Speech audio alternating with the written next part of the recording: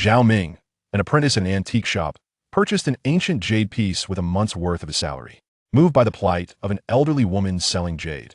Unexpectedly, his act of kindness caught the attention of the shop's heiress, Sun Qing, but also incited the jealousy of Huang Shaofeng, an appraiser vying for Sun Qing's affection. Remarkably, upon returning home, Zhao Ming discovered that the ancient jade had bestowed upon him the power of X-ray vision. Chapter 1. The Ancient Jade. On a crisp early autumn morning, the air carried a slight chill, and the maple trees throughout East City had begun to turn a delicate shade of crimson, hinting at the vibrant hues that would soon envelop the city. The most prominent area adorned with maple trees was Maple Street, also known as Antique Street, located in the western part of the city. Following the economic reforms, Maple Street, once merely a second-hand market, gradually transformed into a renowned antique street, evolving over the years into one of East City's notable attractions. A young man in his 20s, with short hair, stood behind the counter of the antique shop, observing the increasing foot traffic outside with a sense of ennui stifling a yawn. His name was Zhao Ming, nicknamed Lightbulb. After failing to gain admission to university post-high school, he found himself disinterested in further studies and was introduced through family connections to the antique shop, named 8 Treasure Studio as an apprentice. Unfortunately, Zhao Ming's limited aptitude meant that after 2 years, he still remained a mere novice. The 8 Treasure Studio was of average size on Antique Street, staffed by 2 appraisers and 4 or 5 assistants. Due to his lack of favor with one of the appraisers, Zhao Ming was relegated to menial tasks at the counter, a role he accepted with a sense of contentment. In the antique trade, there is a saying, 3 years without opening, and then a 3-year feast when one does. Thus, the clientele consisted mostly of uninformed tourists, all of whom Zhao Ming attended to. Really? Napping right at the start of your shift? Can't you find something more productive to do? A man in his 30s, wearing gold-rimmed glasses, suddenly entered and scolded Zhao Ming upon seeing him. Zhao Ming, unwilling to offend, understood the importance of the appraiser's role. Provoking Huang Shaofeng could lead to his dismissal without a second thought from the owner. Your reprimand is well taken, Master Huang, Zhao Ming replied, bowing slightly, adopting a subservient demeanor. Huang Shaofeng raised his chin, an air of arrogance about him. You know it, he replied, before turning and striding away. Once Huang Shaofeng was inside, Zhao Ming breathed a sigh of relief. As he looked outside again, he noticed a petite, modestly dressed elderly woman standing hesitantly at the shop entrance, glancing inside. A potential customer, Zhao Ming thought, quickly moving to greet her. Such scenarios typically involved an elderly person hoping to sell a cherished heirloom. The antique shop often thrived on such transactions. Upon approaching, Zhao Ming observed that the woman appeared gaunt and pale, her demeanor lacking vitality, which stirred a sense of compassion within him. Madam, how may I assist you today? He inquired softly. The elderly woman raised her cloudy eyes to meet Zhao Ming's gaze, trembling as she spoke. My husband has broken his leg, and we need money for his surgery. With that, she opened her coat and produced a fabric-wrapped object from her bosom. It's a piece of jade passed down from my ancestors. I wish to sell it. Her voice faltered as she struggled to finish her thought. What are your children? Can I not assist you financially? Zhao Ming asked, both sympathetic and puzzled. Wiping away tears from the corners of her eyes, the woman managed a faint smile as she replied, they too are in dire straits and cannot spare any funds. Zhao Ming nodded, a sigh escaping him as he said, then please, come with me. I believe the appraiser in our shop will offer you a fair price. The elderly woman nodded, following Zhao Ming into the shop. He informed Huang Shaofeng of the situation and led the woman to his counter. Huang Shaofeng warmly invited the elderly woman to sit, his demeanor suddenly amiable, for a valuable discovery would yield him a substantial bonus. Feeling more at ease under such treatment, the woman spoke slowly, my husband still needs 3,000 for the surgery. Impatience crept into Huang Shaofeng's expression as he urged, please, reveal your treasure quickly. If it's indeed valuable, I assure you the price will be fair.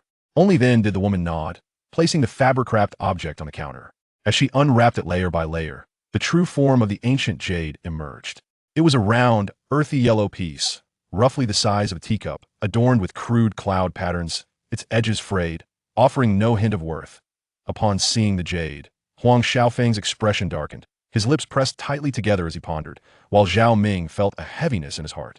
Noticing their change in demeanor, the elderly woman grew anxious and implored, will it sell for 3,000? My husband's surgery cannot wait. I truly need this money. Huang Shaofeng responded curtly, Madam, this is a common item. I wouldn't offer you more than 50. Turning to Zhao Ming, he added, take her and this ridiculous piece away. I thought we might find something worthwhile. Zhao Ming's surprise. The elderly woman suddenly grasped Huang Shaofeng's arm, pleading, "Please, master, I beg you to buy my jade." Huang Shaofeng's expression soured further as he shot a glare at Zhao Ming, grinding out, "Do you wish to continue working here? Get this crazy woman out of my sight." The elderly woman turned to Zhao Ming, her eyes filled with desperation. Though Zhao Ming felt a pang of discomfort, he hurried to persuade the woman to release her grip, taking the jade from her hands and gently returning it to her before escorting her out of the shop. As Zhao Ming called out to the elderly woman, she looked back at him bewildered. "Young man, what are you doing?" Zhao Ming smiled warmly and said, "I truly appreciate your jade. Would you consider selling it to me?" The woman was taken aback, unable to believe his words. Zhao Ming reiterated his offer, and trembling, she finally presented the jade once more. He accepted the jade and placed an envelope filled with cash into her hands. "Use this money for your husband's treatment," Zhao Ming said gently. Feeling the weight of the envelope, the woman opened it slightly, tears streaming down her face. "Thank you, young man. I shouldn't accept your money, but I fear my husband may not hold on much longer." As she spoke, she attempted to kneel in gratitude. Zhao Ming quickly helped her up, hailing a taxi for her. After confirming the destination, he watched the taxi drive away. Upon returning to the shop, Huang Shaofeng emerged with a mocking expression. "What a fool. You can't be serious. She may have been deceiving you. You think you're some kind of saint?" Before the elderly woman departed, she had tightly grasped Zhao Ming's hand, repeatedly expressing her gratitude. Zhao Ming believed her sincerity and dismissed Huang Shaofeng's taunts with a slight smile, choosing not to engage. Just as Huang Shaofeng prepared to voice another insult, a tall, elegant woman entered, her beauty striking. "Zhao Ming, well done. Though somewhat naive, I appreciate your actions. I will increase your salary next month." The long-haired lady smiled. She is the only daughter of Sun Qing, the proprietor of the 8 Treasure Studio, named Sun Qing. At just 23 years of age, she has pursued a degree in archaeology. After her graduation, she came to assist her father in managing the studio, effectively taking on the role of a junior boss. Upon hearing her encouraging words, Zhao Ming felt pleasantly surprised and quickly expressed his gratitude, saying, "Thank you, little boss." Sun Qing nodded and continued to engage in conversation with Zhao Ming. Due to his frequent interactions with others, Zhao Ming effortlessly elicited laughter from Sun Qing, causing her to cover her mouth in amusement. However, the expression of Huang Shaofeng, who had been observing discreetly from the side, grew increasingly grim. He had been pursuing Sun Qing, yet she had shown him little regard. Now, witnessing her animated conversation with Zhao Ming, he could not help but feel a surge of jealousy towards him. Chapter 2. Perspective. Perhaps due to the benevolence of good deeds, today's influx of visitors was particularly abundant, and the number of shoppers surged. Zhao Ming was in a flurry of activity, his feet scarcely touching the ground as he sold a considerable number of modern crafts. At Babao Zhai, business was conducted with utmost integrity, ensuring that the prices for crafts matched their true worth and antiques were valued accordingly. The profit from these crafts was quite commendable, and Zhao Ming had even received a bonus of 100 yuan today. He plopped down onto the ground, yearning for a moment of respite, when he suddenly heard a faint crack. Alarmed, he thought, "Oh no, perhaps the ancient jade in my back pocket has been shattered beneath my weight." Realizing the gravity of the situation, he stood up and retrieved the floral cloth bag from his pocket. Upon opening it, he discovered that the jade was indeed in pieces, fragmented into over 10 shards. Though not particularly valuable, it had cost him $3,500. Keeping it as a memento seemed worthwhile. Zhao Ming sighed and shook his head in resignation. Suddenly, amidst the debris, one shard caught his eye, its edges glimmering with a unique golden hue under the light. Intrigued, Zhao Ming reached out to examine it closely. Unfortunately, in his eagerness, he inadvertently cut his finger on the jagged edge, and droplets of blood began to fall onto the shard. How sharp! He marveled, but then felt a wave of dizziness wash over him. "I don't recall being squeamish about blood." Before he could ponder further, his eyelids grew heavy, and in an instant, he succumbed to unconsciousness. With a start, Zhao Ming jolted awake, exhaling deeply as though awakening from a lengthy dream. The image of the ancient jade lingered in his mind, yet the details eluded him. What time is it? He hastily checked his phone and was met with a barrage of missed calls, each one from the young boss, Sun Qing. Glancing at the clock, he was startled to discover it was already 3 in the afternoon. "I've slept for so long. This is disastrous," he muttered to himself. But what about the jade? It was then that he realized the once fractured jade shards had vanished without a trace from the floral bag. Inspecting his finger, he found no sign of injury. Yet the bloodstains on the cloth bag bore testament to the events that had transpired. With no time to dwell on the mystery, Zhao Ming hurriedly made his way to Babao Zhai. His immediate priority was to apologize to Sun Qing. Losing his job was simply not an option. Upon arriving at the store, he was greeted by his colleague, Xiao Wang, who gestured anxiously, mouthing, "The boss is waiting for you." Zhao Ming felt a wave of trepidation wash over him as he rushed to meet Sun Qing. Today, she wore her hair in glamorous waves cascading over her shoulders, exuding an enchanting aura. Clad in a fitted black blazer and a crimson skirt that accentuated her long, elegant legs, she was truly a vision of beauty. However, Zhao Ming dared not linger on her appearance, as the fiery wrath emanating from her presence left him feeling utterly diminished. "Why didn't you come to work this morning? I called you, but you didn't answer. Are you planning to quit?" Zhao Ming was flustered and at a loss for words when questioned. He lifted his head and opened his mouth, initially intending to concoct some bizarre excuse. However, in the next moment, his eyes widened in disbelief. Before him, Sun Qing's attire, a small suit and skirt, had entirely vanished, leaving her seemingly bare before him. The towering peaks of her form, the smooth yet alluring curve of her abdomen, and the red birthmark on the inner thigh were all laid bare to his gaze. Gulp. Observing Zhao Ming's sudden and peculiar demeanor, Sun Qing felt an increase in her ire. Just yesterday, she had praised him for his kind heart, but to her dismay, he had failed to show up for work the following day. Now, when confronted, he couldn't even meet her gaze. "Zhao Ming, look up," Sun Qing commanded, suppressing her anger. "Is this appropriate?" Zhao Ming pondered internally, once again envisioning Sun Qing's exquisite figure. Gritting his teeth, he resolved to face the consequences. Summoning his courage, he abruptly raised his head, only to feel a wave of relief wash over him. For he now beheld Sun Qing fully clothed, rather than in her previous state. This realization granted him the audacity to speak. "I apologize, boss. I overslept and only woke up at 3 in the afternoon."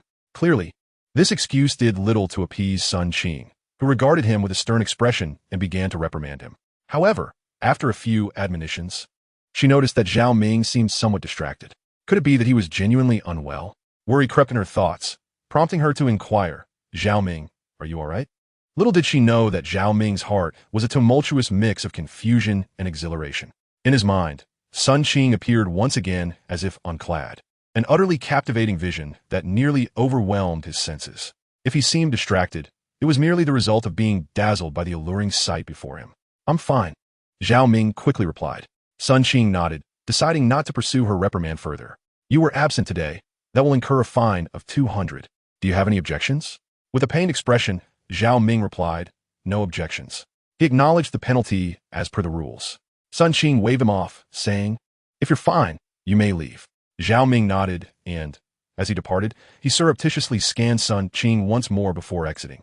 Once outside, Sun Qing suddenly shivered, finding Zhao Ming's behavior quite peculiar. Although she detected nothing amiss, her subconscious sensed an underlying strangeness. Throughout the workday, Zhao Ming's demeanor grew increasingly erratic. He would occasionally space out or burst into laughter, prompting others to view him as eccentric. Upon noticing this, Sun Qing granted him 2 days off to see a doctor. After some time, Zhao Ming finally regained his composure. Throughout his life, he had never excelled in any particular field. During school, he was merely an average student, lacking any subject in which he considered himself proficient. Yet now, a confidence blossomed on his face that had never appeared in 20 years. For he had acquired the extraordinary ability of X-ray vision. The reason for his distraction at work was that he had been experimenting with this newfound power. He discovered that as long as he concentrated, he could engage in a form of clairvoyance. Moreover, the most significant aspect was that this extraordinary ability seemed to transcend mere voyeurism. Through his experiments, he realized he could absorb the ethereal energy from antiques. During his work hours, he tested the only antique displayed at the Babao studio, a Song Dynasty blue and white glazed jade plate. He found that any genuine antique possessed a trace of spiritual essence, which he could absorb to enhance his clairvoyant capabilities.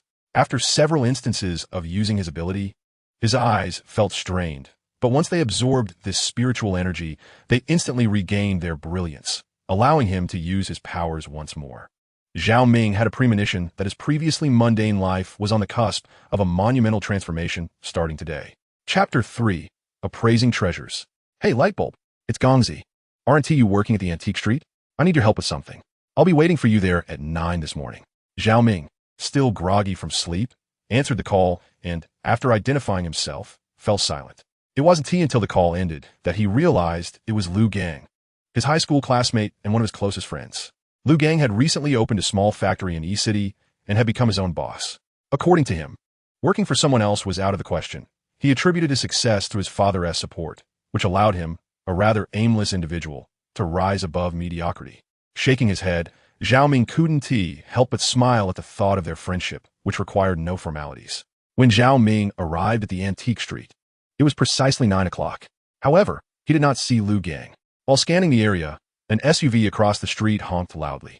A robust man stepped out of the vehicle. It was none other than Lu Gang, his long-lost comrade. Lu Gang rushed over, clapping Zhao Ming heartily on the shoulder before exclaiming, "Hey, Lightbulb, why do you look so much like a pretty boy these days?" Having spent much time indoors, Zhao Ming's complexion had indeed become notably fairer. In response to Lu Gang's teasing, Zhao Ming playfully punched Lu Gang's chest, knowing full well that his friend's tough exterior could withstand the jest. "Enough of the nonsense. What exactly did you want from me?" Zhao Ming inquired. Lu Gang sheepishly scratched the back of his head and replied, "My father is turning 50 soon, and he loves calligraphy. I was thinking of getting him a nice antique inkstone." Zhao Ming raised an eyebrow in surprise. "That's not like you at all. I thought you only knew how to swindle." "What kind of talk is that?" Lu Gang retorted, but then, glancing around furtively, he leaned closer to Zhao Ming and whispered with a grin, "I'm planning to open another factory, and I'm short on funds. I want to ask my father for some." Zhao Ming nodded, recognizing the Lu Gang he knew. "By the way, what kind of inkstone are you considering?" Lu Gang nonchalantly replied, "As long as it's an antique, it'll do. A few thousand will suffice." Zhao Ming remarked, "It seems you don't quite understand. Let me take the lead on this. You just handle the finances." Lu Gang burst into hearty laughter and remarked, "I sought you out precisely for this purpose." Zhao Ming, though not particularly knowledgeable about inkstones, was equipped with a remarkable ability to see through objects, which ensured he would not fall prey to deception. The two men entered a shop dedicated to the sale of the 4 treasures of the study. The proprietor, a middle-aged man with a small mustache and a perpetually cheerful demeanor, greeted them warmly. "Good day, gentlemen. What brings you here today?" With his hands clasped behind his back, Lu Gang surveyed the surroundings with an air of indifference. It was Zhao Ming who initiated the conversation, inquiring, "We are interested in purchasing an antique inkstone. Might you have one available?" The mustachioed owner replied, "Indeed, we specialize in such items." "What type of inkstone are you seeking? Perhaps a Taoha inkstone or a Duan inkstone?" Zhao Ming was aware that the 4 great inkstones of China included the Taoha, Duan, Xian, and Luban inkstones, but he lacked expertise and could only respond, "Could you kindly show us your finest offerings?" The shopkeeper nodded and, with a sudden smile, suggested, "I can recommend a Duan inkstone that is quite exquisite and priced under 10,000, which I believe would suit you both well." Upon hearing this, Lu Gang was elated, exclaiming, "That sounds perfect. I was just thinking of purchasing something in the range of a few thousand." Zhao Ming could only nod in agreement. The shopkeeper then retreated to fetch the inkstone, returning after a while with a box. Upon opening it, they beheld a stunning Duan inkstone, intricately carved with a solitary golden toad, which was undeniably captivating. Renowned for its solid texture, smoothness, and delicacy, the Duan inkstone is celebrated worldwide. It allows for effortless ink grinding, producing a fine and fluid ink, and this particular golden toad Duan inkstone was said to date back to the Qing dynasty. "Is it true that this Duan inkstone is from the Qing dynasty?" Zhao Ming inquired, furrowing his brow. The shopkeeper nodded, smiling as he replied, "Indeed, and it once belonged to a notable figure. Therefore, I shall only require a mere finger from each of you to take it away. 1 finger signifies 10,000. "Ah, pardon the intrusion," Zhao Ming said, promptly taking Lu Gang by the arm to leave. Although Lu Gang was puzzled, he followed Zhao Ming out. Strangely, the shopkeeper did not attempt to stop them. Instead, a hint of regret flickered across his face. Once outside, Lu Gang questioned. That inkstone seemed quite impressive, and the price was reasonable. Zhao Ming scoffed. "While it may be a Duan inkstone, it is certainly not from the Qing dynasty. He was attempting to swindle us." The term waterfish refers to a fool easily deceived. Having utilized his ability to perceive the truth, Zhao Ming had already discerned that the inkstone bore no trace of spiritual essence. And upon closer inspection, he noticed marks left by a power drill, indicating it was a counterfeit. Furious, Lu Gang declared, "I shall smash his shop for daring to deceive me." Zhao Ming quickly restrained him, saying, "This antique street is rife with such unscrupulous behavior. One must rely on their discernment." After some persuasion, Lu Gang's anger subsided. "What shall we do about my inkstone?" he asked. Zhao Ming replied, When we passed those stalls earlier, I noticed some selling inkstones as well. Shall we take a look? Lu Gang, recalling the makeshift stalls they had just walked by, disdainfully remarked, what treasures could possibly be found among street vendors? Zhao Ming cautioned, do not underestimate the street vendors. Their earnings may very well surpass the profits from your factory. As the two ambled along, they began to peruse the stalls lining the street. Before long, Zhao Ming stumbled upon a few exquisite inkstones. How much for this inkstone, my good sir? He inquired, gesturing towards a sandy-hued specimen.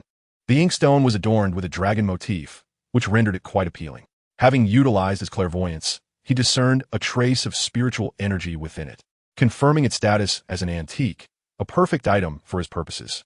The elderly vendor chuckled and replied, 5,000. Upon Zhao Ming's nod, Lu Gang promptly initiated negotiations, exclaiming dramatically, this item appears to be as mass-produced as any other. It is worth not a penny more than 5,000.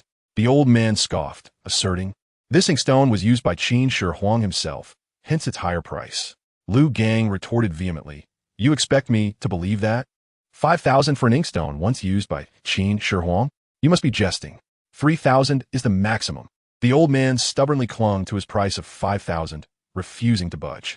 Growing weary of their back and forth, Zhao Ming began to examine the other wares on display. Suddenly, a thought struck Zhao Ming, and he proposed, fine, 5,000 it is, but in exchange, may I select a few additional items from your stall?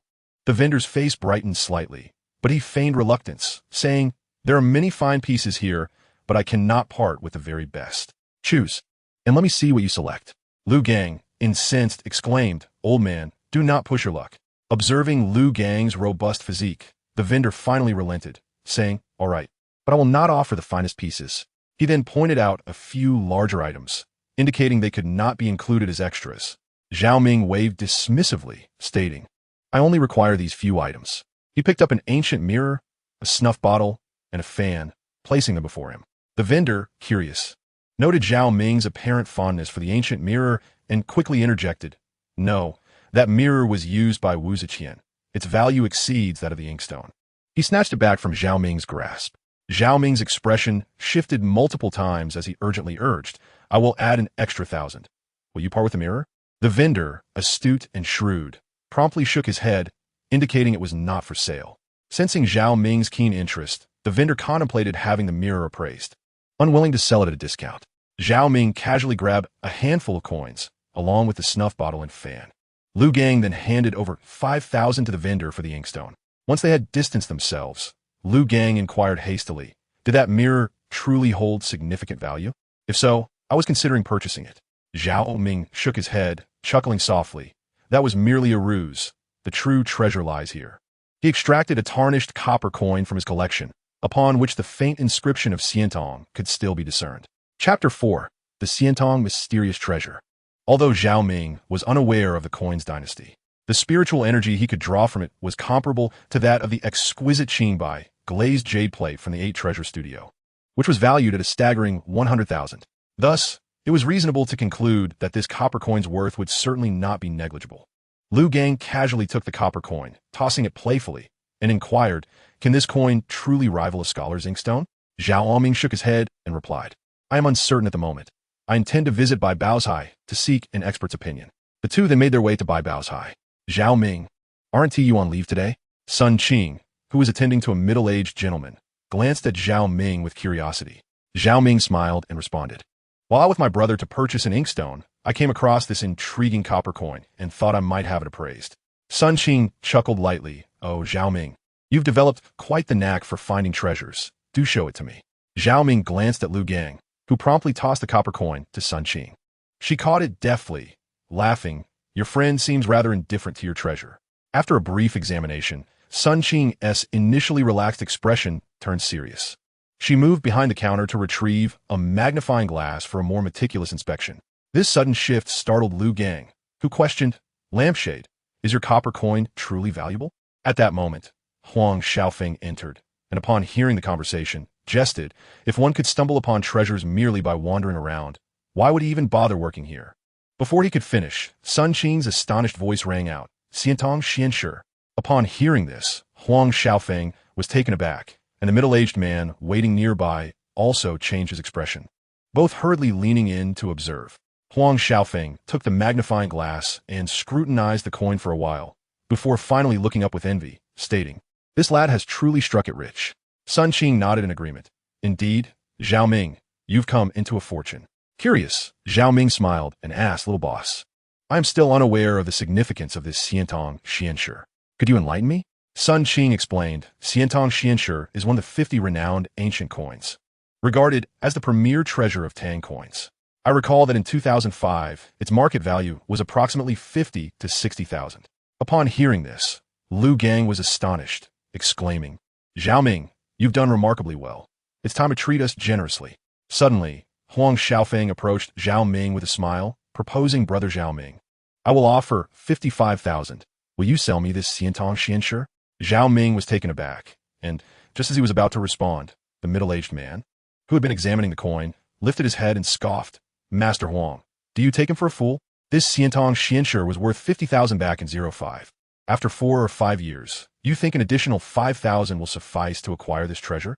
Huang Shaofeng's expression shifted, but he dared not retort, retreating a few steps into silence.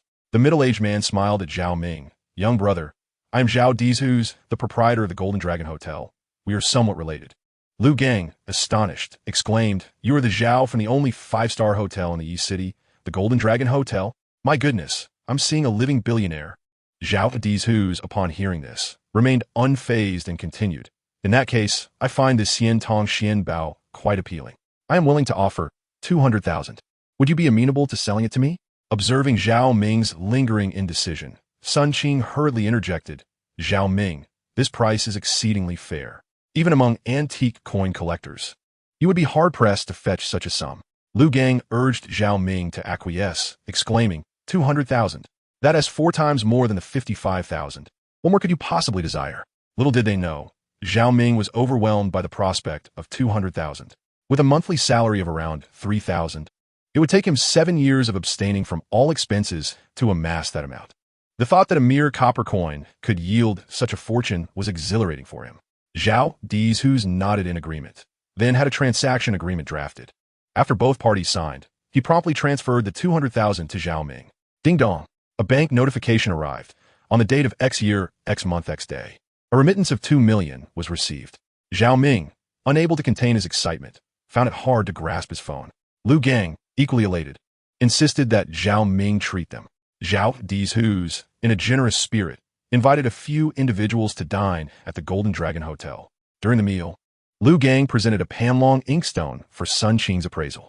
After a brief examination, Sun Qing could only ascertain that it was a Ming Dynasty inkstone.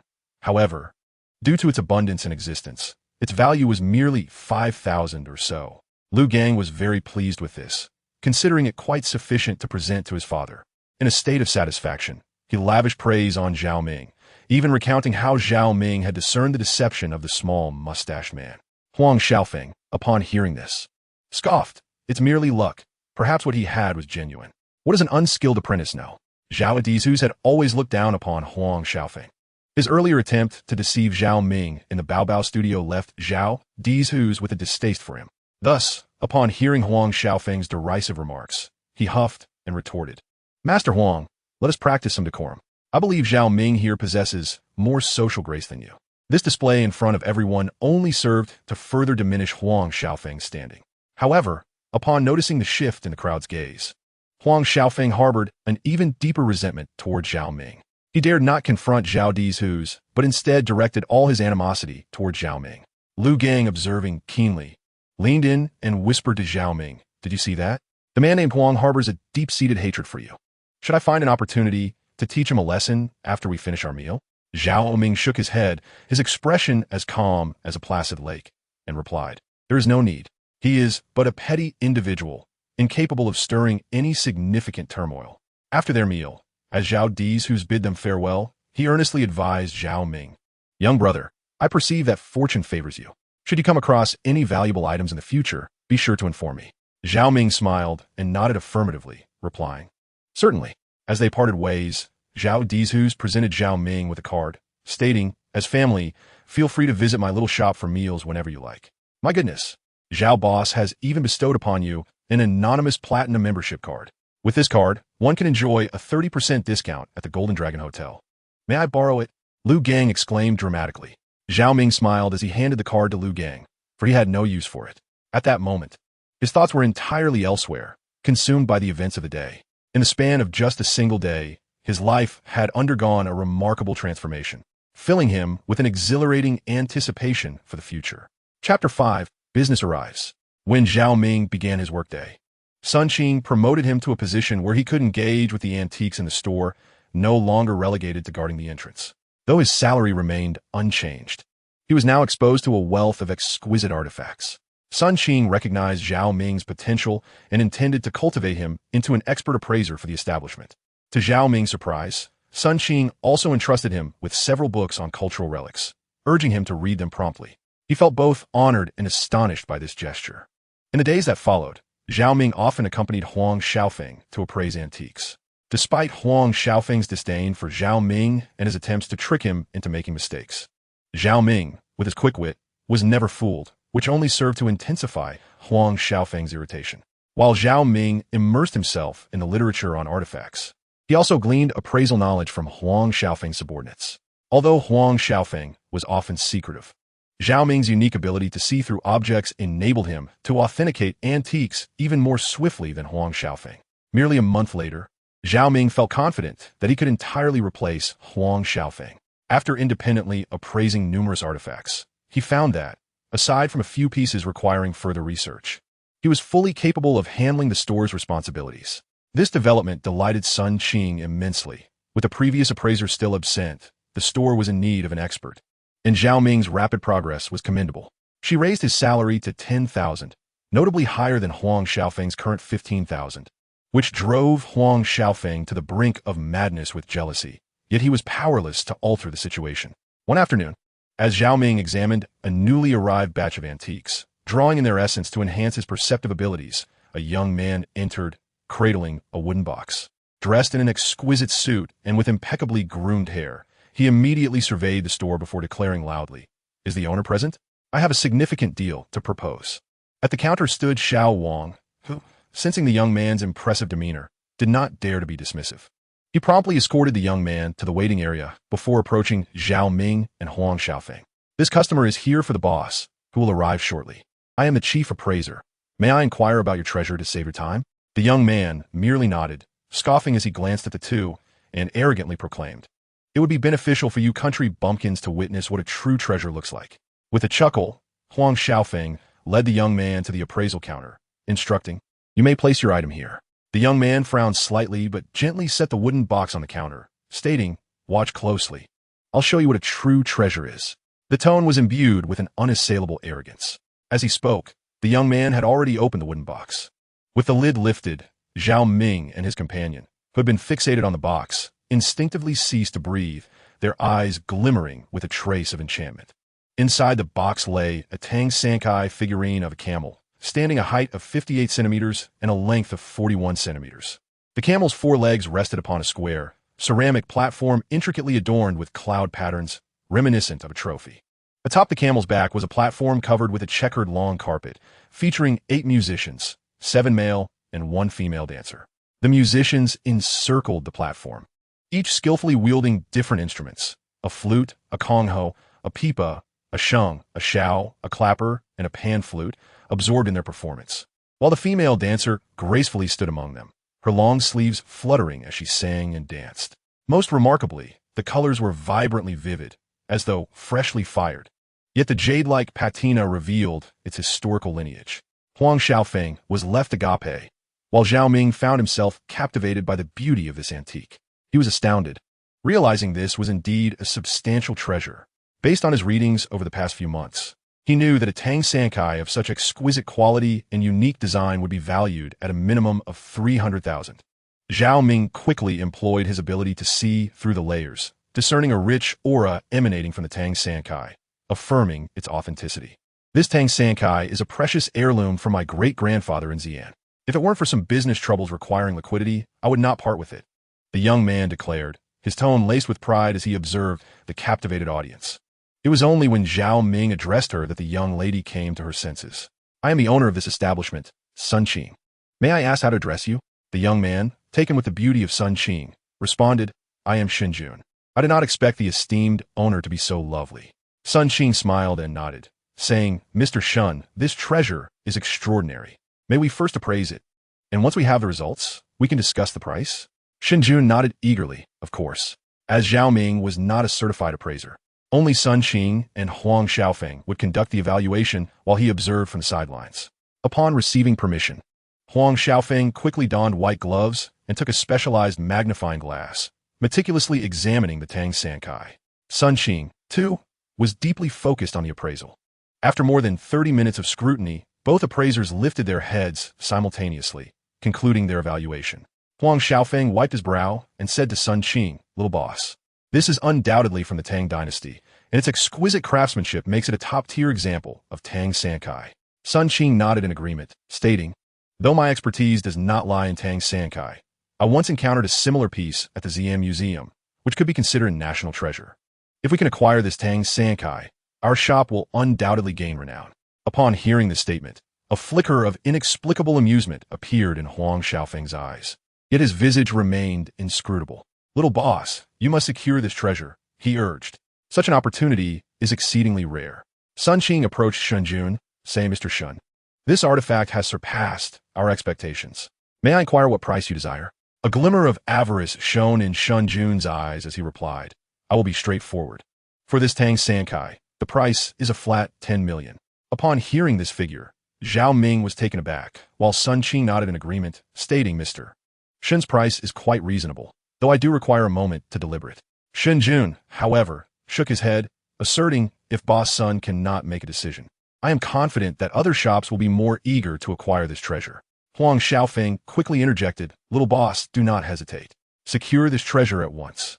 Huang Shaofeng's fervent urgency struck Zhao Ming as peculiar. He had always been rather aloof. Although this transaction would yield him a bonus, such rewards had never fluctuated. For the past 2 years, Huang Shaofeng had solely focused on appraisal, never once intervening to persuade the little boss in any sale. Moreover, Zhao Ming noted Huang Shaofeng's habitual nose-touching, a gesture he had come to recognize as a tell when Huang was deceiving customers. Why then? Was Huang attempting to mislead Sun Qing? Zhao Ming was engulfed in confusion. Could it be that this Tang Sankai was a counterfeit? With this thought, Zhao Ming employed his insight to gaze upon the Tang Sankai, only to discover it radiated a profound aura. This revelation deepened his perplexity. Based on the intensity of the spiritual energy, it should indeed be genuine, yet to assert it was worth 10 million seemed questionable. Was there something amiss? Zhao Ming, having never encountered such a valuable antiquity, felt uncertain. At that moment, he observed that Shun Jun's hands appeared particularly rough, which immediately aroused his suspicion. Could someone adorned in such luxury truly possess hands accustomed to labor? Zhao Ming pondered silently. Meanwhile, Sun Qing was visibly swayed by Huang Shaofeng's persuasion, contemplating acceptance several times but ultimately refraining. Shun Jun, sensing her indecision, added fuel to the fire, declaring, 5 minutes remaining. If Boss Sun cannot decide, I shall take my leave. No sooner had he spoken than Zhao Ming coldly interjected, you may depart immediately. The words sent a shiver through the room. Sun Qing furrowed her brow, admonishing, Zhao Ming, what nonsense are you spouting? Apologize to Mr. Shun at once. Huang Shaofeng scoffed. I knew this Zhao fellow was unreliable. How dare he speak to our esteemed client in such a manner? Little boss, dismiss him. Shinjun huffed, his countenance darkening ominously. Upon witnessing the unfolding situation, Zhao Ming, with an air of nonchalance, inquired, Master Huang, are you in league with this Mr. Shin? Upon hearing this, Huang Shaofeng's expression shifted to one of inexplicable anxiety, which soon morphed into indignation. What do you mean by that, Zhao? This is our first encounter with Mr. Shan. How could I possibly be associated with him? Sun Qing, momentarily diverted by Zhao Ming's interruption, began to perceive the oddity in Huang Shaofeng's earlier conduct. Nevertheless, she remarked, Zhao Ming, if you cannot provide a valid reason, I shall have no choice but to dismiss you. Shun Jun, with a derisive snort, added, if you fail to articulate your thoughts clearly, I shall ensure that Boss Sun has you dismissed. Zhao Ming chuckled softly, responding, since you wish to partake in this spectacle, I shall not hold back. He gestured towards the Tang Sankai, articulating each word. The Tang Sankai you brought is a counterfeit. Shinjun paused momentarily, then scoffed. I expected you to present a more compelling argument. Do you think Boss Sun and Master Huang are ignorant? If you can discern it as a fake, can they not? Sun Qing furrowed her brow and urged, Zhao Ming, you must apologize to Mr. Shun at once. Huang Shaofeng coldly interjected, the young boss has given you an opportunity. Why do you not kneel and apologize to Mr. Shun? In response to their remarks, Zhao Ming burst into laughter, retorting, it is you, Master Huang, who will be kneeling in apology. He continued, young boss, examine the connection between that Tang Sankai camel and the base closely. You will discern the truth of my words. However, the craftsmanship of this imitation is indeed commendable. Upon hearing this, both Huang Shaofeng and Shun Jun's expressions shifted dramatically. Huang Shaofeng vehemently exclaimed, what nonsense are you spouting? The young boss, and I have already authenticated it. Can you claim superiority over us?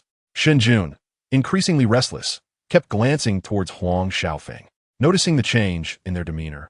Sun Qing's suspicions were aroused. Ignoring Huang Shaofeng's objections, she readied herself once more, taking up a magnifying glass to scrutinize the base. Yet, she could discern nothing amiss and cast a puzzled glance toward Zhao Ming. The magnification is too low. Switch to a higher power, and the truth will reveal itself. Zhao Ming asserted confidently. Upon Sun Qing seizing a more powerful magnifying glass, Shun Jun's expression suddenly shifted. He abruptly stood and dashed towards the exit. This action left Zhao Ming at the counter momentarily taken aback. Upon witnessing Shun Jun's hasty retreat, Sun Qing finally grasped the situation. As she examined the connection with the magnifying glass again, she finally detected faint traces, initially misinterpreted as variations in patina, now identified as distinct cracks. Indeed, it was a forgery. Despite her gentle temperament, the near loss of 10 million stirred her to fury. Speak. Who incited you to do this? Sun Qing demanded, her voice rising. Shun Jun, visibly panicked, cast a fearful glance at Huang Shaofeng, his intentions unmistakable. Zhao Ming then queried, from where did you acquire this counterfeit Tang Sankai? Upon the mention of this, Shun Jun regained his composure and remarked, this truly originates from my great-grandfather's lineage. It has long been authenticated by my family and deemed a complete forgery. I previously attempted to sell it here, but Master Huang discerned its authenticity with a mere glance. He warned me that should I disregard his advice, he would alert the authorities. This garment was purchased for me by him. I was compelled to accept it. By the end of his tale, Huang Shaofeng was drenched in perspiration, perplexed as to how Zhao Ming had perceived the truth. Sun Qing, an archaeology major who had encountered similar artifacts at the ZM Museum, was largely convinced, especially with Huang Shaofeng inciting further belief in her. They were on the verge of success. Initially, Zhao Ming's perception did not reveal any discrepancies. Had it not been for Huang Shaofeng's subtle missteps, he might have indeed succeeded. Chapter 7. The Jade Seal of Wuzhou. Upon sensing Huang Shaofeng's unease, Zhao Ming disregarded the spiritual aura of the Tang Sankai and focused intently on scrutinizing every intricate detail of it. His diligence bore fruit as he uncovered the flaw, along with another hidden secret. Master Huang, do you recall what I previously conveyed? It appears the time has come for you to kneel and apologize. Zhao Ming declared with a scoff. Sun Qing's expression was one of complexity, her heart burdened with disappointment. Huang Shaofeng had devoted many years to his work, significantly contributing to the development of Babao Zhai. She had initially intended to reward each appraiser with a stake in the business once it flourished. Yet she never anticipated Huang Shaofeng would resort to such actions. Even without her words, Huang Shaofeng could not remain in the antiquities circle. Having betrayed the very patrons he served, his career as an appraiser had reached its conclusion, and no establishment would seek his expertise again. Upon hearing he would not be reported to the authorities, Huang Shaofeng felt a flicker of hope amidst his despair. Yet he was overwhelmed with regret for allowing himself to be blinded by greed. He hastily gathered his belongings and fled in a cab, unwilling to linger any longer. It would not take long for everyone on Antique Street to learn of his deceit. Upon returning to Babao Zhai, Shun Jun awaited his fate with a sorrowful expression. Since Sun Qing had shown leniency towards the instigator, he would naturally receive little punishment. After dismissing Huang Shaofeng, Sun Qing lost her enthusiasm and said, let him take his counterfeit and leave. Shun Jun was overjoyed, repeatedly expressing his gratitude as he prepared to depart. However, Zhao Ming interjected, hold on, stand still. Shun Jun trembled in fear and stood at attention. Zhao Ming approached Sun Qing and said, little boss, I believe it would be prudent to purchase this counterfeit to prevent this scoundrel from deceiving others again. We could also display it in the shop as a cautionary reminder. Upon receiving her affirmation, Zhao Ming turned to Shun Jun with a smile and said, Did you hear what I just said?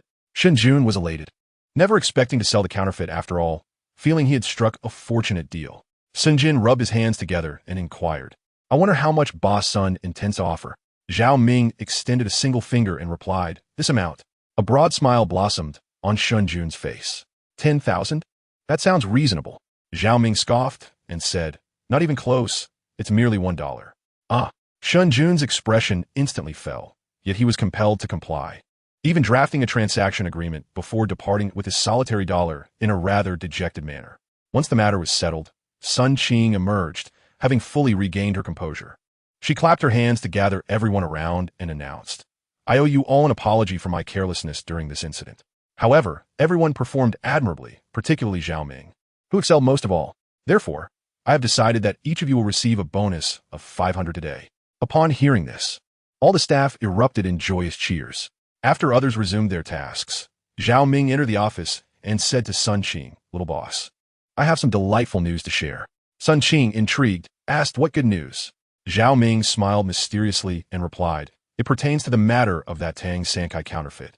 Sun Qing waved her hand dismissively and said, is it about how you bought it for $1? Though it is a counterfeit, it is exquisitely crafted and worth around 4,000 or 5,000. You made quite a profit. Zhao Ming chuckled and said, this treasure is worth far more than just 4,000 or 5,000. It is valued in the millions. Sun Qing was taken aback and asked, on what basis do you make such a claim? Zhao Ming lifted the Tang Sankai and explained, while the top may appear valuable, the true worth lies in the base. Sun Qing questioned, what is valuable about the base? It is merely a plain, square foundation. She could not discern any valuable aspect. Zhao Ming suddenly struck the Tang Sankai against the counter several times, causing the camel atop it to shatter into pieces. Sun Qing's eyelids flickered at the sight. Yet 4,000 or 5,000 did not evoke enough sentiment for her to feel regret. She was more intrigued by Zhao Ming's assertions. Zhao Ming maintained a stoic expression and continued to smash the camel until it was reduced to rubble. He then forcefully struck the platform beneath the forelegs, and the ceramic shell abruptly cracked open, revealing a glimpse of warm yellow jade. Witnessing such a transformation, Sun Qing hurriedly took the remaining piece of the platform from Zhao Ming's hands, scrutinizing the exposed jade corner. If I am not mistaken, there should be a significant seal within, Zhao Ming remarked. After seeing it clearly, Sun Qing took a deep breath and said, Zhao Ming, your insight is truly remarkable. If I am correct, this seal is of a rank suitable only for a prince. Zhao Ming, you shall receive 40% of the benefits derived from this grand seal. Sun Qing stated earnestly. Zhao Ming accepted graciously, thanking her with a smile. To feign modesty would be rather unbecoming. After several minutes, once Sun Qing had cleared away all the ceramic shell fragments, the true visage of the grand seal was finally unveiled. The jade seal is adorned with an exquisitely crafted chi tiger knob, perfectly suited for one's grip. The jade emanates a warm hue, its color a delicate ivory, revealing its original pristine white jade tone. However, through the passage of time and the erosion of history, it has taken on its current shade. Heavenly mandate favors the virtuous. Sun Qing furrowed her brow, meticulously deciphering the 8 grand characters inscribed on the seal. Why does it not read mandated by heaven, longevity and prosperity? Zhao Ming inquired, somewhat perplexed. Sun Qing shook her head and replied, that is the jade seal of the Qin dynasty. While this seal is one of the 9 created by Empress Wu Zetian of the Wuzhou dynasty, though Zhao Ming did not fully comprehend, he speculated that the seal might hold little value. Given the implications for his income, he was naturally concerned about the jade seal's worth. Upon hearing his words, a smile finally graced Sun Qing's face as she remarked, you are gravely mistaken. Due to the unique circumstances of the Wuzhou dynasty, the jade seals that have survived are exceedingly rare, making this one far more valuable than an ordinary jade seal. To estimate, you could earn at least 2 million. Are you suggesting this jade seal is worth 5 million? Zhao Ming was taken aback, yet the prospect of a 2 million profit left him immensely satisfied. Chapter 8. The Stone Gambling Market. After hearing the entire account, Sun Dade expressed his sentiments, noting that Huang Shaofeng was indeed a promising individual, albeit having heir due to greed. He then lauded Zhao Ming for unraveling Huang Shaofeng's scheme. After inquiring about Zhao Ming's age, he lamented, had you not been so young, I would have considered marrying my daughter to you. This left Sun Qing somewhat bashful. However, Zhao Ming did not dare entertain such thoughts and resolved to work even harder. Following Huang Shaofeng's departure, Zhao Ming found himself solely responsible for managing the shop. Nevertheless, the opportunity to engage with a greater array of antiques allowed him to absorb more spiritual energy. As he absorbed this essence, he sensed subtle changes in his perception, heightening his anticipation. Suddenly possessing a fortune, Zhao Ming's first thought was to send 20,000 to his parents, enabling them to construct a home in their hometown. He feared that giving them too much at once might hinder their willingness to spend, so 20,000 seemed prudent. After just a day's rest, Lu Gang paid him a visit. Upon entering, Lu Gang joyfully clapped Zhao Ming on the shoulder. "That inkstone has been a tremendous help," he exclaimed. "Let me tell you, when I presented it to the old man on his birthday, he nearly had a heart attack from joy. He ended up gifting me 50,000 to establish a second factory. However, considering your current luck, I've decided to hold on to that 50,000 for now and not build the factory." Zhao Ming furrowed his brow and remarked, "You're not planning to squander that 50,000 on frivolities, are you? I recall you once spent your tuition on extravagant toys." Lu Gang shot him a look of disdain and replied, "Do you not trust my character? Do I strike you as a wealthy wastrel?" After a brief pause, he added mysteriously, "I want you to accompany me on a trip to Myanmar." Zhao Ming was taken aback. "Myanmar? What on earth for?" Lu Gang chuckled and remarked, "Gambling on stones. With 500,000, we can't even afford the entrance ticket to the jade auction." Zhao Ming was somewhat knowledgeable about such matters. The ticket for the jade auction cost 5,000 euros per person. However, Lu Gang shook his head and replied, "That kind of auction will be embarrassing for us. We are heading to a smaller venue nearby, where no ticket is required, and they also have raw stones from the old pits. The highest prices there only reach a few million. I plan to take the 500,000 my father gave me and try my luck." Zhao Ming's interest was piqued, and he inquired, "Is this venue reliable?" Nodding, Zhao Ming said, "Well then, I will accompany you this time, but you must promise me that if we make a profit, you will never gamble on stones again." Confident in his ability to see through the stones, he believed he would gain something worthwhile. Lu Gang was overjoyed and eagerly agreed. "All right, I promise." That afternoon, Lu Gang took Zhao Ming to arrange their visas, and Zhao Ming transferred over 1 million to Lu Gang. As he did not have an overseas account, Lu Gang was taken aback by the substantial amount Zhao Ming sent him. And upon hearing about Zhao Ming's dividends from the Wuzhou Imperial Seal, his confidence for the trip to Myanmar soared. The two boarded the fastest flight to Myanmar, where Lu Gang had arranged to meet his partner at a hotel near the auction. The days leading up to the jade auction saw hotel prices skyrocket, with even a standard room costing $100. Despite such prices, all hotels were fully booked. Fortunately, Lu Gang's partner had already reserved a room for them, allowing for a smooth check-in upon their arrival.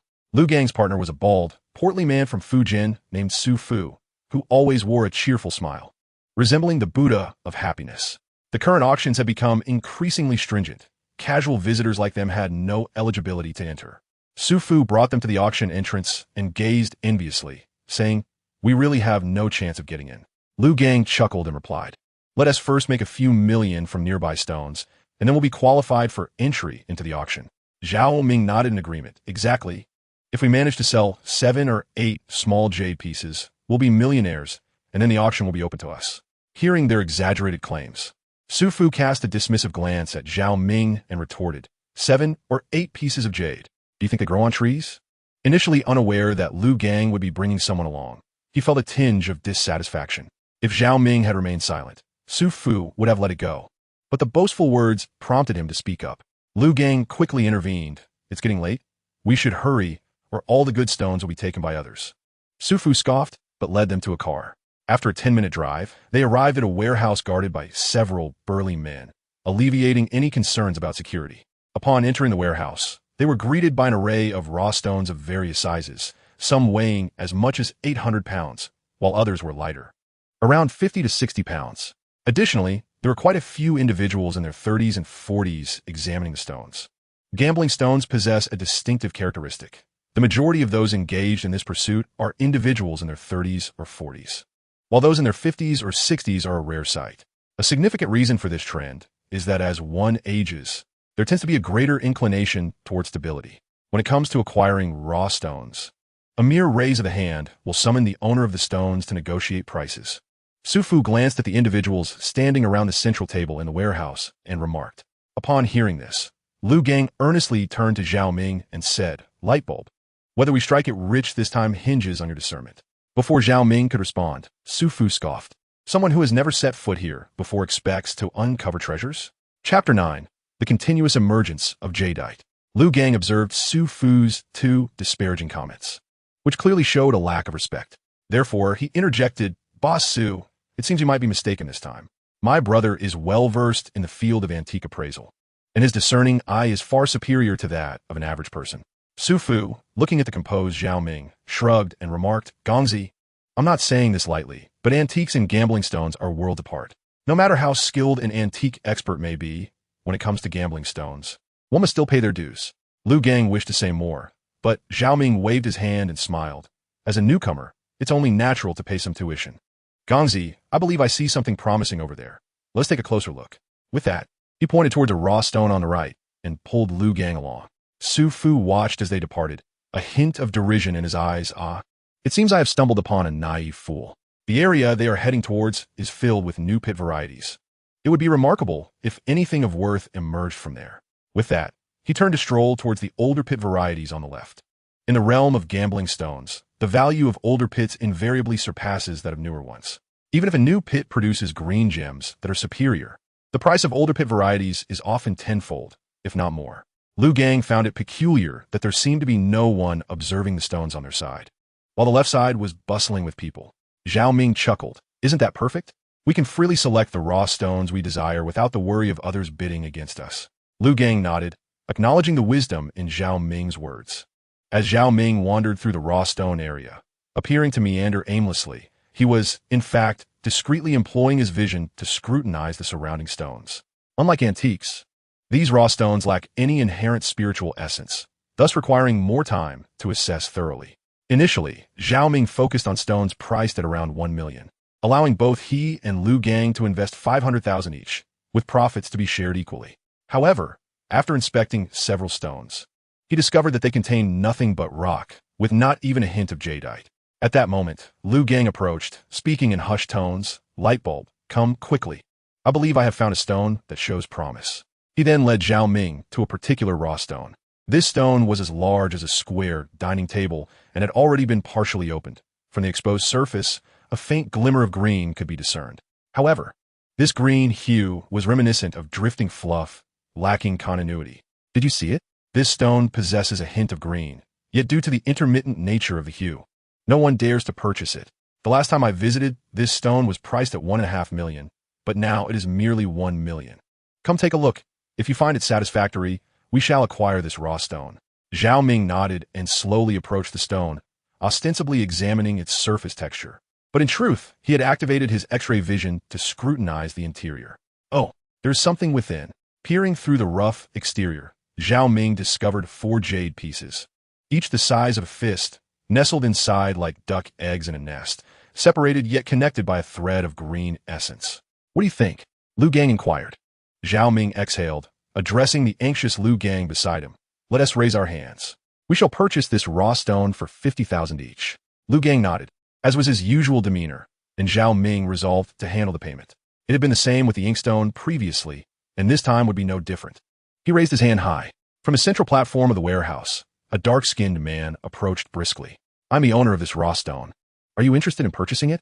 The man inquired in heavily accented English. Listening to Lu Gang's English made Zhao Ming want to chuckle. It sounded almost like he was reciting vocabulary.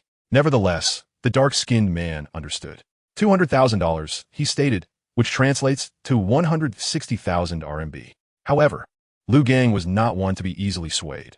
After some negotiation, he managed to bring it down to 100,000. After the card was swiped, the raw stone belonged to Zhao Ming and Lu Gang. "You really bought this new pit variety?" Su Fu approached and remarked with a hint of schadenfreude. "It seems that your 100,000 will be wasted." Lu Gang replied. "Even if it's wasted, it's only 100,000. Yet Zhao Ming maintained a relaxed demeanor, stating, "Whether it is a waste or not will only be revealed after the cutting. One tiet?" Su Fu, displeased by Zhao Ming's tone, altered his expression and forced a smile. "Then I wish you a doubling of your investment." "Thank you for your kind words," Lu Gang replied. Most stone gambling occurs on-site to ensure high bids can be shouted. After collecting a $100 fee, the workers proceeded to transport the raw stone to the cutting area. Chapter 10. Full Green. Once the raw stone was auctioned, it was sent for cutting. The process of cutting is quite significant. The cutter adheres to the wishes of the stone buyer to avoid slicing through a fully green stone, which would drastically reduce its value. However, the cutter having honed his skills over many years, possesses a discerning eye and would rarely make such a mistake. Moreover, some sellers often misjudge, so instances of such occurrences are infrequent. Additionally, cutting stones requires a steady hand. One must be resolute and precise to yield a clean and exquisite piece. Zhao Ming followed the worker, transporting the raw stone to the cutting site, where he observed a queue of 6 or 7 individuals, indicating a thriving market in this urban setting. After much anticipation, Zhao Ming finally obtained the raw stone, only to find a burly man rushing from behind, clutching a stone and inadvertently shoving Zhao Ming aside. However, at that moment, Zhao Ming's stone had already been placed on the cutting table. Seeing this, the large man felt a twinge of embarrassment and patiently allowed Zhao Ming's stone to be processed first. To everyone's surprise, Zhao Ming did not wish for a simple cut, but rather intended to polish the stone. As the name suggests, polishing entails refining the stone's exterior, a task far more time-consuming and labor-intensive than a mere cut. Upon hearing Zhao Ming's intentions, the burly man immediately displayed dissatisfaction. Zhao Ming, in turn, felt a surge of frustration. The raw stone he had chosen contained 4 fist-sized patches of green within it. Cutting it would inevitably damage at least one jade piece. Regardless of the angle, the only viable option to preserve and even enhance its value was to polish it to reveal the green. Master, disregard his opinion and proceed with the polishing, Zhao Ming urged. The craftsman glanced at the formidable man and then back at Zhao Ming, unable to restrain himself from interjecting.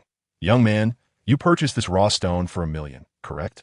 Taken aback by the craftsman's knowledge of the trade, Zhao Ming nodded affirmatively. The craftsman inhaled deeply and surveyed the burly man behind Zhao Ming before unexpectedly removing the stone from the cutting table. Young man, heed my advice. Swiftly find a waterfish to sell this stone for 80,000. The green on this stone does not form a coherent patch and lacks blemishes, indicating there is likely little substance within. Little substance essentially translates to no green. Hearing this, Su Fu began to feel uneasy, subtly distancing himself from Zhao Ming and Lu Gang, fearing that the burly man might unleash his wrath upon them. Yet, Zhao Ming remained remarkably calm. Firstly, this was a stone gambling venue, where daily transactions exceeded tens of millions. Thus, the security was undoubtedly robust, and not everyone could act recklessly here. Secondly, he noticed that the burly man was unarmed, suggesting that should a conflict arise, he and Lu Gang could join forces. Although individually neither could match the man's strength, together they could at least hold their ground. With a leisurely glance at the stone in the burly man's grasp, Zhao Ming couldn't help but burst into laughter. This laughter provoked the man's fury. "What are you laughing at?" he bellowed, seizing Zhao Ming by the collar. Just then, a few security guards happened to pass by, prompting the burly man to restrain his anger and release Zhao Ming. Zhao Ming bore several marks around his neck, but remained unfazed, continuing to smile as he pointed at the stone in the burly man's hand. "Brother, how about a wager?" The burly man, taken aback by the unexpected proposal, hesitated before demanding, "What are we betting on?" "I bet that after polishing my stone, it will reveal 4 fist-sized patches of green. Meanwhile, your stone, no matter how you cut it, will yield only a minuscule amount of yellow jade, devoid of any green." Upon hearing Zhao Ming's audacious tone, the man's veins visibly throbbed with indignation. "Very well. If you should lose, how will you compensate me?" Zhao Ming casually spread his hands, signaling indifference. The man seized Zhao Ming's hands and forcefully pressed down on his pinky finger, declaring, "If you lose, you must forfeit a finger." Zhao Ming retorted, "If you lose, I shall not demand your finger. Instead, you will kneel before me and bow your head in submission." The surrounding brethren chimed in. "Let us bear witness, shall we?" In truth, the exchange between Zhao Ming and the formidable figure had already attracted the attention of onlookers. Most of the stone buyers were affluent individuals who, while disdaining the crude remarks of the burly man, harbored doubts about Zhao Ming's ability to accurately predict the stone's contents. After all, he was no divine being. Thus, driven by curiosity, a crowd began to gather to witness the spectacle. Observing this scene, the seasoned stone cutter felt a pang of anxiety for Zhao Ming. Yet he remained merely a craftsman, unable to intervene on Zhao Ming's behalf. His sole responsibility was to expertly slice the stone at hand. The machine whirred to life, and stone dust erupted in a flurry as the craftsman delved deeper into the stone. To everyone's astonishment, it indeed conformed to Zhao Ming's description, revealing 4 fist-sized green gems within. At this revelation, the crowd erupted in excitement. "It's green. It truly is green." They marveled at the accuracy of this young man's judgment. Even Wang Dong, the proprietor of the gambling stone market, was stirred by the commotion. Upon hearing of a youth predicting the stone's contents with such precision, he rushed over to ascertain the truth. Upon arrival, Wang Dong witnessed the burly man clutching the stone in his arms, his face twisted in dissatisfaction as he glared at Zhao Ming. What of it if a mere stone worth 1,000,000 yields green? The stone in my embrace will surely reveal green as well. In reality, the burly man was internally rattled, yet he feigned bravado to maintain appearances. Zhao Ming mused to himself, I am well aware of whether your stone will yield green.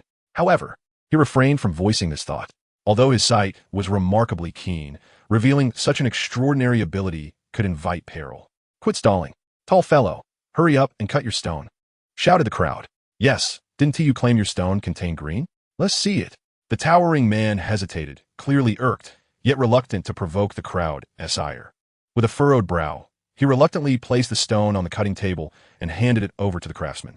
The craftsman secured the stone and inquired, Shall I slice it in half from the center? The tall man nodded, and the cutting machine roared to life.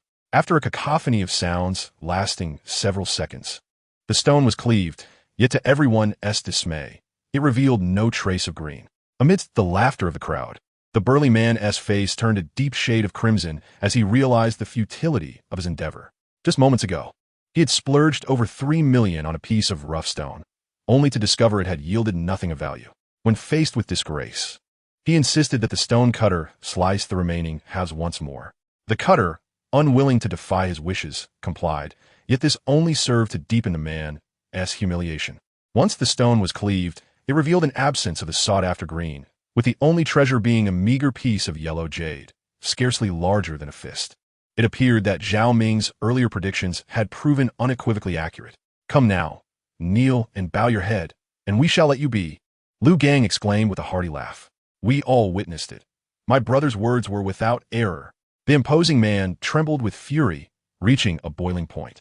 Just then, Zhao Ming murmured, Enough, Lu Gang. He is a man, and it is unlikely he will kneel before us. We should take our leave. Zhao Ming intended to quell the situation, wishing to avoid escalating matters in unfamiliar territory. He feared that attracting undue attention due to his exceptional abilities might lead to unforeseen consequences. However, the burly man was not ready to let Zhao Ming off the hook. Do not leave. He slowly lifted his head, his eyes now a fiery red. I wish to wager once more. Wager again. Your dignity has already been lost. What do you propose to bet this time? Lu Gang retorted. Do not mention money. It is far too trivial for me. I wager my life. Chapter 11. The Precious Jade of Dama, Kansas. What? Your life? Have you lost your mind? Lu Gang exclaimed in astonishment at the man's declaration. The surrounding crowd buzzed with disbelief. No one had ever bet their own life before. It is understood that life is of paramount importance, with wealth being but a superficial concern. While some gamble their fortunes, no one dares to stake their very existence. What on earth did this man intend? I, Wang Shaofeng, have never submitted to anyone, the burly man proclaimed. Today, I seek to discover whether you can make me yield. If you can select another stone that yields the gems you claim, then I shall concede. My life shall be yours to command, Wang Shaofeng asserted. Wang Shaofeng, that is quite a name, Zhao Ming mused inwardly. Very well, I accept your challenge, Zhao Ming replied quietly. Just then, Wang Shaofeng interjected, Wait, you have yet to hear my conditions. What? There are conditions? Lu Gong gasped. Wang Shaofeng nodded. Otherwise, with so many stones in this market, any random choice could yield beautiful jade, and what will be the point of our wager? Hearing this, Zhao Ming felt no trepidation. After all, with his ability to see through the stones, he could produce jade regardless of the stipulations. My condition is this, with 10,000 yuan, I demand a minimum of 100,000 worth of exquisite jade, and it must exhibit color variations, Wang Shaofeng declared. Upon hearing Wang Shaofeng's stipulations, those around him felt an overwhelming sense of incredulity. Even Zhao Ming found it hard to believe. To require a raw stone within the budget of 10,000 yuan, while also adhering to such stringent criteria, seemed utterly fantastical. Nonetheless, the tensions between Zhao Ming and Wang Shaofeng had escalated to an irreconcilable level. If he were to refuse Wang Shaofeng, he would lose face entirely. Very well, I accept your challenge. After a moment's hesitation, Zhao Ming ultimately acquiesced. What? He actually agreed? The onlookers were astounded, questioning the young man's extraordinary aptitude for discerning raw stones to meet such demanding conditions. Frankly, even Zhao Ming felt a twinge of apprehension. Could he truly select an appropriate raw stone? However, having already committed himself, he resolved to begin the selection process without delay. Thus, Zhao Ming commenced his search within the raw stone market. Given Huang Shaofeng's specifications, he was confined to the outer edges of the marketplace. The stones there were predominantly diminutive. Some were merely the size of an apple, and the largest scarcely exceeded that of a small watermelon. Such stones, even if they yielded jade, would likely be of insufficient quantity to fetch a significant price. Huang Shaofeng's assertion that the value of the raw stones could multiply tenfold indeed seemed a daunting task. After meandering through the market for over half an hour, the crowd of spectators dwindled, and Huang Shaofeng's impatience began to manifest. Tell me, do you possess any real skill? If you do, why have you yet to find a suitable stone? Huang Shaofeng could not contain his derision. Upon hearing his remarks, Zhao Ming recognized that he was dealing with an amateur. Though the act of gambling on stones bore its name, it was governed by rigorous standards. A successful gambler must possess the keen eyes of an eagle and refrain from acting until a fitting raw stone was identified. As Zhao Ming pondered this, his gaze suddenly fell upon a particular stone. Upon observing it, he smiled broadly and promptly made his move. This is the one. How much for this stone, shopkeeper? Zhao Ming inquired. The middle-aged woman at the counter, upon realizing Zhao Ming wished to purchase her stone, immediately donned a sycophantic smile. After a vigorous round of haggling, they settled on a price of 8,000 yuan. Once the transaction was complete, the stone was swiftly transported to the cutting table, where it was prepared for unveiling under the watchful eyes of the gathered crowd. This time, Zhao Ming was also keen to ensure a meticulous process. Coincidentally, the craftsman assigned to the task was the same seasoned professional from earlier. Recognizing Zhao Ming, the craftsman nodded in acknowledgement. Upon learning of Zhao Ming's intent to cut the stone, he readily agreed to employ his finest techniques to polish the raw stone. Before long, the rough exterior of the raw stone was smoothed away, revealing the inner hues of jade. At this moment, those well-versed in the matter began to exclaim in astonishment. Wow, this is the exquisite yellow jade from Damacan. The price could multiply 5 or 6 times. However, Zhao Ming was not content with a mere 5 or 6-fold increase. He desired a 10-fold rise. At this juncture, the master craftsman had already polished a significant portion and quietly inquired, "Shall I continue polishing? It is now certain that this is Damacan yellow jade, but if I proceed further and reveal the extent of the jade, this stone will be challenging to sell." The master was genuinely offering a word of caution, for in the gamble of jade, the allure lies in uncertainty. If all the material is laid bare before the audience, the price of the stone becomes fixed, devoid of any element of chance. Nevertheless, Zhao Ming nodded resolutely and replied to the master, "Please continue polishing. I have a premonition that this stone will exhibit a color shift." A color shift? If the Damacan yellow jade were to shift colors to green, that would be acceptable, but should it shift to another hue, it would lose its value. Had anyone else uttered this statement, the master might have urged them to cease polishing, but since it was Zhao Ming who spoke, the master hesitated briefly before continuing with the polishing. After all, Zhao Ming's discernment might very well surpass that of the master. Soon, with the buzzing sound of the polishing, the full visage of the Damacan material was swiftly revealed to the onlookers. Amidst a collective gasp, Zhao Ming joyfully observed that the stone had indeed shifted colors. It truly had shifted colors. My goodness, this young man speaks with uncanny accuracy. Indeed, it is nothing short of miraculous. I wonder how Huang Shaofeng will extricate himself from this predicament. The crowd erupted into a flurry of discussions, all eyes now fixated on Huang Shaofeng. Meanwhile, Huang Shaofeng had finally succumbed to despair. Every one of his demands had been met by Zhao Ming. First, to acquire a rough stone for under 10,000. Second, to elicit a color shift. Third, to achieve a price exceeding 10 times that of the rough stone. Zhao Ming had accomplished all 3 feats with remarkable excellence. This Damacan rough stone could easily fetch around 150,000, far exceeding a mere 10-fold increase. I concede, Huang Shaofeng, despite his earlier brashness, accepted his defeat without resorting to any tricks or defiance, lowering his head and shedding the arrogance he once bore. You claimed you would wager your life against my brother. Now that my brother demands your demise, what shall you do? Lu Gang boasted, having long harbored disdain for Huang Shaofeng. Now that Huang had lost, Lu sought to further ridicule him. Huang Shaofeng retorted with a scoff, "I lost to Zhao Ming, not to you. What role do you play here, you mere jester?" "Very well, Zhao Ming, I acknowledge my defeat. Whatever you wish, I shall comply. How would you have me atone for this loss? I am at your service. Even if you demand one of my hands, I shall acquiesce." Upon hearing Wang Haoyan's words, Zhao Ming felt a stir within. Though this man exhibited a touch of arrogance, he was fundamentally a person of loyalty and honor. Such individuals may prove useful in the future, even if their paths do not cross again. Cultivating a friendship with him would certainly be preferable to forging an enmity. Well, I truly desire something from you. Are you certain you wish to grant it? Zhao Ming said with a grin. Upon hearing Zhao Ming's words, Wang Haoyan nodded without a moment's hesitation, replying, "Sure, I said it. If you want my hand, I shall give it. If you desire my eyes, I shall offer them too. Whatever you wish, do not hesitate to ask." At this, Zhao Ming burst into laughter, saying, "What I want is for you to refrain from unleashing your temper on strangers throughout your life." Wang Haoyan was utterly taken aback by this response. He had not anticipated that Zhao Ming would request such a simple yet profound thing, especially after he had nearly offered his eyes and hands. "Are you sure that is all you desire? Young man, you could ask for money. I have plenty of it," Wang Haoyan remarked, not in jest, as he had brought a considerable sum with him, no less than 18 million.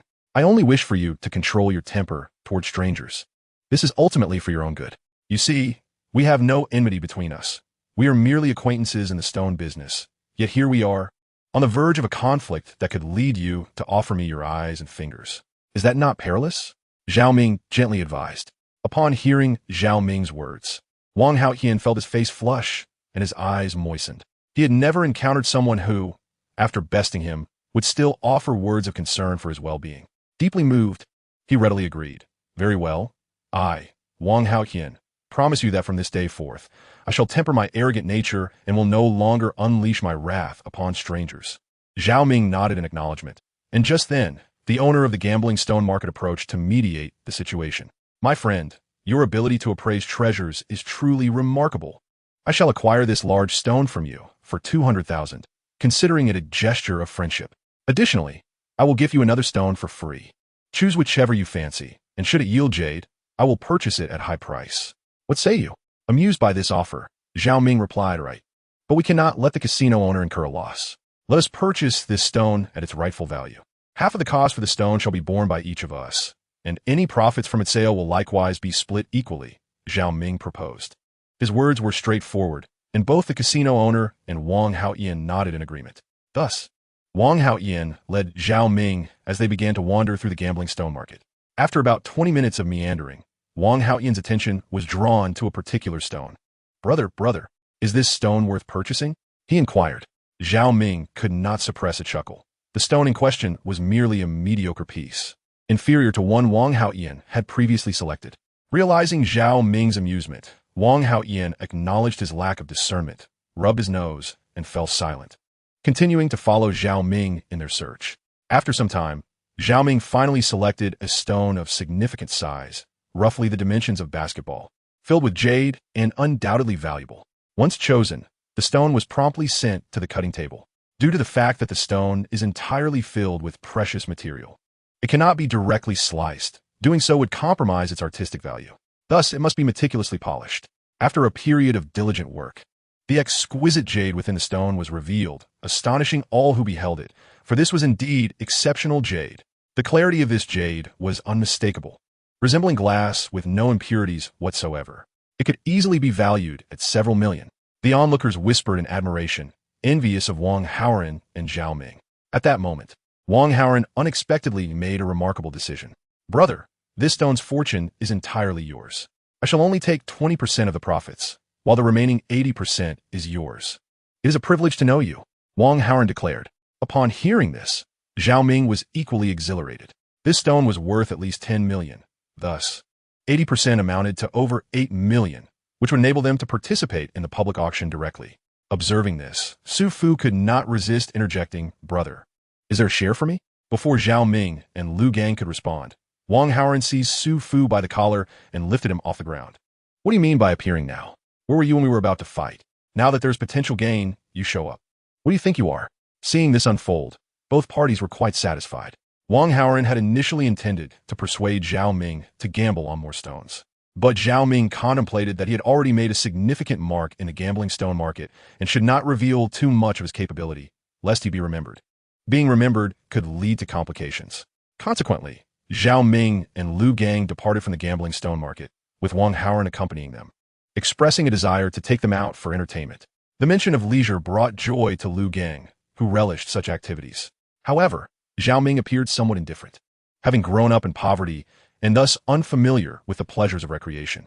Following Wang Haoren, they arrived at a bar that seemed unremarkable from the outside, prompting Zhao Ming and Lu Gang to enter. Upon entering, the staff immediately bowed to Wang Haoren, Brother Wang. Yes, carry on.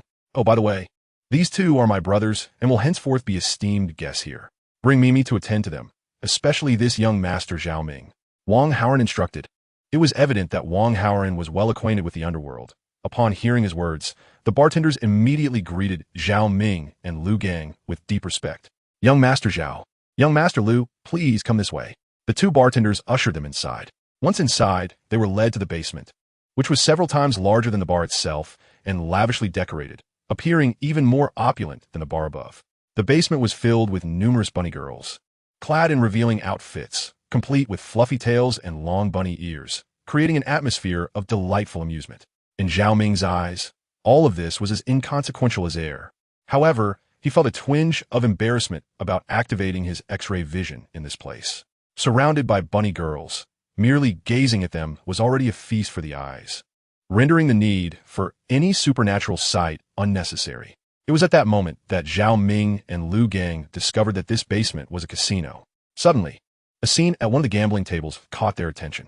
They noticed a young man with yellow hair seated there, holding a deck of playing cards, while a girl, resembling a university student, stood behind him. The girl kept tugging at the yellow-haired youth, pleading with him to stop gambling, yet he paid her no heed, ignoring her entirely. Unable to contain herself, the girl began to cry silently, tears streaming down her face, her heart-wrenching demeanor evoking deep sympathy. Before they could approach, both men witnessed the yellow-haired youth lose his final hand. With a sudden jerk, he stood up from the table and forcefully grabbed the university student. Well, you lost to that scoundrel, so tonight you must accompany him. The girl, taken aback, cried out, You said you would take me out for fun? Why should I have to be with another man? Su Chao, have you forgotten our engagement the moment you started gambling? At this, Lu Gang could no longer restrain himself. Damn it, they are engaged, and that Su Chao has the audacity to wager his fiancée as a bet? This is utterly outrageous.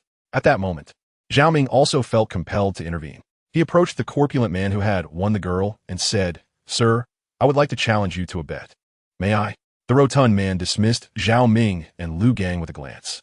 However, upon the bartender introducing them, and with Wang Haoyan backing them, the man reluctantly agreed to gamble with Zhao Ming. Yet, Zhao Ming had little experience with gambling and opted for the simplest game, dice. In a game of dice, the essence lies in the thrill of anticipation, merely a matter of betting high or low. Wang Haoren called forth the most trustworthy croupier, who then tossed 2 dice into the shaker. After about a minute of vigorous shaking, the croupier ceased the motion. At that moment, Zhao Ming activated his X-ray vision, revealing the contents within the shaker with clarity. He saw that the dice showed 1 and 3, totaling 4, a small number. Small, I bet small. Zhao Ming proclaimed first. The rotund man, evidently lacking in skill, nodded and murmured, Then I shall bet high. Upon opening the shaker, the 2 dice revealed 1 and 3, totaling 4, a small outcome. Well done, you won.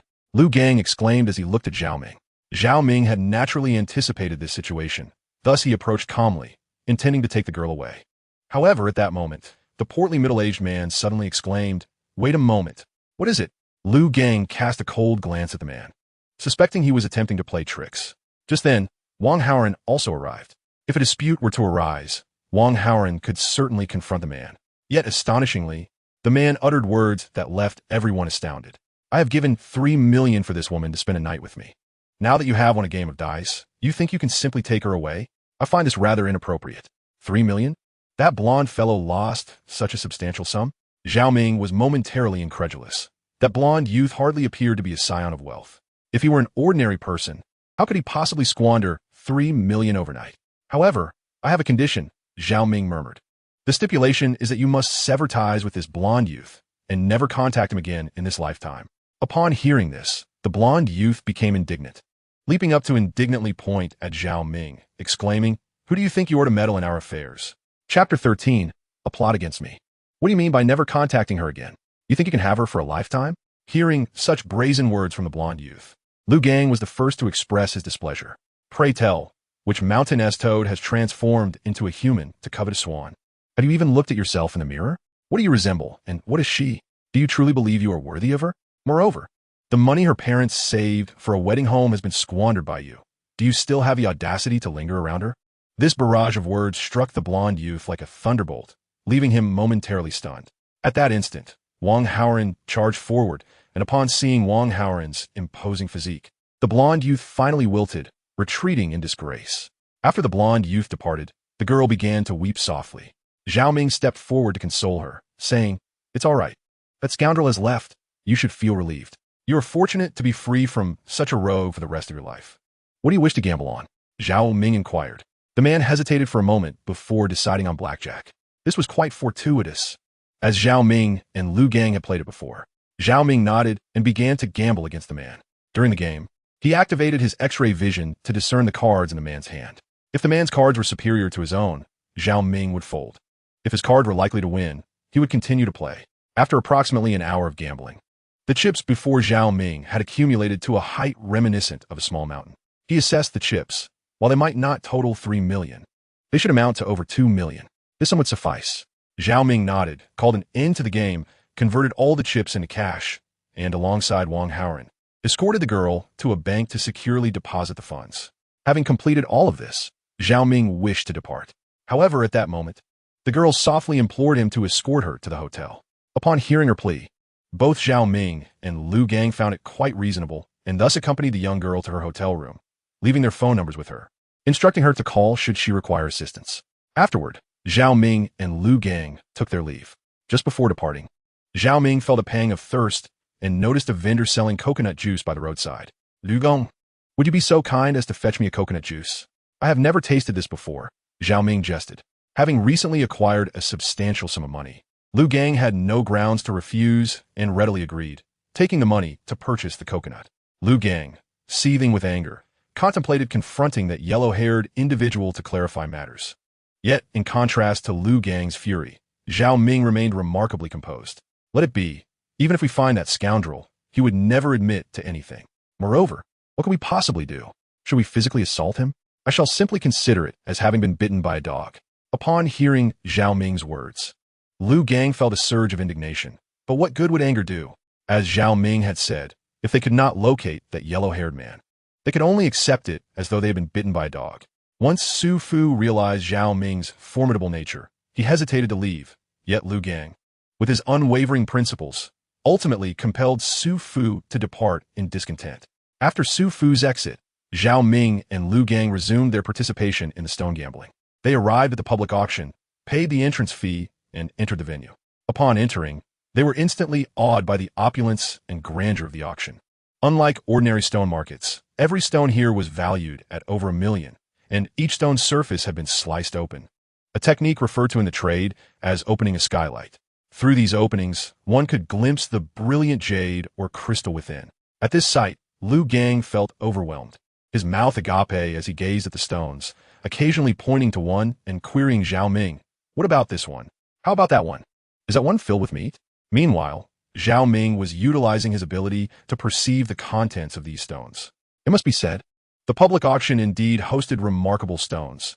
Some contained pure jade throughout, while others merely had jade on the surface, concealing an ordinary stone within.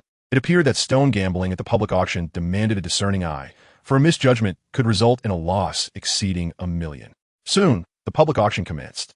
However, the funds in their possession were insufficient to acquire the desirable stones in Zhao Ming's eyes, leaving Lu Gang in a state of anxious distress. Just then, an individual strolled by, none other than the owner of the stone market from the previous day. The owner of the urban market witnessed Zhao Ming's remarkable abilities yesterday and was eager to cultivate a rapport with this talented individual. However, after observing Zhao Ming's astounding skill during his second selection of stones, the owner realized that this young man was indeed exceptional, destined for greater realms beyond his modest establishment. Yet, undeterred, the owner thought that even if he could not have Zhao Ming as an employee, forming a friendship would still be worthwhile. Thus, noticing Zhao Ming and Lu Gang troubled by a particular stone, he approached and gently tapped Zhao Ming on the shoulder. "Young man, have you taken a liking to this stone?" The owner inquired softly. Perhaps a collaboration with this proprietor could yield mutual benefits today. Indeed, We've set our sights on a stone, but we lack sufficient funds to purchase it, Lu Gang remarked candidly. Upon hearing this, the owner, aligning with his assumptions, promptly suggested, perfect, I have the funds. I can invest and take a 30 share of the profits, while you two can split the remaining 70. What do you think? This proposition seemed quite equitable, and without the owner's financial backing, Zhao Ming and Lu Gang would indeed find it challenging to continue their gamble. After a moment of hesitation, Zhao Ming acquiesced. Your offer appears fair. Let us proceed. By the way, we have yet to learn your name. The stone gambling owner chuckled. You may call me Boss Hai, as everyone in the trade does. Upon hearing this, Zhao Ming and Lu Gang laughed heartily, engaging in conversation with Boss Hai, and the three quickly became fast friends. As they chatted, Zhao Ming activated his clairvoyant ability to examine the raw stones. After approximately half an hour, he finally settled on a particular piece. This raw stone was unlike any he had previously encountered. It exuded a palpable aura. While the spiritual energy of ordinary jade does not compare to that accumulated over centuries in antiques, the energy within this raw stone rivaled that of any rare artifact. The concentration of spiritual energy within this jade was so intense that it seemed on the verge of materializing. Zhao Ming felt an overwhelming urge to absorb that energy. That's the one. You must buy it quickly, Zhao Ming whispered. Upon hearing that Zhao Ming had finally chosen a raw stone, Boss Hai immediately moved to purchase it. However, upon seeing the stone, he was taken aback. Young man, are you certain you wish to buy this particular piece? Boss Hai asked cautiously. Yes, why? Zhao Ming replied, puzzled. Lu Gang, standing nearby, also did not grasp Boss Hai's hesitation regarding Zhao Ming's choice. What could be amiss with the raw stone that made Boss Hai so uncertain? Young man, you are no novice in the world of stone gambling. You must know that one must assess the interior for quality, examining the skin and blemishes. This stone has a notably thick exterior and lacks blemishes, yet comes with a price tag exceeding 20 million. If it reveals no quality within, wouldn't that result in a significant loss? Although the sum of over 20,000 is not substantial. It represents the entirety of my business turnover over the past 2 to 3 years. Be cautious, young brother, Boss Hai admonished. Upon hearing his words, Lu Gang felt a twinge of displeasure. Are you implying that you do not trust my brother? He retorted. Noticing the change in Lu Gang's demeanor, Boss Hai quickly clarified. No, that's not it. It's just that after years of engaging in the stone gambling business, I have gained a bit of experience, and I only wish to offer a word of caution to this young brother. At this juncture, Zhao Ming interjected, Lu Ge, please do not speak to Boss Hai in that manner. He genuinely intends to provide a word of advice. However, Boss Hai, you must believe me. Investing in this stone is undoubtedly a sound decision. Firstly, this raw stone is distinct from ordinary stones, and I am certain that it contains jade, specifically of the imperial variety, emerald grade. Secondly, although the price of this raw stone is relatively steep, once it is cut, its value will be exceedingly greater than its cost. Therefore, there is no need for concern. Simply trust me and acquire this stone. Upon hearing this, Boss Hai felt a pang of internal conflict. He began to question whether Lu Gang and Zhao Ming were perhaps rivals sent to undermine him, given their unexpected presence in his shop. Yet, gazing into Zhao Ming's resolute and faith-filled eyes, Boss Hai ultimately resolved to trust Zhao Ming's words. All right, young brother, I shall place my faith in you. Please do not disappoint me. I will proceed to purchase that stone immediately and have it cut open to see what lies within. Very well, go ahead, Zhao Ming encouraged. Shortly thereafter, Boss Hai approached the public auction, summoned a server, and purchased the stone. After acquiring it, he promptly instructed that the stone be brought to the cutting table, intending to split it in half. The moment the stone was cut, the entire auction hall erupted in excitement. Never had anyone witnessed such an abundance of emeralds emerging from a single stone. The stone was not only filled with meat, but was entirely composed of emerald. In Lu Gang's words, the verdant hues within the stone seemed ready to overflow. My heavens, is all of this emerald? Surely my eyes are not deceiving me? Murmured an onlooker. Indeed, it is all emerald. Goodness, the total value of these emeralds must be at least 80 to 90 million. Another exclaimed, feeling a pang of regret at the thought of such a splendid stone being unveiled by someone else. I reckon it could easily reach 100 million. Gold has its price, but jade is priceless, especially when it comes to the king of jade. Emerald, another voice chimed in. Soon, the estimated value of the stone was determined to be a staggering 90 million. After deducting costs and calculating personal profits, Zhao Ming stood to gain nearly 25 million. This was indeed 25 million. Previously, even 2,500 yuan felt like a fortune to Zhao Ming, let alone now, where an additional 10,000 trailed behind the 2,500. He felt as though he might faint, yet he maintained a facade of composure, reminding himself to conceal his elation, lest others perceive his wavering confidence. It seemed that Zhao Ming, alongside Boss Hai and Lu Gang, lacked such depth of cunning. Two individuals, one having 125 million and the other 21 million, were in a state of uncontainable elation. For Lu Gang, it felt as though he had been bestowed with an unexpected windfall, while for Boss Hai, it represented a pure profit equivalent to 2 to 3 years' worth of business revenue, naturally filling him with immense joy. Zhao Ming, you truly are my lucky star. Quickly, see if you can select another piece of jadeite. If you manage to find another one, we three shall invest together again. This time, I only require a 20% share. You two can split the remaining 80%. Boss Hai exclaimed. However, Zhao Ming had no intention of complying. His foremost desire was to absorb the spiritual energy from the emerald. For Zhao Ming, monetary gain was secondary. The primary goal was to harness the jade's essence to elevate his clairvoyant abilities to new heights. Despite Boss Hai's persistent request for assistance in selecting another stone, Zhao Ming ultimately succumbed to Boss Hai's insistence and chose a piece of amethyst for him. This particular amethyst was deemed quite precious among gemstones, though its value paled in comparison to that of the imperial emerald. Nevertheless, it was sold for a considerable sum of over 50,000. Boss Hai reaped substantial profits from this transaction and was exceedingly pleased. Surrounded by a cloud of spiritual energy, Zhao Ming focused on his breathing, gradually drawing the energy into his being.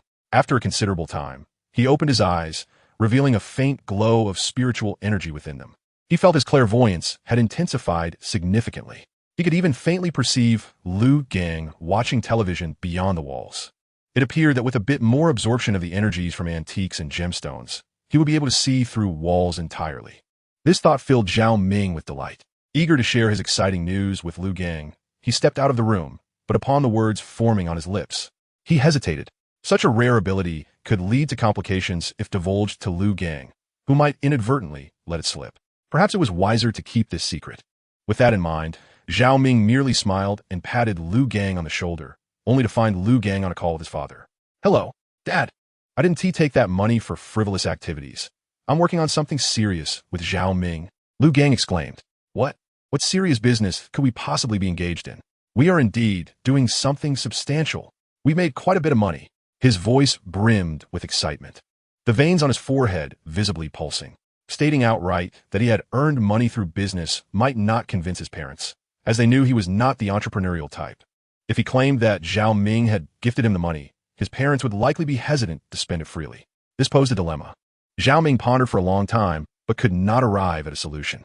Ultimately, he decided to set aside this concern and assist Lu Gang in resolving his familial disputes.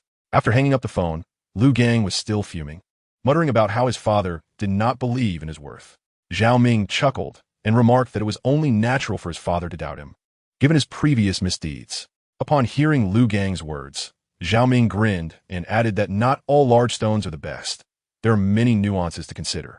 Well, let's discuss this further after tomorrow's public auction, Zhao Ming said. The following day, the two returned to the public auction, but upon entering, they did not immediately select any stones. They overheard a server mentioning that a stone gambling competition was to be held that day, open only to those with a capital of 10 million.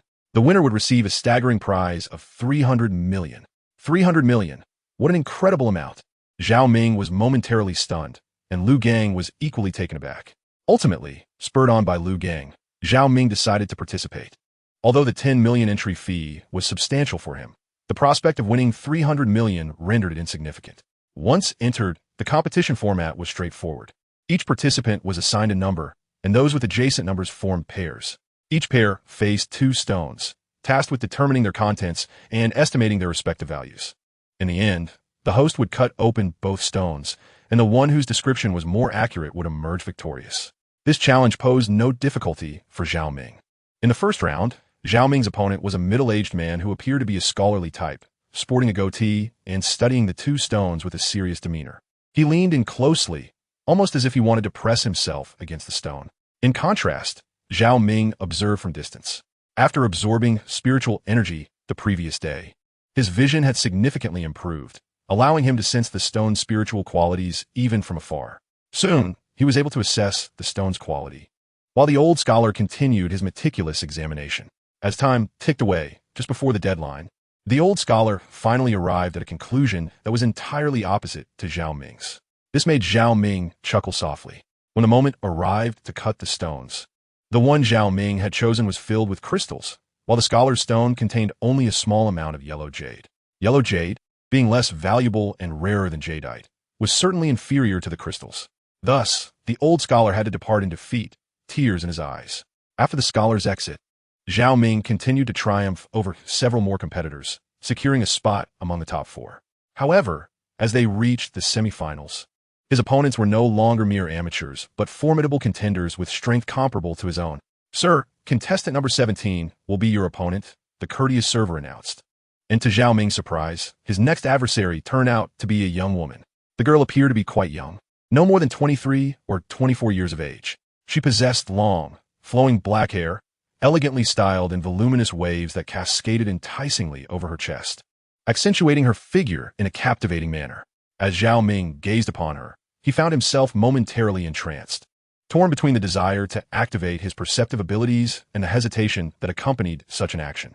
Just as he wavered, the girl approached him with her long legs gracefully striding forward. "Hello, sir. My name is Xiaoya, and I am your opponent. I look forward to your guidance." She smiled warmly. Zhao Ming felt a wave of comfort wash over him at the sound of her voice. Her mere words seemed to render him spellbound. "Certainly I will," he replied with a smile of his own. After a brief exchange of pleasantries, the two commenced the evaluation of the raw stones. The stones they were tasked to assess bore a striking resemblance to one another, and at first glance, Zhao Ming failed to discern any differences. Both stones contained jade, and there seemed to be little variation between them. Upon closer inspection, the surfaces of the stones appeared almost identical, adorned with numerous blemishes of varying sizes. In truth, Zhao Ming lacked a deep understanding of stone appraisal, only familiar with some basic procedures.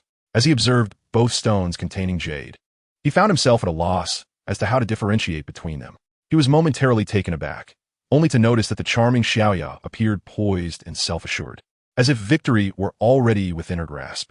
A wave of anxiety washed over Zhao Ming. He pondered whether his competitive journey would conclude at this juncture. Just then, a judge approached and quietly inquired, "How are the evaluations progressing?" Without hesitation, Xiaoya eagerly responded, "I have completed my assessment. The two stones are nearly identical." Her declaration elicited gasps from the onlookers. It seemed she relished the attention. Continuing, however, one of the stones contains a significant amount of cotton inclusions, while the other boasts exquisite icy jade of immense value. I believe the price of the right stone exceeds that of the left by at least tenfold. With unwavering confidence, Xiaoya cast a glance at Zhao Ming, clearly seeking to showcase her expertise. "And what do you think, sir?" the host prompted, noticing Zhao Ming's prolonged silence. Zhao Ming remained fixated on the two stones, his concentration unwavering. Sir, time is running out. Please share your insights," the host urged, unable to contain his impatience, as Zhao Ming remained transfixed by the stones without uttering a word. At that moment, Zhao Ming felt a knot form in his throat, acutely aware of the disparity between his own abilities and those of the professionals. His perceptive skills were limited to treasure appraisal, unable to venture into the realm of sophisticated stone gambling. Upon reaching this point, Zhao Ming felt a wave of disheartenment wash over him. Yet in that very moment, he recalled a prior occasion during an antiques appraisal when a charming young lady had been deceived by a counterfeit artifact. It was fortuitously Zhao Ming's keen eye that had identified the ruse in time and sent the scoundrel Huang Shaofeng packing. Given the intricate details of the two raw stones before him, could it be possible that one of them was also a forgery? This notion swiftly took root in Zhao Ming's mind, flourishing with vigor. Building upon this thought, he began to scrutinize the crevices of the jade stones with his discerning gaze, searching for any signs of adhesion. Indeed, fortune favored the diligent. Zhao Ming discovered a subtle indication. This mark was located at the edge of the stone, precisely where the yellow jade adhered to the outer skin of the rock, presenting a nearly imperceptible seam. With a hearty laugh, Zhao Ming reveled in the discovery of the minute distinction between the two raw stones, eliciting puzzled glances from the host and the lovely Xiaoya, who were unaware of the reason for his mirth. Once his laughter subsided, Zhao Ming explained to the host, "This question is indeed challenging, yet does not daunt me. This stone is a counterfeit, ingeniously crafted from two pieces of jade and rock skin. As for the piece that Miss Xiao you deemed worthless, it does indeed contain genuine jade. However, due to the abundance of impurities within, it holds little value. Nonetheless, from the perspective of gambling on stones, even a jade laced with imperfections is worth more than a fabricated one. Therefore, I posit that this stone holds greater worth. The host, taken aback by Zhao Ming's assertion, inquired quietly, "Sir, are you certain? Would you not like to examine the stone again?" Zhao Ming, exuding confidence, nodded affirmatively. "I am certain. There is no need for further inspection." At this juncture, Xiaoya interjected, "Excuse me, sir, are you suggesting that this stone is fake? Surely you jest. This is a public auction. How could there be counterfeit stones? You must be mistaken, or perhaps you are speaking without proper discernment." Zhao Ming could hardly be accused of fabricating tales, yet he found himself unable to elucidate his reasoning to Xiaoya. After all, he had discerned the seams within the stone, while its exterior bore no visible flaws to substantiate his claim. "That is my judgment. I implore the host to expedite the cutting of the stone to reveal the truth," Zhao Ming urged. The host summoned a skilled cutter, who, upon arriving, first sliced open the raw stone that Zhao Ming had confidently identified as genuine jade. As the stone was cleaved, it revealed an interior filled with cotton-like inclusions. Nevertheless, the jade was commendable, boasting a superior hue, and upon rough estimation, it could command a value of approximately 8 to 9 million. Subsequently, the host directed the cutter to sever the other stone. As the cutter approached this task, Zhao Ming's heart raced with trepidation. What if he had misjudged, and the mark he identified was merely a natural formation of the jade? This could lead to an embarrassing miscalculation. However, just as the cutter reached the midpoint of the incision, he abruptly halted. "The jade within is shifting," the cutter murmured. The host was momentarily taken aback, as he personally took action to slice the stone. To his astonishment, the jade within indeed began to sway. The movement of the jade indicated a disheartening truth. The stone was counterfeit, devoid of any natural origin. This rock was a fraudulent imitation. The jade had evidently been artificially injected into the surface of the stone using a particular technique, hardening into a semblance of genuine jade. Even if it were jadeite, it would classify as a low-grade variety, far inferior in value to the exquisite piece previously evaluated. Truly, it was a sham. How remarkable was that young man, capable of discerning such a deception. It seemed that the auction had included false stones. The onlookers were eager to see how the situation would unfold. At that moment, Xiaoya grew agitated, exclaiming that there had been no prior indication that the auction would feature counterfeit stones. Having made a misjudgment herself, she insisted that the responsibility lay with the organizers of the auction. The host, in a flurry, rushed to mediate.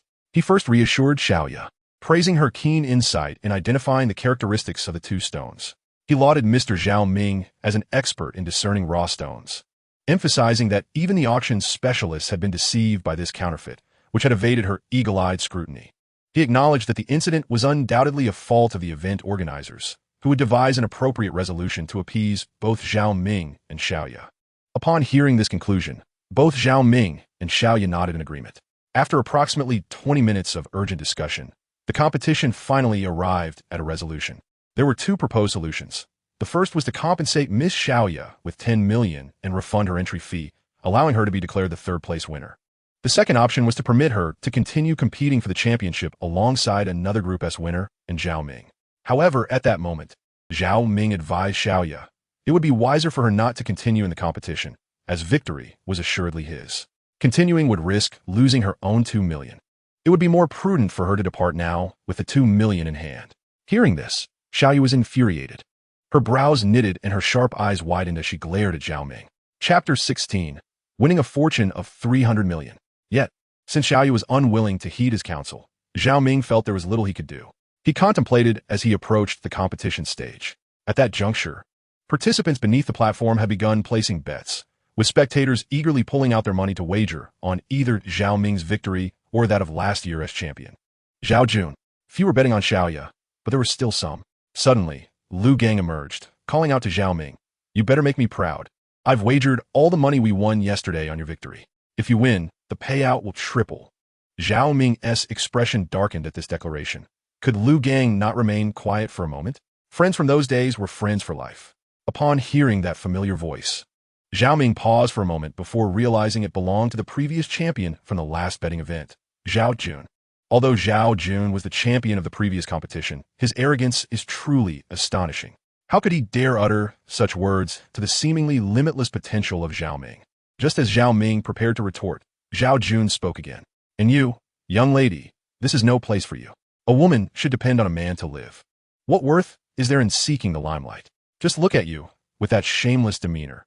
You certainly won't find a husband in the future. Such a statement revealed Zhao Jun not only as brazen, but also as a staunch advocate of male superiority. Xiaoya, upon hearing this, furrowed her brows in indignation, and Zhao Ming could no longer contain himself. What does he mean, that a woman must rely on a man? What era is this? Even a decade ago, the notion that women could hold their own was well established. Yet here stands this antiquated man, steeped in the belief of male superiority. With his goat-like beard and traditional robe, he appeared considerably older, though in truth, he was merely in his 40s. Hearing Zhao Ming remark that he was nearly buried in the ground, Zhao Jun was incensed, nearly leaping to strike Zhao Ming. However, he reconsidered. Zhao Ming was robust and young, and with security present, initiating a confrontation would not be advantageous. Thus, after a moment's hesitation, Zhao Ming managed to suppress his anger, muttering, "Young man, is it truly appropriate to speak to your elder in such a manner?" Upon hearing Zhao Jun invoke the concept of seniority, Zhao Ming could not help but chuckle. Just moments ago, Zhao Jun had exuded an air of invincibility, and now he sought to discuss generational respect? Very well. Then let us not quibble over such matters, for we are still youthful, while you have aged, have you not? Zhao Ming replied with a smirk. This only served to further infuriate Zhao Jun, who wished to insult Zhao Ming, yet, having gauged the previous exchange, he recognized that he was no match for Zhao Ming and ultimately restrained himself. Unexpectedly, Zhao Ming's words significantly enhanced Xiaoya's impression of him.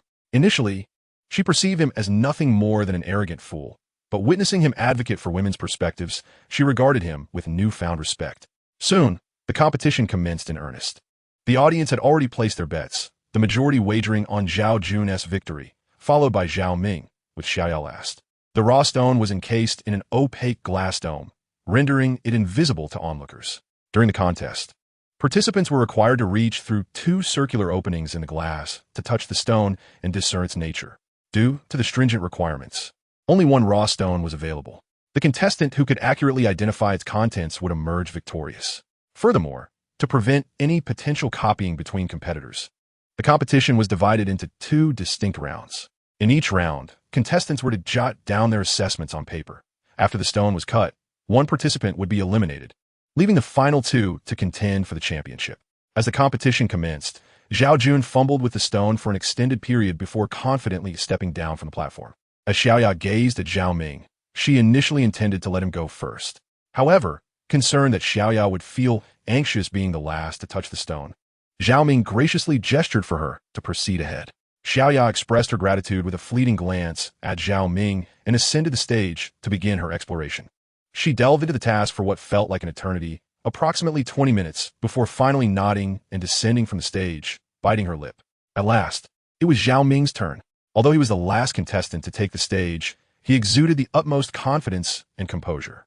After merely a minute of exploration, he confidently left the stage, leaving the audience in a state of confusion. What was going on? Was Zhao Ming perhaps forfeiting? Was he incapable? Curse be it, for I had wagered on Zhao Ming's victory. If he falters, I shall certainly give him a piece of my mind when he returns. As the crowd buzzed with speculation, Zhao Ming raised his chin, reassuring the audience with his demeanor. What fueled his confidence? It was simple. His keen sight had already unveiled the contents of the rough stone within the glass box. At that moment, the host presented 3 answer boards for the contestants to respond. The first question was deceptively simple. Did the rough stone contain jade? However, beneath its simplicity lay a subtle challenge. The inquiry was solely about the presence of jade. Should anything else be revealed, it would not count as jade. Seeing this, Zhao Ming smiled slightly and wrote down the word no. After completing his answer, he glanced at Zhao Jun, who, noticing Zhao Ming's gaze, hastily concealed his answer board, earning Zhao Ming's disdain. As if I would stoop to peeking. Zhao Ming thought to himself, then turned his attention to Xiaoya. On Xiaoya's side, the situation appeared rather bleak. She was anxiously nibbling on the pen's tip, struggling to compose her thoughts. Watching her in such distress, Zhao Ming felt a pang of concern. Yet he ultimately resigned himself to the sight of her writing a word on the paper.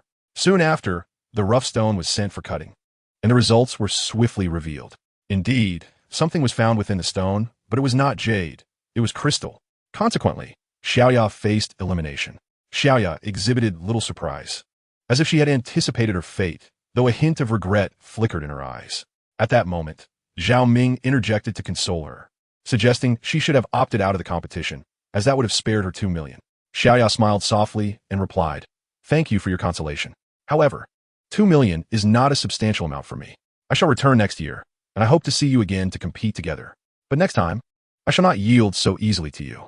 Upon hearing Xiaoya's words, Zhao Ming chuckled, dismissing her sentiment. His extraordinary sight could discern all things, no matter Xiaoya's prowess. She could not surpass his perceptive abilities. Ultimately, her hopes would likely come to naught. After Xiaoya stepped down, murmurs of disappointment arose from the audience. Yet a greater interest in the ongoing competition prevailed. Everyone is eager to discern which of the two, Zhao Jun or Zhao Ming, will ultimately claim victory in this competition and seize the prize of 300 million. With Xiaoya's departure, the second round of the contest commenced in earnest. The second question posed to Zhao Ming was about the color of a crystal. This was exceedingly simple. It felt as if the competition were tailored specifically for Zhao Ming. Without a moment's hesitation, he inscribed the words pink crystal. Suddenly, he paused, recalling that the other side of the crystal seemed to exhibit a hint of purple. Thus, he wrote down both pink crystal and purple crystal. After completing his answer, he confidently set down his pen. At that moment, Zhao Jun, sitting beside him, also finished his answer. Once the answer sheets were collected, Zhao Jun, brimming with confidence, remarked, "What crystal did you write about, young one?" Zhao Ming replied with a smile, "Purple crystal." Ha ha ha, what a colossal joke. This was clearly a piece of pink crystal. The quality and texture of the crystal were undeniably exquisite natural crystal. Yet the color was pink, determined by the thickness of the rough stone surface. Just then, the host approached, holding a black card that contained a balance of 300 million. With the card in one hand and the microphone in the other, the host cheerfully announced, "Our champion has been decided, and that is..." As he spoke, a beam of light danced around Zhao Ming, and Zhao Jun sat up straight, full of pride, but ultimately, the light settled on Zhao Ming. Chapter 17, Befriending Influential Figures. The final winner is our new friend, Zhao Ming. As the host's voice resonated, the spotlight instantly illuminated Zhao Ming's face. Feeling somewhat bashful, he stood up and waved to the audience below. "Oh, I knew this lad would win. Absolutely fantastic, so impressive. Zhao Ming, from this day forth, I shall be your fan." The audience erupted in cheers. It was Zhao Ming's first experience of such widespread applause, filling him with both embarrassment and exhilaration. "Zhao Ming, I am genuinely thrilled for you. Defeating Zhao Jun is truly remarkable."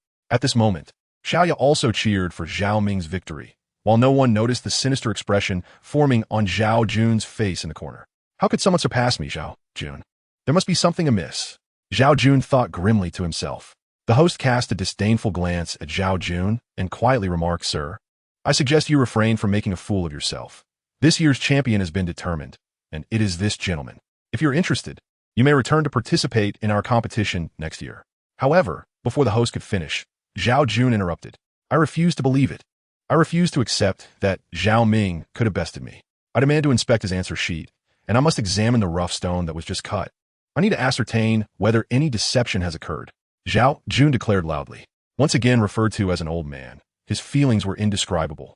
However, this time, he refused to compromise, insisting on inspecting the raw stone. Under pressure from the audience supporting Zhao Jun, who demanded to see the stone, the organizers had no choice but to allow Zhao Jun to examine it. Upon inspection, Zhao Jun's face was completely lost. The stone clearly revealed itself to be comprised of 98% rose quartz and 2% amethyst. Furthermore, Zhao Ming's answer sheet explicitly stated both rose quartz and amethyst as the correct responses.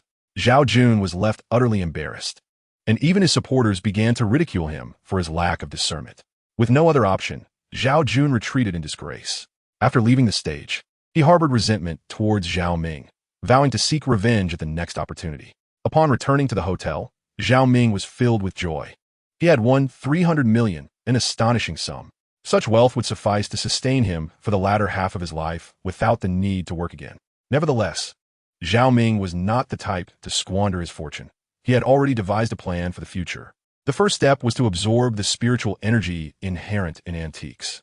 Only by enhancing his ability to perceive would he possibly unlock further extraordinary capabilities. Secondly, he needed to utilize his newfound wealth wisely. If he were to spend recklessly, he would squander the gift bestowed upon him. At this thought, Zhao Ming chuckled. In that moment, Lu Gang appeared troubled. What should I do? This is the first time I've worried about having too much money. Previously, I was concerned about losing my father's estate, and now I find myself in this predicament. Truly, the tides of fortune have turned, Lu Gang remarked softly. Hearing Lu Gang's words, Zhao Ming couldn't help but laugh. He replied, "Do you not have your own business? I could invest this money into your ventures, allowing you to earn a substantial profit. Then, you could proudly tell your father that this money was earned through your own business endeavors, all perfectly legitimate." With Zhao Ming's insight, Lu Gang suddenly awakened to the possibilities. Indeed, he had a factory and a business. Why not invest the money to generate further wealth? Ah, brother, your words have truly enlightened me, Lu Gang exclaimed with a smile. At that moment, Zhao Ming smiled back and said, "I intend to allocate 100 million to you and invest the remaining 200 million entirely into your factory."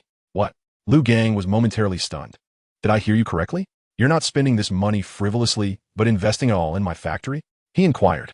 Zhao Ming nodded and responded, "What is the point of indulgence? It is far better to remain grounded. Take the money. If it results in a loss, consider it mine. If it yields profit, we shall split it equally." Upon hearing Zhao Ming's generous offer, Lu Gang was taken aback. After several minutes, he finally reacted, exclaiming, "Oh my goodness! I had no idea you were such a loyal friend. However, I cannot accept your money without reciprocation. Here's the deal. You need not give me 100 million. Let the entire 300 million be considered your share. Thus, you will acquire the majority of shares in our company. I shall grant you 60%. By the year's end, you shall reap dividends. Provided our company turns a profit, you will receive your share. How does that sound? Naturally, this is splendid." And Zhao Ming readily acquiesced. Zhang Hai, the president of Tianhai Group, oversees businesses worth billions at any given moment. Even Lu Gang's family has dealings with Tianhai Group. Upon receiving a call from Zhang Hai, Lu Gang was instantly electrified. "Quick, answer it. Who knows what President Zhang seeks from us? It would be wonderful if he wishes to engage in business. I would love to meet the head of Tianhai Group," Lu Gang exclaimed with excitement. In contrast to Lu Gang's exuberance, Zhao Ming remained remarkably composed. He answered the call, and on the other end, a melodious female voice greeted him. "Hello. Our boss wishes for you to appraise a piece of raw stone. Should this endeavor be successful, he is willing to offer you a commission of 10 million yuan. May I inquire if you would be interested?" The woman said alluringly. 10 million? Just a few months ago, such a figure would have left Zhao Ming utterly astounded. However, he no longer regarded 10 million as significant. Securing this sum paled in comparison to persuading Zhang Hai to collaborate with Lu Gang. "I can assist your boss in appraising the raw stone, and I assure you, my assessment will be indisputable. However, I have one condition," Zhao Ming replied quietly. Upon hearing this, the woman seemed taken aback, evidently not anticipating Zhao Ming's directness. After a brief hesitation, it appeared she conferred quietly with Zhang Hai. Ultimately, she responded, "Sir, please feel free to state your conditions. We can discuss them. I require that Tianhai Group collaborates with Lu Gang. You must be aware of Lu Gang. His factory is commendable, and a partnership would be mutually beneficial. At the very least, it poses no detriment. Is this request unreasonable?" Zhao Ming articulated. "How about this? You assist us with the raw stone appraisal, and if successful, President Zhang will surely provide you with a satisfactory response. Does that sound agreeable?" This likely indicated agreement. Zhao Ming was undoubtedly pleased and promptly consented. Chapter 18. Assisting Zhang Hai with the raw stone appraisal. Thus, Zhao Ming and Zhang Hai arranged to meet at Mingshi Hao Yin restaurant at 2 o'clock that afternoon. By 1 o'clock, Lu Gang was eagerly anticipating his meeting with Zhang Hai. However, Zhao Ming felt that bringing Lu Gang along for this personal matter would be inappropriate and might also seem overly eager, diminishing Lu Gang's stature. "It would be best if you awaited my good news at home. Your presence may be inconvenient, and I fear it could provoke Zhang Hai's displeasure," Zhao Ming advised. Upon hearing this, Lu Gang recognized the wisdom in Zhao Ming's words. Moreover, he would not be of any assistance and would only complicate matters. Thus, Lu Gang remained at the hotel, fervently imploring Zhao Ming, "You must strive to secure this client." Zhao Ming found Lu Gang's anxious demeanor amusing, but nonetheless assured him he would endeavor to do so. Soon, the appointed hour arrived. After bidding farewell to Zhao Ming and Lu Gang, He made his way to the prestigious Ming Hao Yin Grand Hotel. The young woman who had called Zhao Ming was already waiting at the entrance, clad in professional attire that accentuated her alluring figure, causing Zhao Ming's heart to race with an undeniable intensity. Before long, the young lady led Zhao Ming to the hotel's top floor. As they ascended in the elevator, she introduced herself as Jiao Bei, the personal assistant to Zhang Hai. Upon hearing this, Zhao Ming felt a pang of envy for Zhang Hai, pondering how fortunate he was to have such a beautiful assistant.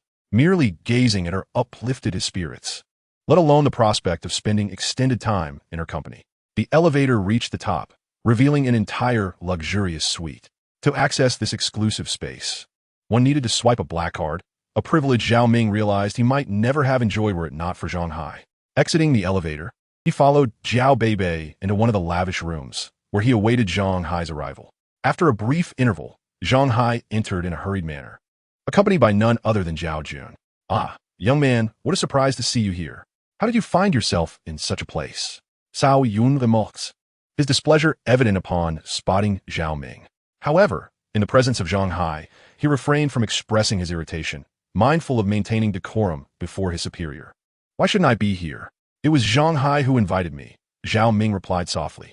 The mention of Zhang Hai's invitation stirred discontent within Zhao Jun. He prided himself on being one of the finest stone gambling experts in China, yet now he found himself assessing stones alongside a mere youth, a situation he deemed quite insulting.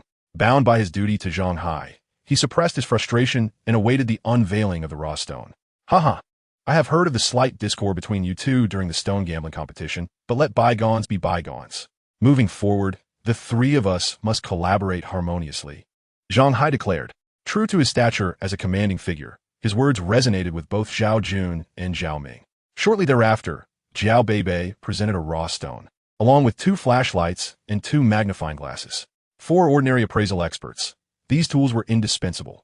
However, for Zhao Ming, who possessed the gift of X-ray vision, such devices were entirely superfluous. All he required was his keen insight. "2 individuals, this is a piece of jade that my friend recommended to me. It is said to be worth over 100 million. But to be honest, my friend doesn't have the best reputation, and I find it hard to trust him. Therefore, I would like to ask both of you to help me assess whether this stone is truly worth such a price, and if spending 30 million on it is justified." As soon as Zhang Hai finished speaking, Zhao Jun pounded his chest confidently. "Rest assured, I will take on this task as an appraisal expert. I guarantee there will be no errors." After saying this, Zhao Jun began to meticulously examine the jade piece. After a while, he arrived at a satisfactory conclusion. The raw stone appeared to possess jade qualities, but in reality, it contained very little jadeite. If there was any, it was merely white jade, which holds little value. "I do not recommend that you purchase it." Upon hearing Zhao Jun's words, Zhang Hai's expression shifted. He turned a glance at Zhao Ming, who shared a similar sentiment. However, before he could voice his thoughts, an idea struck him. Although Zhang Hai's friend was not well regarded, it seemed unlikely that he would deceive such a prominent figure as Zhang Hai, the president of a large corporation. If he were to offend this president and face financial repercussions, it would be detrimental for him. Thus, there must be some hidden reason for him to sell this stone to Zhang Hai. With this in mind, Zhao Ming scrutinized the raw stone more closely. After a thorough examination, he discovered a peculiar stone bump on one side that remarkably resembled a 3-legged toad. Moreover, the toad appeared to be clutching a copper coin in its mouth. Not only that, but beneath the stone bump lay a patch of white jade. While this jade was typically not valuable, its association with the toad created a striking visual reminiscent of flowing water beneath the jade toad, significantly enhancing its appeal. If this stone bump were to be cut, it could easily fetch several million. This was a masterpiece of nature, entirely distinct from ordinary jade.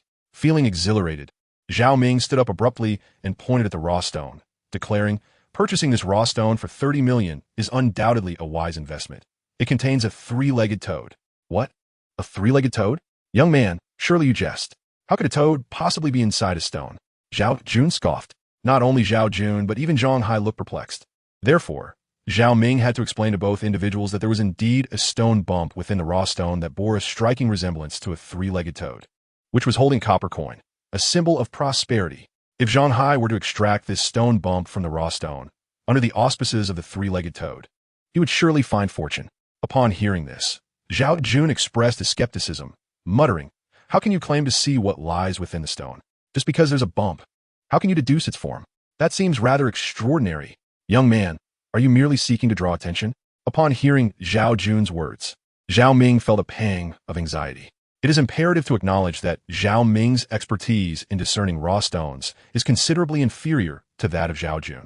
Moreover, in a moment of desperation, Zhao Ming had spoken nonsensically, and any discerning individual could effortlessly discern his deceit. This was especially true for the cunning Zhao Jun and the astute boss Zhang Hai. Very well, young brother, thank you. I have decided against purchasing this raw stone. The golden toad within holds no allure for me, and I do not subscribe to notions of feng shui, boss Zhang Hai stated softly. Upon hearing this, Zhao Ming realized that boss Zhang did not believe his assertions. Losing to Zhao Jun was embarrassing enough, but failing to win boss Yang's favor would jeopardize his chances of securing a partnership for Lu Gang's factory. In a moment of inspiration, Zhao Ming proposed, "How about this? Let's slice open the raw stone now. If it does not contain the three-legged golden toad, I will personally purchase the stone. After all, it is merely 30 million. Having recently won 300 million in the stone gambling competition, I can certainly afford it." Boss Zhang, upon hearing Zhao Ming's suggestion, felt that further refusal would be somewhat inappropriate. Moreover, Zhao Ming's mention of his 300 million winnings rekindled a glimmer of faith in his capabilities. Very well, 30 million is hardly a substantial sum. I might as well buy the stone, boss Zhang conceded, pulling out his phone to make a call. Once connected, a groggy voice on the other end inquired, "Hello, is this boss Zhang? Are you intending to purchase our family heirloom?" "What heirloom? You never mentioned this was your family treasure." Boss Zhang furrowed his brows. "Boss, to be honest, this is indeed our family heirloom. Many years ago, when my great-grandfather was alive, it is said that he dreamt of a golden toad leaping into this raw stone, the toad clutching a copper coin in its mouth. Since that day, this stone has been regarded as our family treasure. If not for my unfortunate business ventures and the substantial losses I have incurred, I would not wish to part with this heirloom." Hearing such mystical tales, boss Zhang furrowed his brow in skepticism, and Zhao Ming could perceive the shift in his expression, causing him to feel a surge of anxiety. Should boss Zhang change his mind, Zhao Ming's plans would be thwarted entirely. Nevertheless, boss Zhang, a man of integrity, ultimately decided to purchase the raw stone. Chapter 19. The Golden Toad with the Copper Coin. Though boss Zhang felt a sense of disbelief, he proceeded with the purchase of the raw stone. When Zhao Ming witnessed boss Zhang's acquisition, a sense of relief washed over him. He then awaited the moment when boss Zhang would have the raw stone dissected. Soon, they arrived at a stone gambling shop, where they requested the proprietor to utilize the stone cutting machinery to open the raw stone. As the cutting commenced, Zhao Ming quietly instructed the worker on how to slice the stone without harming the golden toad inside. In a fleeting moment when the raw stone was cleaved, the worker stood in utter astonishment. "Is this a golden toad?" he exclaimed, for within the freshly cut stone lay a remarkable stone formation resembling a golden toad. Upon witnessing this extraordinary sight, even the initially skeptical Zhang Hai was left in complete admiration of Zhao Ming. "My young friend, you truly possess remarkable insight. How did you discern the presence of this golden toad? Is it possible to perceive what lies beneath the exterior of the raw stone? Such magic." Zhang Hai mat vai. Seeing Zhang Hai's astonishment filled Zhao Ming with a sense of pride. The stone was now fully severed, revealing a captivating tableau composed of flowing white jade and the grayish hue of the golden toad. It was an enchanting sight. Zhang Hai, previously doubtful of Zhao Ming's claims regarding the golden toad and the supposed family heirloom of his friend, was now utterly bewildered by the vivid reality before him. How could it possibly be that a golden toad exists? "Young man, is this stone not a fabrication? Are you conspiring with that individual to deceive boss Hai?" Cao Yun, upon witnessing the real golden toad, felt deflated. He muttered under his breath, yet no one paid him any mind. All eyes were fixated on Zhao Ming. What kind of prodigy must one be to perceive a golden toad within a raw stone? Even experts from the Stone Gambling Association would hesitate to declare the existence of such a creature. Moreover, even if they could vaguely ascertain the shape of the stone formation, they would not possess Zhao Ming's uncanny ability to articulate precisely how to cut it, preserving its form without damage, while also accurately predicting the flowing white jade beneath. Truly, he seemed like a reincarnation of a celestial being. "You are truly remarkable, my young friend. I, Zhang Hai, have never admired anyone before, but today, I must concede to you," Zhang Hai exclaimed, patting Zhao Ming on the shoulder with a smile. At that moment, the owner of the stone gambling venue was drawn over. Eyeing Zhao Ming and then Zhang Hai, he spoke in a low voice, "Boss Hai, Are you considering selling this stone? Before Zhang Hai could respond, the owner continued. Let me present a straightforward offer. 80 million. 80 million was indeed the highest price the owner could afford. Yet the true value of this raw stone far exceeded that sum, at least over 100 million. Thus, Zhang Hai merely smiled slightly and replied, I'm sorry, but I do not intend to sell this raw stone. I wish to keep it for my own enjoyment in my office. The owner of the gambling market was well aware of Zhang Hai's stature. Individuals like him frequently engaged in transactions worth billions, rendering 80 million a trifling matter. Nevertheless, the owner was still eager to acquire the raw stone. With a determined huff, he raised his offer by an additional 20 million. I offer you a price of 100 million. Please consider it. This raw stone is indeed a rare gem. Although it lacks jade or other precious materials, this particular stone is truly invaluable. As the saying goes, gold hold a price, but jade is priceless. I assert that this stone is a true treasure.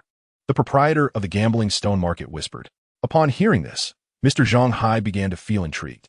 His own business is closely tied to the jewelry industry, as he owns several large chain jewelry companies specializing in buying and selling precious gems. The gambling stone establishment he was visiting is quite substantial, and establishing a business relationship with them would certainly yield profits far beyond a mere 100 million. After careful contemplation, Mr. Zhang finally resolved to speak. I am willing to sell you this stone of the golden toad, but you must understand that its value far exceeds a simple 100 million. I am uncertain whether you intend to resell this stone or retain it as a prized possession in your store. Such considerations are beyond my concern. As a businessman, I speak purely in commercial terms. In the future, I could purchase all the raw stones you acquire, but you must offer me a discounted price, at least lower than the market rate. What do you think, my friend? Upon hearing Mr. Zhang's proposition, the proprietor of the gambling stone market hesitated momentarily. This golden toad represented a one-time transaction, but if Mr. Zhang were to buy all the stones in the future, it would secure his sales. However, if he sold them all at a discount, what profit would he retain? Do bear in mind that our jewelry market sells several 100 million worth of gems each month. My reputation spans the globe. Everyone knows the name of Zhang Hai from the magical city, Mr. Zhang asserted confidently. Finally, the proprietor of the gambling stone market acquiesced. Indeed, Mr. Zhang is a formidable businessman, and any future collaboration that prioritizes his interests would certainly benefit the proprietor. Moreover, partnering with such a prominent figure would enhance his own standing in the industry, eliminating the need to tirelessly seek out sales channels. Very well, Mr. Zhang. You're a shrewd businessman. I shall adhere to your instructions and become your subordinate from this point onward. Please take good care of me. The proprietor chuckled lightly. Mr. Zhang was equally pleased, unexpectedly finding a valuable business partner in what seemed to be just an ordinary stone. Let us dine at the Shark Fin Palace. Zhao Ming, you should join us, and Mr. Zhao Jun, you are welcome to come as well. Mr. Zhang smiled, while he appeared to extend a warm invitation to Zhao Ming. His tone toward Zhao Jun was markedly different, suggesting that he could attend, but was not obliged to do so. Zhao Jun discerned the disparity in boss Zhang Hai's treatment of the two of them, which left him profoundly disheartened.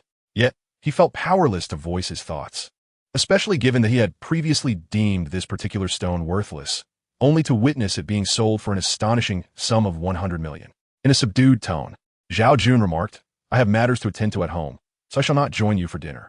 Boss Zhang Hai, please enjoy your meal. Turning to Zhao Ming, he added, may our friendship endure like the verdant mountains and flowing waters, until we meet again. At this juncture, Zhao Jun deliberately emphasized his words, harboring intense resentment towards Zhao Ming, wishing he could rend him to pieces. However, in the presence of boss Zhang Hai, he was compelled to conceal his animosity, allowing it to fester silently within. Consequently, Zhao Ming, boss Zhang Hai, and the proprietor of the stone gambling market proceeded to the Imperial Shark Fin Hotel, where they indulged in a sumptuous meal. Zhao Ming was elated, for he had never before savored such exquisite delicacies. The shark fin was steamed to perfection, melting in the mouth with unparalleled flavor, while even the ordinary bowl of rice was adorned with black sesame and an array of mysterious spices, rendering it an ineffably delightful experience. Upon completing the meal, Zhao Ming was astonished to discover that the bill amounted to over 100,000 yuan, a cost that far exceeded his expectations. As he prepared to depart, Zhao Ming hesitantly approached boss Zhang Hai, stammering, by the way, sir, could you grant me a favor? Boss Zhang Hai appeared to anticipate this request, responding with a jovial demeanor. Little brother, you have been an immense help to me today. What is it you wish to say? I am not at all daunted by your request. Rather, I fear the silence of those who do not speak. as that would leave me indebted to you. Hearing this, Zhao Ming felt a surge of hope. It seemed there was a chance for his endeavor. I would like to request your collaboration with Lu Gang's factory. His establishment specializes in the processing of jade and stone artifacts, and I assure you, he can offer you the most competitive prices. If you agree to work with Lu Gang's factory, I will be content, Zhao Ming articulated earnestly. Oh, I had intended to share some profits with you. So, you would rather forego profit in favor of my partnership with Lu Gang's factory, is that correct? Babao Zhai inquired, astonished. Zhao Ming nodded affirmatively, whispering, yes, Lu Gang is a dear friend of mine. I hope he can shed the stigma of being a wastrel and build a significant enterprise of his own. Should his factory falter in any way, you may terminate the collaboration immediately. However, I implore you to grant him this opportunity. Upon hearing this, Zhang Hai was genuinely moved by Zhao Ming's selflessness. He had not encountered someone so considerate of their friends in a long time. Despite his stature as a prominent businessman, those around him often flattered him, and few dared to express their true feelings in his presence. When Zhang Hai mentioned conditions, Zhao Ming's heart raced with anxiety. Very well, you may speak. I shall do my utmost to comply. Chapter 20. Becoming friends with Zhang Hai. Observing Zhao Ming's anxious expression, Zhang Hai could not suppress a smile. Little brother, you need not worry. I have no intention of making things difficult for you. I merely wish to forge a friendship. Upon hearing this, Zhao Ming experienced a moment of clarity, realizing he had misunderstood Zhang Hai. It is indeed my honor to befriend you, Boss Zhang. How could I possibly refuse? He exclaimed with a hearty laugh, which prompted Zhang Hai to chuckle in response.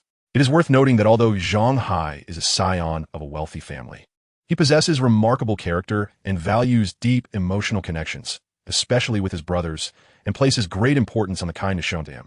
Following the incident involving the stone gambling, Zhao Ming had become a cherished brother in Zhang Hai's eyes, a relationship that would significantly aid Zhao Ming's future endeavors, though that is a tale for another time. At present, Zhao Ming remained unaware of how his path would unfold. Upon returning to the East City, Zhao Ming entrusted all his funds to Lu Gang, encouraging him to embark on a business venture.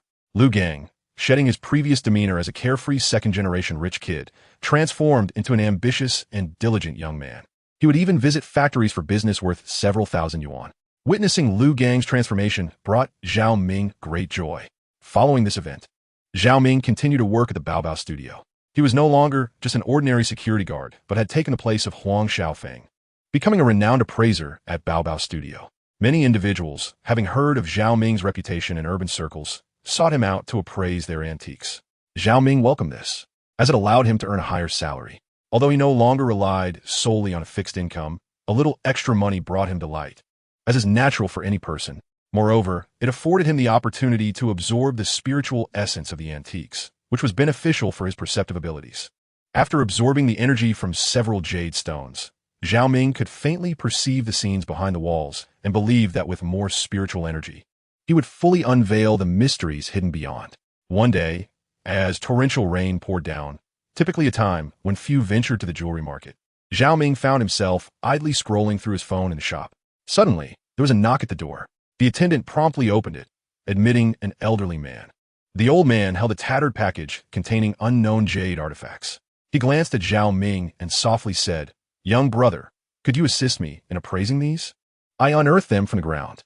Upon hearing the phrase, "unearthed from the ground," Zhao Ming's heart sank. It is a well-known saying in the antique market, implying that the items were likely of tomb-raiding origin. The old man, seemingly unremarkable, turned out to be a grave robber. All right, esteemed elder, please remain calm. I shall assist you with the appraisal shortly." Zhao Ming responded hastily, noticing the elder's expertise. He quickly asked the attendant to help the old man to a resting place. Despite his age, the elder was robust and did not require assistance, choosing to settle down on his own. As he rested, the elder inquired, as a young man, "Can you discern the era of these antiquities? By the way, where has your previous appraiser, Huang Shaofeng, gone? I have not seen him around lately." Upon hearing these words, Zhao Ming felt a twinge of displeasure within, yet he concealed it and continued to assist the esteemed elder in the appraisal. As he unwrapped the cloth bundle, an overwhelming surge of spiritual energy enveloped him, so potent that it seemed almost tangible. Astonished, Zhao Ming found himself momentarily at a loss for words. Could the power of this antique be so formidable? Like a gourmet encountering a sumptuous feast, he began to absorb the energy with fervor. Once he had absorbed the essence, Zhao Ming opened his eyes and gazed at the ancient jade, contemplating how much he should offer the venerable elder. However, as he pondered, an extraordinary vision unfolded before him. He beheld a regal figure, a king, who held fragments of a jade. No, it was not merely fragments. At that time, it was a complete jade disc. The king summoned his most cherished concubine to his side, embracing her and bestowing the jade disc upon her as a gift. The concubine, filled with joy, basked in the king's affection. Yet this bliss was fleeting, for she soon succumbed to illness, leaving the king heartbroken. In his sorrow, he adorned her lifeless body with a jade disc and a set of golden ornaments for her eternal rest. Witnessing this, Zhao Ming felt a swell of sadness. Both the king and the concubine were deeply sentimental, and the abrupt loss of the concubine would surely lead to the king's own demise at a young age. Indeed, not long after, the king departed from this world, insisting on being buried alongside his beloved. However, due to the constraints of ceremonial protocols, he was ultimately interred in the royal mausoleum. As this poignant tableau concluded, Zhao Ming was astonished. Could this bizarre vision be a manifestation of his newfound ability? Could he truly perceive the epochs that these antiques had traversed? Such a phenomenon was utterly unfathomable.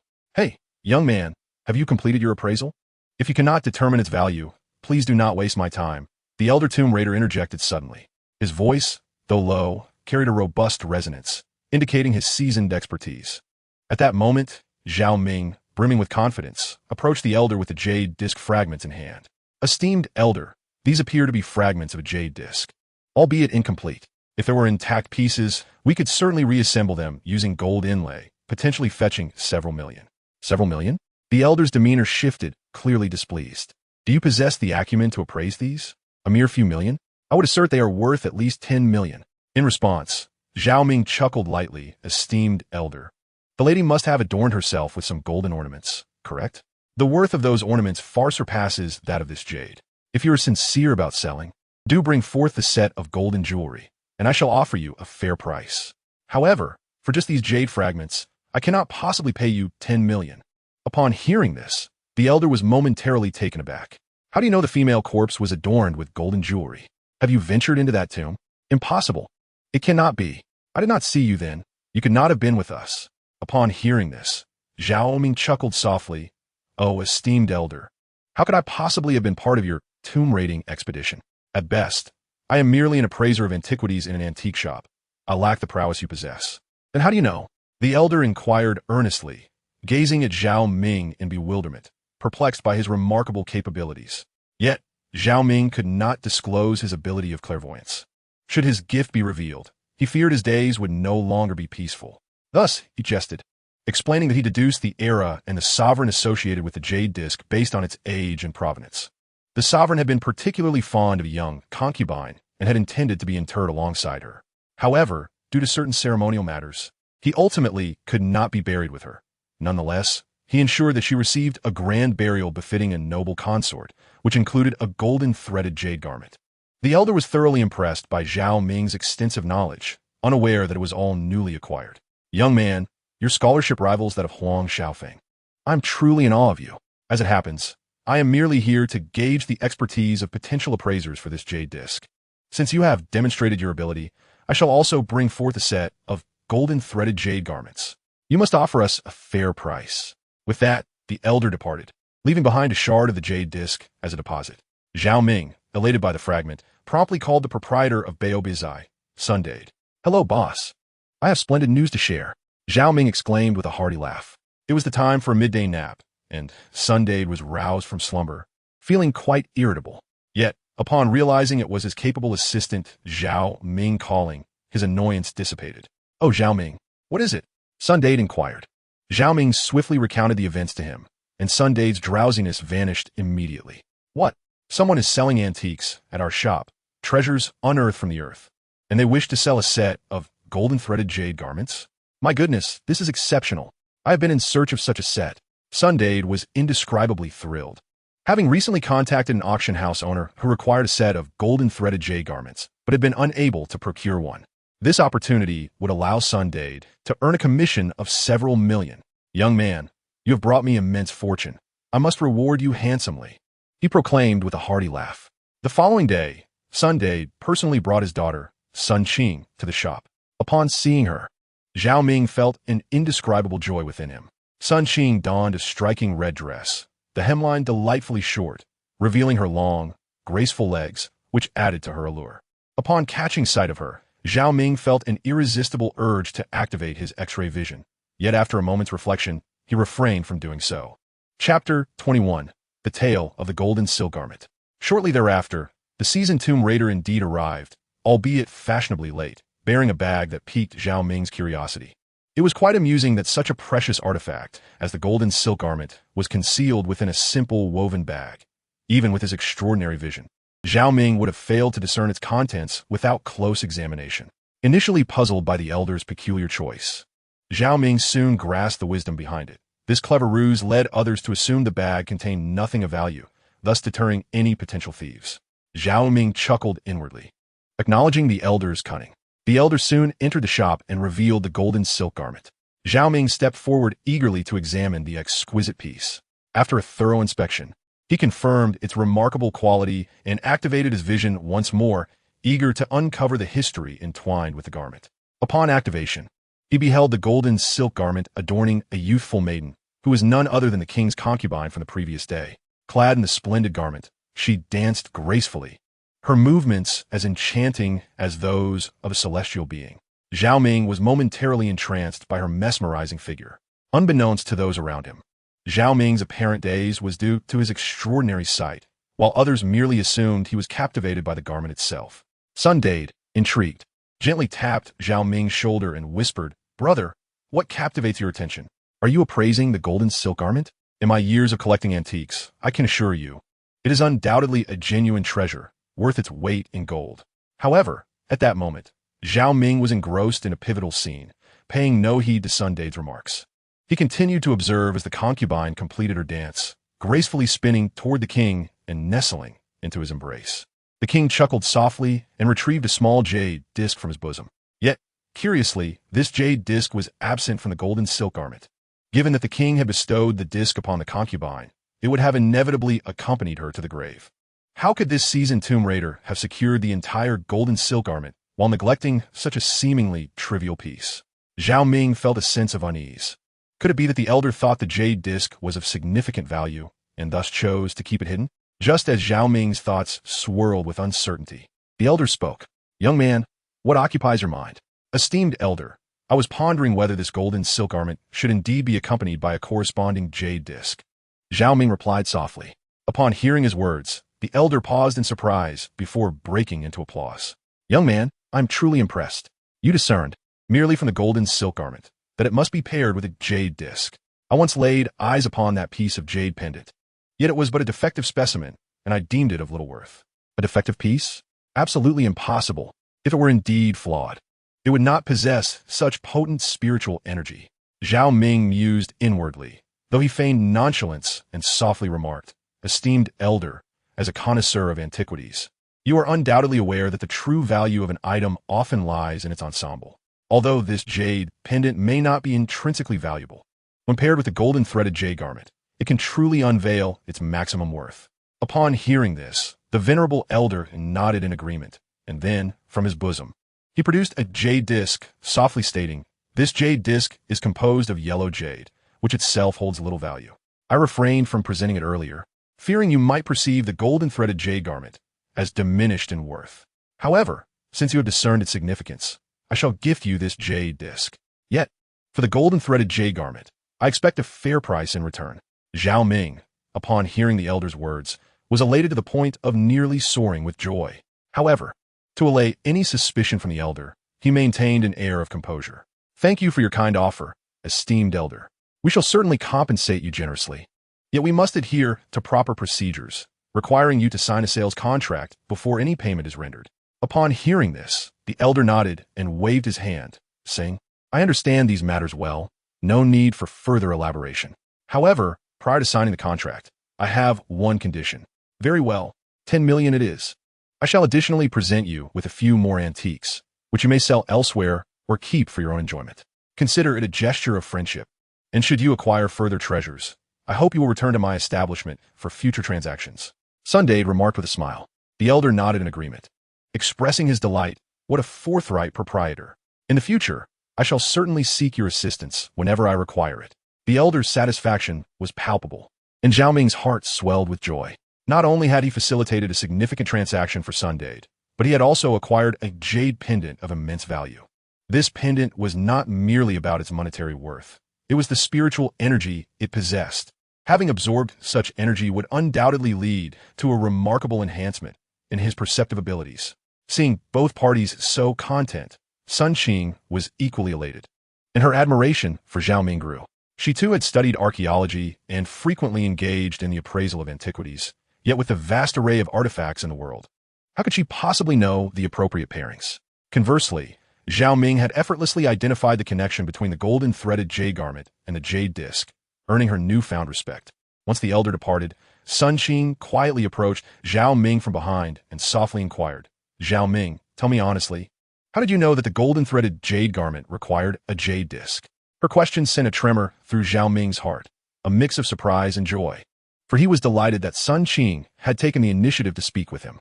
"A few weeks ago, I was merely a humble security guard at Babao Zhai, and the esteemed Sun Qing would hardly spare me a glance, let alone engage in conversation. Yet now, she has taken the initiative to speak with me, even seeking my insight on the subject of antiques. However, this request has left Zhao Ming in a quandary. Sun Qing is well-versed in the field, and I cannot deceive her. Regrettably, my knowledge of antiques is quite superficial, and while I have brushed up on stone gambling, I am largely uninformed about the intricacies of antiques. What should I do?" In a moment of inspiration, Zhao Ming concocted a clever plan. "Sun Qing, please hold on for a moment. I must make a quick trip to the restroom. Once I return, I will explain how I discern that the jade disc is meant to accompany the golden threaded jade garment. By the way, this jade disc is not particularly valuable. Would you be so kind as to gift it to me?" Zhao Ming whispered. As the saying goes, one has urgent needs. And upon hearing Zhao Ming's intention to visit the restroom, how could Sun Qing deny him? She quickly waved her hand and gently replied, "Of course, go ahead. Don't hold it in. This jade pendant was discovered by you. Had you not found it, we would not have it in our possession. I shall gift it to you." With that, Sun Qing removed the jade pendant from the golden threaded jade garment and placed it in Zhao Ming's palm. Ecstatic to have acquired the pendant, Zhao Ming hurried to the restroom. Once inside, he began to absorb the pendant's spiritual essence. The energy emanating from the jade was abundant, leaving Zhao Ming nearly overwhelmed. Time slipped away, and after what felt like an eternity, he had completely absorbed the pendant's spirit. Gazing at the jade piece, he could not resist activating his clairvoyant ability. The moment his ability was unleashed, Zhao Ming gasped in astonishment, for he found himself within a grand palace. At that moment, a figure resembling a eunuch approached, cradling a jade pendant, and softly proclaimed, "Your Majesty, the jade pendant you requested is ready. The outer layer is made of yellow jade, while the interior is of the finest mutton-fat blood jade." Blood jade. At the mere mention of these words, Zhao Ming's heart quivered. Blood jade is among the most precious and rarest of all jades. It is said that blood jade is an ancient form of jade buried alongside a corpse. The adage goes, humans nurture jade, and jade nurtures humans. The corpse and jade nourish one another. The jade pendant ensures the body does not decay, while the essence within the body seeps into the jade, gradually transforming mutton fat, white jade, into blood jade. With this revelation, Zhao Ming's confusion dissipated. No wonder the yellow jade appeared unremarkable, yet possessed such powerful energy. It was enveloping a piece of blood jade. Just then, the sovereign spoke. "This jade pendant shall be fashioned into a necklace for Romer. Can it be adorned with the golden threaded jade garment?" A necklace? It turns out this jade was not merely a pendant, but rather a necklace. Chapter 22, A Gift for Sun Qing. The sovereign adorned his favored concubine with a jade pendant, perfectly sized for a delicate frame. Upon receiving this precious gift, the young woman was overwhelmed with emotion, tears brimming in her eyes. The monarch discreetly confided in her that, due to the queen's influence, he could not present her with a blood jade directly. Instead, he concealed the treasured gem within an ordinary piece of yellow jade, hoping she would not disdain it. This blood jade was said to possess the power to enhance beauty and prolong life. However, Zhao Ming found it peculiar that despite possessing such a life-extending gem, the concubine met an untimely demise before reaching the age of 20. Curiosity piqued, Zhao Ming activated his perceptive abilities, witnessing the concubine flaunting the jade pendant, which ultimately drew the queen's attention. In a sinister turn of events, the queen ordered poison to be administered to the young woman's food, leading to her tragic end. This revelation struck Zhao Ming with a chilling realization of the treachery that lurked within the palace walls. Thankfully, his Sun Qing was a pure and kind-hearted girl, untouched by such malevolence. Emerging from the restroom, Sun Qing had been waiting impatiently. Upon seeing Zhao Ming, she expressed her irritation, questioning his prolonged absence. "Were you unwell?" she teased. Zhao Ming chuckled, explaining, "Not at all, I was merely pondering the jade pendant and the golden thread burial garment." At the mention of the latter, Sun Qing's curiosity piqued, and she eagerly pressed for details. Nodding, Zhao Ming whispered, "You see, this jade piece is not merely a pendant. It is in fact a charm." Startled, Sun Qing pondered the implications. If it is a charm, isn't it rather large? Nonetheless, she held faith in Zhao Ming's words, especially since even seasoned tomb raiders revered him. After a moment's hesitation, she voiced her concern. "Isn't this charm a tad too big?" "Indeed, it is rather sizable because it consists of not one, but two pieces," Zhao Ming clarified softly. "Two? What do you mean?" Sun Qing was perplexed. "How could it be two when it appears to be one?" With a knowing smile, Zhao Ming suggested, "Find a place with X-ray capabilities and capture an image of the pendant. Then all will be revealed." Unsure yet intrigued, Sun Qing agreed and led Zhao Ming to a private hospital she was familiar with. After much persuasion, the doctor reluctantly agreed to take an X-ray of the small jade piece. Shortly thereafter, the X-ray results emerged, revealing that the pendant indeed possessed a dual-layered structure. The outer layer was a common yellow jade, but within lay an exquisite piece of what appeared to be mutton-fat white jade of exceptional quality. "Oh my goodness, Zhao Ming.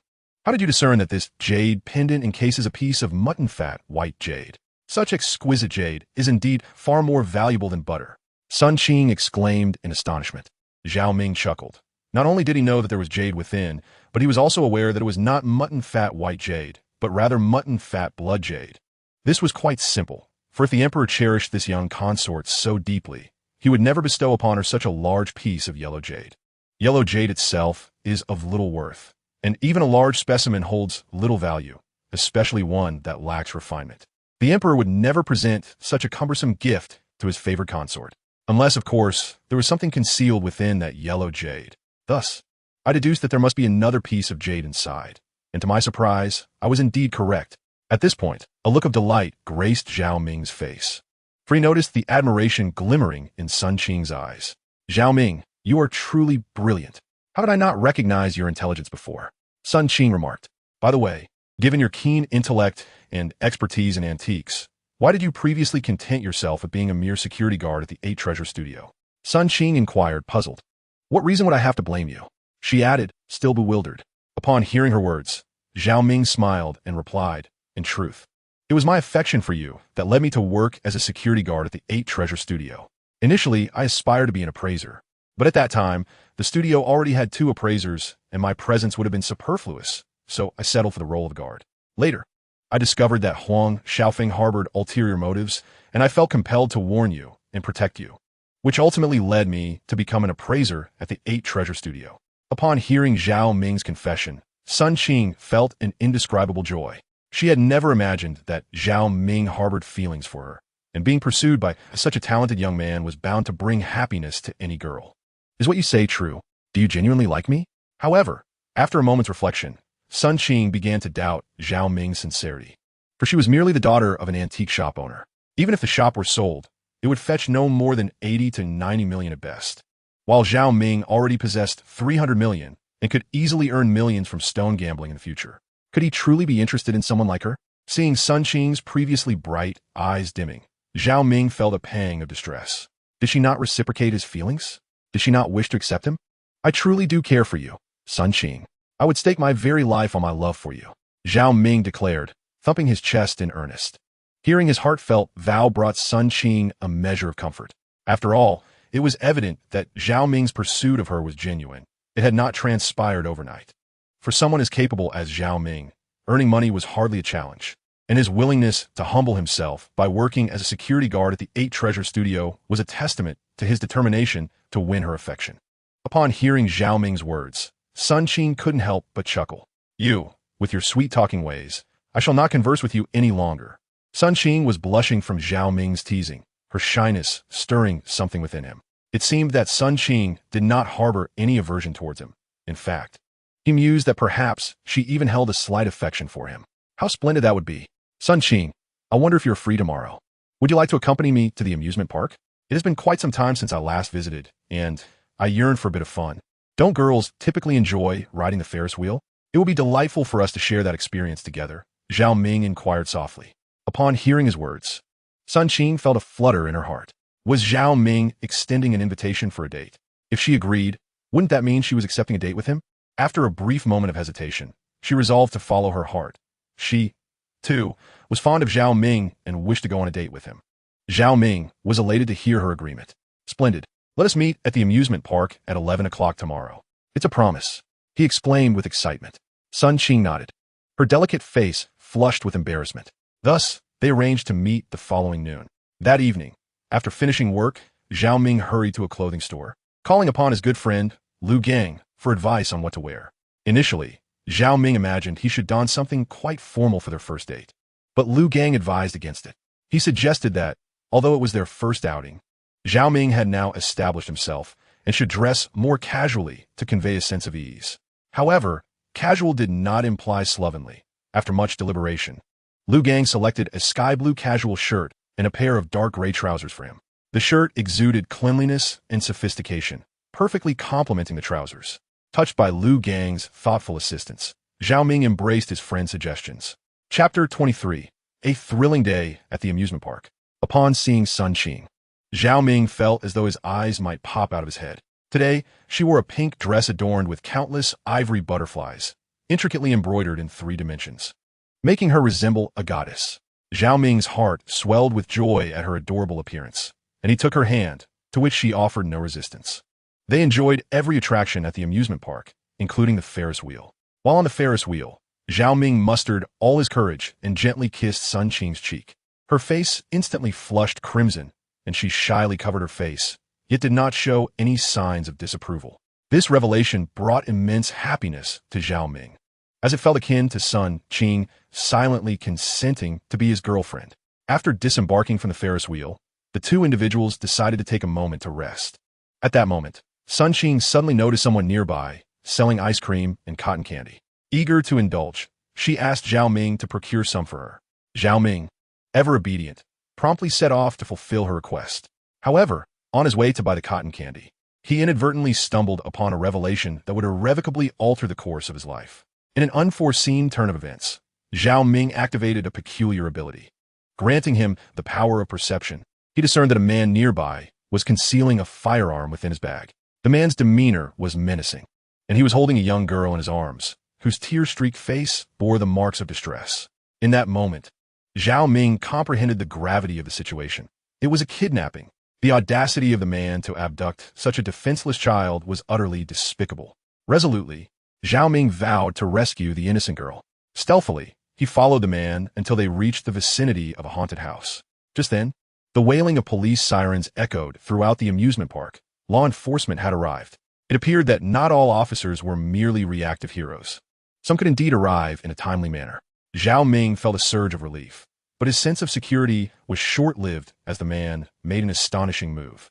He reached into his bag and brandished the gun. With a deafening crack, the man fired his first shot. The crowd was paralyzed with shock. They had never encountered such a scenario and were at a loss for how to respond. Zhao Ming, too, was momentarily stunned, uncertain of his next course of action.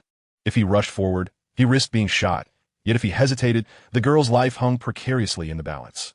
In that moment of indecision, another unexpected event transpired. A man beside Zhao Ming suddenly charged forward. He was an undercover officer who had been tracking the armed suspect for quite some time. This gunman was notorious for abducting young girls and had a lengthy criminal record at the police station. Consequently, the authorities had established a specialized task force to apprehend him. "Back off. If you come any closer, I will harm this girl," the man blustered, panic evident in his voice as he tightened his grip around the child's neck with one hand while aiming the gun at her temple with the other. As it became apparent that he was poised to pull the trigger, the police halted their advance. All right, I won't approach, but you must not act recklessly. If you take that child's life, you will face dire consequences." Upon hearing this, the onlookers in the amusement park began to murmur, vocally condemning the man. Even if one found themselves in dire straits, it was unconscionable to inflict harm upon the innocent. Indeed, kidnapping a child does not make you a hero.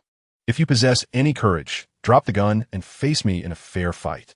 Upon hearing the words of the crowd, the man let out a cold laugh and exclaimed, "You all are so adept at uttering sweet words.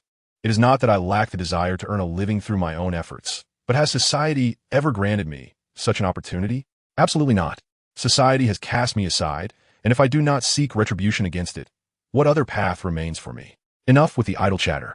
Prepare a vehicle for me immediately, or I shall take the life of this young girl, and then end my own." At this declaration, the undercover officer hesitated for a moment. What should he do? Should he provide this criminal with a vehicle? Yet, this individual was a dangerous felon. If he were to escape, he would undoubtedly commit further crimes. Moreover, this operation had required substantial manpower, resources, and effort to execute. And capturing him again would certainly prove more challenging. What to do, indeed? Just as the undercover officer grappled with his turmoil, Zhao Ming suddenly spoke up. "Have you considered your ailing mother lying in a hospital bed?" Zhao Ming admonished sternly. How could Zhao Ming possibly know such details? Earlier, he had activated his perceptive abilities and discovered a small pendant hanging from the criminal's waist. This jade pendant, though an antique, had not been passed down through many generations. However, due to its antiquity, it allowed Zhao Ming to glimpse fragments of the criminal's past. He saw that when the criminal was very young, his father abandoned the family. The criminal's mother, gravely ill, was unable to work and earn a living. Consequently, the criminal dropped out of school at an early age. Without an education, he found it exceedingly difficult to secure employment and resorted to scavenging for refuse to barely make ends meet. Thus, he lived a life of hardship. Yet the bond between mother and son provided a semblance of warmth. However, fate dealt a cruel hand, as the criminal's mother fell seriously ill and required substantial funds for treatment. Suffering from uremia, she needed long-term dialysis, and the meager earnings from scavenging were woefully insufficient. Desperate to cover his mother's medical expenses, the criminal began seeking loans, but as the saying goes, the poor are ignored in the bustling city, while the rich have distant relatives in the mountains. Over the years, due to his mother's illness and his father's departure, the criminal's relatives had severed ties with him, and no one was willing to lend him even a penny. Upon realizing this, Zhao Ming felt a pang of sympathy. The criminal had indeed turned to trafficking young girls out of desperation to care for his ailing mother. Just as the criminal had stated, he had been abandoned at a tender age, not only by his father, but by society itself, which had failed to fulfill its duty of care and had thus nurtured a heartless trafficker.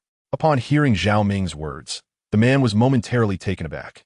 After several seconds, he finally regained his senses and asked, "Who are you, and how do you know about my family? I once shared a hospital with your mother and witnessed your tender care for her in the ward. Your mother was an extraordinarily kind soul, one who would hesitate to harm even the smallest creature. If she were aware of her son's reprehensible actions, it would undoubtedly sadden her deeply." Zhao Ming had no choice but to fabricate a lie. However, his deception seemed insufficient to fool the man before him. The man furrowed his brow and rebuked sharply, "Do not deceive me. My mother resides in a ward designated for patients suffering from uremia. While you appear quite healthy, no, more than healthy, you seem vibrant. How could you have cared for her?" Despite the malicious undertone of the assailant's voice, a flicker of softness appeared on his face at the mention of mother. It seemed that this emotional connection was the criminal's Achilles heel. At that moment, the undercover officer regarded Zhao Ming with astonishment, uncertain of his origins. Nevertheless, Zhao Ming's words evidently struck a chord. The officer discreetly glanced at Zhao Ming and whispered, "Continue speaking. If you can persuade this criminal to surrender, I can recommend you for a first-class merit." Zhao Ming held little regard for such accolades.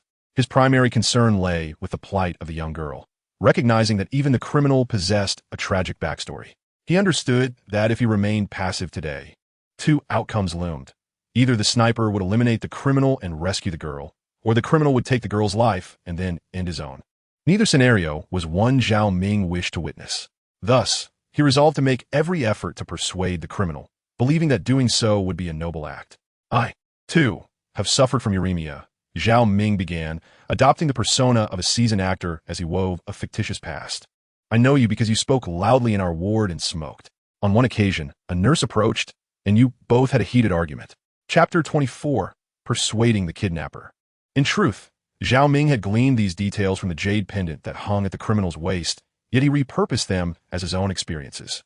Upon hearing Zhao Ming's words, the kidnapper seemed to vaguely recall such an incident and nodded in acknowledgement. "Even if you know me, what does that prove? Do not attempt to persuade me further, or I shall take your life as well." Despite the malevolence in the robber's threats, Zhao Ming felt no trepidation. Through his perceptive abilities, he discerned that the criminal's firearm was devoid of ammunition. The weapon was merely a facade. In that moment, Zhao Ming could have charged at the criminal, as the lack of bullets would have leveled the playing field in a physical confrontation. However, such an action would negate the possibility of the criminal voluntarily surrendering. Given the criminal's pitiful background, Zhao Ming aspired to touch his heart, encouraging him to turn himself in and seek a lesser punishment. Thus, Zhao Ming continued, "I wish to remind you not to forget what your mother desired for you. Do you recall the words she spoke when she entrusted you with that jade pendant? She did not wish for you to become a paragon among men or to possess great wealth. Her only desire was for you to have a clear conscience and to contribute to society. Reflect upon your current actions. Do they align with this principle? Are they truly beneficial to society?" Upon hearing Zhao Ming's words, the kidnapper was taken aback. "How do you know what my mother said? There was no one else present when she spoke those words. It is impossible for you to know." Zhao Ming felt a moment of unease, realizing he had inadvertently revealed too much in his fervor. Nevertheless, Zhao Ming's capacity for deception was remarkable. He replied calmly, "Your mother mentioned it during a casual conversation. After all, we shared a hospital room, and she often spoke of matters concerning you. She loves you dearly, and you must not disappoint her." The mention of his mother stirred a pang of sorrow within the kidnapper. He never intended to become a criminal. The harsh realities of life had compelled him into this path. Observing the shift in the kidnapper's demeanor, Zhao Ming felt a surge of hope. His persuasion seemed to be bearing fruit. He pressed on. "Imagine if your mother were to learn of your current actions. How would she feel? You're using the money from kidnapping a girl to pay for her medical treatment. Do you not find this tainted? If your mother were to discover the source of this money, would she be pleased? Would she wish to use it for her own health?" At last, the kidnapper began to crumble, tears welling in his eyes as he murmured, "Did I truly wish for this? Do I not empathize with these children? But who will show me compassion? Without money, must I stand by and watch my elderly mother perish?" Recognizing the fracture in the kidnapper's resolve, Zhao Ming seized the moment. "Fear not, I could provide a sum of money. However, you must sell me that family heirloom jade pendant." He paused, observing the kidnapper's unchanged expression before continuing. "To be candid, I am an appraiser at Babao Antique Shop, and I can offer you 1 million for that pendant. With that amount, you could afford your mother's kidney transplant, and you would no longer need to continue down this dark path. You could peacefully turn yourself in to the authorities." Hearing this, the kidnapper felt a weight lift from his shoulders. "You are right. I have wronged my mother, and I cannot face her again. I shall accept my fate in prison." He hesitated momentarily, a look of conflict crossing his face. "However, my mother still requires care. I will entrust this pendant to you. I would rather sell it for 600,000, as that is the amount needed for her transplant. The remaining 400,000 shall be regarded as your assistance in caring for my mother." With that, the kidnapper abruptly tore the jade pendant from his grasp and tossed it to Zhao Ming. He then pushed the little girl out, delivering her into the arms of the police. The child trembled in terror, prompting the officers to hurriedly shield her behind them. Subsequently, the kidnapper discarded the handgun he held and addressed the police. "Arrest me if you must, but I have some words to share with that young man. Rest assured, I shall not flee." The police, moved by the bond between Zhao Ming and the kidnapper, refrained from protest, merely placing handcuffs on the assailant and allowing him to speak quietly with Zhao Ming. The kidnapper relayed a bank card number to Zhao Ming and divulged the password. Though the sum was modest, barely amounting to 10,000, it was entirely legitimate, sourced from honest means. The kidnapper wished for Zhao Ming to use this clean money to secure a kidney transplant for his mother. Zhao Ming assented.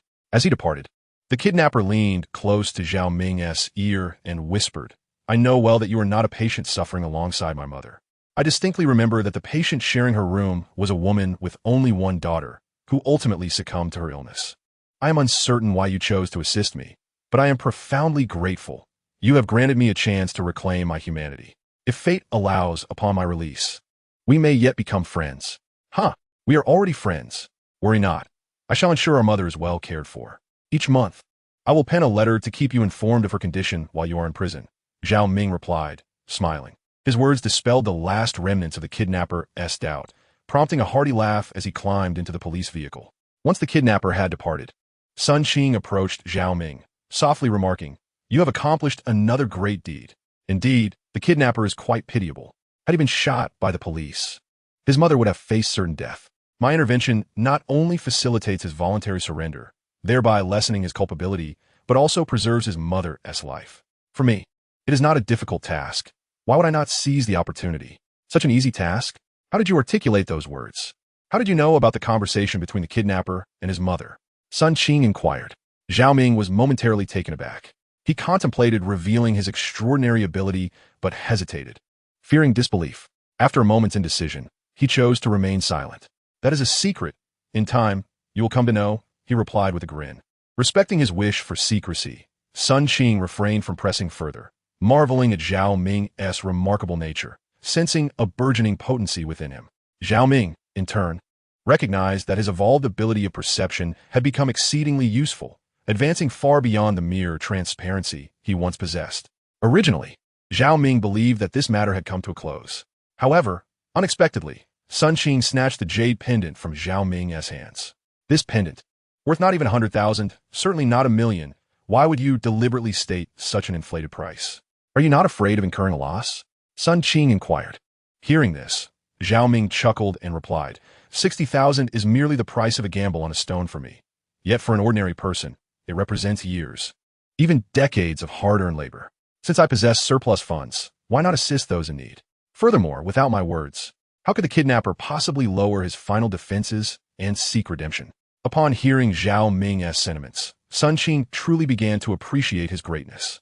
She had initially thought that Zhao Ming was merely intelligent and knowledgeable, yet she discovered that he was also remarkably kind-hearted and noble. For the sake of a complete stranger, even a kidnapper, he was willing to pay 1,000,000 to extend a helping hand. No, I cannot agree to this, Sun Qing murmured. Zhao Ming was taken aback, unsure of her meaning. Sun Qing, being a kind-hearted girl, should not oppose him aiding the kidnapper's mother in receiving a kidney transplant. However, she quickly continued, a good deed cannot solely rest on your shoulders. I shall contribute 30,000. The total cost for the transplant 60,000.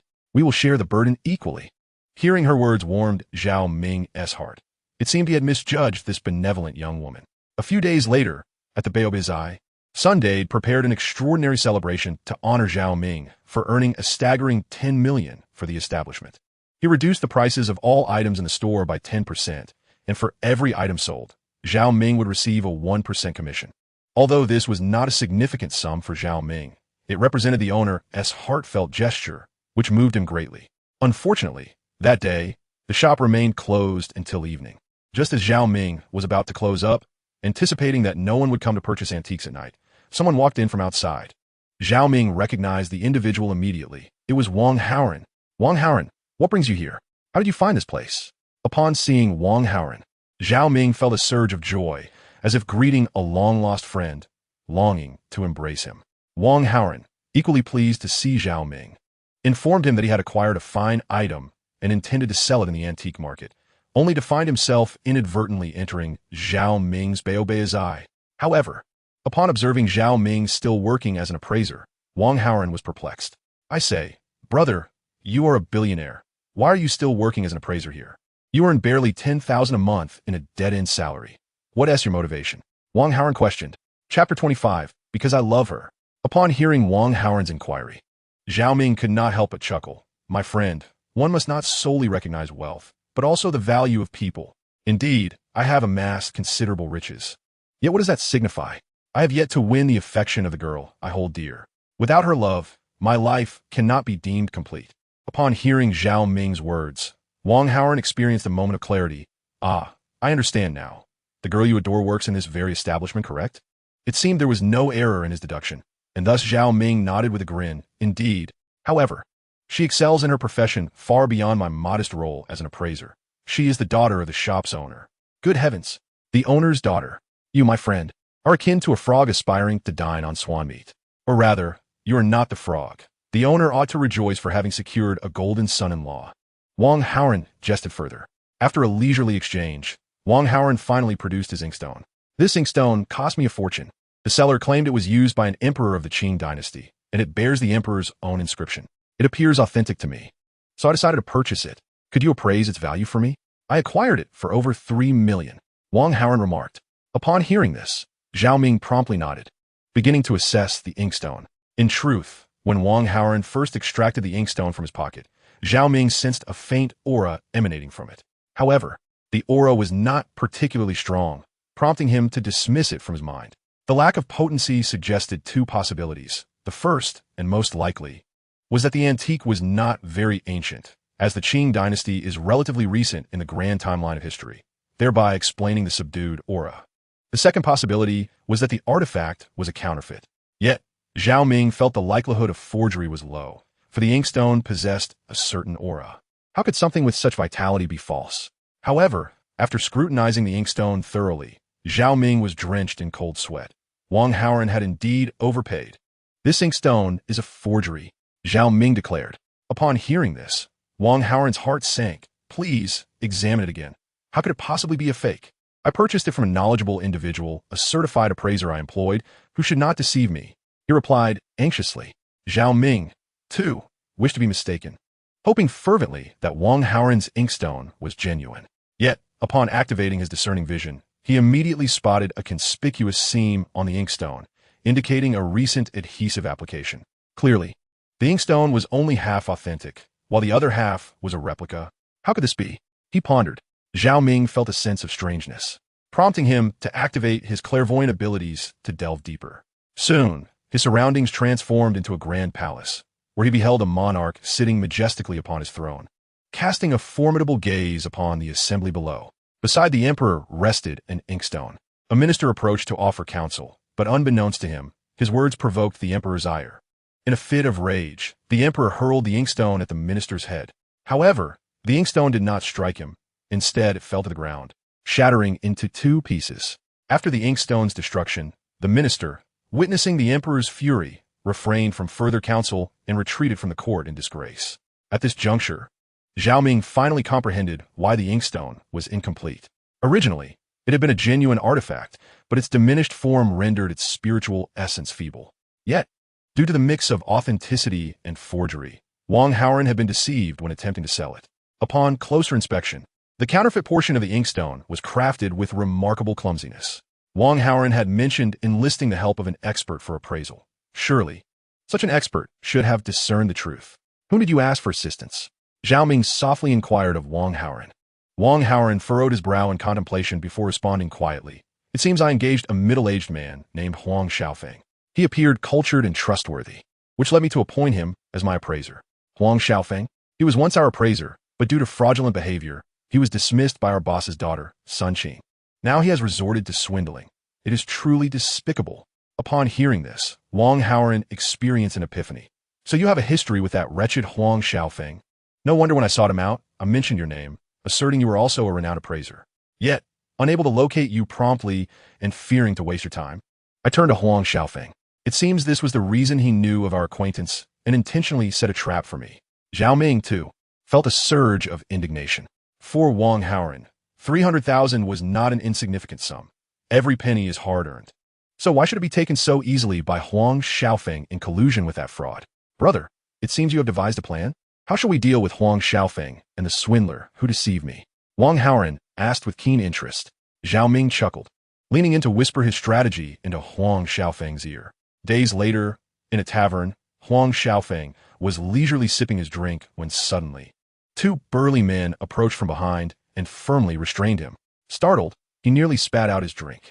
Gazing at Huang Shaofeng, he plastered a sycophantic smile across his face. Ah, isn't this Boss Huang? What wind has brought you here? What business do you have with me? Witnessing Huang Shaofeng's obsequious demeanor made Huang Shaofeng feel a wave of nausea. However, he continued to feign a demeanor of great anger, exclaiming loudly, "You scoundrel! The inkstone I previously sought your appraisal for.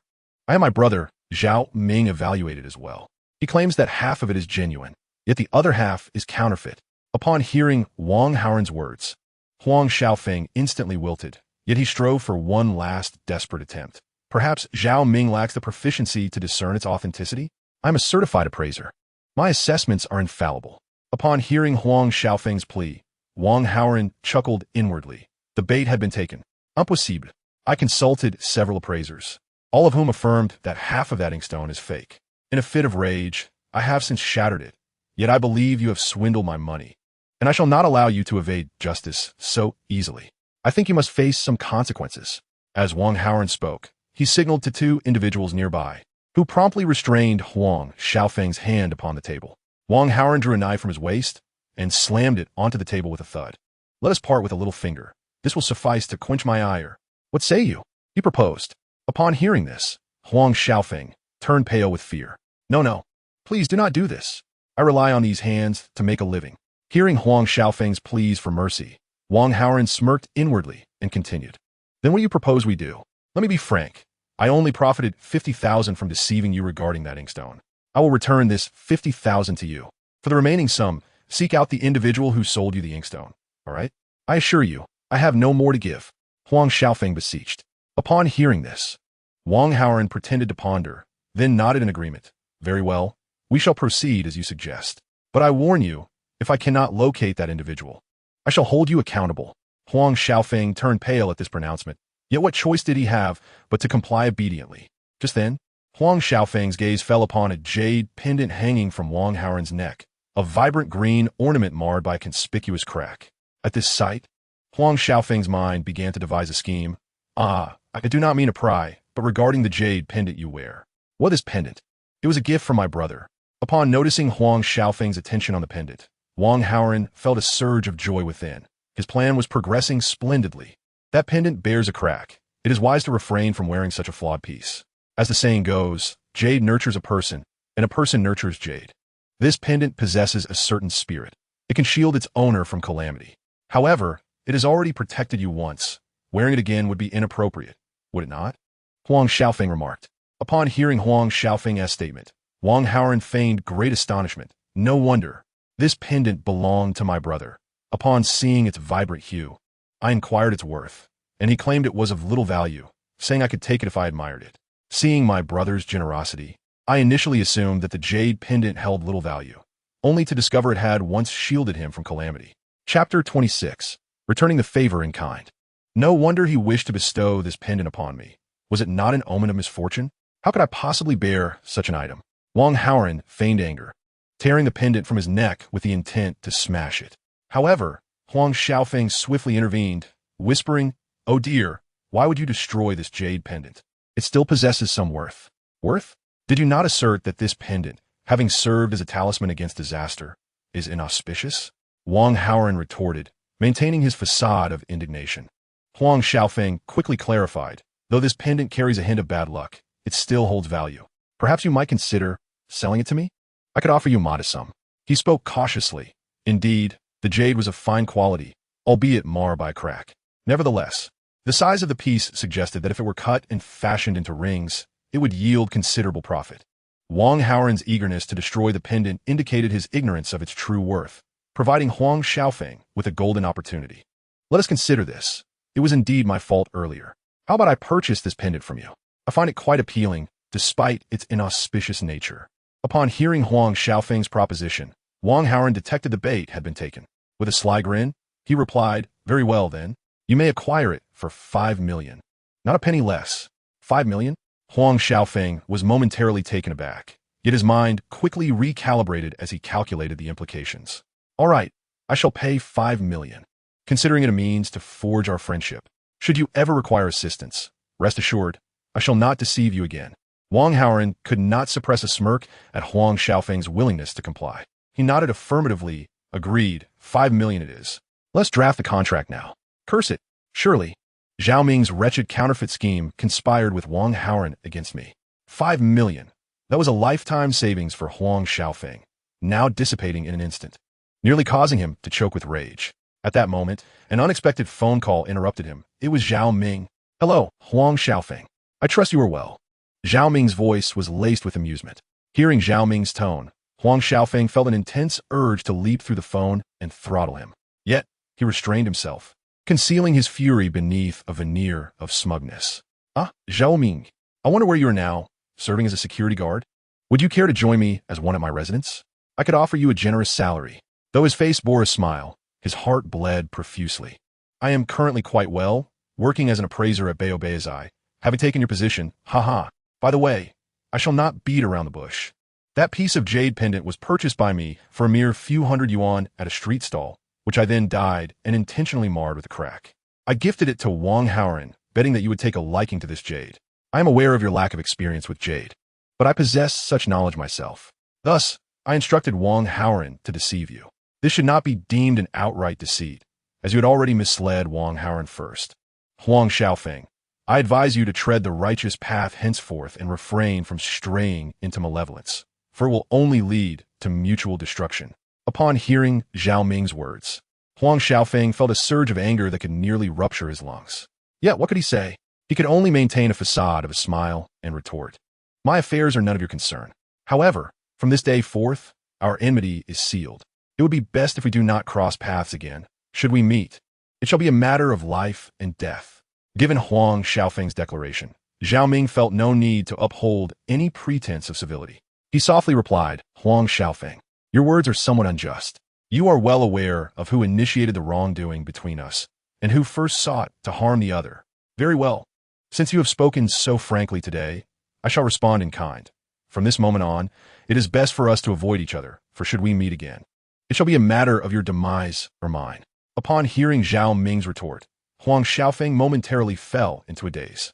Once in his memory, Zhao Ming was merely a lowly security guard, someone he could command at will. Yet now, Zhao Ming had soared to great heights, transforming from a mere guard into a resplendent phoenix, a golden dragon in the clouds. What could have prompted such a profound change in Zhao Ming? Huang Shaofeng was uncertain. He only knew that he could no longer underestimate Zhao Ming in this lifetime. Very well, now that the air is clear, I fear you not. Let us see how this unfolds. Huang Shaofeng bellowed before terminating the call. His roar nearly deafened Zhao Ming, who rubbed his ears and remarked, it appears Huang Shaofeng is genuinely enraged this time. It's no wonder, considering Wang Haoren has swindled him out of 5,500,000. He has likely laid bare the very foundation of his family's wealth. Hearing this, Wang Haoren chuckled. Serve him right. He was the one who wronged me first. Indeed, one should never engage in malevolence, for such misdeeds are bound to be uncovered and punished by those more knowledgeable in the field, Zhao Ming murmured.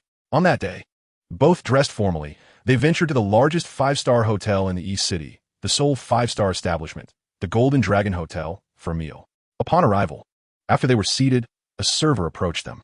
It must be said that the service at the Golden Dragon Hotel is unparalleled throughout the East City, with each attendant more stunning than the last.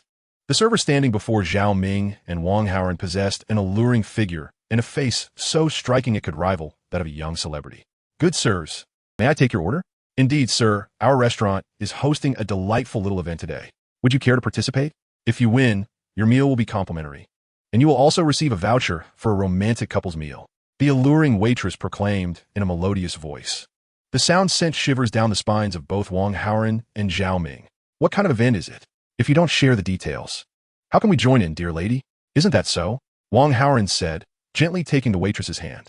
She appeared unfazed by his advances, playfully leaning against him and engaging in flirtation. Oh, sir, this is a memory challenge. We have 10 cups, and one of them contains a dice. We will spin the 10 cups a total of 100 times, and at the end, whoever can identify the cup with the dice wins. It may be a tad challenging, but our couple's meal is valued at 100,000 yuan, filled with exquisite ingredients that enhance beauty. Many ladies adore it. The young waitress teased. Upon hearing this, Wang Haoren remained indifferent, yet Zhao Ming was intrigued. Was this competition not tailor-made for him? I wish to register. Where do I sign up? Zhao Ming inquired. Upon learning of Zhao Ming's intention to participate, Wang Haoren's interest piqued as well. Very well, I shall join too. I cannot let my brother face this challenge alone. With a grin, Wang Haoren added, all right, let us compete together. But remember, if you are eliminated in the first round, you must treat me to a meal. Isn't it my treat already? How could I possibly let you pay? Fear not, my memory and observation skills are unparalleled. Wang Haoren boasted. Thus, the two of them registered and were swiftly led to a competition stage.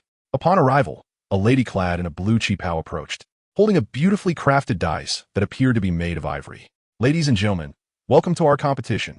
This contest consists of 2 steps. First, selecting the cup that contains the dice among the 10. Second, identifying the cup among 100.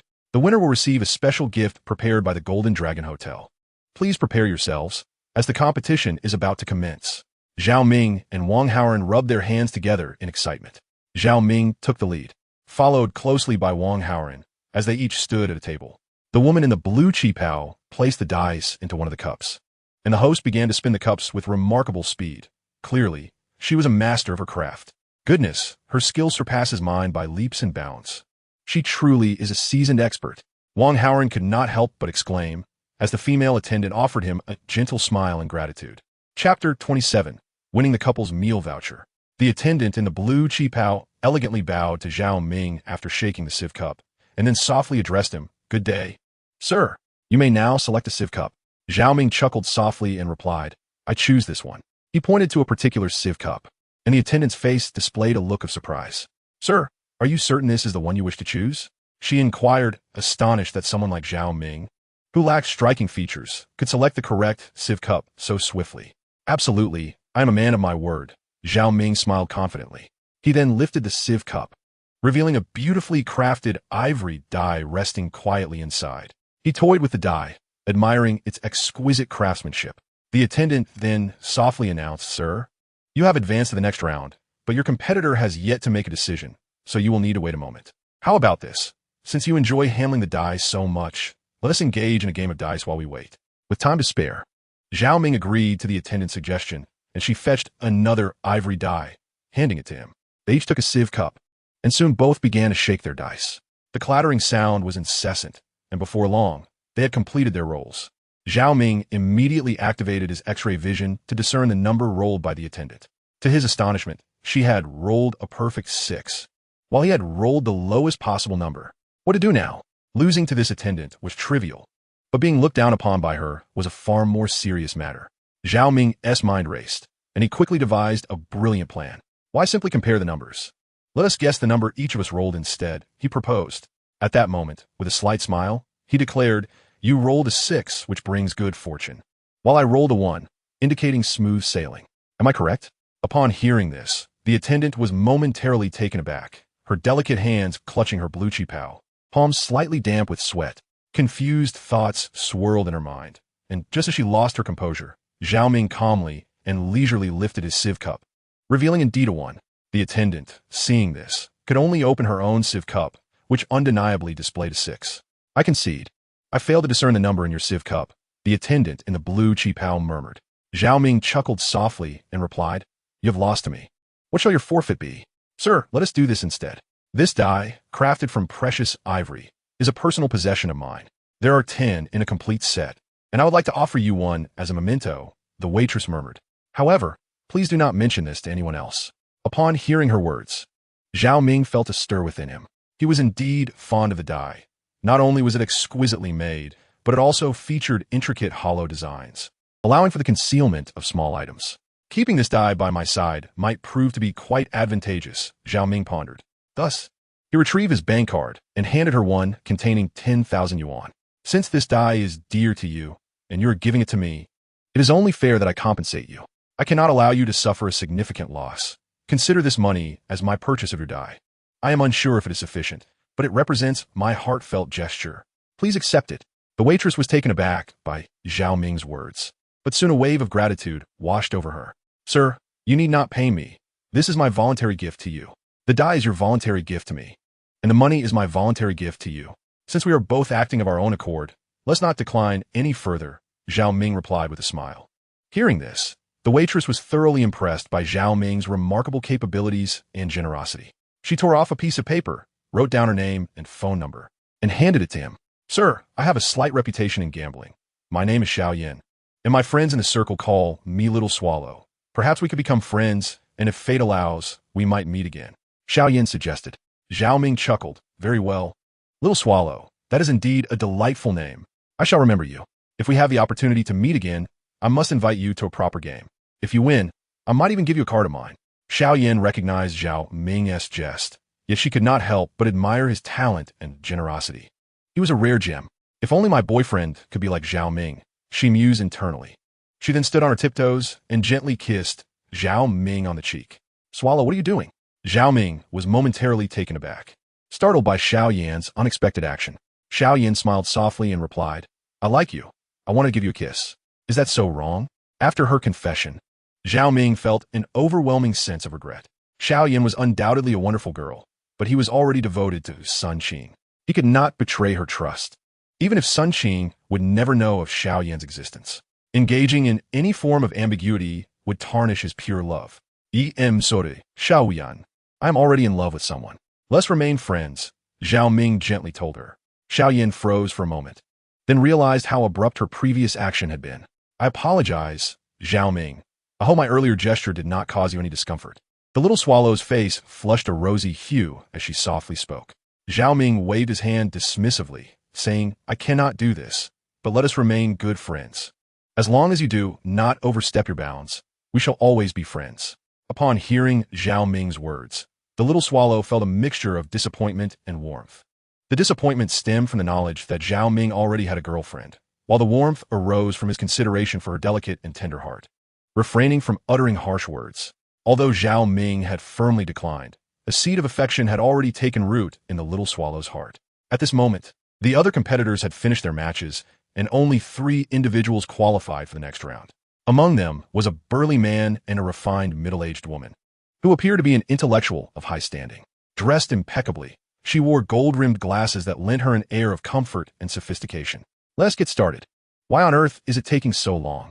The burly man could hardly contain his eagerness to begin, while the cultured woman remained unhurried, exuding an aura of grace and poise that was pleasant to behold. Zhao Ming was nearly certain that this elegant woman would be his greatest rival, while the burly man seemed merely fortunate to have guessed correctly in the first round. Sure enough, shortly after the competition commenced, the burly man lost his composure, exclaiming, What is this? This isn't a competition for people. Damn it, I'm out of here. I'm getting dizzy just watching this. Hearing this, Zhao Ming couldn't help but chuckle internally. If this was a competition for people, then who were the participants? Did that mean the burly man was inadvertently insulting himself as well? Meanwhile, the woman with the gold-rimmed glasses was meticulously observing the 100 cups, occasionally murmuring numbers that likely pertained to their positions, interspersed with some English phrases that Zhao Ming found difficult to comprehend, perhaps to keep her thoughts concealed from him. It seemed that this woman possessed considerable skill, not to be underestimated, Zhao Ming mused.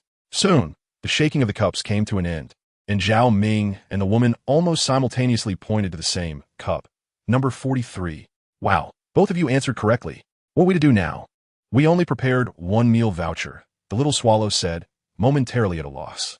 The competition organizers had not anticipated 2 individuals emerging as champions. Let us compete again. Shall we?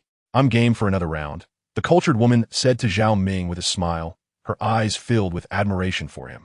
Zhao Ming, in turn, regarded her with great respect. He had won through his unique ability, while she had triumphed through her genuine skill. Chapter 28, Dinner with Sun Qing. I believe we need not compete again. Let this esteemed lady claim victory. The prize is hers, Zhao Ming said softly. As soon as he finished speaking, everyone present was taken aback. This is not right. Why would you relinquish the prize to me? You clearly guessed correctly as well, almost simultaneously, and it wasn't as though I was ahead of you in the selection, the lady with gold-rimmed glasses remarked softly. Despite her inner confusion, she maintained her graceful demeanor without the slightest alteration in her poise. Their essay saying, after all, ladies first. Besides, I merely got lucky. While you genuinely calculated your answer, the reward should rightfully go to you, Zhao Ming replied with a smile. Hearing Zhao Ming's words, Zhao Yanzi felt perplexed. Given Zhao Ming's formidable abilities, why would he say such a thing? In reality, Zhao Ming had used his clairvoyant powers to see which cup contained the die, while the lady had accurately determined its location through genuine calculation. To her, Zhao Ming's ability was tantamount to cheating, thus the prize indeed belonged to her. The lady was momentarily stunned by Zhao Ming's declaration. She had never encountered a young man so graciously willing to concede, and although he insisted he had guessed correctly, she understood the impossibility of that claim. Even if he could guess right once, it was improbable he could do so a second time, especially with such certainty in selecting the cup containing a 4. The atmosphere became thick with tension, leaving everyone uncertain about how to proceed. At that moment, the lady stepped forward and proposed, "How about this? Let us roll a die, and whoever wins shall take the meal voucher. This way it is fair to us both. I also appreciate your kind gesture. Thank you, young man." Upon hearing her proposal, Zhao Ming realized that the lady was unwilling to accept a gift without merit. He couldn't help but admire her integrity, and he concurred with her suggestion. Very well, let us play a round of dice. It is purely a matter of chance, and the outcome is uncertain. The lady nodded, personally taking the cup and beginning to shake the dice. After a few shakes, she placed the cup on the table. At that moment, Zhao Ming had already discerned that the die showed a 4, which was a high number.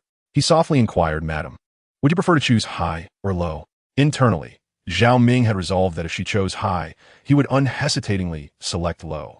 Yet, Fate seemed to conspire to grant Zhao Ming the meal voucher, as the lady unexpectedly chose low. Are you certain? You really wish to select low? Zhao Ming asked. As he spoke, the lady sensed that Zhao Ming was attempting to sway her decision towards high. She recognized that he must possess some special skill to discern the die's outcome. However, having firmly decided on low, she was unwilling to change her choice, believing it to be destiny's will. Yes, I am certain, the lady affirmed. After her declaration, Zhao Ming could only shake his head. Then I shall choose high. Let us reveal the outcome. The swallow stepped forward and opened the sieve cup.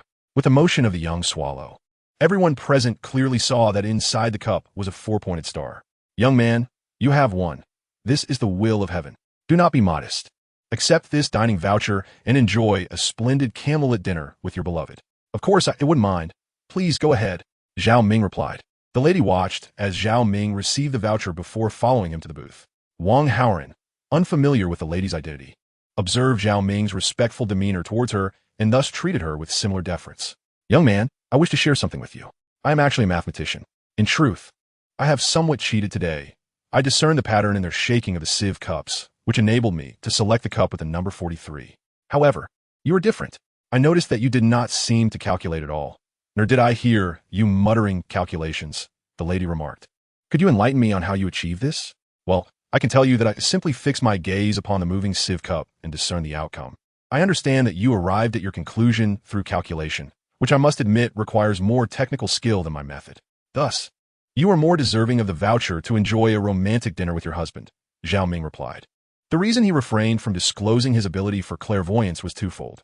First, the presence of many people made it risky to reveal such a talent, and second, he feared that this materialistic lady might dismiss his claim as mere pretense. Although Zhao Ming's excuse sounded somewhat insincere, the lady tilted her head and, adorably serious, pondered his words before concluding. Wow, you are indeed impressive. Your eyesight is remarkable, and your luck is splendid. To be honest, I was initially somewhat unconvinced, but now I truly respect your victory. Feeling a bit embarrassed at her compliment, Zhao Ming was taken aback when the lady continued. By the way, young man, I would like to share my story with you. I was once a mathematician, blessed with a wonderful family, a loving husband, and a delightful little daughter. However, my obsession with mathematics led me to forsake everything.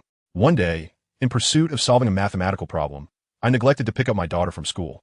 At this juncture, the lady's expression shifted from calm to sorrowful. My poor daughter was only 8 years old. While crossing the street alone, she was accidentally struck by a vehicle. Fortunately, she sustained no severe injuries, but that incident created an insurmountable rift between my husband and me.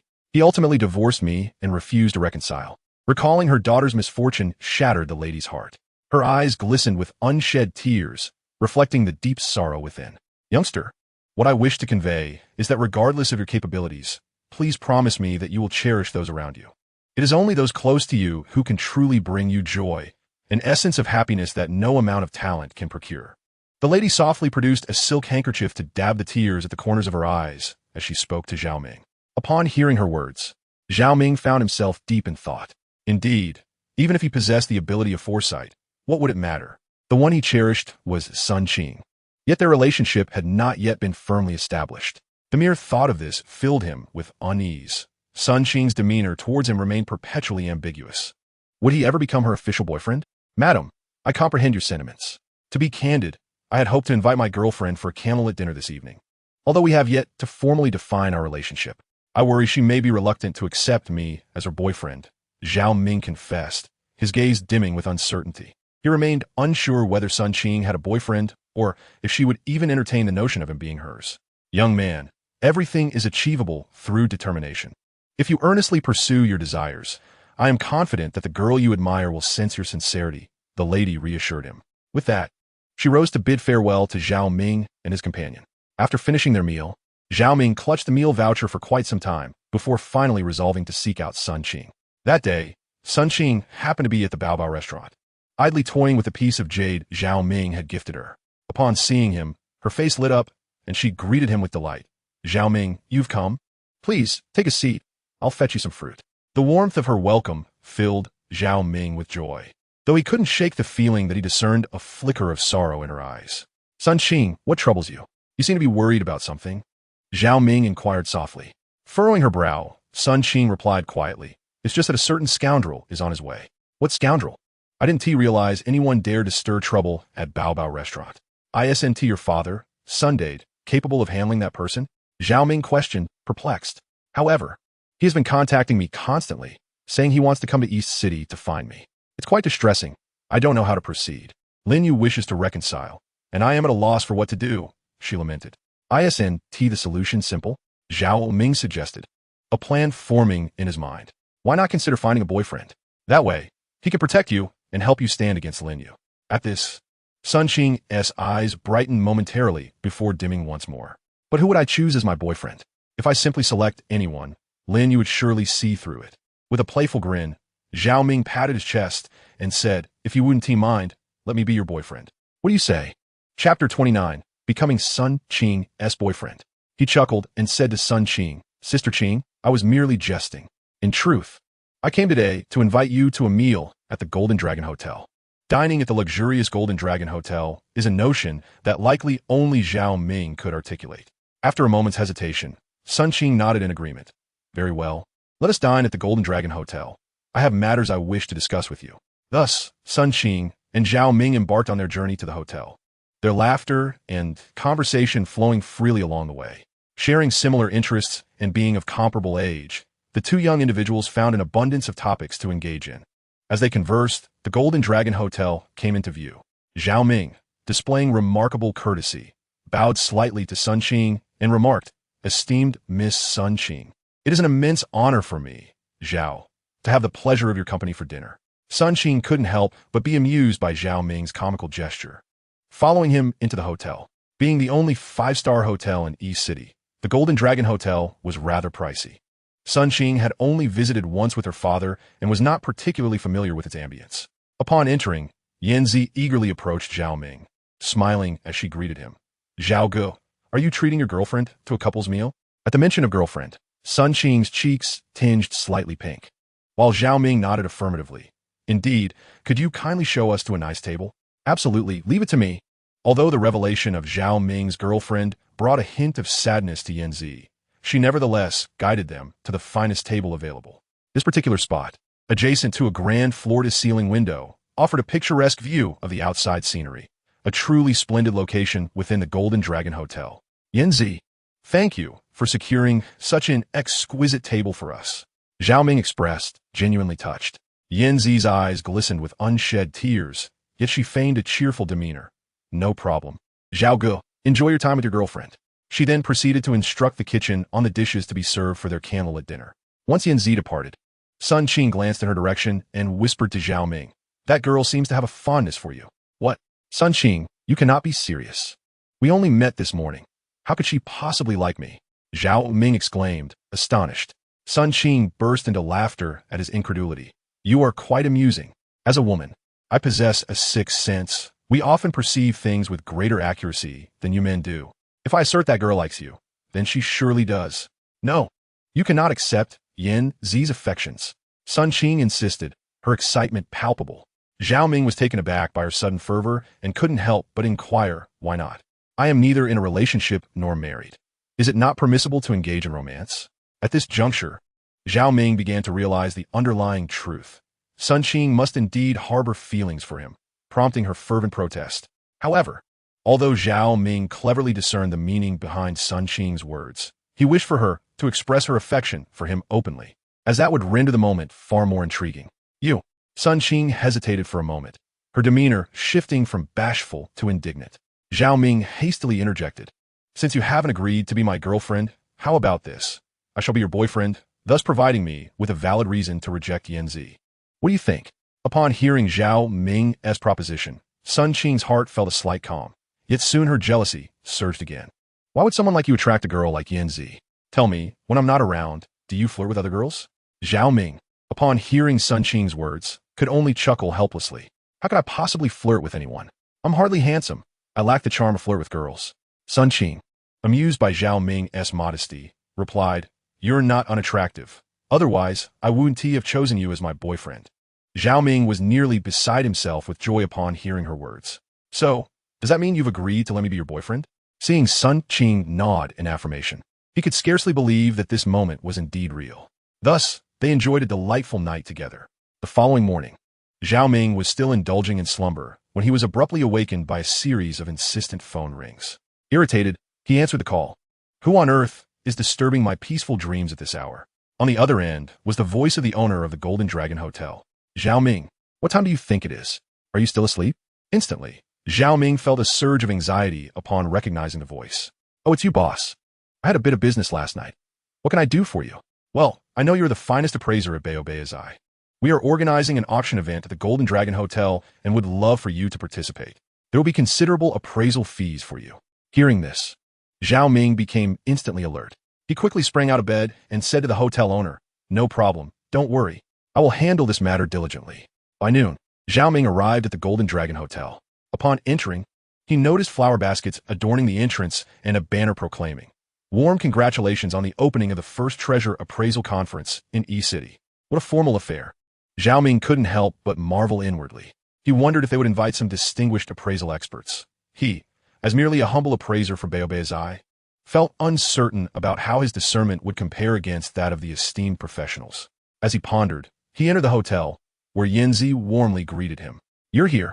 Please take a seat. Sun Jade and your girlfriend, Sun Qing, arrived early and have been waiting for you. Zhao Ming felt an indescribable joy upon hearing Yanzi's words. He quickly made his way to the seating area, only to unexpectedly spot Huang Shaofeng among the guests. Oh, what gust of wind has brought you here? Zhao Ming glared at Huang Shaofeng and curtly remarked, You are not welcome here. You should leave at once. What makes you think your presence holds any significance here? Just because you declare I am unwelcome, does that mean I must heed your words? Let me be clear. I am one of the esteemed appraisers favored by the organizers of this event. Unlike you, merely a security guard, who somehow finds himself in such a prestigious venue. Huang Shaofeng retorted coldly. Indeed, I once served as a security guard at the 8 Treasure Studio, but what about you? During your tenure as an appraiser there, you conspired with outsiders to betray your employer and engaged in deceitful practices. Shall I recount your dubious past to those present here? Zhao Ming responded, having deftly seized upon Huang Shaofeng's vulnerability. In an instant, Huang Shaofeng fell silent, fearful of offending Zhao Ming. The prospect of his past being revealed loomed ominously over him. Thus, Huang Shaofeng, humbled, pleaded, Brother, as the saying goes, one should leave a line for others, so that they may meet again in the future. There is no need to make matters so irrevocable. Don't you agree? Huh, who would wish to meet you again? I would prefer to never cross paths with you again. Zhao Ming rolled his eyes, stating, though his words were harsh, he refrained from divulging Huang Shaofeng's misdeeds, as he was not inherently cruel. If Huang Shaofeng sincerely sought redemption, Zhao Ming was willing to extend him a modicum of respect. Realizing that Zhao Ming had not exposed his secrets, Huang Shaofeng's anxious heart finally found solace. He had no intention of antagonizing Zhao Ming today. Preserving his own reputation was of utmost importance. Soon, the appraisal conference commenced, and the first object to be presented was a piece of Song Dynasty blue and white porcelain. The porcelain was remarkably beautiful, and upon its unveiling, Zhao Ming instantly sensed a potent aura emanating from it. The presence of such energy indicated its authenticity. However, Zhao Ming's attention was soon drawn to an oddity. Within the porcelain, there was a peculiar fingerprint. Logically, fingerprints should not have been left during the porcelain-making process in the Song Dynasty. Yet this one was remarkably clear, resembling a result achievable only through modern techniques. Zhao Ming exclaimed, crouching down as the appraiser. A young woman wearing high, slender heels inadvertently stepped on his foot, causing him significant discomfort. Upon realizing her mistake, she quickly apologized, and Zhao Ming, understanding it was unintentional, brushed it off. Just as he intended to rise, Zhao Ming inadvertently activated his ability of perception and glimpsed a contract nestled within the bag of a nearby appraiser. Though he knew he should not pry into others' affairs, the unusual nature of this contract captivated his attention. According to the document, the blue and white porcelain was a counterfeit, while the upper portion was genuine. The base was a fabrication, a haphazard amalgamation of truth and deception. Chapter 30. The Counterfeit Blue and White Porcelain. It is noteworthy that this is the inaugural Grand Treasure Appraisal event held in East City, organized by none other than his own employer, creating a scene of magnificent splendor. While Zhao Ming was reveling in the festivities, he stumbled upon a startling truth that could potentially astonish everyone present.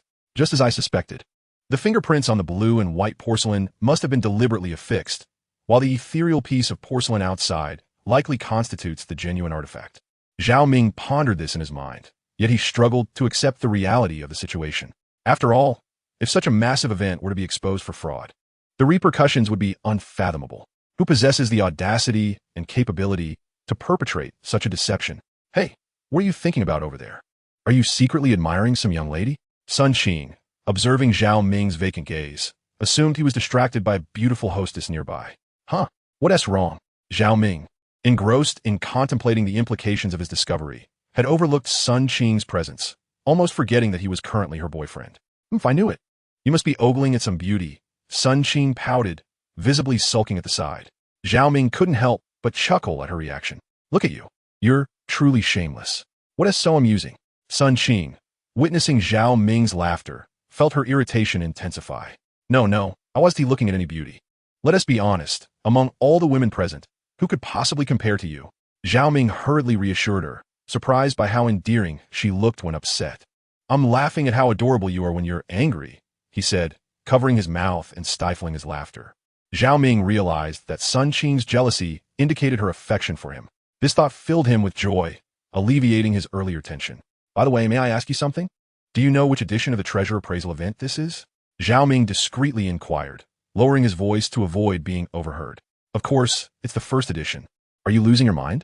Sun Qing remarked, puzzled, as she touched Zhao Ming's forehead. Then it's settled. What if the treasures at this first appraisal event turn out to be counterfeit? Zhao Ming paused, deliberately slowing his speech, his words reverberating in Sun Qing's ears like a thunderclap. What nonsense are you spouting? That's impossible, Sun Qing exclaimed, her eyes wide with surprise as she observed Zhao Ming's serious expression, indicating he was not jesting. It's nothing, just a casual speculation. I was thinking, if the items at the inaugural treasure appraisal are indeed fake, it would surely become one of the biggest news stories in East City. Wouldn't it? Zhao Ming leaned back in his seat, gazing up at the ceiling and exhaling deeply. Sun Qing gazed at Zhao Ming, captivated by his demeanor. She sensed that the man beside her was far from ordinary, exuding an air of enigmatic power. Suddenly, a booming voice emanated from the stage's sound system, compelling everyone's attention toward the platform. There stood a stunning female host, the most beautiful presenter in the entire East City. Whispers of recognition rippled through the crowd as they realized the host was among the highest-paid presenters in the region. Her fees reportedly starting at several tens of thousands for an appearance. I believe everyone has been waiting with bated breath. Welcome to the inaugural treasure appraisal conference of East City, the enchanting host proclaimed, her voice resonating with magnetic allure, perfectly complementing her exquisite appearance. Her reputation was indeed well-deserved. She proceeded to introduce a piece of blue and white porcelain. Now, allow me to present our first treasure of the day, a piece of utmost significance, a Song Dynasty blue and white porcelain. As she concluded her introduction, the crowd of appraisers erupted in excitement. This item was, after all, an invaluable treasure. However, one of the appraisers beside, Zhao Ming, was whispering to his companion, revealing that not everyone was aware that this blue and white porcelain was a counterfeit. Such figures are hardly impressive at their age. They have scarcely encountered authentic blue and white porcelain. Zhao Ming rolled his eyes and remarked to Sun Qing, perhaps my suspicions are indeed coming to fruition. Don't be foolish. How could it possibly be fake? Sun Qing replied, initially accompanying Zhao Ming merely to broaden her horizons, only to be taken aback by his assertion regarding the authenticity of such a prestigious item. Doubt it? Then let us wait and see, Zhao Ming replied, straightening in his seat and surveying the expressions of the appraisers. He understood that some among them were likely aware of the true nature of the artifact, and he was eager to identify the mastermind behind this charade. Who would dare present a counterfeit blue and white porcelain at such a prestigious appraisal event? Now, I invite everyone to share their opinions. If you believe this item is genuine, please raise your paddles, the beautiful host continued, her voice captivating the audience. Zhao Ming felt a chill run down his spine as he listened to her dulcet tones. What transpired next astonished him. To his utter disbelief, every appraiser raised their paddles, affirming the authenticity of the blue and white porcelain. What is happening? How can everyone be convinced that this piece is genuine? Could it be? Look. So many appraisers believe this item is genuine. What are you thinking? Hurry up and raise your sign. Sun Qing urged Zhao Ming from the side, her concern for him evident as he surveyed the scene before him. After all, this was a grand gathering of numerous appraisers. If only Zhao Ming thought it was fake. he would undoubtedly face skepticism from many experts. Yet, Zhao Ming remained resolute, disregarding Sun Qing's words. Deep down, he understood better than anyone that these appraisers were either being paid off or were merely following the crowd, raising their signs without discernment. Now, all the appraisers had raised their signs. It became apparent that one appraiser had not joined in, Zhao Ming. The beautiful host's gaze suddenly shifted towards him. Realizing that amidst the many raised signs, he stood alone, his sign unraised. "Hello, everyone. I am Zhao Ming from the Babao studio," he stated calmly as he stood up. His self-introduction simple yet impactful. His presence astonished all, for this young appraiser possessed the audacity to challenge the consensus of the assembly. Zhao Ming, a rather melodious name. Everyone here has raised their signs, yet you alone have not. Does this indicate your skepticism regarding this treasure? The beautiful host inquired, seemingly taken aback that someone would dare question the authority of the gathering. "Indeed, I believe this blue and white porcelain is not an authentic piece. If I am not mistaken, it appears to be a composition of genuine and imitation materials, a high-quality counterfeit," Zhao Ming stated coolly, fully aware that his words would ignite a stir in the room. As anticipated, a buzz erupted among the appraisers at his declaration. They were astonished that such a young individual would voice such a bold opinion. "Where do you come from?" suddenly inquired an elderly man with a white beard who had risen, exuding an air of considerable authority. "Are you suggesting that the items on this table are fake? Do you mean to imply that we are all blind?" The old man's agitation was palpable. Clearly, he was a person of some stature, and being challenged by a young upstart like Zhao Ming irked him deeply. "Master, please do not be hasty. I do not make baseless assumptions," Zhao Ming replied. Surprised by the old man's outburst, he quickly sought to pacify him, fearing a sudden health crisis might ensue from the old man's heightened emotions. "Are you implying that your claims are substantiated? Does that mean we are all speaking nonsense with our eyes wide open?" The old man's agitation only intensified, unaffected by Zhao Ming's attempts to calm him. "If I am not mistaken, it appears that this elderly gentleman is indeed one of the appraisers who has been bribed. Otherwise, how could he so vehemently argue with me about such matters?" Zhao Ming pondered, a bitter smile gracing his lips. He never anticipated that such an incident would occur at the inaugural appraisal convention. How lamentable it is. Chapter 31. Challenging Authority. Before Zhao Ming stood a cadre of appraisers, each wide-eyed and astonished, as none in attendance could have foreseen that a mere youth would audaciously dare to challenge their authority. "Let me tell you, young man, do not accuse me of bullying you. If you fail to present credible evidence today, do not blame us for dismantling your so-called 8-treasure studio." The white-bearded elder, resembling a figure from the underworld, began to threaten Zhao Ming. Goodness, is it truly necessary? Zhao Ming thought, bemused by the intensity of the elder's reaction. Had he unwittingly struck a nerve? "Master, please do not be so agitated. Since you request that I provide tangible proof to demonstrate that this blue and white porcelain is counterfeit, I assure you that I will indeed procure it. After all, I would not engage in idle chatter without substantiation, but I must reiterate that this porcelain is, without a doubt, a forgery." Zhao Ming was unable to disclose his ability to see through objects. Thus he continued to engage in a roundabout manner with these elderly gentlemen. He could not conjure a solid justification to convince them of the porcelain's falsity. Should he reveal that a human fingerprint was embedded within the porcelain? Such a notion was preposterous, and he was acutely aware that uttering such a claim would likely provoke the entire assembly to assault him with their chairs. "Cease your nonsensical prattle." An ostentatiously dressed individual, flaunting gold teeth, stood up and bellowed at Zhao Ming. Zhao Ming recognized him as one of the most prominent entrepreneurs in East City, Boss Huang. It was said that he owned a diverse array of companies across the culinary, fashion, and manufacturing sectors. This Boss Huang was nothing short of omnipotent, ranking among the wealthiest in the region, and he was one of the few entrepreneurs with a penchant for antiques. It was unexpected that such a wealthy magnate had graced the event with his presence today. "I tell you, young man, if you cannot produce genuine evidence today, do not expect me to maintain cordiality."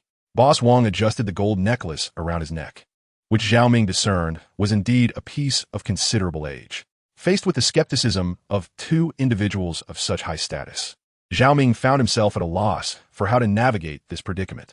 "You wish for me to present genuine proof, do you?" Zhao Ming, now unable to contain his indignation, was astounded that these appraisers could be so easily deceived. That they could extol a mere imitation of blue and white porcelain left him utterly incredulous. "Allow me to present irrefutable evidence. I ask you, is there anyone among you bold enough to stake a wager on the authenticity of this blue and white porcelain?" Zhao Ming was evidently incensed by the crowd, his eyes blazing with fury as he surveyed his surroundings, resembling a celestial warrior descended from the heavens. Enough of this. Sit down quickly. Sun Qing, observing the palpable tension in the air, could not fathom the source of Zhao Ming's confidence in challenging so many individuals. In the current circumstances, it was evident to any discerning observer that this piece of porcelain was undoubtedly genuine. Yet, Zhao Ming was different. He possessed a unique ability that he was certain would not fail him. He had perceived the fingerprint embedded within the porcelain and had also glimpsed the contract within one of the briefcases moments earlier. Very well, young man. Since you are so fearless, let's engage in a wager. The proprietor, adorned with prominent gold teeth, brushed off the dust from his clothing, feigning a demeanor of calmness. Today, we shall establish a bet. If this artifact proves to be authentic, I shall compensate you threefold its value. Whatever this blue and white porcelain is worth, I will pay you triple. The proprietor stood confidently, his assurance seemingly unfounded as he firmly believed the porcelain to be genuine. Zhao Ming offered a wry smile. It appeared that this businessman possessed a keen intellect in the realm of commerce. However, in the context of an antique appraisal event, his acumen seemed woefully inadequate. He was likely one of those individuals who only grasped superficial knowledge. As this was the inaugural event of the appraisal fair, he had come merely to partake in the festivities, lending his presence to the occasion. He noted with surprise how many people were convinced of the authenticity of the porcelain, particularly the elderly master beside him, whose esteemed reputation was undoubtedly significant in the eyes of Zhao Ming. The old man's belief in the porcelain's authenticity was palpable. Should you lose, the proprietor mused, thoughtfully observing Zhao Ming, as if calculating something in his mind. Zhao Ming recognized that he had provoked a powerful businessman, one who had engaged in wagers with many notable figures. With complete confidence in his own judgment, he replied, "Very well, let us wager today." Standing firm amidst the scrutiny of the crowd and the proprietor's aggressive demeanor, he exhibited not an ounce of trepidation as he accepted the challenge.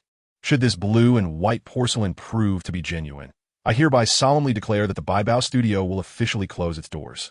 Furthermore, I will unconditionally relinquish all the artifacts in the store to you, and Babao studio shall henceforth transform into a kindergarten. Upon hearing Zhao Ming's declaration, the crowd erupted in uproar, astonished by the magnitude of his wager. Deep down, everyone understood that the notion of establishing a kindergarten was merely a jest. Zhao Ming's implication was clear. Once he rebranded Babao Studio into a kindergarten, he would no longer be seen in the Eastern City, for if he were to reappear, he would be ridiculed for eternity. This has become quite amusing. All the appraisers are fixated on the two individuals, watching as the expression on Boss Wang's face darkens. One can surmise that he is contemplating how to leverage his harsh words to persuade Zhao Ming to concede, as he is keen on preserving the old man's dignity. Little did he anticipate that Zhao Ming would retort with such ferocity. "Very well, the young man possesses audacity. Thus, I shall engage with you to the very end today." Boss Wang feigned calmness as he stood there. "To the very end, is it? Then I shall indeed play this out with you. Host, please inform me of the price of this blue and white porcelain." Zhao Ming fixated intently on Boss Wang, and in this setting he found himself somewhat irked, astonished that so many officials would band together against him. 4,420,000. The beautiful host on stage observed the two below engaged in relentless debate. Having never witnessed such a scene before, even this esteemed host began to stammer. "Very well, 420,000 it is. I shall purchase this piece of blue and white porcelain now." Zhao Ming stood up from his seat and strode directly towards the stage. "If you wish to acquire this blue and white porcelain, then you must," before the beautiful host could finish her sentence. Zhao Ming had already reached the stage. "Please inform me what is required." Standing beside the beautiful host, he faced the Song Dynasty blue and white porcelain. "What is required is your identification and bank card." The beautiful host gazed at Zhao Ming in astonishment, never having anticipated that such a young man would act with such audacity. "Identification and bank card, you say?" Zhao Ming retrieved his wallet from within his clothing and placed his work ID, bank card, and identification on the table. He then seized the auction hammer and brought it down forcefully upon the Song Dynasty blue and white porcelain. The sharp crack resonated, and the sound of the porcelain shattering incited chaos throughout the hall. "What the hell are you doing?" Boss Wang never expected that this lad could commit such an act. Security, the beautiful host, witnessing Zhao Ming's actions, presumed he must be a lunatic causing a disturbance, and quickly called for security. "Everyone, please be quiet. I am not here to create chaos. I merely wish to inform you all that this Song Dynasty blue and white porcelain is indeed a counterfeit. Zhao Ming lifted a shard covered in fingerprints from the table, along with the base that bore some embossed letters. What? Boss Wang, upon seeing this, appeared as if struck by a bolt from the blue. How is this possible? You must be fabricating lies. Isn't that right, master? Boss Wang seemed to lose his composure, pointing at Zhao Ming with both hands, then embracing the elderly man beside him. Boss Wang, I hope our wager still holds validity. Zhao Ming felt a surge of delight within, blooming with joy. He was well aware that with so many prominent figures having established a wager, Boss Wang would undoubtedly fulfill his promise, allowing him to gain several million without cause. Of course, it remains valid. Upon witnessing the scene, Boss Wang felt the weight of all eyes upon him, and he could no longer persist in his obstinacy. After all, he was one of the most affluent entrepreneurs in East City. His assistant presented him with a check, and he took up a pen, scribbling on the check before tossing it to Zhao Ming. Here's your money. Let us go. As he departed, Boss Wang cast an indignant glare at the surrounding appraisers, astonished that their judgment paled in comparison to that of the young man on stage. When the check landed at Zhao Ming's feet, he bent down to retrieve it, giving it a triumphant flap in his hands. The audience erupted into thunderous applause. In Chapter 32, a mix of joy and anxiety enveloped Zhao Ming as he held the unexpectedly acquired check for several million. He marveled at Boss Wang's generosity, reflecting on his integrity in fulfilling his word. Yet a flicker of doubt crossed his mind. Would Boss Wang harbor regrets? After all, that sum was substantial, and one could scarcely expect anyone to relinquish it without a fight. Beside him, Sun Qing voiced her concerns, worried about the repercussions of Zhao Ming's actions. As they exited the appraisal event, the proceedings had been momentarily halted due to the chaos instigated by Zhao Ming's bold move, leading to a disarray of commotion and disputes, forcing the organizers to postpone the event until the following day. Why fret over such matters? Boss Wang is a man of stature. Surely he wouldn't resort to underhanded tactics over a trivial incident. To him, this amount is merely a drop in the ocean. Zhao Ming reassured Sun Qing. Rest assured, I doubt he would seek vengeance over such a minor sum. Yet, deep within, he harbored a sliver of concern. After all, the spectacle had been grand, and publicly embarrassing Boss Wang and his mentor could not be taken lightly. Regardless, what could he possibly do? Would he truly seek retribution? Zhao Ming pondered. Sun Qing, let us put these thoughts aside and have dinner. It's getting late, and we haven't eaten yet. As your boyfriend, I must fulfill my duties. Sounds good, but what shall we eat? Sun Qing mused, resting her chin on her hands, contemplating their dinner options. I recall a bustling food stall up ahead. Shall we head there? Zhao Ming suggested. The mention of a food stall made Sun Qing nearly leap with joy as she pointed towards a nearby intersection. This intersection led to a well-known pedestrian street in East City, famous for its diverse array of snacks, and one particular food stall was renowned throughout the area. Both Zhao Ming and Sun Qing, feeling ravenous, soon found themselves at the lively food stall, where they finally managed to secure a corner seat amidst the bustling atmosphere. Boss, what specialties do you offer here? Let's go for it. Zhao Ming boldly placed his bank card on the table and shared his password with the waiter. After all, having won such a substantial amount, he felt entitled to indulge a little. What on earth are you doing? Can we even finish all this food? Sun Qing shook her head in disbelief at Zhao Ming's impulsiveness. What does it matter? I could even buy this entire eatery if I wished. I possess that capability, Zhao Ming boasted, attempting to create a jovial atmosphere. In truth, even if he were to purchase everything in the establishment, it would hardly amount to a fortune. He was merely playing the part of a wealthy heir. Watching Zhao Ming flaunt his bravado, Sun Qing couldn't help but stifle a laugh, realizing he was quite an amusing character. Her cheeks flushed, a ripple of emotion stirred within her heart. The waiter, accustomed to all sorts of patrons unperturbed, presented an array of signature dishes, filling the table to the brim. The two then ordered 2 mugs of draft beer and began a drink. Cheers to our victory today. Zhao Ming and Sun Qing raised their mugs, their faces lit up with joy. One must understand, during the entire appraisal conference, not a single person questioned him. How could he exude such confidence in declaring that the blue and white porcelain was a forgery? Sun Qing had always found it curious. She had not anticipated Zhao Ming to possess such unwavering self-assurance. He dared to challenge the authenticity of the porcelain in such a setting. If he lacked any extraordinary capabilities or an eye for discernment, he would never have had the confidence to raise such doubts. Unless, of course, this Zhao Ming was simply mad. How to explain it to her? Should he confess to possessing a special ability that allows him to see through everything? Certainly. If he were to voice such a claim, Sun Qing would likely regard him as deranged. In truth, it was more of an instinct. People like me, having been an appraiser for so long, develop a unique intuition towards antiques. Today, that intuition is particularly strong, Zhao Ming stammered, his heart racing. After all, lying in front of the girl he cherished was no trivial matter. Noticing Sun Qing's expression, a sense of unease washed over him. If she harbored doubts, how would those profound appraisers perceive him? After all, the exterior of the porcelain appeared flawless, radiating an aura of vitality. The genuine discrepancies lay within the vessel. Unless one approached it closely, illuminating it with a flashlight, the average person would not discern any irregularities. If the appraisers sensed something amiss, they might assume he was simply causing trouble. Suddenly, a thunderclap echoed in Zhao Ming's mind, leaving him dazed. He surveyed his surroundings, feeling an unsettling change in the atmosphere.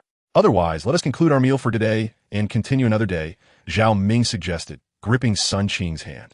He had noticed several men in suits seated at a nearby table, who had donned formal attire to dine at a street stall. Zhao Ming suspected he was not mistaken. These individuals had been observing them. Though they did not fixate directly on Zhao Ming and Sun Qing, he sensed their gaze sweeping towards them. What is happening? Sun Qing asked, feeling a bit flustered, as a lavish spread of food had just been served and she had yet to touch her chopsticks. Zhao Ming insisted, "We must leave immediately." His eyes remained locked on the suited men as they stood up, prompting Zhao Ming and Sun Qing to hastily rise and gather their belongings. As the men in suits noticed Zhao Ming's movement, they too rose and advanced towards him and Sun Qing. What do they want? Zhao Ming glared at them, perceiving something distinctly ominous in their eyes, an aura of menace. Run. He swiftly pushed Sun Qing away and overturned a table beside him. After being shoved aside, Sun Qing, witnessing the chaos unfold, hastily retrieved her phone. With trembling hands, she dialed the police. "Hello, is this the police station?" She stammered, her voice frantic. "Damn it!" Zhao Ming cursed under his breath, seizing a nearby beer bottle and hurling it towards the men in suits. The four men, evidently trained, calmly evaded the bottle as they closed in on Zhao Ming step by step. At that moment, uncertainty clouded Zhao Ming's mind, but then inspiration struck him. He utilized his ability, and to his astonishment, he discerned a document within one of the men's pockets, marked with the insignia of the Wang Group. Damn it! Just as I suspected, Zhao Ming thought bitterly. It seems these are indeed Wang's men. How could he be so petty over a mere few million? I am a wealthy figure in East City. Without hesitation, he flung a check towards them. The lead man grasped it deftly midair. Subsequently, the four figures gradually vanished from sight, leaving Zhao Ming and Sun Qing in a state of shock, alongside the startled patrons of the street stall and a few bewildered waitstaff. It was as though they were spectators of a cinematic spectacle, none daring to intervene. Instead, many pulled out their phones to capture the moment. What has become of society? Zhao Ming mused, shaking his head in disbelief before sharing a wry smile with Sun Qing and leading her away. Be cautious. If anything arises, do not hesitate to call me. As Sun Qing grasped Zhao Ming's hand just before he departed, tears glistened in her eyes, a reflection of her profound concern for the man before her. Zhao Ming was taken aback by the depth of her feelings. He had never anticipated that Sun Qing held such regard for him. It seemed evident that her affections for him were genuine. In light of this revelation, the lost check worth several million no longer seemed of paramount importance, for it had never truly belonged to him. Retaining it would only sow disquiet within him. Since Boss Wang was so invested in that sum, it would be more honorable to return it to its rightful owner, especially given that his reputation had already suffered a blow. He had no fear of future earnings slipping away. Chapter 33. The Antiquities Appraisal Conference commences. Zhao Ming hardly slept a wink that night, his mind racing with anticipation for the following day's appraisal conference. He felt exhilarated at the thought of his burgeoning reputation, wondering how the esteemed appraisers would perceive him. Suddenly, his phone rang, jolting him from his thoughts. It was a call from his boss. "Today, you certainly stole the spotlight, didn't you?" his boss remarked, somewhat irritable. Zhao Ming sensed that his boss might have had a hand in the events, yet he was uncertain. "Oh no, I could never claim such attention." Zhao Ming replied with a smile, trying to downplay the situation.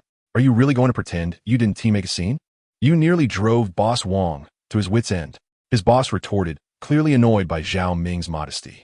"I must warn you, don't let a little profit get to your head. You still need to show up tomorrow. The appraisal conference is making headlines, and you're at the forefront of it." His boss's tone shifted to a more relaxed note, and Zhao Ming breathed a sigh of relief.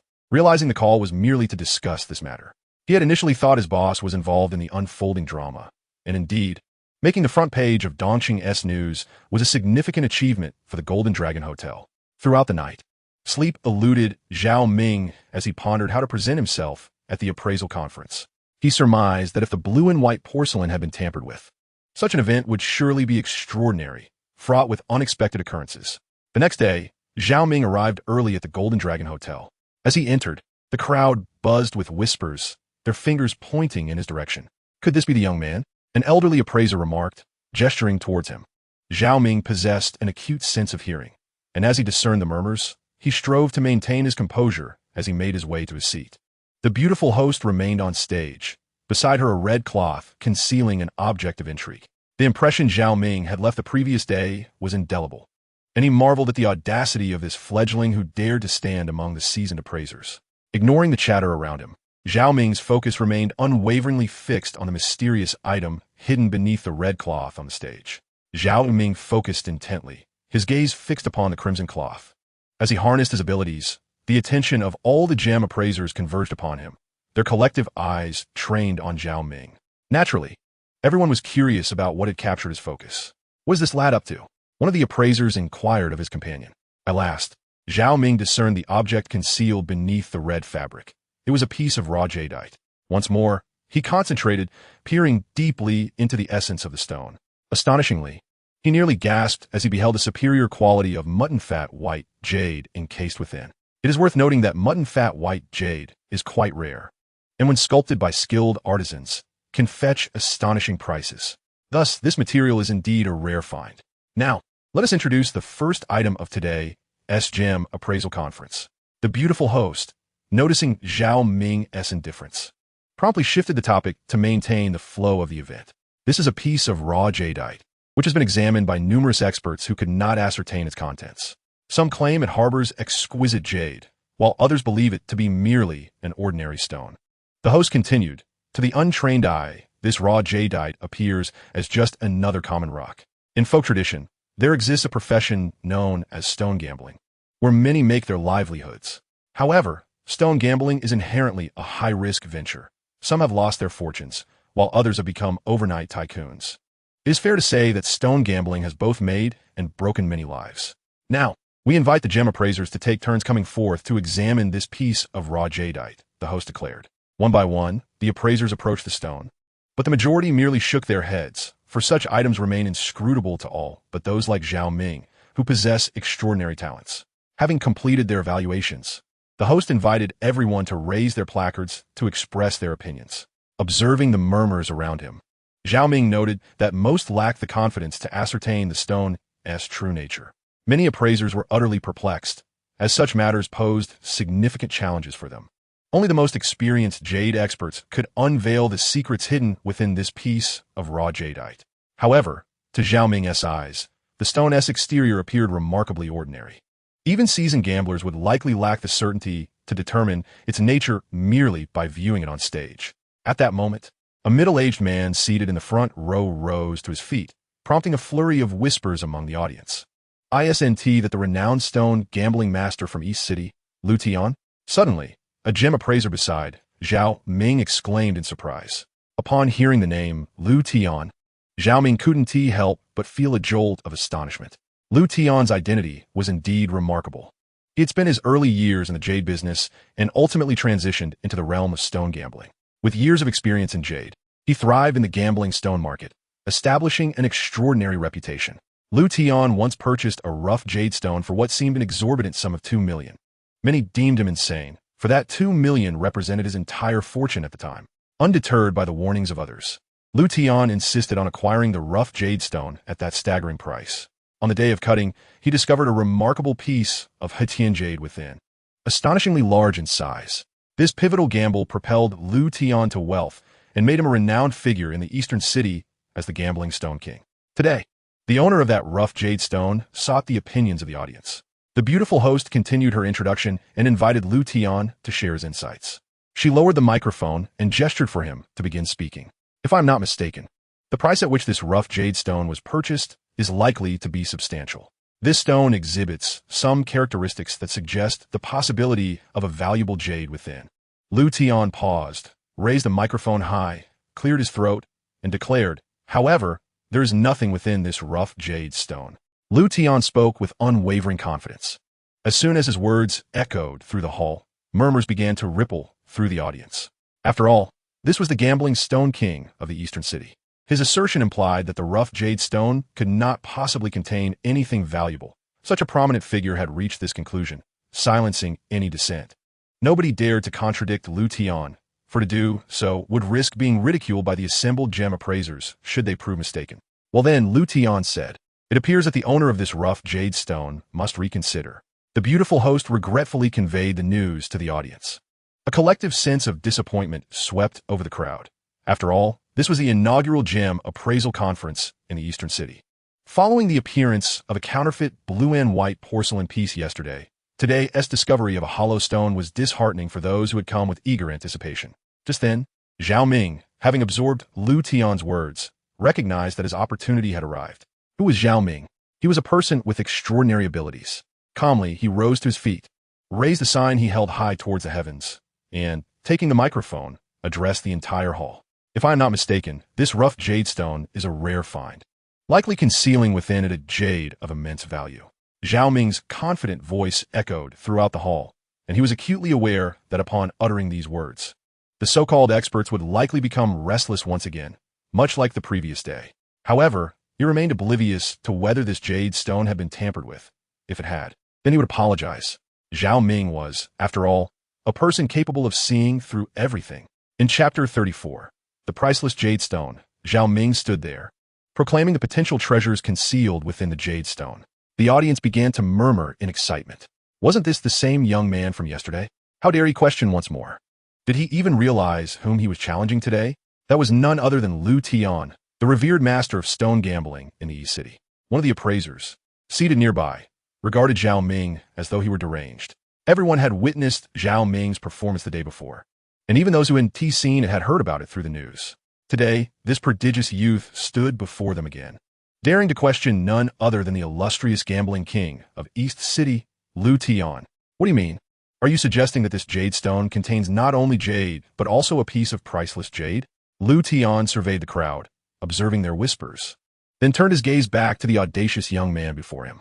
This was the very same youth who had discerned the authenticity of that blue and white porcelain yesterday. Yet today, he had the audacity to challenge Lu Tian. It is well known that the surfaces of jade stones are naturally weathered. The older the jade, the more likely it is to harbor treasures of immense value. Hence, some individuals resort to subterfuge, artificially altering the surface of the jade to inflate its price. Lu Tian had just touched the stone and noticed a particularly soft spot, a sign of human intervention. This method was exceedingly subtle, known only to elite stone gamblers like Lu Tian, which led him to wager that this jade stone, having been tampered with, would surely contain nothing of worth. After all, if it held something valuable, the previous seller would not have parted with it. Zhao Ming's knowledge of jade stones was minimal. One might say his experience in this regard was virtually non-existent.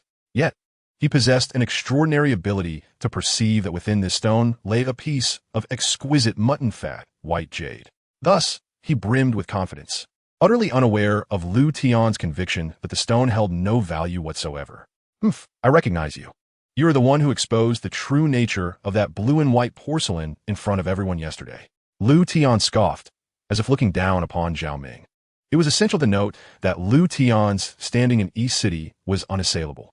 He perceived Zhao Ming's actions the previous day as merely a stroke of luck and did not consider the possibility that Zhao Ming possessed such talent. He believed Zhao Ming had merely stumbled upon a fortunate guess, and the audacity to question his years of expertise in stone gambling incensed Lu Tian profoundly. "If your actions from yesterday inspired a sense of admiration within me, then everything you have done today has led me to believe you are nothing but a complete charlatan." Lu Tian felt a surge of indignation, completely unaware of the origins of this moniker. He confidently believed that within this raw jade stone resided exquisite jade. One must understand that Zhao Ming could not possibly possess the same level of experience as herself.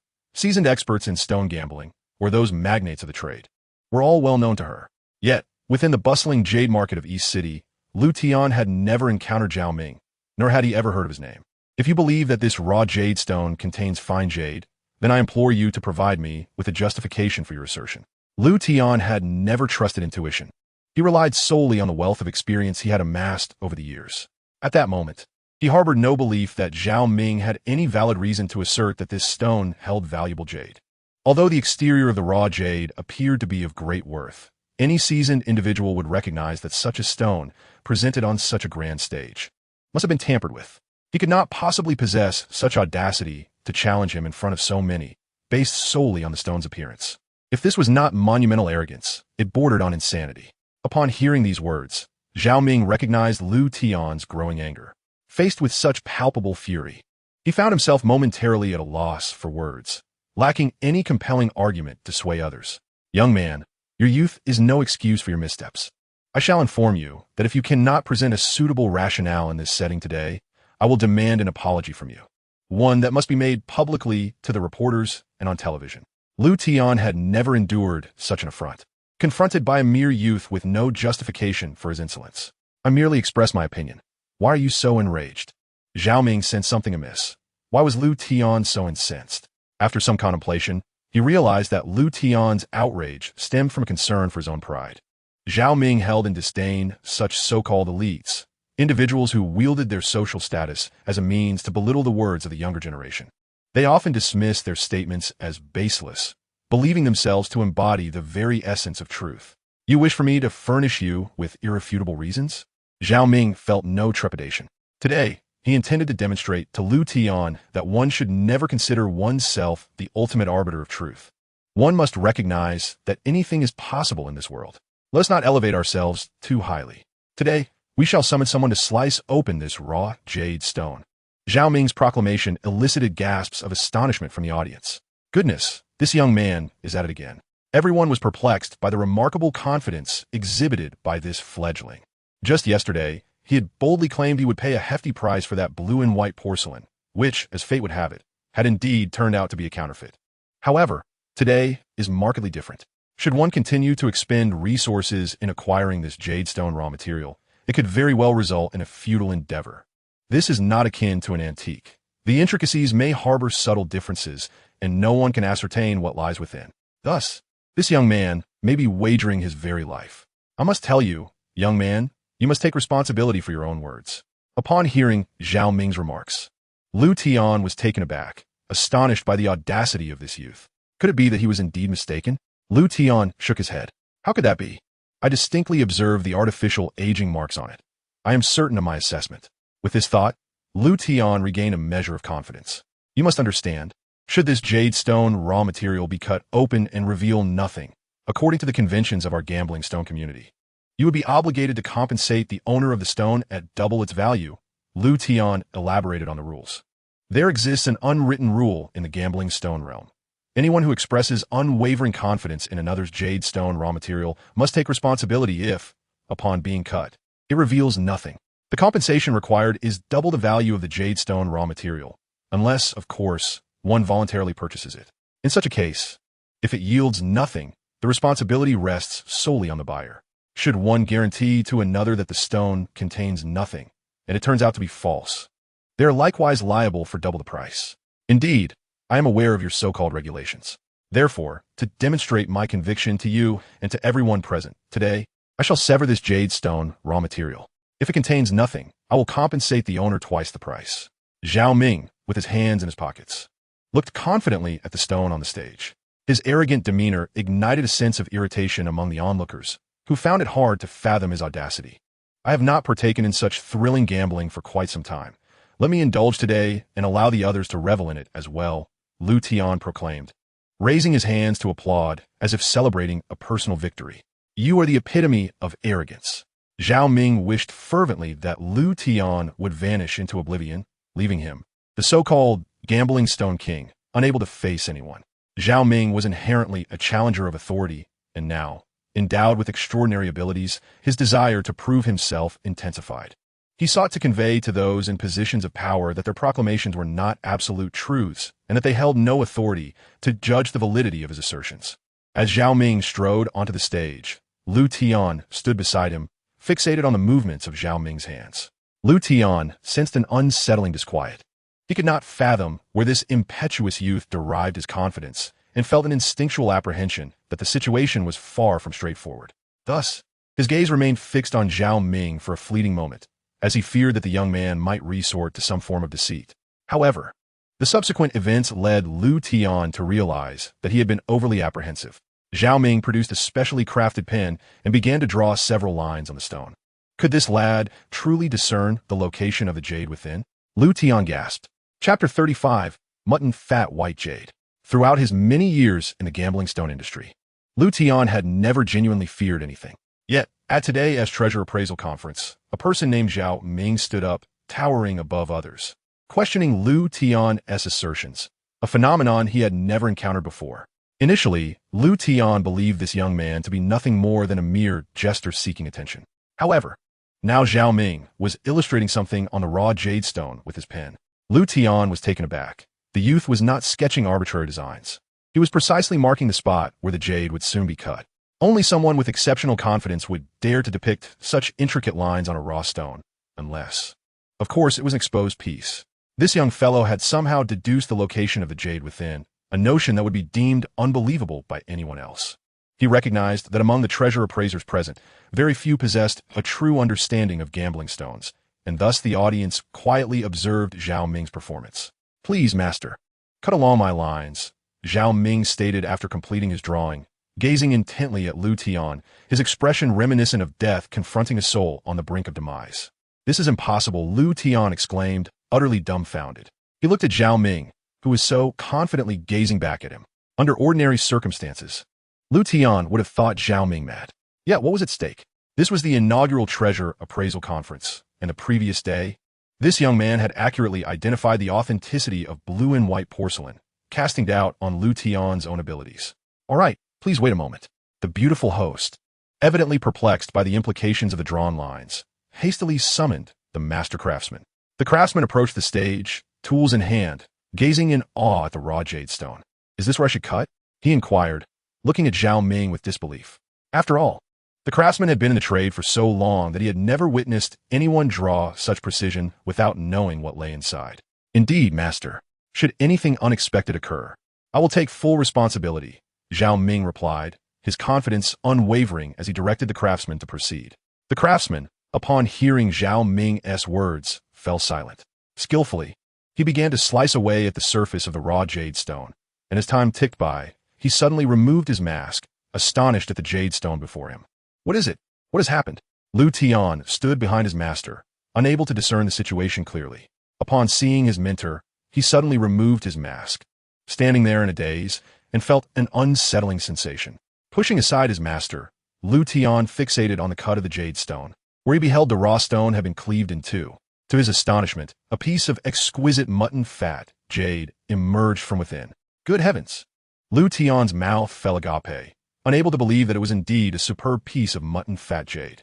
It is worth noting that in the realm of stone gambling, mutton fat jade is a rarity, a precious gem seldom encountered. If properly carved, such a stone could effortlessly transform into an invaluable treasure. Standing nearby, Zhao Ming was already privy to the answer, yet he remained curious about Lu Tian's reaction, as if he were an audience member watching a performance. Witnessing Lu Tian's astonished expression, he felt an immense sigh of relief within himself. After all, there are always greater talents beyond one's own, Zhao Ming secretly mused. Observing this legendary jade gambling magnate falter for once, it appeared that today he would make a significant profit. Following backstage deliberations, the owner of the jade stone decided to withhold the mutton fat jade and promised Zhao Ming a handsome reward. The beautiful host received a note from the backstage staff, indicating that the owner of the jade stone wished to remain anonymous. After all, the value of this mutton fat jade was considerable. Revealing one's identity could potentially invite peril. No one in the world would be foolish enough to do so.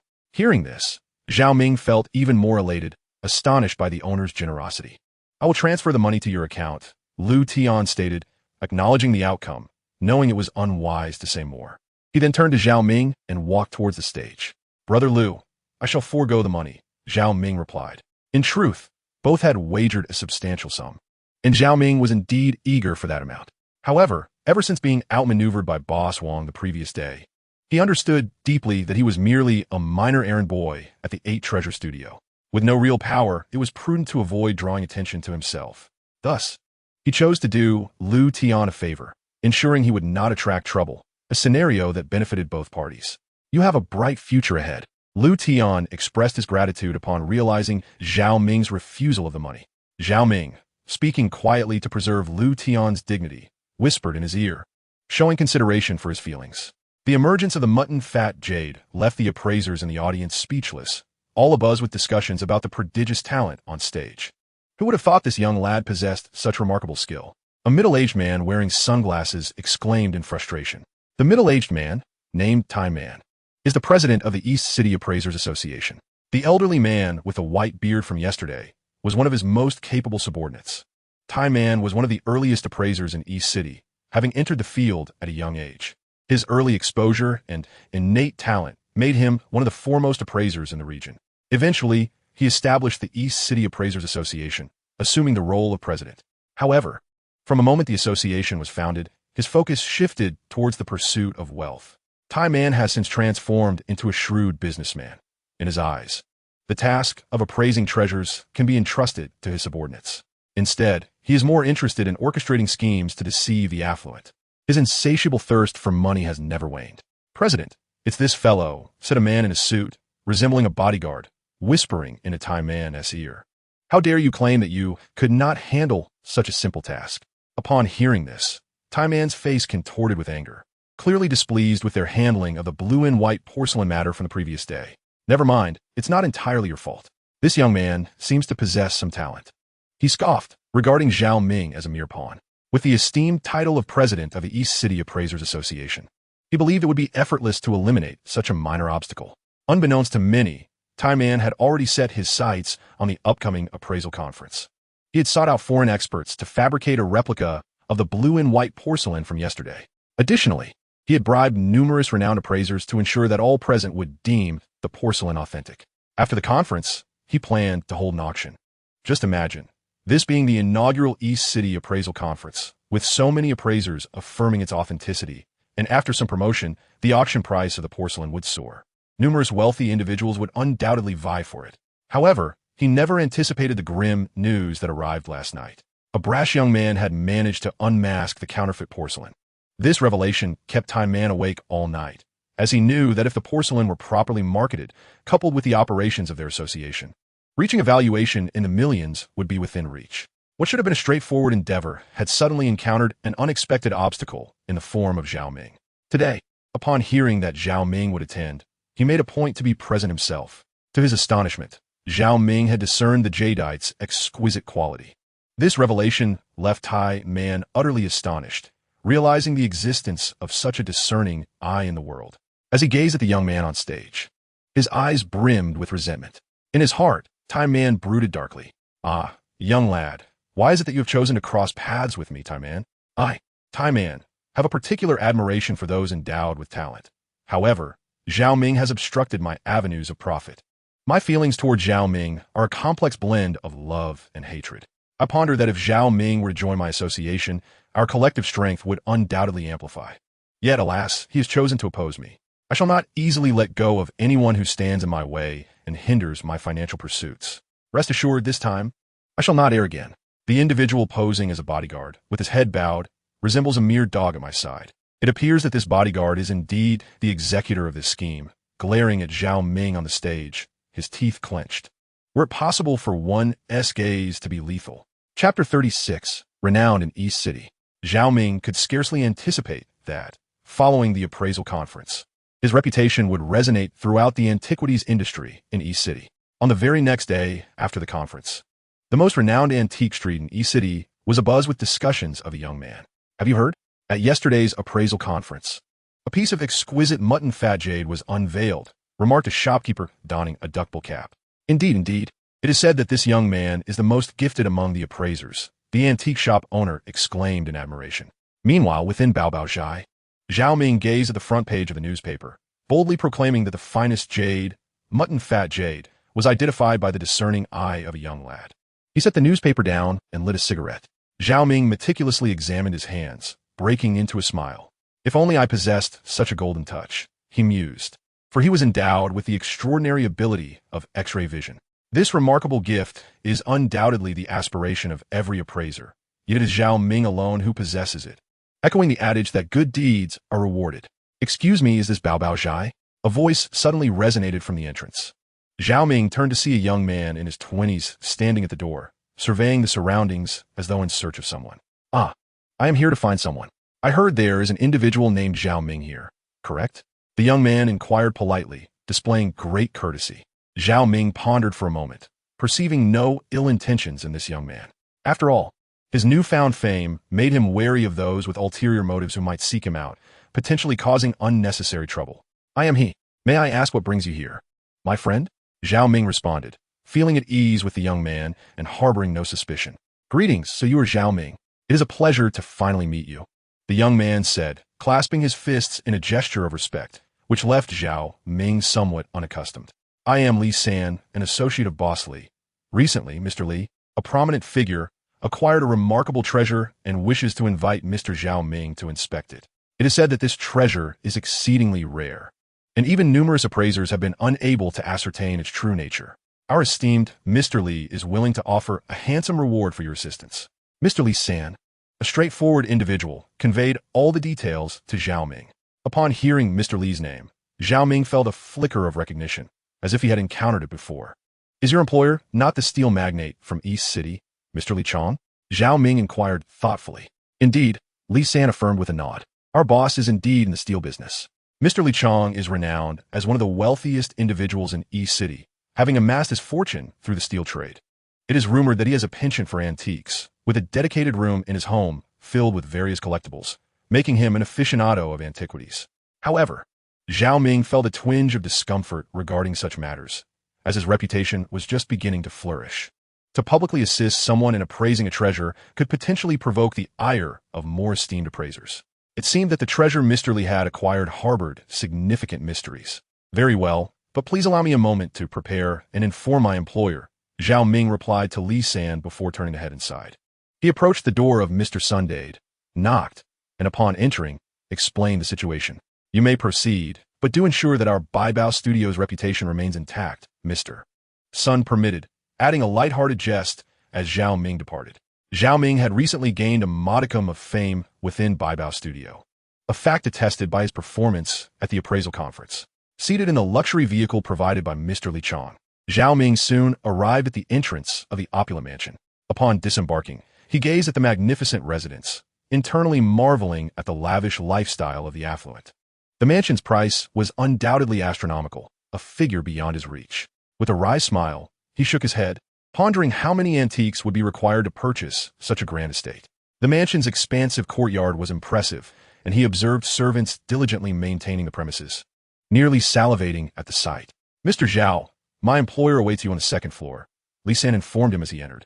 Zhao Ming nodded and ascended the stairs directly. Upon reaching the second floor, he noticed a door ajar, revealing a middle-aged man in casual attire, hands clasped behind his back as he admired the view outside. Clearing his throat, Zhao Ming stood at the threshold, recognizing that the man before him must be Mr. Li Chong. "Ah, if I am not mistaken, you must be my esteemed brother Zhao Ming." Mr. Li warmly welcomed him, gesturing for him to take a seat. The table was adorned with several boxes of exquisite cigarettes and an assortment of delicacies. "I'm truly delighted that you could join me today." Upon encountering Zhao Ming, Li Chong appeared as though he had encountered a savior. His face radiated with joy, as if Zhao Ming's arrival had ignited a spark of excitement within him. "You flatter me, Mr. Li. I wonder what treasure you have summoned me here to appraise today." Zhao Ming, eschewing needless pleasantries, felt an unusual sensation about the artifact in question, sensing that it was likely something extraordinary. His eagerness to behold the treasure was palpable. He remarked that most splendid objects in China have now found their way abroad, collected by foreign connoisseurs or clandestinely hidden away by Chinese expatriates from years past. It is worth noting that statues resembling the golden toad are not particularly rare. Even those crafted from pure gold, accompanied by a historical narrative, do not command exorbitant prices. Moreover, golden toads are not considered peculiar curiosities. Understanding this, Zhao Ming felt a tinge of disappointment. He had anticipated a remarkable surprise from Li Chong, only to discover it was merely a small golden toad. "Is this golden toad currently in your possession?" Despite his despondency, Zhao Ming felt obligated to assist, having made a promise. From this, he discerned that Li Chong was undoubtedly a person with a penchant for the extraordinary. Who else would go to such lengths as to pay a deposit merely to examine an antique, ultimately forfeiting that deposit for the sake of a closer inspection? Li Chong beckoned to the guards at the entrance, instructing them to bring forth the golden toad. Shortly thereafter, a guard emerged carrying a transparent glass display case. Inside, resting upon a crimson cloth, was a golden toad approximately the size of a basketball, an uncommon size indeed. Zhao Ming, however, paid little heed to Li Chong's words. As soon as the golden toad was presented, he sensed something amiss. Chapter 37. The golden toad presents its treasure. As the golden toad was unveiled, Zhao Ming detected a faint aura emanating from it. Albeit weak, it would have been nearly imperceptible had he not been vigilant. An artifact imbued with such energy indicates a considerable antiquity. It appears that this golden toad is indeed not a mere modern craft, suggesting that this returnee must have cherished it for quite some time. Zhao Ming, my dear Zhao Ming. Zhao Ming sat lost in thought, prompting Li Chong to believe he had dozed off. Concerned by Zhao Ming's prolonged silence, he gently shook his shoulder. Mr. Li, we can preliminarily ascertain that this item possesses historical significance. Zhao Ming finally articulated his assessment. However, regarding the exorbitant price that this returnee has quoted, understand that no matter how high the valuation of this golden toad, it cannot surpass its intrinsic worth. Furthermore, the price appears to have been inflated to double its value. There must be some hidden intricacies at play, or perhaps this returnee is merely engaging in self-aggrandizement. Zhao Ming shrugged, unperturbed by such matters, as they were all too familiar to him. Indeed, some owners of antiques consider their possessions to be priceless treasures, and it is not always the case that when one encounters a remarkable item, the owner will part with it at a modest price. Thus, it is highly probable that this sea turtle has developed an attachment to the golden toad, which is why it seeks to sell it for a high price. As a testament to the years of diligent care it has received, Zhao Ming proceeded to dismantle the glass display case and approach the golden toad, surveying his surroundings to ensure that only Mr. Li was observing him. Once he confirmed that there were no suspicious figures nearby, Zhao Ming began to harness his abilities. Just as he focused intently, he suddenly noticed a slight movement of the toad's tongue. Startled, he examined it more closely and discovered that there was indeed a peculiar tongue inside, seemingly resting upon something else. Consequently, Zhao Ming concentrated once more. This golden toad was no ordinary object. Due to its antiquity and the spiritual energy it had absorbed, perceiving its essence instantaneously was nearly impossible. Even Zhao Ming's unique abilities required a considerable amount of time to unravel the mysteries of the toad. To his astonishment, after exerting his powers, he discerned what lay within the golden toad. Upon gaining clarity, he was secretly astonished to find a small orb nestled within the toad. If he was not mistaken, it was a fine piece of Hetian jade. It is well known that Hetian jade is a rarity, and such a smooth, lustrous orb is a rare find indeed. The value of this Hetian jade bead far exceeded that of the golden toad itself by countless multiples. Zhao Ming recalled having heard a similar tale.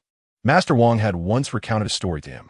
According to legend, in ancient times, golden toads were often regarded as symbols of divinity. They would appear near wells in areas rich in spiritual energy. It was said that the probability of encountering a golden toad was exceedingly low, and when they did appear, they would open their mouths at the well's edge, emitting a radiant white light. Those practitioners fortunate enough to witness this phenomenon were believed to gain enlightenment and ascend to immortality, with the white light soaring towards the heavens. It seemed that the golden toad's display of treasures was indeed a reflection of this legend. Clearly, this was no ordinary item. Possessing such a talisman in one's home would herald prosperity and fortune. The owner of this object would invariably enjoy great wealth, and perhaps, in the best of circumstances, ascend to immortality as foretold in the tales. Faced with such a fortuitous artifact, Zhao Ming felt a sense of certainty. To speak of merely doubling the price would be an understatement. Even at 3 times the price, this item was entirely worth acquiring, setting aside its inherent value. The golden toad's offering of treasures was something every entrepreneur dreams of possessing. After all, having such an object in one's home could ensure blessings, leading to a continuous influx of wealth and prosperity, a truly auspicious item. After all, Boss Li sought out Zhao Ming, considering him a final lifeline. If Zhao Ming proved to be of no assistance, he would be at a complete loss as to whom to turn. The members of the East City Treasure Appraisal Association had already come and gone, yet none could discern the truth of the matter. Thus, he found himself placing all his hopes on this young man, as the recent news surrounding him hinted at exceptional capabilities. Boss Li, I urge you to contact that overseas expert without delay and transfer the remaining payment, Zhao Ming declared, his first words after a prolonged silence resonating with startling audacity. What? Boss Li, taken aback by such a bold suggestion, found it hard to believe.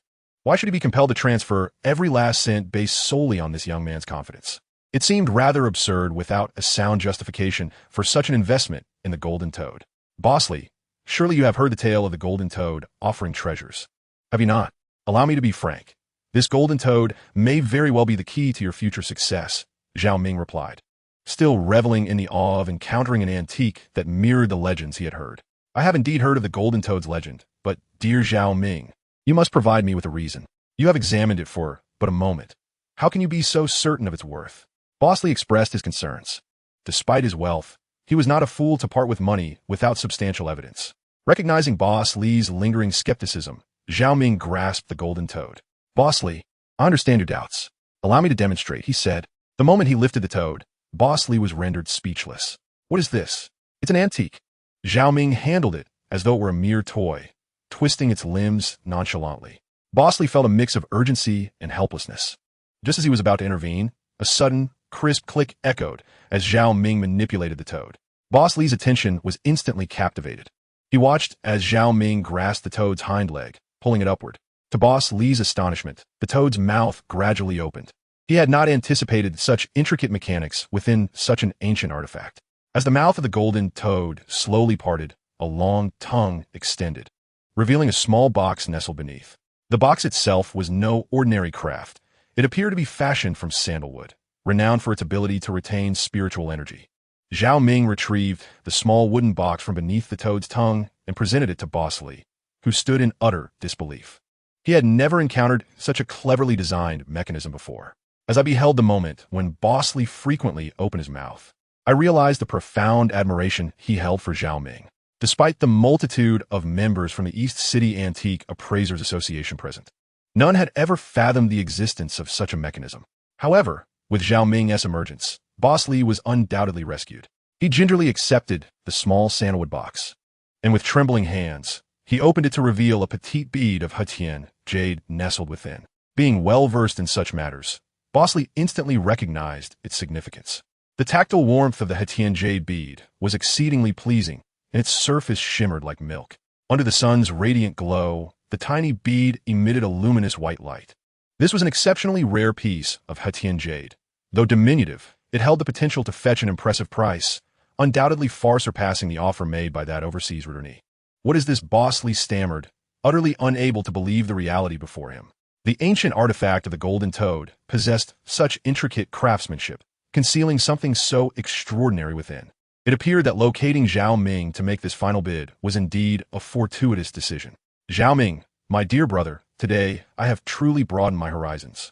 I am immensely impressed by you. Boss Li lavished praise upon Zhao Ming, astonished that such a young man could possess such remarkable abilities. Zhao Ming, could you enlighten me on how you discern the existence of a mechanism within? He inquired, fiddling with the Hetian jade bead. At this juncture, Zhao Ming found himself momentarily at a loss for words, striving to articulate his thoughts. I once heard a tale from my master, who recounted a story about a golden toad presenting treasures. Upon seeing this artifact, I felt an uncanny resemblance to the Golden Toad in that narrative, which prompted me to test whether it could be opened. He explained, scratching his head, somewhat unaccustomed to the art of deception. Indeed, my dear brother Zhao Ming, your courage is remarkable. Just from that singular tale, you were so certain that the Golden Toad harbored something extraordinary. The appraisal industry is in dire need of individuals like you, brimming with confidence. Boss Li exclaimed, heartily laughing as he patted Zhao Ming on the shoulder. Thanks to Zhao Ming, he had avoided the misfortune of overlooking these treasures, a regret he would not have been able to bear. Chapter 38, Show Off. Li Chang gazed at the Golden Toad artifact in his hand. Though his face betrayed little emotion, internally, he was elated. Zhao Ming, too, had absorbed ample spiritual energy from this Golden Toad. It was worth noting that the ability to see through objects had been utilized excessively of late. Without a worthy antique to draw energy from, he would soon be unable to perceive even Sun Qing's physical form. Zhao Ming, today I have truly been enlightened. You are indeed a prodigy. It seems the rumors circulating in the underworld are true. Your potential knows no bounds, Li Chang cheerfully remarked. giving Zhao Ming's shoulder a friendly pat. He understood that his collection of antiques had few worthy pieces, and this time he had successfully secured a significant catch. Bossly, are you aware that this golden toad also possesses another remarkable function? Zhao Ming recounted in detail the legend and origins of the golden toad's treasure to Bossly, leaving him utterly astounded. My goodness, Bossly exclaimed, marveling at the unexpected revelation of this artifact's ability to attract wealth. It truly surpassed his expectations. It seemed that he had stumbled upon a rare treasure today, and moreover, had encountered such a noble benefactor as Zhao Ming. Bossly held Zhao Ming in high esteem, taken aback by the young man's remarkable insight. You flatter me, Bossly. This knowledge is something I acquired while studying at the 8 Treasure Studio, Zhao Ming modestly replied, uncertain how to fully articulate his abilities. Instead, he decided to graciously attribute all the credit to his employer, thereby allowing both his boss and Sun Qing to bask in the glow of his success. Youth, you are indeed quite humble. I'm truly grateful to you today, my dear Zhao Ming. Rest assured, the payment for this appraisal will be doubled, Bossly declared, his straightforward nature resonating with Zhao Ming, who appreciated such candid interactions. After receiving his remuneration, Zhao Ming departed from Bossly's villa, elated by the day's events. The payment for the appraisal was satisfactory, yet it was the profound aura emanating from the golden toad that invigorated his own spiritual energy, enabling him to continue utilizing his unique abilities. Such a joyous occurrence warranted sharing with Lu Gang, prompting him to dial his friend's number. Hey Gongzi, are you busy? Let's go out for a meal. It's on me, Zhao Ming said cheerfully.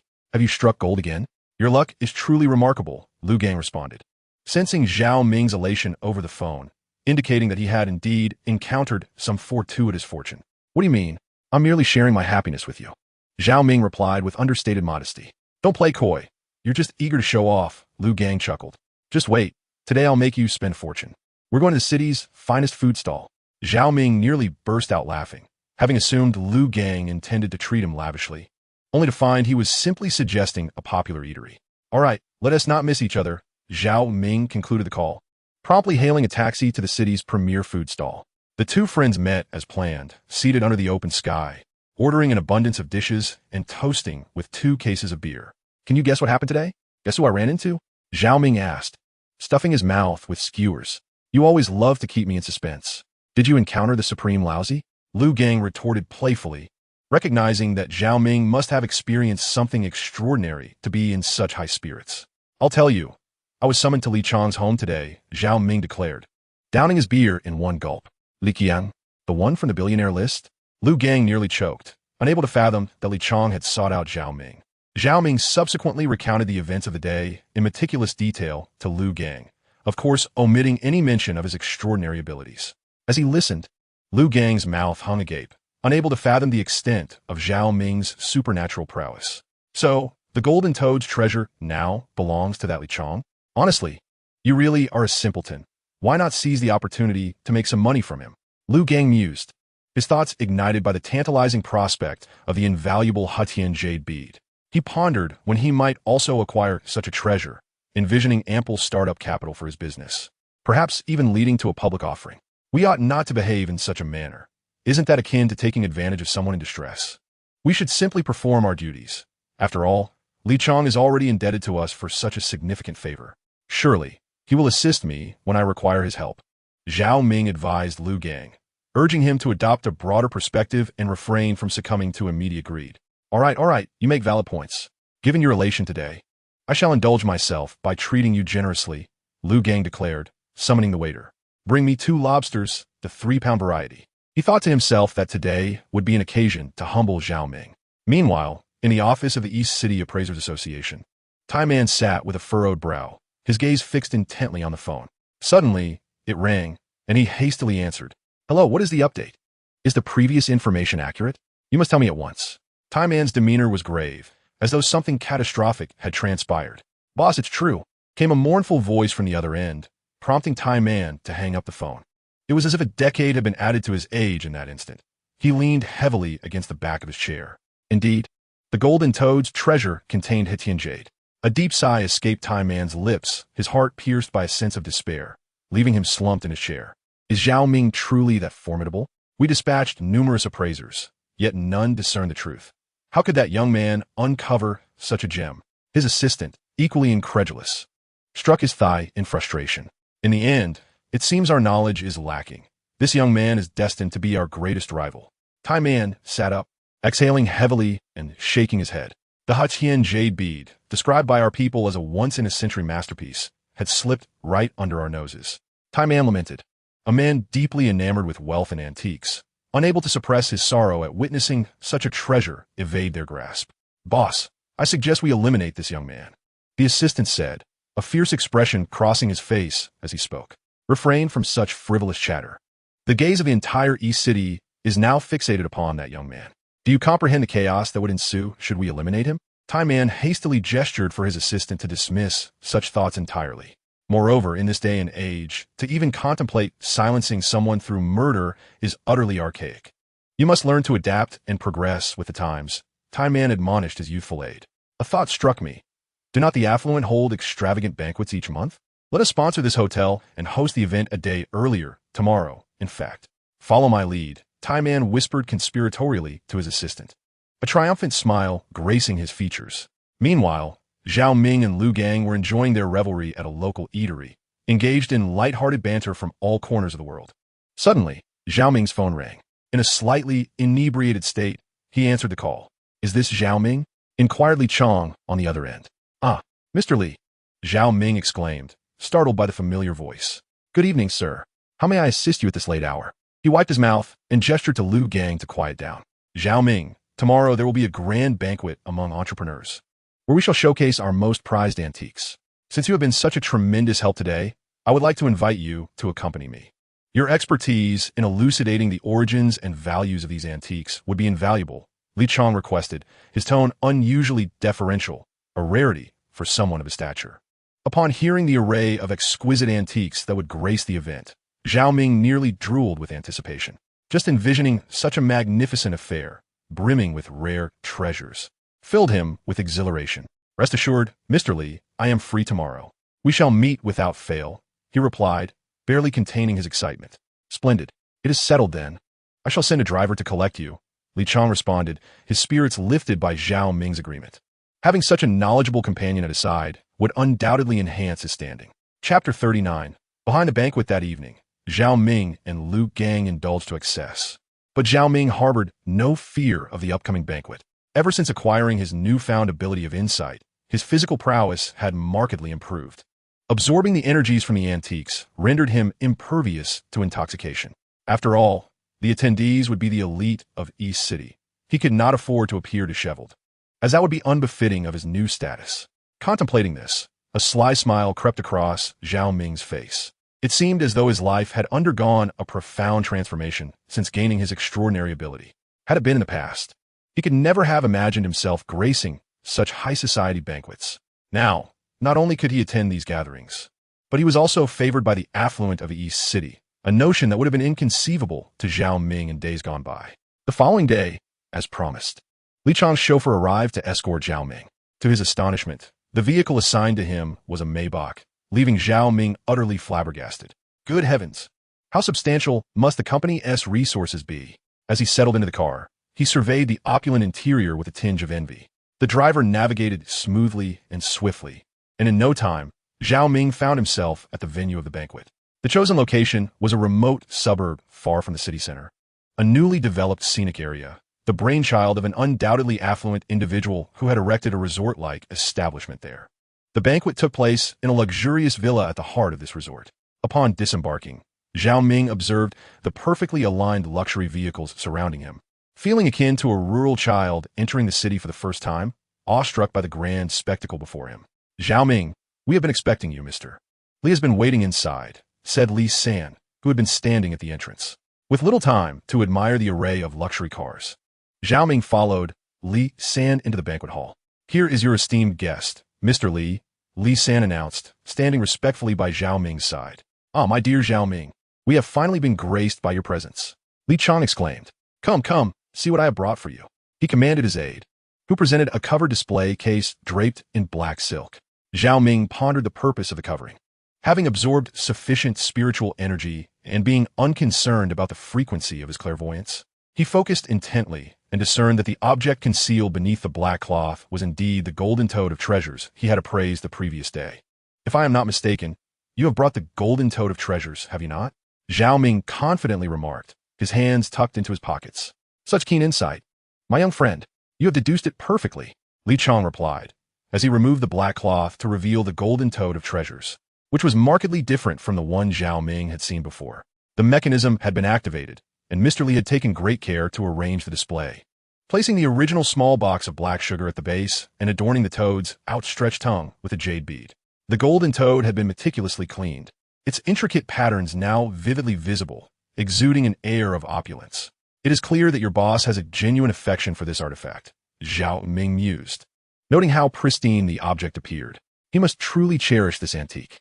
Indeed, it is quite rare. Besides, did you not mention that this object could attract wealth and fortune, allowing me to amass riches? Naturally, I must dedicate some effort to it, Mr. Li replied with a smile. After a brief exchange between two individuals, the banquet commenced in earnest. Zhao Ming, holding a wine glass, observed that many of the affluent attendees were unfamiliar faces, some of whom appeared to lack the typical demeanor of the wealthy. Wait, isn't that the elderly gentleman from the recent antique appraisal conference? Zhao Ming suddenly recognized the old man in the corner, the very one who had insisted on challenging him that day, claiming the authenticity of a piece of blue and white porcelain. Surrounding him were numerous members of the East City Antique Appraisers Association. Zhao Ming recalled hearing Sunday mention that the association was rife with charlatans, with only a handful of genuinely skilled individuals. Moreover, in recent years, the association's president, Tai Man, had been driven by greed, engaged in numerous and scrupulous deeds. What then was the purpose of these individuals gathering here today? Zhao Ming's instincts warned him that the events about to unfold were unlikely to be straightforward. The quality and rarity of an antique indirectly reflect the strength of the enterprise behind it, making this a contest of prestige among the affluent. Now, let us invite Boss Zheng to the stage to showcase his acquisition, announced the host. Upon noticing a hand raised in the audience, the host graciously invited the individual up, exuding an air of professionalism indicative of thorough training. Esteemed colleagues, greetings. I have recently acquired a piece of calligraphy and painting by the renowned Northern Song artist Li Chong. This landscape painting was purchased at our East City auction not long ago. Boss Zheng paused, appearing confident, and continued. This is a landscape painting authenticated by the most authoritative figure in the East City Antique Appraisers Association. His self-assured demeanor was palpable, and the audience erupted in gasps of admiration. It is well known that genuine works from the Northern Song period are increasingly rare, particularly those by a master like Li Chong. His final pieces are considered invaluable treasures within the art world. After this introduction, the audience applauded enthusiastically, many taking to the stage to examine the painting closely. Zhao Ming, however, remained at a distance, quickly discerning that the artwork lacked any semblance of vitality. Focusing intently, he activated his unique abilities and detected that the paper used for the artwork contained modern industrial chemical elements. Such paper could be manipulated to appear ancient, and without damaging the painting, it was impossible to conduct a proper examination. Thus, its authenticity could only be judged by external appearances. Zhao Ming inwardly lamented the remarkable skill of this forger. The vividness of the landscape painting suggested that if a contemporary artist were to achieve such a level of craftsmanship, it would command a handsome price. Yet, this individual had channeled his talents into the creation of fakes, while he may have eluded the scrutiny of others. He could not escape Zhao Ming's keen observation. Zhao Ming had just heard that the members of the East City Appraisers Association had authenticated a landscape painting. It is essential to recognize that the influence behind the East City Appraisers Association is formidable. Who would dare to question the authenticity of such an item? If the craftsmanship of the sample is beyond reproach, then when the East City Appraisers Association declares it genuine, it must indeed be so. No one can refute that claim. Yet, today, you have encountered me. Zhao Ming clenched his teeth in frustration, harboring a deep disdain for these individuals who, wielding their power, swindled the wealthy, leaving authentic masterpieces without a platform for appreciation while allowing forgeries to circulate among the masses. This has stifled many genuinely talented young appraisers, preventing them from rising to prominence due to the oppressive tactics of their so-called superiors. May I have your attention, please? I have something to say. Zhao Ming ascended the stage, grasping a microphone and tapping it lightly. Who are you? The host, taken aback by Zhao Ming's sudden appearance, felt a surge of curiosity. Wasn't this the young man from that day? Clad in a different outfit, he had gone unnoticed. The audience recognized this appraiser, frequently seen on television, who had previously stirred quite a sensation at the Golden Dragon Hotel. An elderly gentleman in the audience, observing Zhao Ming take the stage, silently thought it was unfortunate. He had not anticipated that this young man would create such a stir today. Please, everyone quiet down. I must inform you that this painting is a forgery. Zhao Ming's declaration resonated throughout the room as he surveyed the audience, locking eyes with the members of the East City Appraisers Association. Young man, I know who you are, but you cannot simply claim that my painting is fake without justification. It has been validated by the East City Gem Association, and it was only with their permission that it was put up for auction. Boss Zhang adjusted his tie, feeling somewhat flustered by Zhao Ming's unexpected intrusion. After all, Boss Zhang had heard of Zhao Ming's reputation. This young man had previously identified astonishing treasures on 2 occasions. Now, with Zhao Ming questioning the authenticity of his landscape painting, Boss Zhang felt a pang of anxiety despite the professional endorsement of his artwork. Boss Zhang, please do not be hasty. I stand by my statements and will be accountable for them. Zhao Ming exuded confidence, causing beads of sweat to form on Boss Zhang's forehead. Chapter 40. A Battle of Wits. Zhao Ming stood resolutely on the stage, while Boss Zhang looked on in terror. He had never anticipated that his artwork, certified by the East City Appraisers Association, would be challenged by this audacious young man. Moreover, everything Zhao Ming had appraised in recent days had sent shockwaves through the appraisal community. If Zhao Ming truly believed there was an issue with the landscape painting, Boss Zhang couldn't help but feel a sense of trepidation. Let us begin by examining the mounting of this painting. I can assure you that every aspect, from the framing to the ink on the paper, and even the age of the paper itself, corresponds precisely with that of an authentic piece. Zhao Ming commenced his detailed analysis, meticulously dissecting the various components of the landscape painting. As Zhao Ming's words resonated in the hall, a cacophony of discussions erupted among the audience. Some began to question the very purpose of Zhao Ming's presence on stage, asserting that despite his elaborate descriptions of the painting's frame, ink, and the paper's antiquity, these details were irrelevant. What truly distinguished it from an authentic piece? Observing the audience's animated discourse and the growing insistence for him to leave the stage, Zhao Ming remained unperturbed, standing with an air of calmness as he gauged the spectators' reactions. Suddenly, Zhao Ming exclaimed, revealing that this was precisely the effect he sought to achieve. Had he bluntly pointed out the painting's fraudulent aspects without any context, the audience would likely have dismissed his claims. It is well known among those versed in antiques and art that paper produced before the Song dynasty differs fundamentally from that created thereafter. The advent of papermaking during the early Song dynasty introduced distinct characteristics, with the paper being remarkably resilient, even when submerged in water. Zhao Ming spoke with a measured tone, fully aware that his forthcoming actions might incite the ire of Boss Zhang. Thus he meticulously observed the reactions of those gathered below. What do you mean by this? Blurted a member of the Appraisal Association. Are you suggesting that, without any evidence, you intend to immerse this landscape painting in water? Another voice chimed in. Indeed, young man. I acknowledge your reputation as an exceptional appraiser, but reason must prevail. If your judgment proves erroneous, my painting, should it be authentic, would be ruined by your impulsive actions. Upon hearing such remarks from the audience, Boss Zhang quickly echoed their sentiments. Let me inform you, Zhao Ming, this landscape painting is perhaps the most well-preserved of its kind in history. Works by the Song dynasty's Li Cheng are exceedingly rare today. Your reckless action could potentially obliterate the final masterpiece of a renowned master. An elderly gentleman with a white beard hastily intervened, attempting to mediate, revealing their underlying unease. Witnessing the Appraisal Association's palpable anxiety fortified Zhao Ming's conviction. They may have deceived others, but they could not deceive him. He discerned no trace of spirit or essence within the painting. Were it indeed a genuine artifact crafted by the esteemed Li Cheng of the Song dynasty, it would inherently possess a certain vitality. Thus, he concluded without doubt that it was a counterfeit, albeit one of exceptionally high fidelity that would elude the scrutiny of most appraisers. Yet, what if someone has deceived you? Zhao Ming disregarded the audience's growing indignation and persisted in questioning the true owner of the landscape painting. Regardless of the East City Appraisal Association's attempts to dissuade him, should the painting's owner consent to an authentication of its legitimacy, any obstruction from the crowd would prove futile. Ultimately, decisions regarding the painting's fate lay solely in the hands of Boss Zhang. What do you mean by that statement? Boss Zhang found himself utterly perplexed by Zhao Ming's inquiries. He could not fathom the true intentions of this young man. However, The unwavering conviction reflected in Zhao Ming's gaze led him to believe that the matter was far more intricate than it appeared. Perhaps the painting in question was indeed a counterfeit. Let me put it this way. Zhao Ming continued patiently. What if the authentication results you received upon purchasing this artwork were fundamentally flawed? He understood that persuading Boss Zhang was paramount, for without his agreement, the authenticity of the painting could not be verified. What do you propose as a method to ascertain its genuineness? Boss Zhang inquired, somewhat bewildered by Zhao Ming's strategy.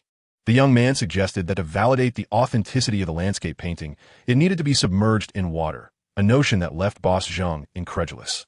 Was this truly the only approach? Despite the absurdity of Zhao Ming's suggestion, Boss Zhang contemplated disregarding him entirely, dismissing him as a lunatic and calling for security to escort him away. This course of action would preserve his dignity and safeguard the painting from any potential harm. Yet, Zhao Ming's confident demeanor unsettled him. Recent whispers regarding Zhao Ming's unique insights into the appraisal industry had sowed seeds of doubt in Boss Zhang's mind. What if this young man spoke the truth? The possibility of having been duped by a counterfeit was intolerable. He loathed the thought of being deceived more than he valued his own reputation. Indeed, this may be the sole method, Zhao Ming urged. Even if you possess this exquisite landscape painting in its entirety, and its authenticity seems indiscernible to the naked eye, what if, in a decade's time, as technology advances, it is revealed to be a forgery when passed down to your descendants? What then? Zhao Ming's silence at this juncture spoke volumes. He had struck a chord, and any further elaboration would be superfluous. The outcome now rested squarely on Boss Zhang's reflections. If that were indeed the case, Boss Zhang slowly approached the painting, placing his hands upon it and meticulously examining its surface, yet sensing no anomalies. After much contemplation, he turned to Zhao Ming. I consent to your verification of the painting's authenticity, he declared resolutely, his expression transforming into one of determination. Upon hearing this proclamation, the audience, comprising both entrepreneurs and members of the Appraisal Association, gasped in astonishment. Boss Zhang, do not be misled by this young man. Should the painting be submerged, even if it is genuine, one of the Appraisal Association members exclaimed, his excitement palpable as if his own work were at stake, desperately attempting to dissuade Boss Zhang. Indeed, Boss Zhang, what if this young man's judgment is flawed? This landscape painting is the final masterpiece of Mr. Li Cheng. It may be the only one in existence. Please think carefully. Beside him, an entrepreneur was also dissuading Boss Zhang. If Zhao Ming was not mistaken, that entrepreneur seemed to be Boss Wang, who had attended the antique appraisal conference that day. Everyone, let us cease further discussion. My decision has been made. However, there is one point we must clarify. Boss Zhang paused, locking eyes with Zhao Ming. Young man, I trust you greatly, which is why I have allowed you to proceed. I can see that you are fully confident. But if this landscape painting does not turn out to be the genuine article as you assert, how will you compensate me? Boss Zhang spoke with conviction. No wonder he was a renowned entrepreneur in the East City. When faced with such significant matters, he remained composed and clear-headed. To be frank, Boss Zhang, although I possess no wealth, I can assure you that this painting is 100% a forgery. I stake my very life on it. Zhao Ming, witnessing Boss Zhang's seriousness, felt compelled to wager his life as well. In truth, Zhao Ming found the situation somewhat amusing. The painting was indeed a fake. Had it not been for the interruption by the members of the Appraisal Association in the audience, he would have already immersed it in water to expose their folly. However, their interference had caused Boss Zhang to hesitate. One thing was certain. This landscape painting was undoubtedly a counterfeit. Young man, do you comprehend why, after so many years, I have achieved the success I enjoy today? Upon hearing Zhao Ming's willingness to wager his life, Boss Zhang furrowed his brow and regarded him with skepticism. My accomplishments stem from a steadfast belief in 4 words: integrity above all. Therefore, if the outcome is indeed not as you claim, you may find yourself paying the ultimate price. Boss Zhang was evidently a man of integrity, and Zhao Ming nodded in agreement with his sentiment. Please have the staff prepare a large basin of water, to which some baking soda must be added. Zhao Ming did not linger to converse further with the group. He promptly instructed the staff to gather the necessary tools for verifying the authenticity of the landscape painting. The combination of baking soda and water would render the paper exceptionally pliable. If this painting were truly from the Song dynasty, the paper, given the techniques of that era, would be remarkably resilient. When papermaking was first invented, they relied on plant fibers from water sources, ensuring that if the paper were soaked, it would not disintegrate. However, modern methods could not replicate such an outcome, as they could not simultaneously achieve the antiquity of the paper while ensuring it remained intact, when submerged. The staff complied with Zhao Ming's request, bringing forth an enormous wooden basin and adding some baking soda. At that moment, Zhao Ming surveyed the crowd. He rolled up his sleeves and lifted the landscape painting, once again sensing the aura emanating from it. He silently prayed that there would be no error. This time, he was wagering his very life. Chapter 41. The forgery is indubitable. The landscape painting before Zhao Ming holds immense significance for him. He has staked his very life on the authenticity of this artwork. Silently, he prays that nothing goes awry, maintaining an outward demeanor of calm. He gently submerges the painting in water. The onlookers, influenced by Boss Zhang's earlier remarks, refrain from dissuading him further. Fully aware that once Boss Zhang has made up his mind, their protest would be futile. The decision rests solely with Boss Zhang. Whatever he decrees is final, and they have no right to intervene. In the Grand Hall, all eyes are fixated on the landscape painting in Zhao Ming's hands. After soaking the artwork, he extends a finger and tears off a corner, revealing it to the assembly. Now observe this paper, he declares. It is undoubtedly a product of modern techniques. As I previously mentioned, anyone knowledgeable about the Song dynasty's papermaking would understand that ancient papers were crafted from pure plant fibers, rendering them indestructible. Following this statement, Zhao Ming retrieves a slender needle from the table. He pierces the paper, which immediately crumbles into a mushy substance. At this moment, Boss Zhang's next action surprises everyone. Before Zhao Ming can announce the results, Boss Zhang, having scrutinized the paper in Zhao Ming's hand, retrieves the soaked landscape painting from the basin. Zhao Ming, you need not declare the outcome.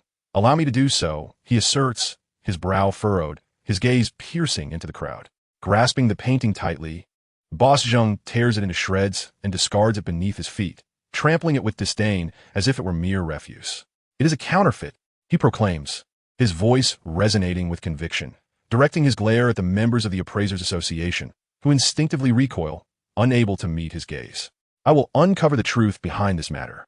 In the antique community of E-City, we place our utmost trust in the Appraisers Association. Yet now, who among you will step forward to explain this? Boss Zhang's eyes bore into the appraisers. Boss Zhang, please allow us to clarify. There must be some misunderstanding. This painting has undoubtedly been switched, pleads the leader of the Appraisers Association, desperately attempting to shift the blame. We, the Appraisers Association, would never deceive you. While there may be an issue with this painting, we initially authenticated it as genuine.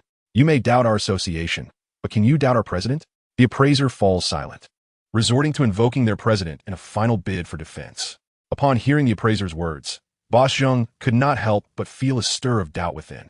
It is well known that Tai Man is the most renowned appraiser in the antique world of E-City, and the brilliance of this realm today is inextricably linked to his influence. Having long established himself in E-City, Tai Man commands great respect for all enthusiasts of antiques, be they ordinary individuals, entrepreneurs, or illustrious figures in the political arena. He stands as a symbol of authority within this domain.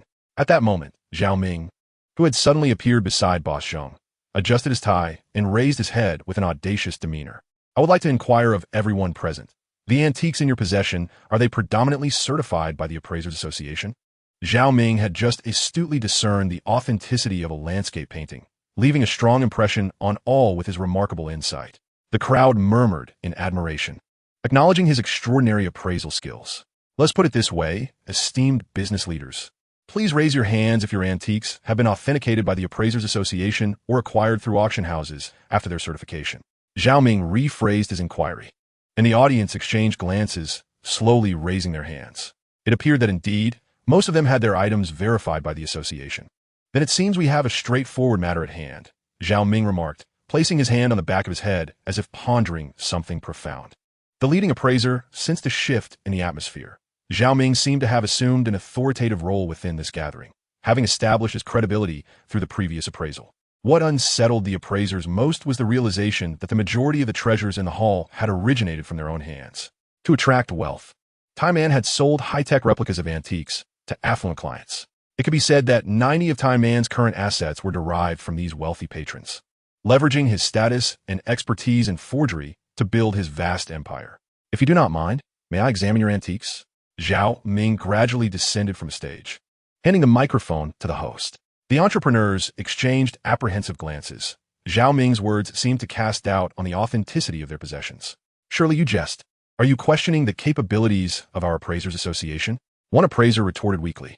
While the landscape painting on stage indeed raised suspicions, it could also have been subject to substitution. Each appraiser felt a sense of suffocation, for if Zhao Ming truly possessed such prowess, he might uncover the fakes among their treasured antiques. This occasion was originally intended to be a grand antique exhibition. I merely wish to suggest that I would like to observe everyone's antiques and, in passing, assist in verifying whether any of them have been switched. Zhao Ming articulated this intentionally, fully aware that the antiques appraised by the Appraisers Association might very well be forgeries. I concurred. At that moment, in the midst of a hushed atmosphere, an entrepreneur raised his hand, his expression grave. "Xiao Lu, please fetch our items," he instructed his assistant, who widened her eyes in surprise before nodding and turning to retrieve the antiques. This piece, authenticated by the Dongsheng Appraisers Association, is a jade by Shou Ru, a white jade vase from the late Ming to early Qing dynasty, currently valued at no less than 5 million yuan in China.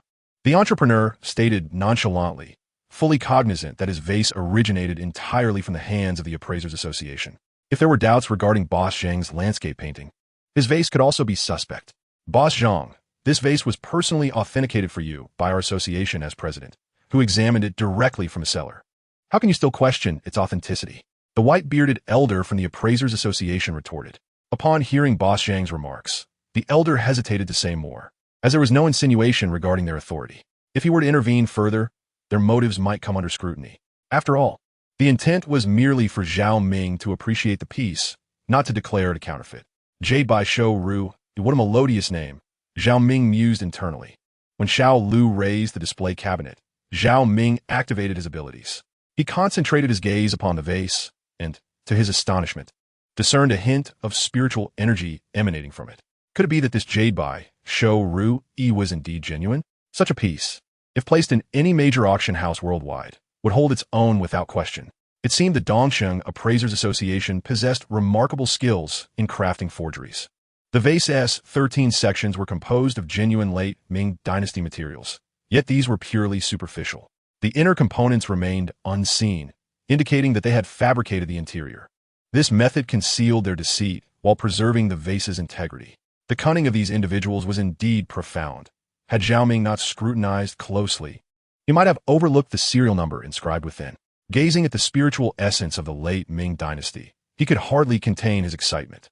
Chapter 42.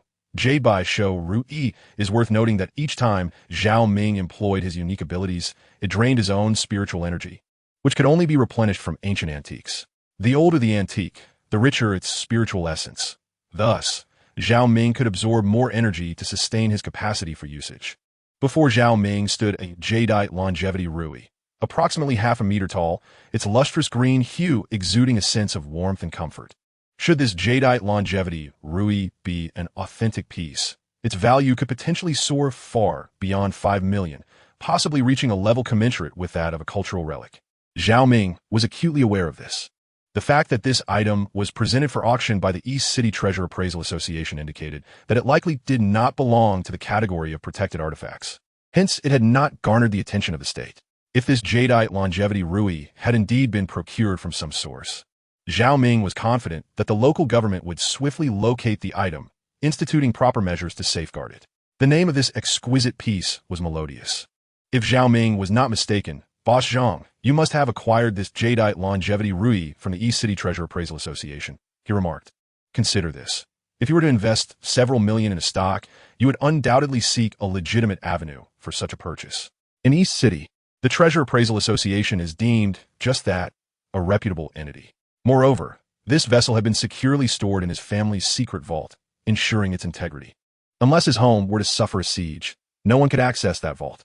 Thus, this jadeite longevity rui remained in the same condition as when it was first acquired. The implication here was clear. Unlike Boss Zhang's landscape painting, this vessel bore no suspicion of substitution.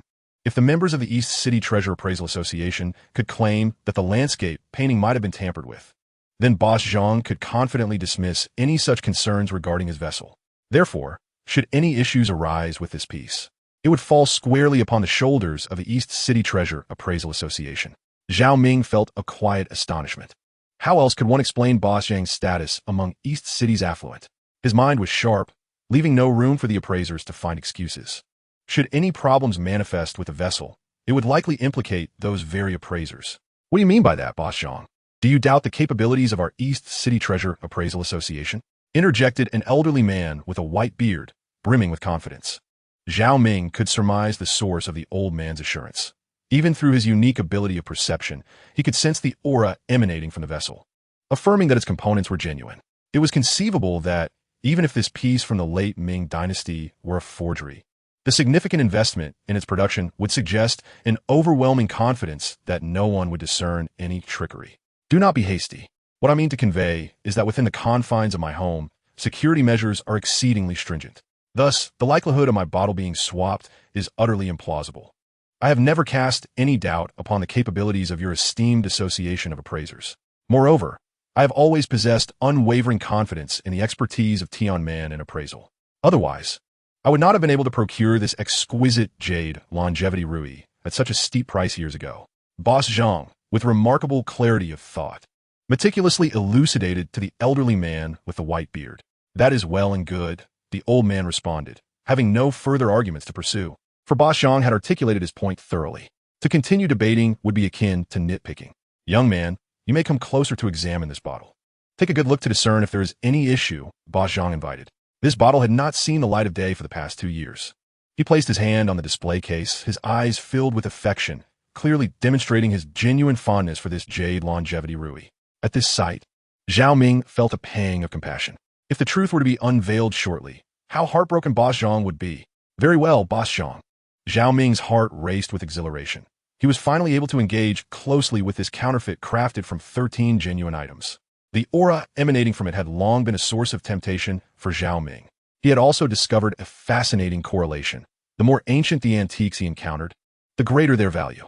The ethereal energy they possessed yielded increasingly significant benefits, enhancing his unique ability of clairvoyance. Whereas previously he needed to concentrate intensely to perceive clearly, now a mere flicker of thought sufficed. His first action was to gently place his hand upon the jade longevity ruby, savoring the spiritual energy it exuded.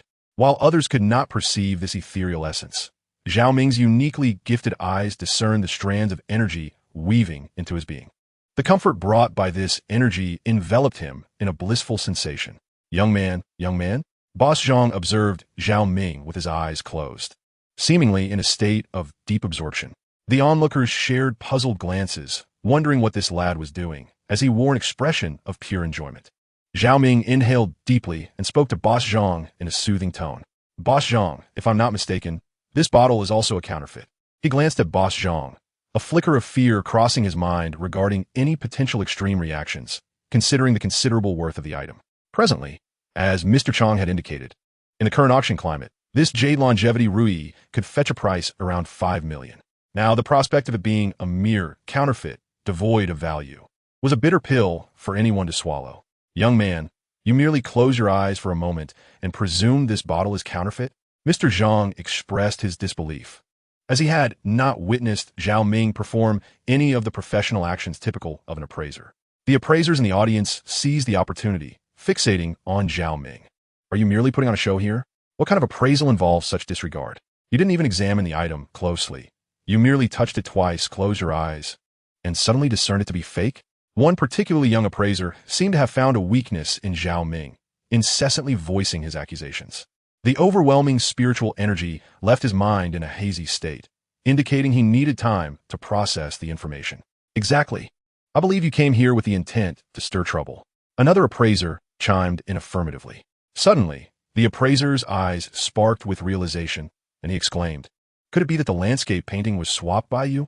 Pointing a finger at Zhao Ming, this assertion shocked everyone present, revealing the East City Appraisers Association's embarrassment had morphed into baseless accusations. Zhao Ming, taken aback, found himself momentarily speechless. From the moment you arrived, something seemed amiss. How could you possibly know there was an issue with the paper of that painting? Did you perhaps soak it in water beforehand? The appraiser clung to this point, shifting all blame onto Zhao Ming. Please, refrain from making baseless claims. At this moment, Li Chong, observing the unfolding drama quietly from the sidelines, spoke up in Zhao Ming's defense. My brother Zhao has been by my side the entire time. He has never left my side. How could he have possibly swapped that landscape painting? Zhao Ming felt a wave of gratitude as he watched Mr. Li advocate for him. Mr. Li was a man of loyalty, after all. The previous day's golden toad offering had gifted him an invaluable antique. Above all, this artifact had the potential to transform the fortunes of his company, ensuring prosperity, a debt of gratitude he owed Zhao Ming. Mr. Li, even if this young man did not substitute the painting, how does he explain this Jade 100 Longevity's Rui? I have never heard of any appraiser who could determine authenticity merely by placing their hands on an antique and closing their eyes. The appraiser, aware of Mr. Li's formidable reputation, found himself compelled to redirect the discourse towards Zhao Ming and the question of how he could ascertain that the Jade Rui was counterfeit. I assess antiques with my heart, Zhao Ming replied, having absorbed enough spiritual energy to regain clarity. Observing the unfolding situation, he realized it was time for him to defend himself. Chapter 43, A Slap in the Face. Zhao Ming was uncertain how to articulate his earlier actions concerning the landscape painting. After all, possessing such extraordinary abilities, one cannot simply divulge to everyone that I can see through you. I perceive everything with utmost clarity, so there's no need for pretense. It is likely that after Zhao Ming uttered these words, he would be met with a severe beating from security. What he said bore an uncanny resemblance to the ramblings of a madman. No one would accept his narrative. To appreciate antiques with sincerity? Are you jesting with me? The old man with the white beard suddenly chuckled, having never encountered such a bizarre method of appraisal. You might as well claim to converse with the antique. Engaging in heartfelt appraisal. Do you take us for mere children? The old man scoffed at Zhao Ming, viewing him merely as a buffoon. Yet this very buffoon had repeatedly obstructed their path to wealth. Indeed, he threatened to obliterate their prospects, and all the appraisers harbored a deep-seated resentment towards this young man. May I kindly ask everyone to allow this young fellow to finish his discourse? Boss Zhang expressed keen interest in Zhao Ming's assertion, having never before heard of heartfelt appraisal. Following this remark, the audience fell silent, for the owner of the Jade 100 Longevity Rui was now Boss Zhang. I have always believed that the older the antique, the more profound the experiences it has endured, and consequently, the richer the stories it imparts. Therefore, each time I encounter a treasure, I endeavor to deeply feel the essence of the antique. Zhao Ming could only articulate his so-called heartfelt appraisal in the simplest terms. He found his assertion rather amusing. In truth, I had already discerned the reality of the Jade 100 Longevity Rui. Now, I urge everyone to observe closely. Zhao Ming swiftly shifted the topic, determined to avoid lingering in this awkward moment, for it was imperative to disclose the fact that this Jade 100 Longevity Rui was a counterfeit. Observe its exterior, the patterns and textures, the inscriptions on the base, along with the jade's smooth surface, he proclaimed. I can only assert that, based on these elements, any appraiser in the world would deem it authentic. Zhao Ming's words resonated with a sense of familiarity among the audience. Was this not akin to the situation with the landscape painting earlier? However, they all understood that the materials within this half-meter-high vase far surpassed those on the outside. Yet, to examine the contents closely, one would have to shatter it. Otherwise, it was utterly impossible to ascertain its authenticity. Zhao Ming gradually directed the focus towards the interior of the vase, aiming to convey that the Jade 100 Longevity Rui's true nature remained concealed unless it was broken. So what do you mean now? Are you suggesting we should soak this vase in water? Or perhaps, as you did recently, shatter that blue and white porcelain? It is worth noting that the blue and white porcelain represented a significant opportunity for the East City Appraisers Association this year, crafted at great expense by Tai Manhua. It was through that exquisite blue and white porcelain that fame was attained at the inaugural East City Treasure Appraisal Conference. Consequently, this porcelain piece was destined to become a sensation throughout East City. Should another auction be held, it could potentially fetch a price in the millions. However, the emergence of Zhao Ming shattered their plans entirely. Allow me to impart wisdom to you, young man. Do not underestimate the vastness of the world.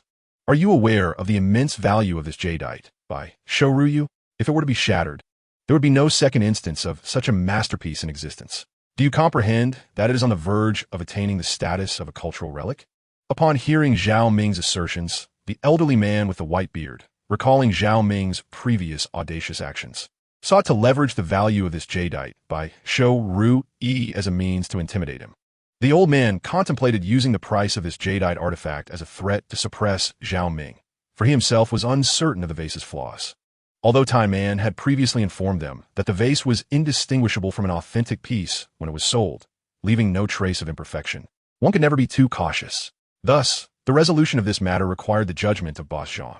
However, I must convey to you, Boss Zhang, that I possess unwavering confidence in my assessment.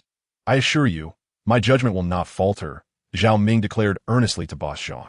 Throughout the exchange, Boss Zhang remained silent, playing the role of an attentive listener, absorbing the dialogue between the white-bearded elder and Zhao Ming. On his face, one could discern a palpable hesitation. Clearly, Boss Zhang found himself at a loss, unsure of whom to trust in this predicament. Zhao Ming, I fail to comprehend your stance. What evidence do you possess to suggest that my jadeite by Shou Ru Yi is counterfeit? What you present are merely conjectures. Subsequently, I consulted others, and they all affirmed the authenticity of my piece. Without concrete evidence, I find it difficult to place my faith in your claims. Boss Zhang articulated his concerns. If you truly lack undeniable proof, I cannot permit you to shatter this vase to validate your assertions. He expressed his innermost thoughts. Zhao Ming, in his heart, understood that Boss Zhang's skepticism was not unfounded. After all, post-auction, Boss Zhang had sought appraisal from others and found no issues. Moreover, Tai Man held a prestigious position within East City's treasure appraisal community, while Zhao Ming was indeed a prodigy in this field. The prospect of asking Boss Zhang to make such a significant sacrifice inevitably caused him to waver. Boss Zhang, although I'm a young treasure appraiser, I consider my experience in this field to be quite extensive. You must realize that with today's advanced technology, I can create exquisite replicas that are exceedingly difficult to discern from genuine artifacts. Thus, my conclusions as a treasure appraiser have always stemmed from my intuition and experience, leading to accurate judgments. Zhao Ming fervently persuaded Boss Zhang, grappling with how to articulate the issue of his extraordinary abilities. Yet deep within, Zhao Ming was acutely aware that the jade longevity vase was a counterfeit. This was an undeniable truth. Boss Zhang, whatever I say now, I suspect you may not believe. However, I reiterate, should you choose to trust my words, I would wager my very life on it. I regard the appraisal of antiques as the essence of my existence. I will not permit any high-quality imitation to persist in this world, for it is my vocation, Zhao Ming articulated with unwavering conviction. Observing Zhao Ming's resolute demeanor and his righteous aura, Boss Zhang lowered his head, contemplating intently. Boss Zhang, you must reflect on this. If this item were genuine, and this young man were to shatter it, even if he offered you 10 lives in recompense, it would scarcely compensate for the value of this jade longevity vase. The elderly gentleman with a white beard exerted every effort to sway Boss Zhang, perplexed by Zhao Ming's audacity to assert the vase's falsity. However, given the present circumstances, their concerns might soon materialize. Everyone, let us refrain from further discord. Boss Zhang suddenly raised his hand, signaling for silence throughout the hall. Every entrepreneur, every appraiser, and all present knew that those who gathered in this venue possessed a profound affection for antiques. To possess a treasured artifact was akin to holding one's very life in esteem. After all, a rare antique held immense significance for individuals of their ilk. Boss Zhang was lost in contemplation, weighing whether to place his trust in Zhao Ming. The young man exhibited boundless potential, coupled with formidable confidence and discernment. However, the jade longevity vase had been procured from the Antique Appraisers Association in East City, and numerous appraisers had subsequently validated its authenticity. Not a single one had declared the vase to be a fake. Youth, since Boss Zhang has chosen to believe in you, I see no reason to withhold my trust. We have cultivated a commendable friendship in the realm of business, and our temperaments are remarkably similar. If what we possess is indeed a forgery, then even if the entire world proclaims its authenticity, we would find it difficult to reconcile with our own hearts. We cherish true antiques that embody the legacy of history. Rather than those high-tech replicas, Boss Zhang declared with resolute clarity. Old Zhang, your perspective today has truly impressed me. You are typically so protective of these artifacts, as if they were your very life. Now, to witness you attain such an elevated awareness alongside me is remarkable. Boss Zhang suddenly applauded from the side, having observed the confrontation in silence. Yet, seeing Boss Zhang courageously offer his antique astounded him. I've always maintained a higher level of awareness than you, you know. All right, Zhao Ming, I entrust this bottle to you now, but we must first agree on a premise. Since both you and Boss Zhang have wagered your lives on this, and you have likewise staked your life with me, we must adhere to the principle of a gentleman's word. Once spoken, it cannot be retracted. If this bottle truly is an antique, I expect you to fulfill your promise when the time comes. Boss Zhang spoke to Zhao Ming with a serene demeanor. Upon hearing these words, Zhao Ming felt a sudden tension in his heart. Although he had seen the serial number, what if his eyesight had failed him? Chapter 44, Cervical Massage. Trust me on this matter. I will provide you with a reasonable explanation in due time. It is not meant to deceive you, nor is it anything of great significance. As for Lulu, do not incite her unnecessarily. She is just a young girl. This behavior is unbecoming, Wang Feng spoke vaguely. At noon, Lin Yuehan invited Zhou Chuxin to lunch, hesitantly sharing her observations about Xiao Lulu at the plantation, suggesting that Wang Feng likely had feelings for the young girl, who was indeed quite attractive, yet significantly younger at merely 18. Hey, speak up. Are you mute? You're usually so talkative, Lin Yuehan urged, noticing Zhou Chuxin's silence. What is there to say? It's perfectly normal for Wang Feng to like someone, Zhou Chuxin replied with a smile. The issue is that he and I have a contract. I just renewed it for another 6 months, Lin Yuehan asserted. You're merely occupying a space without contributing. If you have no desire to pursue him, why not let go? Your actions hinder my pursuit of him. If he ends up with that little girl, I won't let you off easily, Zhou Chuxin retorted, visibly agitated. Here you go again. I had no choice but to renew the contract. I fear that if he and I part ways, my father will pressure me. Given the numerous responsibilities I have at the company, I cannot afford to be distracted by such troubles. I will address it once the company is stable. Lin Yuehan justified her reasoning. Who knows what you're truly thinking? You like Wang Feng, don't you? Zhou Chuxin scoffed. That is simply untrue. What could I possibly admire in him? He does not meet any of my standards for a partner, Lin Yuehan replied slowly. Indeed, with your lofty aspirations and royal demeanor, born with a silver spoon, looking exquisite and capable of running a company, what common individual could you possibly find appealing? Luckily, I do not mind. I like Wang Feng in every regard, Zhou Chuxin mused dreamily. Have you lost your mind? He is my husband, Lin Yuehan exclaimed in anger. You are mistaken. He is your false husband, Zhou Chuxin laughed. Is there any official registration at the Civil Affairs Bureau? Do you possess a marriage certificate? Even if there is one, it is likely fabricated. I cannot wait any longer. I must start pursuing him, lest he be swept away by someone else, and I would regret it immensely. You must be delusional. I refuse to believe there are no suitors for you. Are you blind? There are so many outstanding young men, yet you fixate on him? Lin Yuehan remarked. Even if I were blind, my heart remains discerning. Unlike some people, Zhou Chuxin replied with a smile. I shall not engage with you any further. Lin Yuehan sprang to her feet and dashed away, conveniently leaving the bill unpaid. Hee, little rascal. Wait, isn't it your turn to treat? Zhou Chuxin suddenly realized she had once again fallen victim to her trickery. However, could it be that Wang Feng had genuinely taken a liking to such a young girl? That seemed implausible. Surely he preferred more mature women.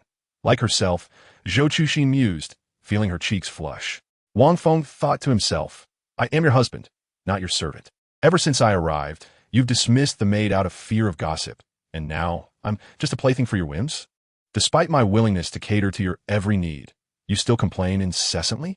Nonetheless, Wang Feng understood her temperament. She ignored him, speaking her mind while he maintained his silence. Are you deaf or mute? I'm talking to you. Did you hear me? Lin Yuehan taunted. Wang Feng continued his chores, with her trailing closely behind, ever so eager to provoke a quarrel, for she knew that without a fight, sleep would elude her, even if she was aware that Wang Feng had done nothing wrong. This realization only fueled her anger. The truth was, he had no faults to exploit. Fortunately, causing a ruckus was a skill every woman possessed. What is wrong? Are you feeling guilty? She teased. Xiao Lulu really lives up to her name, like a budding flower in the morning. Aren't you ashamed? You're nearing 30, and yet you flirt with an 18-year-old girl. How embarrassing, Lin Yuehan remarked. Don't say such things. I regard Lulu as a sister. Wang Feng replied, sweating profusely. He hadn't intended to engage her, but her mention of Xiao Lulu compelled him to defend himself. Oh, so you're brotherly towards her? What more do you want? Do you think I'm blind? Xiao Lulu's eyes are always on you. Do you think I haven't noticed? Young girls today are bold. They don't care if a man is married. They pursue him relentlessly, Lin Yuehan retorted sharply. Why must you speak so harshly? I've explained it to you countless times. Lulu is a young girl without family. If I don't help her, who will? She is naturally grateful for my assistance. But that is all it is. If you spread such rumors, what will become of her? She is only 18, Wang Feng countered. Is that why you're getting flustered over a few words? You think you're the good guy? Does she need your help to survive? What do you mean by gratitude? You help me too. Should I express my gratitude to you like Lulu does? Do you want me to bow deeply to you? Lin Yuehan exclaimed, dramatically bending at the waist. Rogue, lecher, scoundrel. Lin Yuehan seized the opportunity to unleash her fury. Don't think that just because I'm being cordial, you can take advantage. Let me remind you once more, our marriage is a facade. Understand? In the future, don't leer at me with those beady eyes. If you can't control yourself, just blind yourself. This was no princess speaking, but a sorceress consumed by jealousy, descending rapidly into a wicked path. Are you truly deaf? Haven't you heard the knock? Go open the door, regardless of who it is. Just tell them I'm not home. Upon hearing the knock, Lin Yuehan swallowed her words in frustration and stormed upstairs, still seething.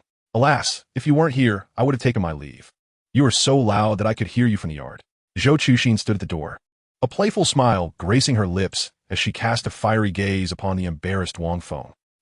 You have ears like a rabbit so long, she teased. Upon seeing Zhou Chuxin, Lin Yuehan descended from her perch and sulked on the sofa. I haven't provoked you. Don't drag me into your quarrel with Wang Feng. I'm parched. Do you have anything to drink at home? Zhou Chuxin laughed as she settled down, nudging Lin Yuehan. I'll brew you some tea. Wang Feng's humble demeanor resembled that of a servant. Oh dear, how can this be? A grown man like you shouldn't be doing such menial tasks. I can manage it myself. Zhou Chuxin exaggeratedly rose, following Wang Feng to wrest the tea from him, deliberately provoking Lin Yuehan, who shot her a glare filled with sharp ire. What is going on, Wang Feng? Why have you made Han upset? She is the little princess of the household, after all, and cannot be aggrieved. Zhou Chuxin sat gracefully, her long, slender legs accentuated by black stockings, her most cherished attribute, which she displayed at every opportunity, especially in the presence of men she admired. Wang Feng could find no words to respond. What brings you here? You didn't even call ahead, Lin Yuehan huffed, her irritation palpable as Zhou Chuxin thwarted her attempt to vent. I did call, but you didn't answer, so I came over, Zhou Chuxin retorted with exaggerated wide eyes. Oh, I must not have heard it, Lin Yuehan admitted, having been too engrossed in her argument with Wang Feng to notice the ringing phone. What is the matter? You came all this way. I just received a call from a friend in the capital stating that the temporary approval has come through. I've just received the documentation. You can commence production. Of course, inspections will be required every 3 months as part of the new product protocol, but there should be no issues. Have you completed the other formalities? If so, you could begin production, Zhou Chuxin said, handing her a document. Move aside. You've wrinkled my clothes. Disgusting. There's saliva everywhere. Zhou Chuxin was a giant in words, but a dwarf in action. She dared to tease Lin Yuehan with her words, yet never acted upon her provocations. In contrast, Lin Yuehan presented herself as a demure princess. Yet her true nature was wild. Both women revealed their true selves. Wang Feng blinked as he observed the two entangled on the sofa, their long, bare legs and sheer stockings twisting in a dizzying display, accompanied by Lin Yuehan's breathy gasps as she attempted to kiss Zhou Chuxin's petite mouth, who was desperately squirming in protest. The sight of these two stunning beauties was undeniably breathtaking. Chapter 45, Deliberate Provocation. All right, enough of this. Wang Feng is still here. Zhou Chuxin finally extricated herself from the clingy Lin Yuehan, her cheeks flushed as she straightened her attire. Typically, it was she who teased Lin Yuehan, but this time, she found herself on the receiving end, feeling somewhat embarrassed, especially in Wang Feng's presence. Did you hear that? Tomorrow, you can go visit your sister Lulu. Prepare to gather flowers. Gather flowers. Lin Yuehan, still simmering with residual anger, nevertheless felt a sense of joy. After all, the long-awaited day had finally arrived. Take it all. I would willingly give everything for you. She yearned to embrace Zhou Chuxin, but Zhou Chuxin pushed her away, exclaiming, enough of that. Show a little sincerity. My neck is constantly stiff and sore. I can barely sleep.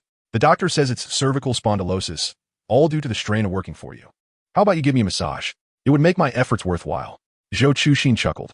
Oh dear. Lin Yuehan eagerly replied, just lie down obediently, and I will massage you. I promise not to crush you. Lin Yuehan laughed.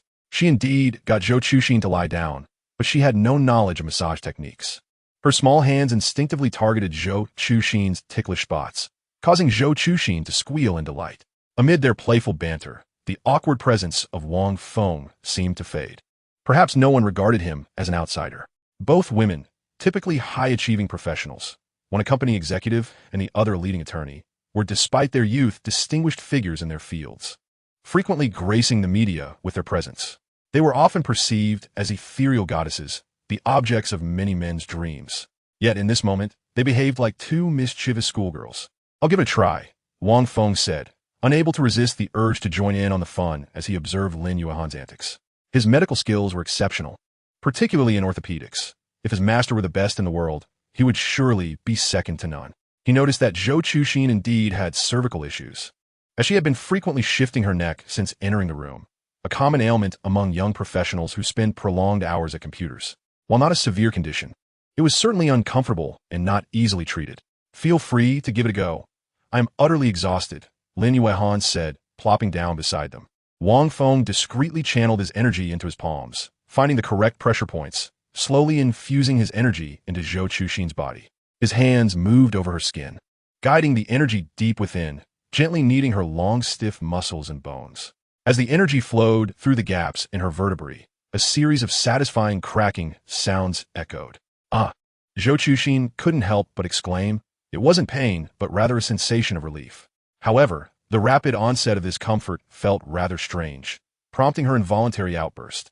Hey, what are you doing? Do you know what you're doing? Lin Yuehan quickly inquired. Chuxin, are you all right? Does it hurt? Perhaps we should stop. Oh, that feels so good. Don't stop. Please keep going. Zhou Chuxin urged, feeling Wang Feng's warm hands and the soothing heat radiating through her shoulders and neck, as if an ice block were melting away, making her feel increasingly better. How could they possibly stop now? You really know what you're doing? Lin Yuehan shot Wang Feng a sideways glance, filled with skepticism. Well, I know a bit, Wang Feng replied with a smile. He indeed needed to distract himself from the enchanting Zhou Chuxin, whose slender waist and alluring long legs, accentuated by her short skirt, were quite captivating. As she enjoyed the massage, one of her legs involuntarily lifted and twitched, and the sight of her graceful figure was tantalizingly close. Wang Feng, being a young man full of vigor, found this nearly overwhelming. Such temptations were best avoided, and he began to regret his impulsive decision to involve himself in this scenario. All right, let us conclude for today. One must not rush for immediate results. Today, I have helped you dissolve the accumulated malaise, and gradually, your vitality will be restored. However, you must also take care of yourself. Rise and engage in some light exercise after sitting for a while. I will teach you a set of movements, which you should practice for 10 minutes each day. In approximately a month, you shall observe the effects. Wang Feng paused, smiling. Ah, how delightful. I truly feel wonderful. Wang Feng, you are remarkable. Zhou Chuxin stood up, stretching her neck, and indeed felt an unprecedented sense of ease and softness, with the persistent pain that had plagued her vanishing without a trace. I have merely learned a smattering from master. I am hardly formidable, Wang Feng replied. I'm not being polite. You are genuinely impressive. I have sought the services of numerous massage parlors and their so-called expert masseurs, yet they were of no help. After just a short while with you, I feel completely rejuvenated. Wang Feng, why not consider opening a massage establishment? I could refer clients to you, and you would surely earn a fortune. Zhou Chuxin remarked, half in jest, half earnestly. Is Wang Feng truly contemplating this? Lin Yuehan interjected quickly. He cannot possibly massage others. That is out of the question. What kind of people does Zhou Chuxin associate with? Surely, there are many affluent women among them, and before long, Wang Feng would be swept away. One troublesome character like Qiu Lulu or Zhou Chuxin is already enough. Indeed, Lin Yuehan, does it not embarrass you that your husband would be massaging others? Zhou Chuxin teased. Wang Feng, cannot you assert yourself just once? Must you always rely on others? I see how you endure discomfort here. It makes me feel suffocated on your behalf. Wang Feng smiled in silence. Although Zhou Chuxin's words were harsh, they did not provoke him. Whether he was dependent on others or played the role of a facade alongside Lin Yuehan, enduring daily grievances akin to a servant, it was all voluntary. As long as it was by his own choice, he felt no sense of wrongdoing. What others thought or said, do you suppose Wang Feng would care? His inner strength was far beyond what Lin Yuehan and Zhou Chuxin could ever comprehend. Within him resided a fierce tiger. Yet he occasionally paused to savor the fragrance of roses. In truth, living in a peaceful urban environment, everything felt extraordinarily luxurious to Wang Feng. Each experience was a form of enjoyment, a vacation of sorts. Though he might not be accustomed to this lifestyle, he understood the importance of cherishing this tranquility. Were it not for the deep-seated vengeance he harbored, perhaps he could lead a serene existence throughout the city for the remainder of his days. Zhou Chuxin's affection for Wang Feng was genuine and fervent. She did not attempt to conceal it even in Lin Yuehan's presence. Her enchanting gaze was often fixed on Wang Feng, while her conversation with Lin Yuehan was rather lackluster, inciting Lin Yuehan to mentally berate her for being infatuated and neglecting her friendships. After bidding farewell to Zhou Chuxin, Lin Yuehan continued to express her displeasure. A residual effect of their earlier quarrel. I never realized you could massage. Was Chuxin pleased? If she is content, you must be happy as well, correct? Why do you keep glancing at her thighs while massaging? Chuxin's legs are attractive, aren't they? You have developed a lustful inclination. Haven to you? Lin Yuhan's comments were not entirely unreasonable. She had observed clearly. Isn't Zhou Chuxin your friend? She has helped the company immensely. Why would you speak of her in such a manner? Wang Feng queried, perplexed. You should be aware that Zhou Chuxin is quite a distinguished figure in Haiqing, renowned for her beauty and wealth. It is said that she has an abundance of admirers, with dozens of suitors vying for her attention, all of whom are exceptionally handsome and affluent. I would advise you to relinquish any hopes you may harbor regarding her. Her seemingly kind demeanor towards you is merely a playful jest, understand? Lin Yuhan remarked acerbically, revealing her true colors as a false friend. I implore you to refrain from such baseless accusations. My feelings for her are non-existent. Your assertions are utterly absurd, Wang Feng retorted, bemused. If you truly held no affections for her, then why would you offer to massage her? Moreover, your attentiveness in doing so betrays your genuine interest. You have a penchant for beautiful legs, and Zhou Chuxin certainly possesses those in abundance. Yet, despite my own cervical discomfort, I have never once seen you extend such care towards me. Lin Yuhan lamented with a hint of bitterness. I have never claimed otherwise. Do you not trust my words? Wang Feng replied helplessly. He had indeed offered to assist her with a massage, but Lin Yuhan was skeptical of his intentions, suspecting him of harboring ulterior motives. How can I trust you when you conceal everything from me? Never mind. It's of no concern to you. I shall suffer in silence, as it is none of your business. Everything is a facade. Nothing is genuine. Lin Yuhan exhaled an expletive, feeling a sense of relief, and decided to cease the quarrel, swaying her hips as she ascended the stairs, sparing Wang Feng from further confrontation. Zhou Chuxin brought forth monumental news. The project was finally ready for launch, and all the preparations and efforts had borne fruit. However, there remained one unresolved issue. The approval for the workshop's sanitation standards had yet to be issued. This delay was not due to inadequate standards, but rather the deliberate obstructions posed by the Deputy Director of the Health Bureau, Li Haixing. In his 30s, Li Haixing had already attained the rank of Deputy Director, a testament to his early success. He was adept in navigating relationships and managing various situations, which foretold a promising future within the bureaucratic realm, earning him a modicum of fame in Haiqing. While he demonstrated capabilities, his character was rather unimpressive, particularly marked by greed and lust, widely recognized vices. Yet, his entrenched position rendered him largely untouchable by ordinary individuals.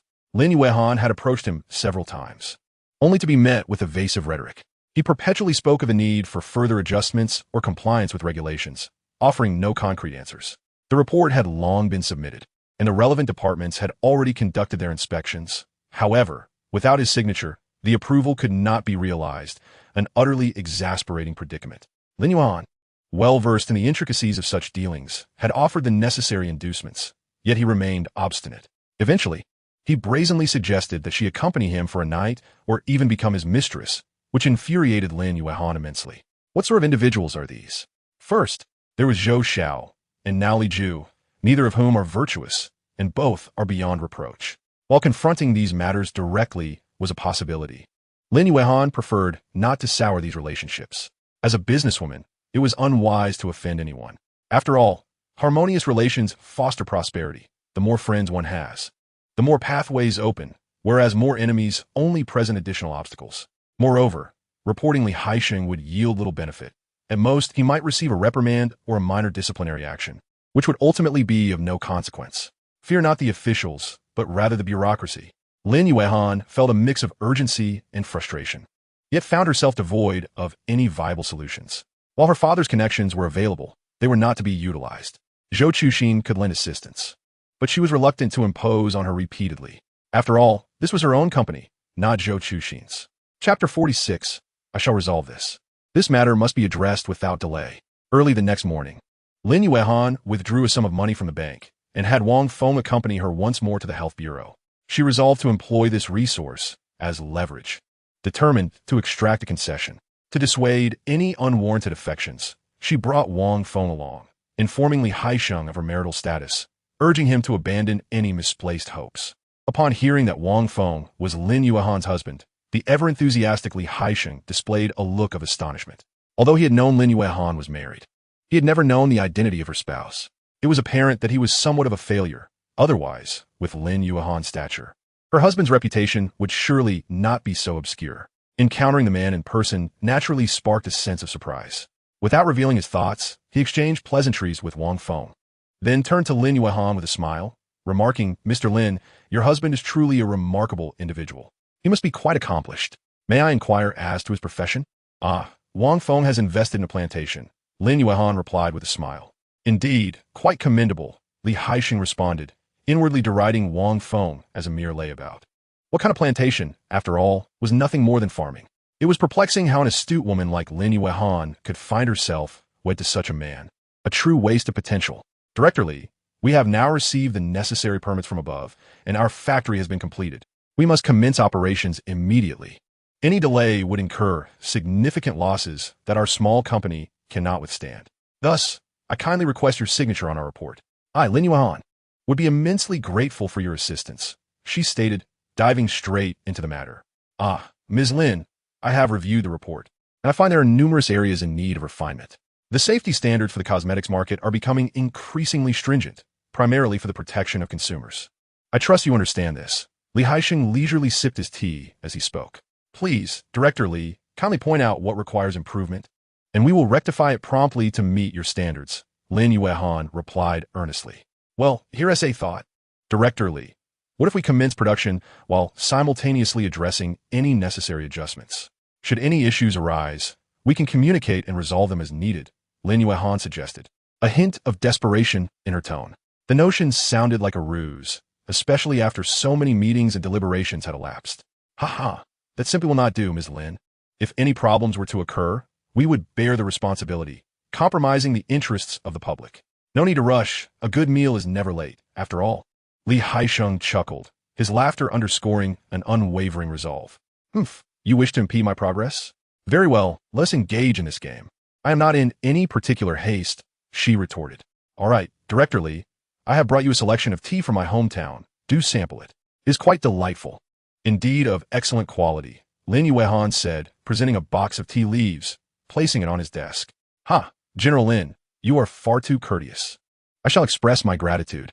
"Ha." Saying this, I tucked away the tea leaves.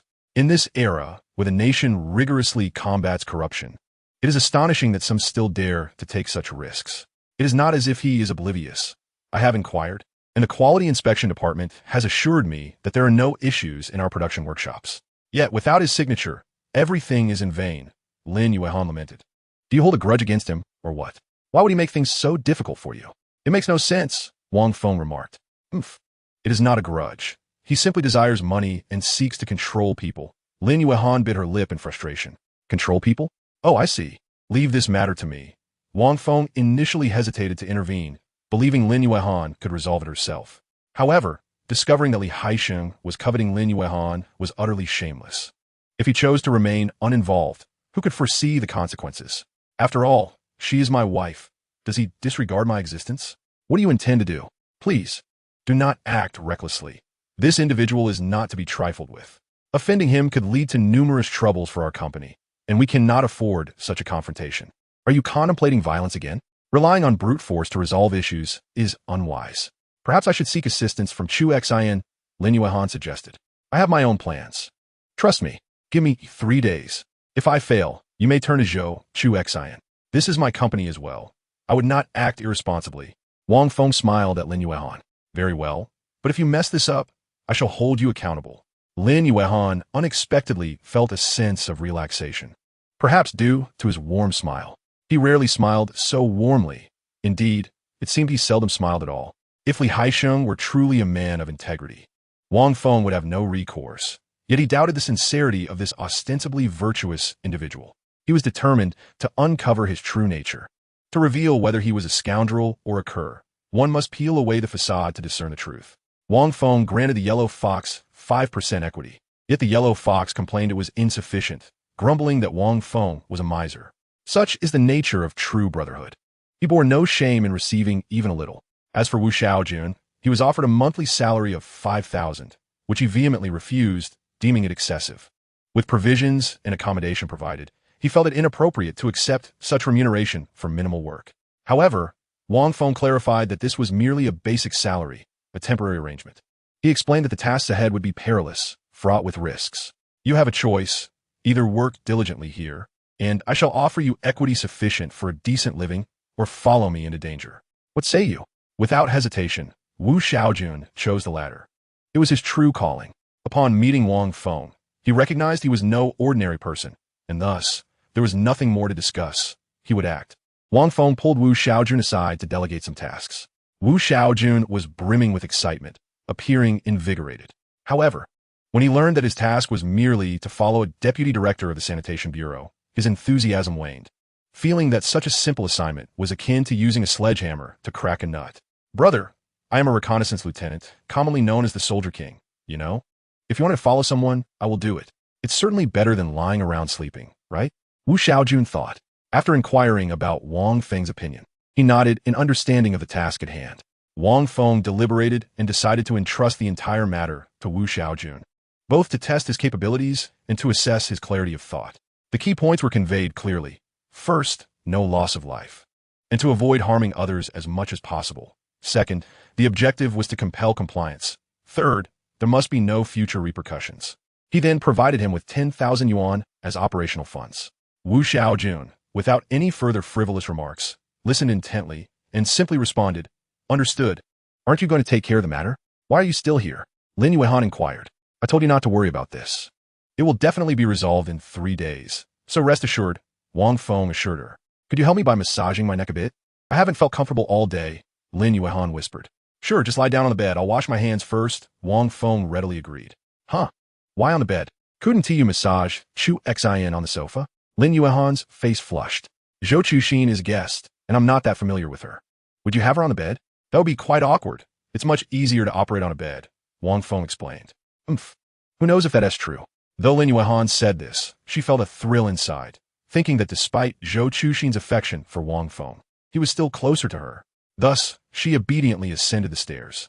Upon entering the room, Wang Feng found Lin Yuehan already lying on the bed, and though he couldn't discern her thoughts, he found the scene rather enticing. Her delicate little feet impatiently scratched the sheets, but upon hearing Wang Feng enter, she became quiet yet remained silent. In truth, she felt a twinge of nervousness. Not only was Wang Feng surprised, but she herself was puzzled by her own actions. Just moments ago, after showering and changing, she had inexplicably chosen this particular outfit, feeling it was quite beautiful, and she suddenly wanted Wang Feng to see it. Wang Feng greeted her, to which Lin Yuehan responded with a vague feeling her cheeks flush, not wanting him to notice. When Wang Feng's hand rested on her smooth shoulder, she instinctively shivered. In her memory, no unfamiliar man had ever touched her skin like this. Wang Feng was the first. However, as his hand gently glided over her shoulder and back, she soon found herself relaxing, realizing that Zhou Chuxin's previous reactions were not feigned, but rather genuine comfort. Noticing that Wang Feng had no unusual response, she began to hum unabashedly, reminiscent of the piglets she had seen her grandmother's, where she would scratch them with a small stick, and they would hum in delight. "Hee, I'm just a little piglet too." She was quite at ease. But could Wang Feng withstand it? Her attire was already provocative enough, and now she was emitting such enticing sounds. Was this intentional on her part? With great effort, he steadied his mind and concentrated on the vital energy flowing through his hands, aiding her in loosening the tension in her neck muscles. Her condition mirrored that of Zhou Chuxin. Both had been seated for far too long. Suddenly, darkness enveloped Wang Feng, and the room plunged into shadow. Lin Yuehan, eyes closed, sensed Wang Feng's hands had abruptly ceased their movement. Upon opening her eyes, she was startled by the pervasive gloom. Alas, a power outage. Chapter 47. The ex-boyfriend beneath the bright lights. Zhao Ming and Sun Qing occupied the finest table in the Jinlong Grand Hotel. The two engaged in lively conversation, sharing amusing anecdotes from their lives, creating an atmosphere of remarkable harmony. "Sun Qing, how has your taste changed so drastically? Why are we at this ostentatious hotel? Weren't you fond of that Western restaurant in East City?" A man with a rather lecherous expression interjected, addressing the pair. The sudden appearance of this man left Zhao Ming momentarily at a loss. "What I choose to eat is none of your concern." Sun Qing's demeanor shifted as she noticed the man. Her face darkened with discontent as she shot a piercing glare at him, visibly annoyed. "Although I, Lin Yu, am no longer by your side, we remain friends, do we not?" As he uttered these words, he deliberately directed his gaze towards Zhao Ming at the adjacent table. Upon hearing the name Lin Yu, Zhao Ming felt a jolt of recognition, suddenly coming to an acute awareness. This man was Sun Qing's former boyfriend, someone she had spoken of with disdain. Don't try to ingratiate yourself here. We have no connection. Leave at once. I wish to avoid your presence. Sun Qing glared at Lin Yu, her eyes brimming with contempt, conveying a clear message to Zhao Ming. Coughing softly, Zhao Ming raised his head and cleared his throat, capturing Lin Yu's attention. Excuse me, sir, while I don't know your identity, we are currently dining, so I kindly ask you to leave us be. Zhao Ming spoke as calmly as possible. Lin Yu was not unattractive. As a wealthy heir, he had been raised in privilege, exuding a certain charm. Yet, Zhao Ming understood the reasons behind Sun Qing's breakup with him. She had confided in Zhao Ming that despite Lin Yu's appealing exterior, he was, in fact, a notorious playboy. His string of girlfriends was endless, and even while dating Sun Qing, he maintained ambiguous relationships with several other women. Faced with such a cad, Zhao Ming had no intention of showing him any courtesy, but given Sun Qing's presence, he refrained from a direct confrontation. And who might this be? Lin Yu feigned ignorance of Zhao Ming's presence, turning to Sun Qing with a question. I'm a close friend of Sun Qing's. My name is Zhao Ming. I work at Dongcheng Babao Zhai as an appraiser. Zhao Ming introduced himself confidently. Despite Lin Yu's affluent background, Zhao Ming felt no intimidation in the slightest. Zhao Ming harbored a deep disdain for this group of individuals, each boasting a lack of formidable prowess while parading around with unabashed arrogance. Such individuals, possessing vile character, incited within him an overwhelming desire to physically subdue them. It turned out he was a gem appraiser, but how could Sun Qing still associate with such a person? Lin Yu regarded Zhao Ming with palpable contempt. A mere ordinary employee could never be compared to himself, a scion of affluence. He was acutely aware of his own vast wealth and felt a surge of resentment at the thought of his former girlfriend engaging romantically with someone like Zhao Ming. This animosity transformed into hostility as he observed the two seated together in a couple's embrace, sharing a meal, which ignited Lin Yu's fury. Sun Qing, upon hearing Lin Yu's disparaging remarks about Zhao Ming, felt a spark of indignation and attempted to rise from her seat. Zhao Ming swiftly restrained her, signaling that all was well. He subtly shook his head at her, his gaze resolute, indicating that he could manage the situation. Trusting Zhao Ming's judgment and buoyed by her faith in him, Sun Qing remained silent. Sir, if I may, Mr. Lin, at our age, we should not squander the years we have lived. Zhao Ming spoke slowly, exuding an air of calmness, devoid of any trace of anger. What do you mean by that? Lin Yu was taken aback, unable to decipher the meaning behind Zhao Ming's words. My point is quite simple. If you do not understand, I hold no grudge. One ought to possess a modicum of decency. Wouldn't you agree? Zhao Ming's retort astonished Sun Qing. She had not anticipated his quick wit. What are you implying? Are you suggesting that I lack decency? Lin Yu finally grasped Zhao Ming's insinuation. He was incredulous that a person of such a rural demeanor would dare to insult him. Having been coddled as a privileged child, he had never encountered such affront. I advise you to mind your words, boy, Lin Yu said, pointing an accusatory finger at Zhao Ming. What are you doing? Zhao Ming observed Lin Yu's flustered state and realized his strategy had succeeded. Release me. What do you intend to do? Sun Qing, witnessing Lin Yu's blatant rudeness, stood up and admonished him. Ashanti stooped to the level of a country bumpkin. Lin Yu adjusted his attire, awkwardly lowering his hand into his pocket. I'm not engaging with you on that level. Zhao Ming shrugged nonchalantly, feigning indifference. In truth, this demeanor was most infuriating, as it suggested he held the upper hand while appearing unfazed, which left Lin Yu feeling humiliated. Lin Yu was incensed by Zhao Ming's demeanor. He never imagined this young man would dare to insult him so brazenly. By the way, did you mention being a gem appraiser?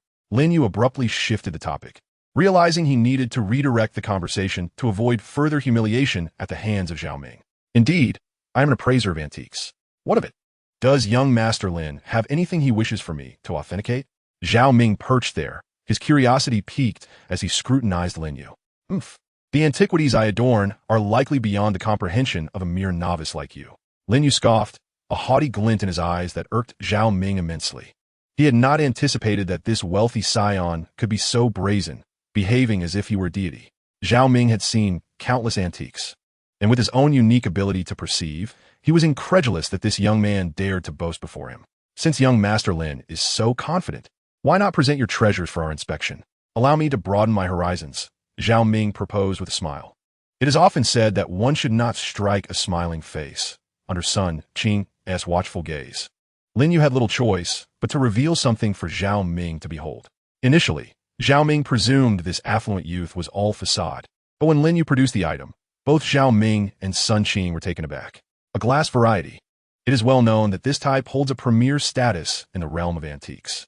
In today's market, a pendant intricately carved from a high-quality glass variety could fetch nearly 10 million at auction, with the potential to exceed that amount should a particularly enthusiastic buyer emerge. Zhao Ming could scarcely believe that this arrogant young Master Lin wore such a valuable pendant around his neck. What's the matter? Do you recognize it?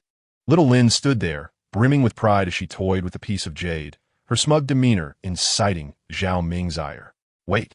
Logically, a piece of glass of such value should emanate a certain aura. Zhao Ming nodded. Young Master Lin, do not be hasty. At this moment, he began to concentrate, activating his unique ability. Zhao Ming's consciousness delved into the jade piece.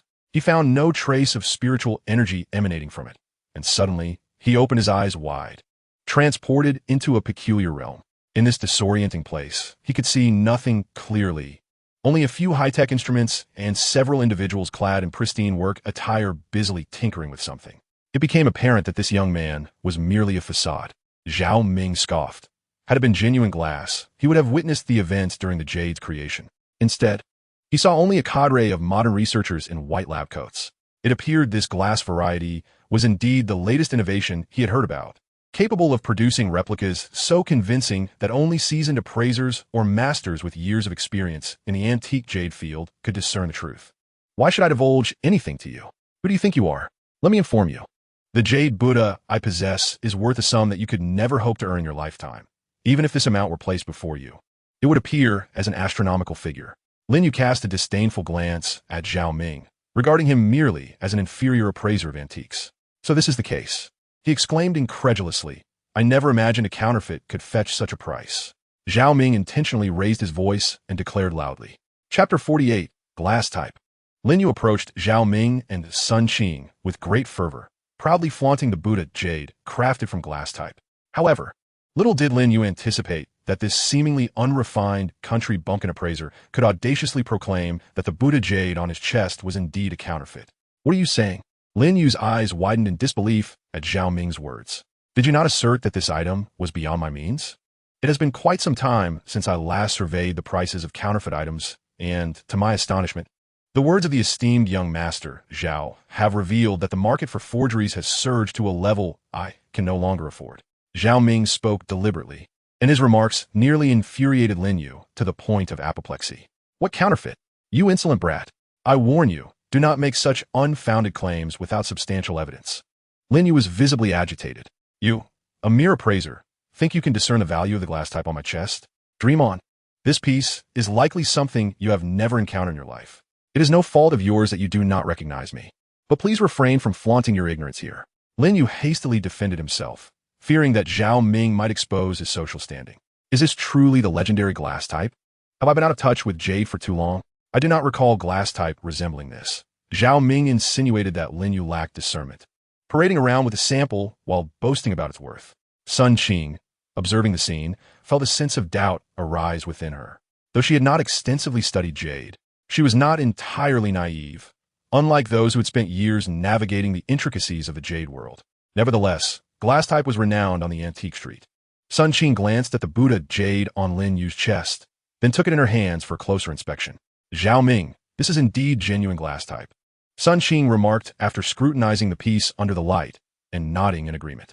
Realizing that even Sun Qing was convinced of its authenticity, Lin Yu understood that the item was a high-tech imitation that had recently been developed, a replica of the famed high-ice jade resembling glass type.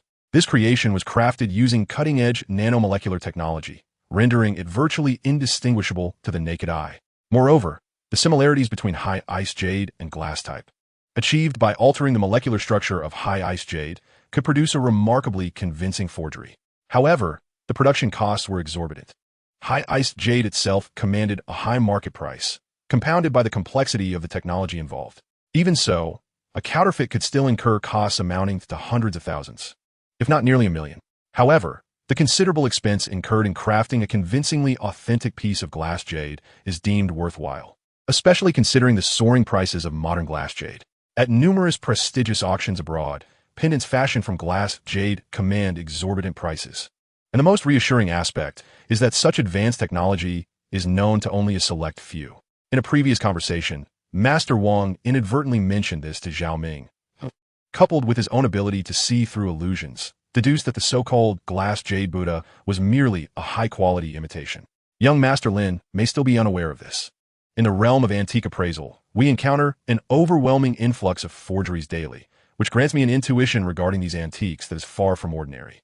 Zhao Ming felt a surge of confidence, as he could assert that this object was not genuine glass jade, but rather a counterfeit crafted from high-tech ice jade. Upon catching Zhao Ming's glance, Sun Qing felt a twinge of concern. After all, this Buddha jade truly appeared to be crafted from glass, and she could discern no flaws.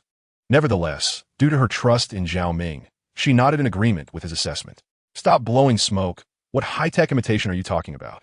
I spent a hefty sum to acquire this, Lin Yu declared, his pride evident as he gazed at the pendant hanging from his neck. He had gone to great lengths, leveraging numerous connections and spending a significant amount of money to purchase this Buddha jade. Although Lin Yu was aware that it was a forgery, he had traversed many places without anyone ever exposing the truth behind the pendant. Even appraisers at auctions in Beijing had failed to detect anything amiss. This piece was undoubtedly his most prized possession, which explains why he always carried this imitation with him. I warn you, if you continue to defame me, I have the right to take you to court. Should you affect the selling price of my Buddha jade, don't blame me for seeking retribution, Lin Yu threatened. Fully aware of his own shortcomings, yet adept at maintaining a facade, he stood there, exuding confidence as if the pendant he wore were indeed genuine glass jade. I wouldn't make such claims without solid evidence. After all, someone of your stature, young Master Lin, would make it rather foolish for me to slander you. Observing Lin Yu's demeanor, Zhao Ming remained unperturbed, recognizing that Lin Yu was aware of the deception. In that fleeting moment when Lin Yu spoke, Zhao Ming detected a fleeting glance of evasion in his eyes, a telltale sign of guilt. If, indeed, the object adorning Lin Yu's neck were genuine glass jade, he would know that glass jade possesses an exceptionally high hardness. Zhao Ming gradually rose to his feet, fixing a piercing gaze on Lin Yu. He intended to expose this charlatan, compelling him to reveal his true nature in a moment of panic. As far as I know, the hardness of glass jade can reach an impressive 85. The hardness of high ice jade ranges between 6 and 7. In other words, if we were to test its hardness, using a force of 8 or below, the Buddha jade, crafted entirely from glass and resting upon your chest, would undoubtedly remain unscathed. Zhao Ming's words seemed to carry the weight of sharp swords, exuding an aggressive demeanor. If young Master Lin dares to wager with me, let us conduct an experiment now and ascertain whether your glass variety can withstand an intensity test of level 8. Zhao Ming stood there with unwavering confidence, his self-assured demeanor causing Lin Yu to instinctively take a step back. What do you mean by that? Lin Yu inquired, retreating while casting a wary glance at the advancing Zhao Ming. Fear not, young Master Lin. What I imply is that I can summon someone from my establishment to bring professional equipment to test the Buddha jade upon your chest. Of course, it is possible that my vision is clouded, but I firmly believe that the glass piece you possess can certainly endure an 8-level hardness test. Zhao Ming remarked with a smile directed at Lin Yu. A flicker of panic crossed Lin Yu's eyes. He had not anticipated that Zhao Ming would take such an extreme approach. It seemed that refusing to comply would imply a flaw in his Buddha jade. Why should I allow my jade to be tested by you? Do you know who I am? Speak with me once you comprehend my identity. Lin Yu scanned his surroundings, seemingly searching for someone. I tell you, young man, I perceive you as a mere country bumpkin. I shall not stoop to your level. Let this matter conclude with an apology from you. Lin Yu resorted to petty tactics. Waiter, summon your manager. He commanded the server who was clearing the table. Amidst the commotion, many curious eyes were drawn to the scene. Excuse me, sir, I'm the manager here. What can I assist you with? Approached a man clad in a black suit, with Manager Wang emblazoned on his chest. Upon noticing Zhao Ming seated at the table alongside an unfamiliar individual, Manager Wang was aware that Zhao Ming was a close friend of the restaurant's owner, and the server had briefed him on the ongoing situation. Naturally, Manager Wang understood that Zhao Ming was facing a predicament, entangled with a rogue offspring of wealth. I insist that this young man must apologize today. What kind of management system does your restaurant operate under? Lin Yu continued vehemently. Yet, before he could finish, Manager Wang interjected, if I am not mistaken. It seems you have interrupted these two guests during their meal. Should you persist in your unreasonable behavior, I shall have no choice but to call security. With that, Manager Wang raised his handheld walkie-talkie. Little did Lin Yu realize that the server appeared to be quite familiar with Zhao Ming, clearly taking sides in this altercation. A sense of urgency dawned on Lin Yu, He understood that remaining in this situation could lead to complications. If it were revealed that the Buddha jade upon his chest was merely an expensive imitation he had procured, the precious jade he had painstakingly acquired would lose all value. At that moment, the loss would not merely be a matter of pride. It could potentially amount to nearly 10 million in cash. Let me tell you, young man, today you are fortunate. However, this matter is far from over. I have pressing affairs to attend to, and one day I shall settle the score for your unfounded accusations regarding the authenticity of the jade pendant adorning my chest. With that, Lin Yu stormed out of the Golden Dragon Hotel, seething with anger. Brother Zhao, are you all right? Manager Wang hurriedly approached Zhao Ming, aware that the owner of the Golden Dragon Hotel was a close friend of Zhao Ming. If the owner discovered that he had failed to look after his friend, it could lead to his demotion. It was well known that Lin Yu was not someone to be trifled with. Having crossed paths with this wealthy heir could spell trouble for the days to come. Chapter 49. The truth revealed. Zhao Ming and Sun Qing continued to relish their delightful dinner, the earlier incident with Lin Yu having no impact on their spirits. By the way, did you truly not realize that the Jade Buddha was a fake? Zhao Ming suddenly inquired. Sun Qing looked up at Zhao Ming, her eyes as profound as an abyss, leaving Zhao Ming, a man of discernment, unable to fathom her thoughts. But I believe what you said is true, she declared, just as Zhao Ming felt a wave of disappointment wash over him. Really? Zhao Ming lifted his gaze, surprised and delighted at Sun Qing's words. In truth, I genuinely failed to perceive any issues with that Jade Buddha. The problem lies with that scoundrel. Did you not notice his flustered demeanor? I possess a keen ability to read people, and if someone were to lie to me, I would discern it at a glance. Sun Qing continued. Zhao Ming sat, mouth agape, astonished as he gazed at Sun Qing across the table. What a formidable woman she was. She could detect even the most subtle shifts in expression. If he were to be with her in the future, how could he ever dare to lie? Therefore, never attempt to deceive me. I will always see through it. Sun Qing stated, nonchalantly taking a bite of her steak while addressing Zhao Ming. In truth, this incident could be regarded as a blessing. Zhao Ming had made it clear to Sun Qing's so-called ex-boyfriend that he was not to be trifled with, thus allowing Sun Qing to maintain her dignity. Deep down, Sun Qing felt a sense of gratitude toward him. As the days blended into one another, Zhao Ming continued to uphold his title as the foremost appraiser in E-City, diligently working at the Babao studio. Aside from the occasional esteemed client who would bring rare treasures, he had yet to uncover anything of immense value. Utilizing the advantages of his role as an appraiser, Zhao Ming had unknowingly absorbed the spiritual essence of countless antiquities during his evaluations. With the increase in the spiritual energy he absorbed, he became increasingly adept at wielding his abilities, no longer experiencing the exhaustion that had once plagued him. Hello, is this Mr. Zhao from the XX community? At that moment, Zhao Ming's phone rang unexpectedly. Upon answering, a man on the other end inquired. Yes, that's me. What can I do for you? Zhao Ming wondered, perplexed as to how this individual knew his residence. Greetings, I'm the property manager of the community. A new family has recently moved in across from your residence, and I kindly ask that you assist in tidying up the area in front of your door, as it has become somewhat cluttered, impeding their moving process. The property manager, who was previously associated with the community, spoke to Zhao Ming in a cordial manner, which only heightened his embarrassment. As he sat on the stairs and approached his doorstep, he noticed a young woman bending down to tidy up the items at her front entrance. Allow me, Zhao Ming offered, feeling an increased sense of shame upon realizing it was a woman. He hurriedly stepped forward to take over the task from her. Thank you, the young woman replied, lifting her head and wiping the perspiration from her brow. It's no trouble. This is, after all, in front of my home, Zhao Ming began, but abruptly halted when he caught sight of the woman's features.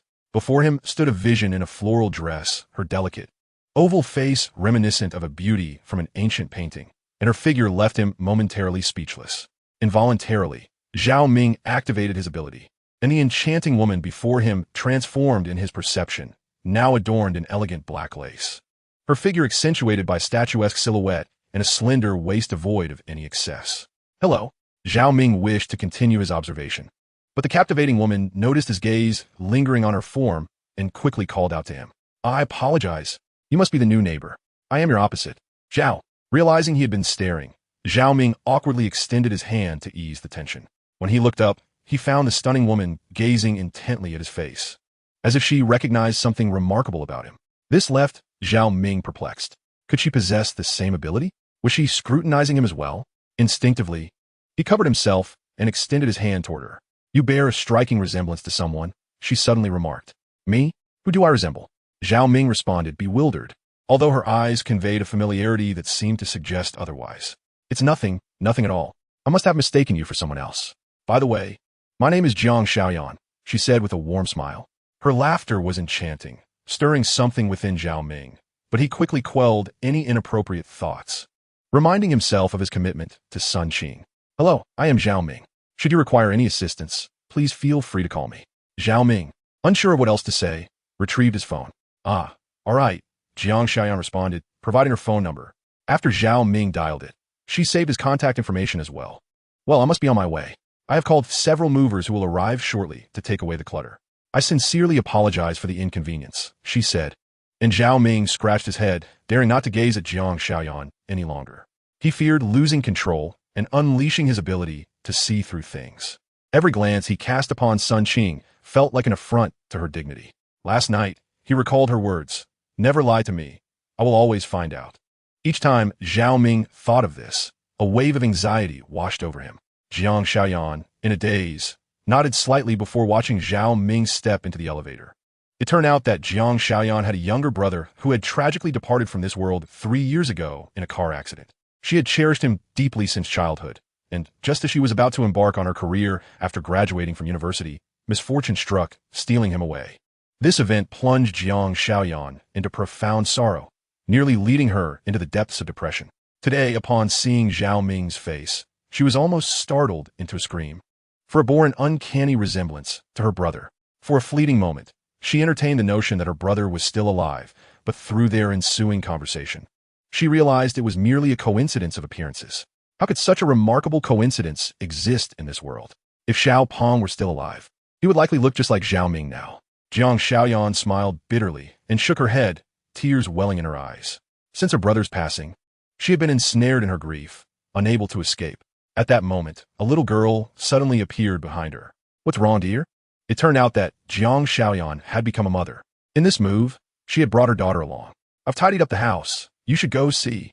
The little girl eagerly tugged at her mother, wanting her to admire her handiwork and shower her with praise. Let your mother see your accomplishments, Jiang Shaoyan said with a smile as she followed her daughter into the room. Zhao Ming, following Sun Qing's direction, saw several individuals dressed in designer clothes arguing with Master Wang. After affirming his understanding, he rushed over. Yet, inexplicably, his mind lingered on the new neighbor who had recently moved in, as if there were an unspoken connection between them that he could not articulate. Zhao Ming, what are you still staring at? Hurry and fetch the microscope from the store. It's in the cabinet of my room, Master Wang urged, noticing Zhao Ming lost in thought. Chapter 50, Carbon Monoxide Poisoning. In the bustling East City metropolis, the streets remained aglow with lights and bustling with traffic well into the evening hours. Can porters manage such tasks? Zhao Ming thought, somewhat incredulous. Little did he know, Jiang Shaoyan had personally cleaned in front of Zhao Ming's door after the porters had removed the old items. In her eyes, Zhao Ming bore a striking resemblance to her brother, and out of nostalgia for him, she felt a fondness for Zhao Ming, which inspired her to diligently clean his doorstep. After Zhao Ming opened the door, he shed his clothes and took a refreshing shower. He then reclined on the sofa, quietly watching television. The news broadcast on the screen was delivered in a voice that seemed almost hypnotic, causing Zhao Ming to gradually close his eyelids. Just as he was on the verge of drifting into slumber, a sudden loud crash erupted from the neighboring room, startling him into an upright position. Activating his extraordinary ability, Zhao Ming perceived the unconscious form of Jiang Shaoyan on the floor, along with a little girl engrossed in her drawings within the bedroom. To his astonishment, his gaze shifted towards the kitchen, where he discovered that the gas valve was left open. Through his unique powers, he could almost visualize the faint wisps of gas emanating from the valve. It was a potentially lethal situation. Fortunately, the kitchen door was closed, preventing the gas from permeating into the living room. However, even with Jiang Shaoyan's robust health, she could not withstand prolonged exposure to the gas. In a state of urgency, he pushed open the door and vigorously knocked on Jiang Shaoyan's door, calling out, "Little girl, please open the door." Yet, the girl remained motionless in her bedroom. Zhao Ming then realized that the television in her room was still on, and despite several walls separating them, he could faintly hear the sounds of a cartoon emanating from within. Panic surged through him as he contemplated the dire situation. Calling the police might take too long, and even if the fire department arrived promptly, it would still take over half an hour. Zhao Ming hurriedly descended to the nearest property management office, explaining the crisis at hand, and they rushed back to Jiang Xiaoyan's door. After knocking, the property manager quickly opened the door, allowing Zhao Ming to rush inside. With the gas having leaked for an extended period, Zhao Ming removed his phone and clothes, discarding anything that could potentially create a spark. He stealthily opened the kitchen door while the property manager dialed emergency services. Scooping up Jiang Xiaoyan, he swiftly turned off the gas and, covering his mouth and nose, dashed downstairs. What should we do?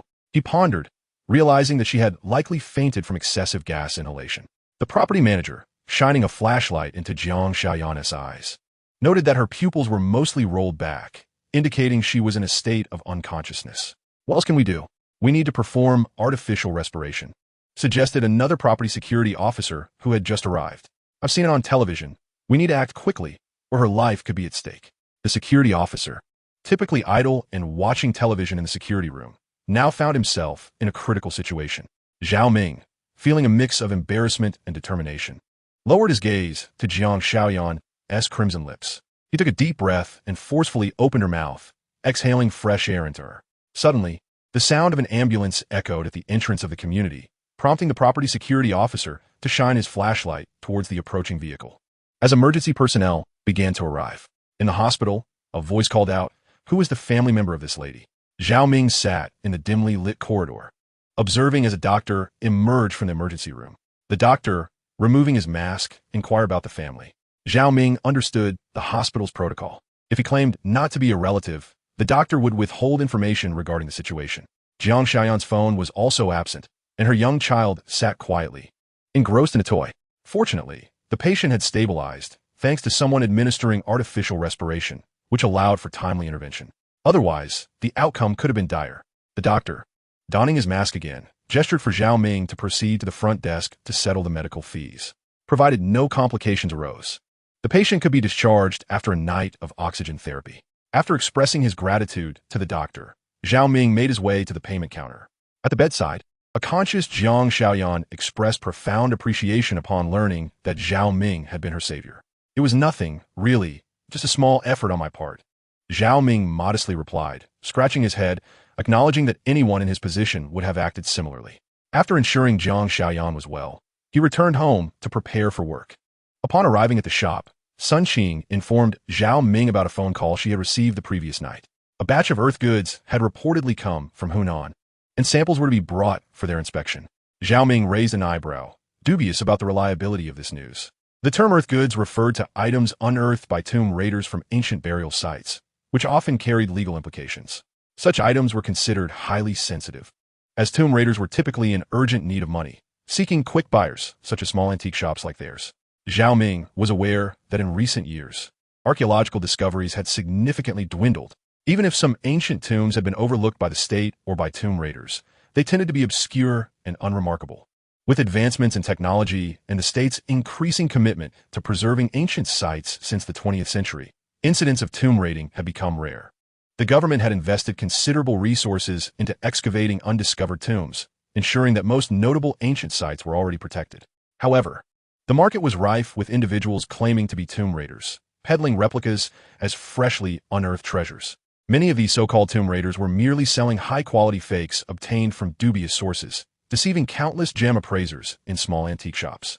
To be honest, I feel quite uneasy about acquiring such items, Zhao Ming admitted. Even if something is particularly valuable, we cannot take the risk. After all, these items are illegal. Sun Qing whispered into Zhao Ming's ear, anxious that her voice might be overheard by others. Master Wang, it seems we have matters to attend to today. Zhao Ming took a seat and poured a cup of tea for Master Wang, acknowledging his own lack of experience. Despite possessing the extraordinary ability of clairvoyance, he remained somewhat ignorant regarding the knowledge of artifacts unearthed from ancient tombs. In contrast, Master Wang had spent many years navigating the antique street. It has been quite some time since I encountered artifacts excavated by tomb raiders. Most have merely been counterfeit items peddled by petty thieves. In my youth, I once encountered a tomb raider selling artifacts right here on the antique street, Master Wang remarked, sipping his tea while observing the diverse crowd outside. Sighing, he mused, "Is such a thing still happening? Please, do share your tale. I am eager to expand my horizons," Zhao Ming urged, rubbing his hands together in anticipation. It was well known that Master Wang's wealth of experiences contained stories that would leave young individuals like Zhao Ming in awe. Back when I was an apprentice, the antique street was teeming with various tomb raiders. The government's regulations were not as stringent back then, so tomb raiding was quite common. Master Wang began, noticing Zhao Ming's enthusiasm. There was a particular tomb raider, a man from a destitute family, whose elderly mother was ill and lacked funds for treatment. His wife had succumbed to a plague, leaving him to care for an elderly relative and a young child. Master Wang sighed, recalling the impression the tomb raider had left on him.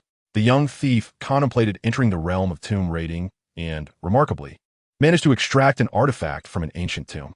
Leaning closer to Zhao Ming, Master Wang whispered, "This lad unearthed an ancient sword." "Goodness!" Zhao Ming exclaimed inwardly, astonished. The concept of an ancient sword was monumental. The famed sword of Gojian, housed in the National Museum, was a national treasure of epic proportions, beyond monetary valuation. It was critical to understand that if such an item were seized by the authorities, the consequences would be dire. Chapter 51.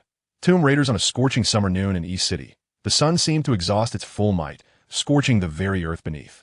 During such a sweltering time, the antique street grew increasingly desolate, with most patrons seated inside, sipping tea and engaging in conversation. The number of individuals seeking appraisals or selling items steadily dwindled. There sat Zhao Ming and Master Wang, with Zhao Ming captivated by the astonishing narrative unfolding before him. An ancient sword? Which tomb did this petty thief dare to plunder to unearth such a treasure?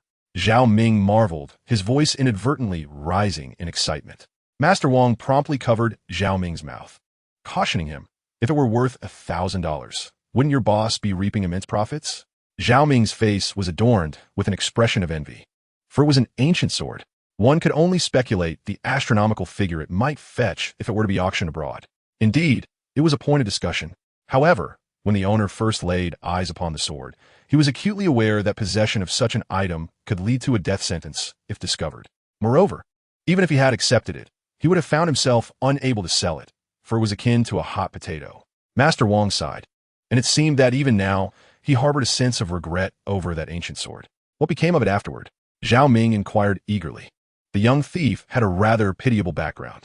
Our former boss, being a kind-hearted individual, noticed the young thief's plight and provided her with some financial assistance for her sustenance. Master Wang took another sip of tea. Subsequently, our boss entrusted the ancient sword to the Cultural Relics Bureau in East City. Upon seeing such an artifact, the Bureau inquired about its origins. Naturally, our boss could not betray the young thief, so he claimed to have found it at his shop's entrance. Both Master Wang and Zhao Ming chuckled at this. It was hardly surprising, as during that era, tomb raiding was rampant, yet the government had not yet taken it seriously, leaving the Cultural Relics Bureau with little means to manage the situation. If they were to apprehend anyone, it would merely be due to bad luck. In most cases, tomb raiders escaped unscathed. In stark contrast to today as circumstances, when someone willingly presented newly unearthed artifacts, the Bureau officials would be more inclined to smile rather than pursue the sword's origins. It is worth noting that tomb raiders were exceedingly numerous at that time. Attempting to apprehend them was akin to searching for a needle in a haystack. Your boss was indeed a kind-hearted person, Zhao Ming remarked with a hint of admiration.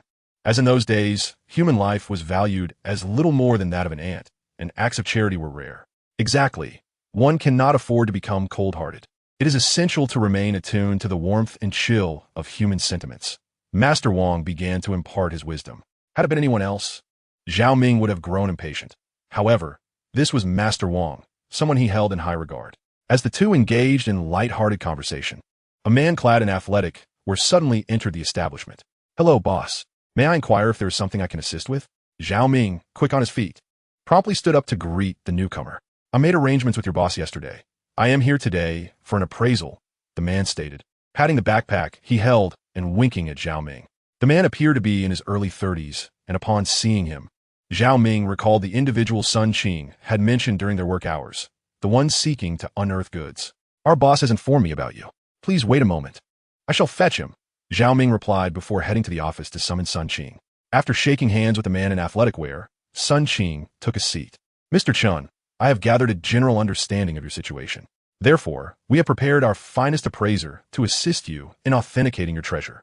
Should the item prove suitable, we at the 8 Treasures Pavilion will undoubtedly make every effort to acquire it from you." Sun Qing's courteous remarks implied that we are not in want of financial means.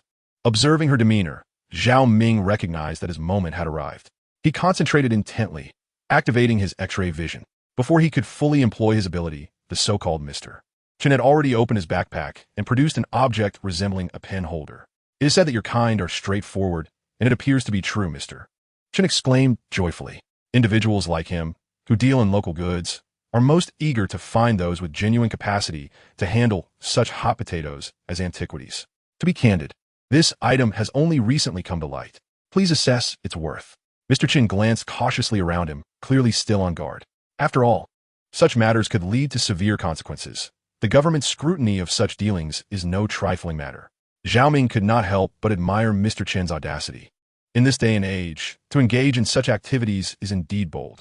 After speaking, Mr. Chen placed the pen holder on the table, confirming the safety of their surroundings before continuing. A friend informed me that this item is crafted from agarwood. Could you assist me in determining its dynasty? He whispered to the group. Zhao Ming marveled inwardly at the elegance of agarwood, which has long been revered in China as the finest of scents. Unlike sandalwood, agarwood is not merely a type of wood. It is derived from a specific fragrant tree and has historically been regarded as a precious medicinal material. The formation of agarwood is complex, and pure natural specimens are becoming increasingly rare worldwide, consequently driving up their value. After all, rarity begets worth. Particularly for aged agarwood such as this, the price is notably high. Upon a cursory examination of Mr. Chen's item, I deduced that this agarwood pen holder likely dates back to the mid-Qing dynasty, as it clearly exhibits the craftsmanship of Qing carpenters. Take a closer look at the grain. Master Wang interjected, evidently possessing considerable knowledge regarding agarwood carvings. The eyes of the onlookers followed Master Wang's gesturing hand. Mid-Qing dynasty, you say? Mr. Chen inquired. Indeed, Mr. Chen. However, the condition of your agarwood is not particularly remarkable, so it can only be classified as an antique, rather than a treasure, Master Wang replied, shaking his head in apparent disappointment. It is worth noting that in ancient times, agarwood was prized as a valuable medicinal material, capable of dispelling numerous ailments. Today, should agarwood be in excellent condition, its price per gram could rival that of gold by several hundred times. Regrettably, the agarwood pen holder before us is of only moderate quality and does not possess exceptional characteristics. Mr. Chen, why don't you propose a price? And we can discuss it further? Otherwise, our discussions here would be futile. Sun Qing, sensing the awkwardness of the situation, quickly stepped in to mediate. I may not be an expert, but my friend entrusted me with a price of 300,000. Mr. Chen leisurely stated this figure. What? It is merely a pen holder made of agarwood from the mid-Qing dynasty. Even if the quality of this agarwood is exceptional, it is still just a pen holder. Such items are ubiquitous in the antique market. Its unique material is the only factor that elevates its worth. 10,000 is the utmost reasonable price. I cannot fathom how Mr. Chen could open with such a demand of 300,000. Mr. Chen, with all due respect, the price your friend mentioned is indeed rather inflated. Let me offer you a bottom line. Sun Qing, upon hearing the price, was clearly unable to accept it. Given our connection, since you have chosen our Babao Zhai to handle this item, we shall extend a friendly price of 90,000. The price Sun Qing presented was deemed quite fair by Master Wang and Zhao Ming. After all, the market price for such an agarwood pen holder was around 100,000, and they were taking on a certain risk by acquiring this piece. A labor fee of 10,000 is hardly excessive in the antique market. No, 90,000 is far too low. My friend informed me that if the price falls below 300,000, they would not consider selling.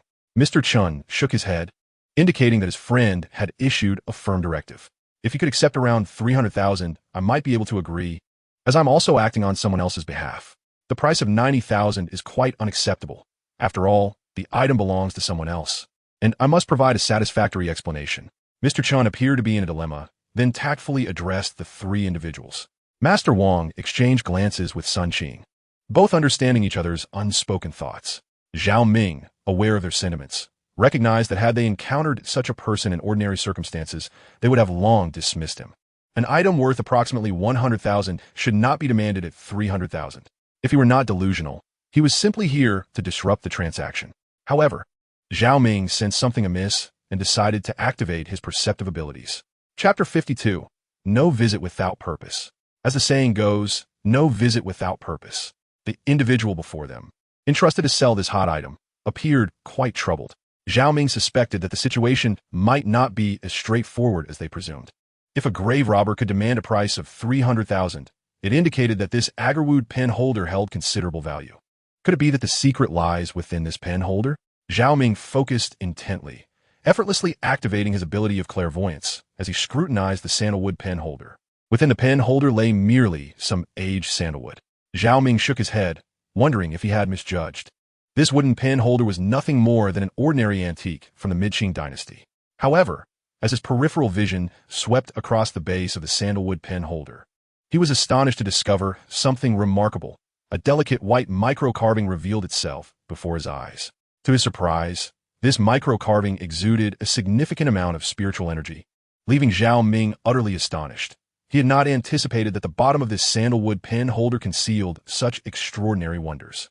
Zhao Ming concentrated once more, attuning himself to the spiritual energy emanating from the micro-carving. Closing his eyes, he once again entered a state of transcendence through the micro-carving within the pen holder. As he surveyed his surroundings, he found himself in a royal mansion, where an official donned in a black cap stood, observing a master craftsman meticulously carving something. On the table lay a half-cut piece of ivory, surrounded by a multitude of failed attempts on the aged wooden surface. Beads of sweat adorned the craftsman's forehead, yet his hands remained steady and unwavering. Suddenly, the craftsman lifted his head and burst into laughter upon seeing the Qing dynasty official. He could hardly fathom that this micro-carving hidden within the sandalwood pen holder was crafted from ivory and appeared to be created for an official of considerable standing within the Qing court.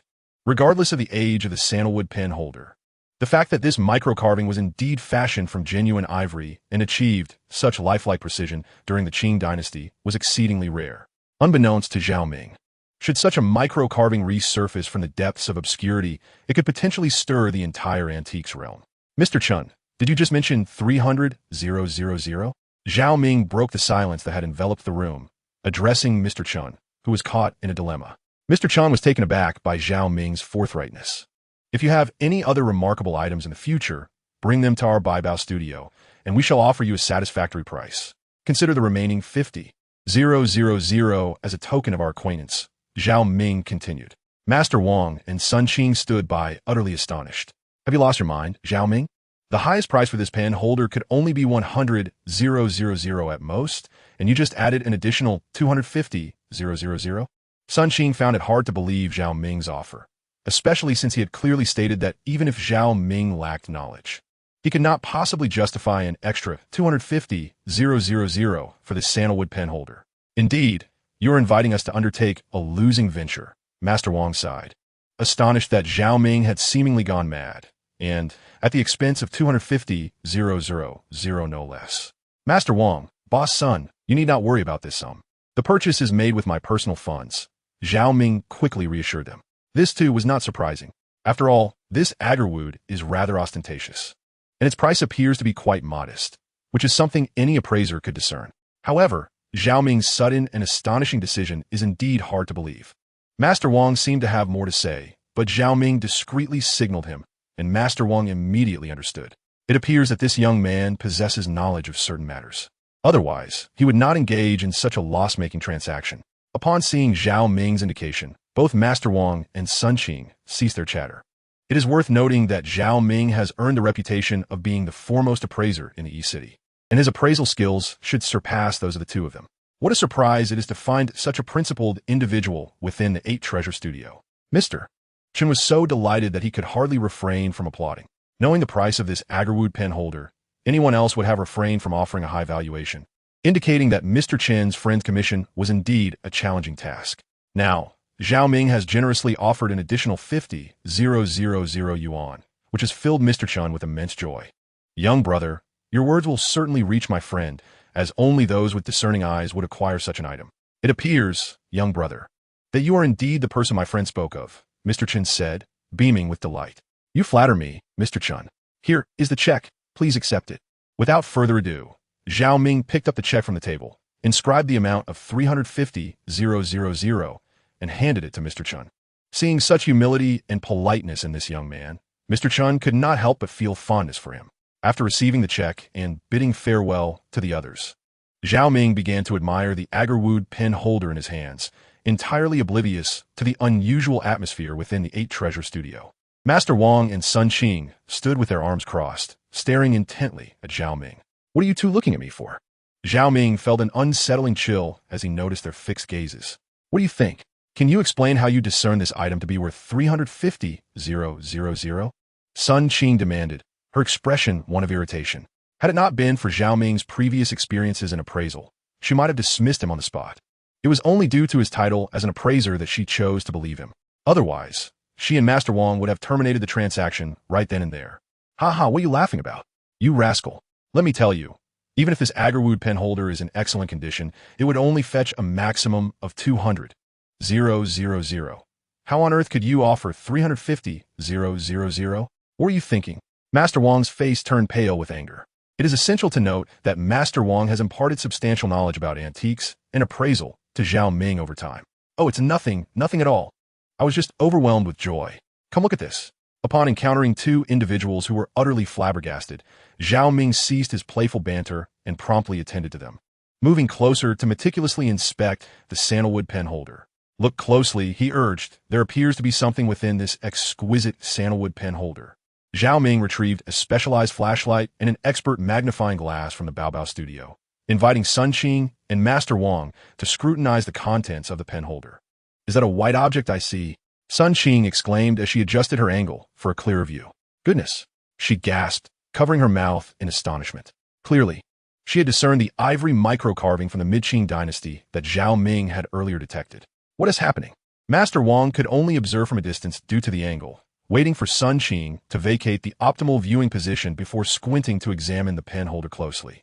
A micro-carving, she exclaimed, nearly causing her heart to leap from her chest. You little rascal, how did you know there would be a micro-carving inside? In a flurry, Master Wang picked up the sandalwood pen holder for a closer inspection. My heavens, this micro-carving is made of ivory. Such artistry existed in the Mid-Qing dynasty. She marveled. To my knowledge, the technique of micro-carving during the Qing dynasty was still in its infancy, implying that such items are exceedingly rare in the market, let alone from earlier periods. Sun Qing, in her excitement, nearly jumped with glee at the thought of this piece being auctioned. Indeed, if this Qing-era ivory micro-carving were to grace one of today's most prestigious auction houses, a price in the millions would be entirely plausible. Master Wang mused as she continued her examination. Observing the astonishment on their faces, Zhao Ming could not suppress a smug smile. Sun Qing, noticing his concealed amusement, approached him and playfully punched his chest. What's so amusing? She inquired. Pray tell, how did you know there was an ivory micro-carving inside this sandalwood pen holder? Sun Qing questioned, skepticism evident in her tone, given that such intricate carvings were located at an inconspicuous spot at the bottom of the pen holder. Without the aid of advanced tools, it would be nearly impossible for the naked eye to detect such a minuscule ivory micro-carving. As the saying goes, heaven's secrets must not be divulged. Upon hearing Sun Qing's inquiry, Zhao Ming raised his head and adopted an air of mystery, imitating those who are enigmatic. Sun Qing, seeing this, promptly kicked him again. You must tell us, is there something you're hiding from us? She asked, her brow furrowing with suspicion. What could you possibly be concealing from me? Chapter 53, Inviting Guests. Sun Qing scrutinized Zhao Ming, perplexed as to how he had perceived the ivory micro-carving within the sandalwood pen holder. What could I possibly be hiding from you? Zhao Ming retreated a step, inwardly lamenting his predicament. He had utilized his X-ray vision to see the contents of the pen holder. How could he explain this to Sun Qing? What is your true identity? At best, I am merely a subordinate to you. What could I possibly conceal from you? Zhao Ming continued to ramble incoherently. The more Zhao Ming behaved this way, the more suspicious Sun Qing became. Then tell me, how did you come to know this? Master Wang, having overheard Sun Qing's inquiry, also approached them. Deep down, Master Wang was puzzled. How could this insolent lad possibly be aware of the ivory micro-carving hidden within? Did he somehow anticipate Mr. Chen's intentions in advance? Faced with the scrutiny of both individuals, Zhao Ming felt a twinge of anxiety. Why are you both looking at me like that? Can't you read between the lines? Think about it. Master Wang has previously informed me that those who are in a hurry to sell usually have certain considerations regarding value. They would never engage in a loss-making venture, no matter how hot the potato may be, Zhao Ming explained slowly. Thus, when I met Mr. Chen, he mentioned that his friend had set the base price at 300,000. That is why I am certain that the agarwood pen holder must contain something of value. I merely approached this with a trial-and-error mindset, hoping to forge a friendship. Hence, I dared to purchase the agarwood pen holder. Zhao Ming stood there, justifying his actions to himself. After listening to this reasoning, Both Master Wang and Sun Qing found it somewhat persuasive, and the doubt in their eyes dissipated. Sun Qing let out a sigh of relief and said, "I thought you had some dealings with Mr. Chun. It seems that you have contributed to today's affair. How do you plan to handle this agarwood pen holder?" Sun Qing held the pen holder in her hands, carefully admiring the antique from the Qing dynasty. Zhao Ming noticed the glimmer of excitement in her eyes, revealing how much she cherished this item. However, it had been agreed that Zhao Ming would personally finance the purchase of the pen holder, with no ties to the Babao studio. "So what do you think? Do you like it?" Zhao Ming stepped closer and whispered into Sun Qing's ear. Upon hearing this, Sun Qing's face flushed, and she hurriedly placed the pen holder on the table. "Who cares? I just thought it was a bit peculiar. By the way, how do you intend to dispose of it?" Sun Qing eagerly inquired, her heart yearning for the agarwood pen holder. "How about this? If you truly like it, I shall give it to you." Zhao Ming generously waved his hand. The pen holder, in comparison to Sun Qing, was certainly less significant. Even if there were 100 such pen holders, he would never trade them for her. If this pen holder could win Sun Qing's affection, such a transaction would undoubtedly be worthwhile. What reason would he have to refuse? "Really?" Sun Qing looked at Zhao Ming with excitement, then picked up the agarwood pen holder once more, her expression filled with anticipation. Of course, a man of his word, once spoken, is not easily retracted. "Have I ever deceived you?" Zhao Ming stood there, adopting a gentlemanly demeanor, prompting Sun Qing to stifle a laugh at his comical pose. "All right, I must admit, I truly do like that pen holder." Sun Qing found herself at a loss, as her younger sister was not a stranger. Thus, she candidly acknowledged her feelings. "Why not just say it?" Zhao Ming, upon hearing Sun Qing confess her affection for the wooden pen holder, smiled at her and declared, "Consider this wooden pen holder a token of my gratitude for your care over this time. A small gift for you." Zhao Ming feigned nonchalance, gesturing grandly as he presented the fragrant wood pen holder to Sun Qing. "You cheeky rascal. Do you have any idea how much this fragrant wood pen holder is worth?" Master Wang, wide-eyed, observed the unfolding scene, feeling as though he were invisible. "Let me tell you, the ivory micro-carving inside is nothing short of breathtaking. If it were to be sold, it could fetch several million without a doubt. And you're simply gifting it to her?" Master Wang assumed Zhao Ming was oblivious to the item's true value and promptly cautioned him. Zhao Ming recognized Master Wang's good intentions, yet he was no fool. He had a reasonable understanding of such treasures and was well aware of the ivory micro-carving's immense worth. However, he believed that Sun Qing's happiness outweighed all material considerations, an idea that Master Wang, belonging to an older generation, could hardly grasp. "Master Wang, I am fully aware of this item's worth, which is precisely why I am presenting it to Sun Qing. Given the continuous flow of visitors to our shop, it is prudent to have a few valuable pieces to establish our credibility. Even when we encounter treasures, we must have the confidence to engage." Zhao Ming gently reasoned with Master Wang. Though Master Wang nodded in agreement, outwardly accepting Zhao Ming's perspective, he still felt a twinge of regret.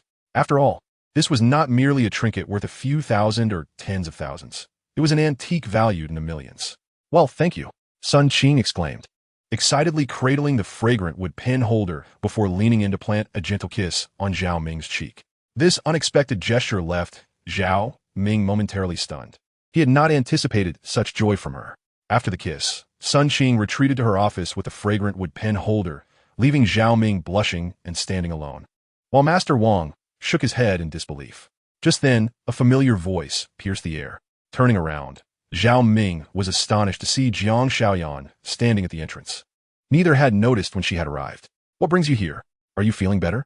Zhao Ming inquired, concerned about her health, though he was also puzzled as to how she had come to be there. Master Wang inquired of Zhao Ming. Having noticed the woman before him seemed to be quite familiar with Zhao Ming. It was worth noting that Sun Qing was specifically appointed by Boss Sun. Thus, any impropriety on Zhao Ming's part would certainly be unacceptable to someone of Master Wang's age. "Please do not misunderstand, Master Wang. This is my new neighbor. Yesterday, there was a gas leak at her residence." Zhao Ming explained succinctly, concerned that Master Wang might misconstrue the situation, given the more traditional mindset often held by individuals of his generation. In their perspective, any hint of inappropriate romantic entanglements was deemed scandalous. "My health has significantly improved, and I am truly grateful to you. When I awoke, I found that you had already paid for my medical expenses and left. It was only after inquiring with the property management that I learned you worked here," Jiang Shaoyan said, surveying the intriguing surroundings of the Babao restaurant with wonder. Zhao Ming quickly pulled out a chair for Jiang Shaoyan, understanding that she had recently recovered from a serious illness and needed to rest. He then brought a pot of tea to their table. "Why are you not resting at the hospital? You should be more cautious with your health, especially after such a serious illness," he remarked, surprised by her sudden visit. "It's all right. I'm no longer in critical condition. After dropping my child off at kindergarten, I thought I would come to your workplace to return the money," Jiang Xiaoyan replied, producing an envelope from her bag that appeared to contain a substantial sum of money. Out of a sense of pride, Zhao Ming quickly waved his hands, saying, "Such money is of no consequence. Today I assist you, and tomorrow someone else will lend me a hand. I believe in the principle that good deeds are rewarded, so this was merely a small favor. You need not repay me." Zhao Ming felt that the medical expenses from the previous day were merely a few thousand yuan and not a significant amount. However, Jiang Shen's envelope suggested it contained several tens of thousands, leaving him feeling quite uneasy about the disparity. "Please allow me to explain. When you moved, I felt I had already inconvenienced you enough. Given the severity of the situation, it was only natural for me to cover some expenses. There is no need for repayment." Zhao Ming earnestly clarified. As to him, a few thousand yuan was hardly a burden. "Very well," Jiang Xiaoyan conceded, seeing Zhao Ming's firm refusal to accept her money. She recognized the inappropriateness of continuing to press the issue in his workplace. "Nevertheless, please let me express my gratitude. Had you not acted promptly yesterday, I might not be standing here today," she said, running her fingers through her hair, her tone almost pleading. Chapter 54, Gratitude. Jiang Xiaoyan's unexpected appearance in Zhao Ming's shop genuinely startled him. He initially assumed she had some matter to discuss. Eventually, he realized that she had come merely to express her gratitude. However, Zhao Ming was taken aback by her extravagant nature, for she presented him with a thick wad of cash to thank him for merely a few thousand yuan in medical expenses. Naturally, Zhao Ming could not accept this money. He had always believed in the cyclical nature of cause and effect, that good deeds would eventually be rewarded. Having performed a good act today, he felt certain that he would receive assistance from others in the future. Thus, he resolutely refused the generous token of gratitude. "Well, since I'm about to finish my shift, let us go out for a meal," Zhao Ming suggested, glancing at the time, which was already past 4 in the afternoon, perfectly aligned with dinner hours. Returning to his quarters, he changed out of his work attire into casual clothing and informed Sun Qing that he had matters to attend to and wished to leave early. Initially, he had assisted Sun Qing in acquiring a rare treasure, which she was now examining in the office with a professional magnifying glass, eagerly acknowledging Zhao Ming's request. Zhao Ming found himself bemused. He had not anticipated that Sun Qing would so quickly forget her benefactor, nor did she inquire about his reasons for leaving early. He pondered whether Sun Qing, if aware of his dining engagement with the enchanting Jiang Xiaoyan, might feel a pang of jealousy. The two then took a taxi to a renowned Western restaurant in the East City. From Jiang Xiaoyan's attire, Zhao Ming discerned that she was a woman of refinement. Thus it was no surprise that she had chosen not to dine at a more commonplace establishment. Yet, a question lingered in Zhao Ming's mind. Why was there no sign of Jiang Xiaoyan's husband, despite her having a daughter? Just yesterday, when he discovered her suffering from carbon monoxide poisoning, he had found himself unable to locate her husband as contact information in his phone. Could it be that she was a widow? He quickly shook his head, dismissing such thoughts. What was he thinking? He chastised himself, shaking his head vigorously to regain composure. Jiang Xiaoyan selected the finest table in the restaurant, and they took their seats, observing her ordering style and adherence to the etiquette of Western dining. Zhao Ming recognized that she was indeed a woman of great discernment, leaving him feeling somewhat inadequate in comparison. "By the way, I have a question that has been on my mind. Yesterday, while at the hospital, I noticed your husband's number was absent from your phone, and when I asked your daughter, she remained silent," Zhao Ming inquired. "What is wrong? Why does your expression suddenly appear so distressed?" Zhao Ming asked, a flicker of panic rising within him. He was uncertain if his words had inadvertently caused Jiang Xiaoyan discomfort. "I apologize," Zhao Ming quickly interjected, realizing his misstep and hastily offering his apology. "It is of no consequence. Over the years, I have grown accustomed to it. Yet, reflecting upon it now inevitably stirs a sense of melancholy within me." Jiang Xiaoyan lifted her gaze, smiling at Zhao Ming. The more she looked at him, the more he resembled her own younger brother, evoking a warmth that compelled her to confide in him. "My husband," Jiang Xiaoyan began to recount her experiences, having not shared such intimate details with anyone in years. The burdens of suppressed emotions, long held within her, were suddenly released. It turned out that Jiang Xiaoyan's husband was a soldier. As a military spouse, she often endured long separations from him, who held a distinguished position within the armed forces. On one occasion, while he was on a mission, he was ambushed by the enemy, resulting in his untimely demise. Upon hearing this, Zhao Ming could surmise that her husband was likely a special forces operative or a member of the armed police, as such perilous assignments were not for the faint-hearted. After listening to Jiang Shaoyan's tale, Zhao Ming bowed his head, lost in profound contemplation. He had not anticipated the tragic nature of her experiences.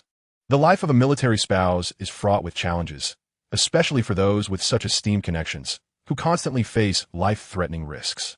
Yet, the responsibilities they bear far outweigh personal interests, often leading to the sacrifice of familial ties.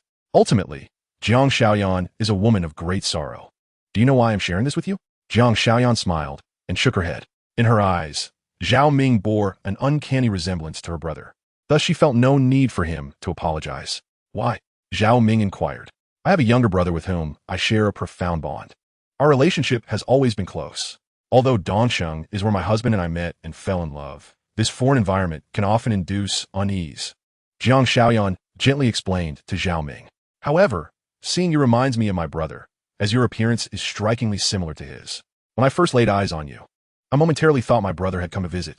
Jiang Shaoyan chuckled softly, and Zhao Ming found himself captivated by her beautiful smile. Such a lovely smile, he thought. This is why I felt compelled to share these thoughts with you. It serves as a form of emotional release. After all, carrying such burdens alone for too long can become a malady of the heart. You understand, don't you? Jiang Shaoyan asked shyly. Zhao Ming, inherently kind-hearted and eager to assist others, certainly did not mind her revelations. In his view, Jiang Shaoyan's candidness was a validation of their connection. After all, had she not trusted him, she would not have shared her story. Rest assured, should you and your family find yourselves in need in this unfamiliar place, do not hesitate to seek my assistance. As fate would have it, I have long wished for an elder sister. If you do not mind, perhaps you could regard me as your younger brother, Zhao Ming earnestly declared. In his eyes, Jiang Shaoyan was merely a frail woman. As a man, he felt compelled to offer assistance whenever possible, for good deeds are often rewarded. I'm truly grateful to you, Jiang Shaoyan said, evidently moved by Zhao Ming's gesture, as she raised her glass of red wine. Thank you. With that, she lifted her glass and drank it all in one go. After their meal, the two parted ways, as Jiang Shaoyan needed to fetch her daughter. Just as Zhao Ming was preparing for bed, his phone suddenly chimed. He picked it up and idly scrolled through his messages, discovering a new text from an unknown number. Upon opening it, he was startled to see two striking words. Help me. Zhao Ming sat up abruptly, a chill running down his spine. He quickly called the hospital he had visited the previous day to confirm if the number belonged to Jiang Shaoyan. The response on the other end was affirmative, and unease washed over him. Hadn't Jiang Shaoyan gone to pick up her daughter? Why would she send him a desperate message? He shook his head, unwilling to entertain the darker thoughts that crept in. The security situation in East City was not particularly reassuring, and a beauty like Jiang Shaoyan could easily attract unwanted attention from nefarious individuals. He hastily dialed another number. Hello, Lu Gang? Came the voice from the other end. Zhao Ming immediately thought of Lu Gang, a wealthy heir in East City. Lu Gang had also mentioned knowing some acquaintances in the police force, and Zhao Ming was aware that calling the police in a panic state would be futile, as they only initiate investigations after 72 hours of a person going missing. Thus, he decided to leverage his connections. Lu Gang, didn't you say you know some people at the police station? I need your help. My sister seems to have been kidnapped. Zhao Ming scrambled to articulate the gravity of the situation. What? Your sister? I wasn't aware you had a sister, Lu Gang inquired, bewildered. Is this really the time for such questions? Do I need to explain where she came from? Just call your police friends immediately and rally a search party. Zhao Ming shouted, overwhelmed by the urgency of the moment. Chapter 55. Kidnapping flustered. Zhao Ming hastily gathered his clothes and slipped into a clean outfit, ready to head downstairs. Although Jiang Shaoyan's message had not initially instilled panic in him, an instinct told him that she must be in a dire situation. Please, don't let anything happen to her, Zhao Ming silently prayed. Once two individuals were enjoying their dinner, listening to Jiang Shaoyan recount her experiences, Zhao Ming felt a surge of emotion. The mere thought of the terrifying dangers his sister had faced left him restless. Recently, a new neighbor named Jiang Shaoyan moved in, and they had been sharing a meal when she left to pick up her child. Zhao Ming, seated in the car, urged Lu Gang to drive swiftly to the police station, gradually explaining the situation. Throughout the journey, Lu Gang's expression shifted as he absorbed Zhao Ming's narrative. He had never anticipated the tragic past of this woman named Jiang Xiaoyan, who evidently held great significance for Zhao Ming.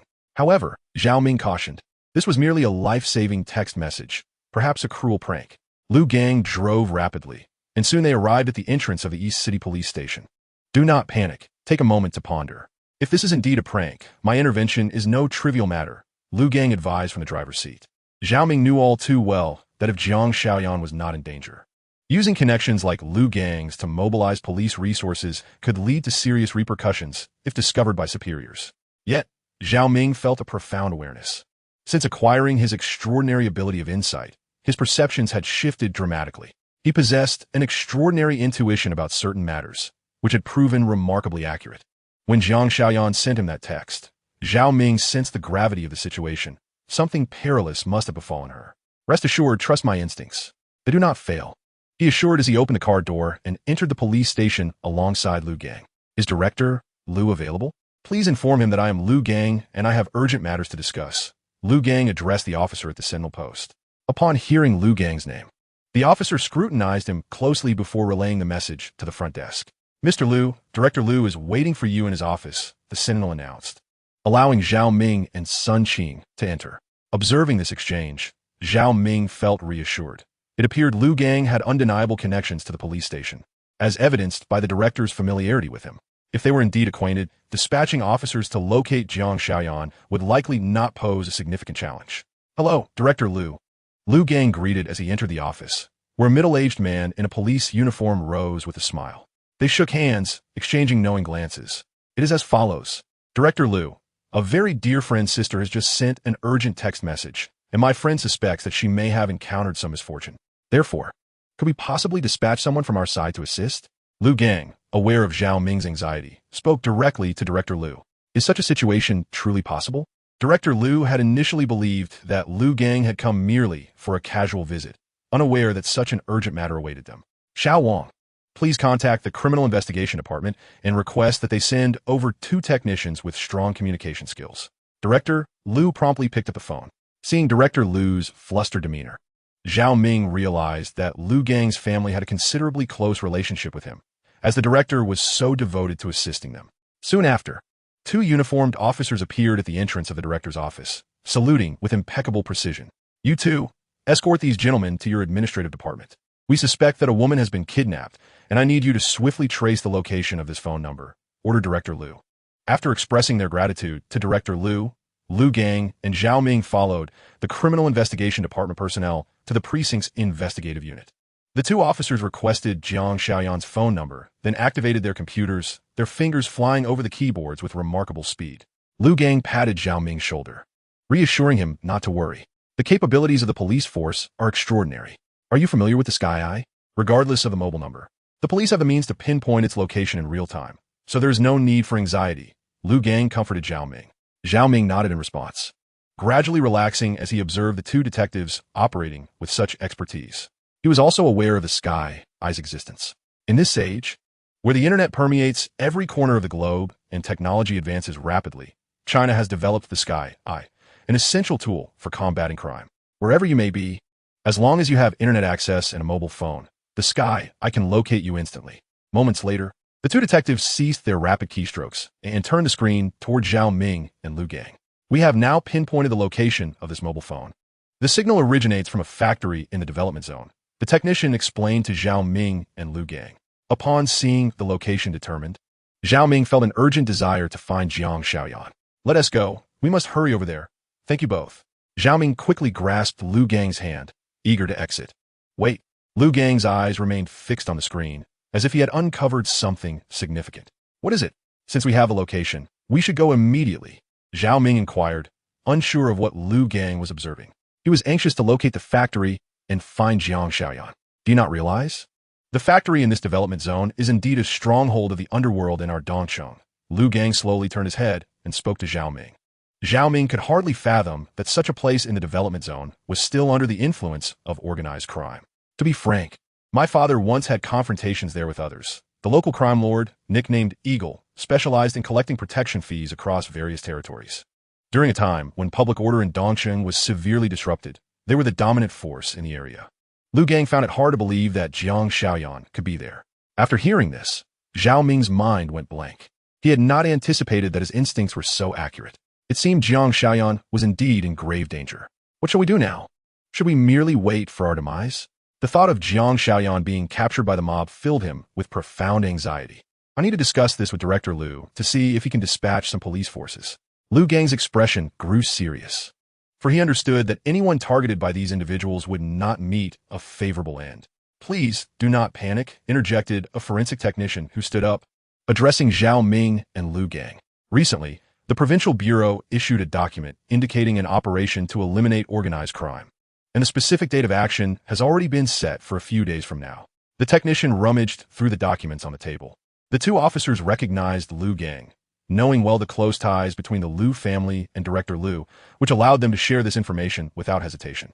However, if a heinous kidnapping incident were to arise now, we could consult the Provincial Bureau to see if they might authorize an early intervention. The forensic technician pondered thoughtfully.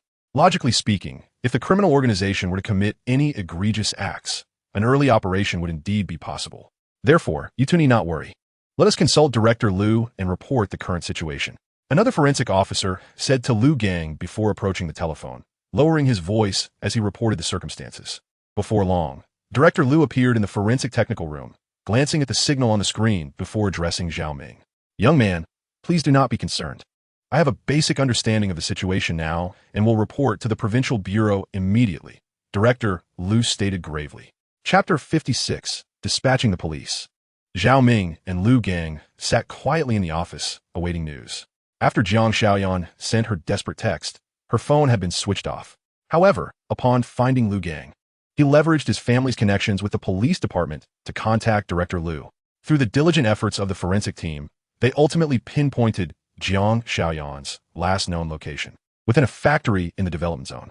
However, what posed a challenge for Zhao Ming and Lu Gang was the revelation that the factory was, in fact, the stronghold of the largest criminal syndicate in the East City.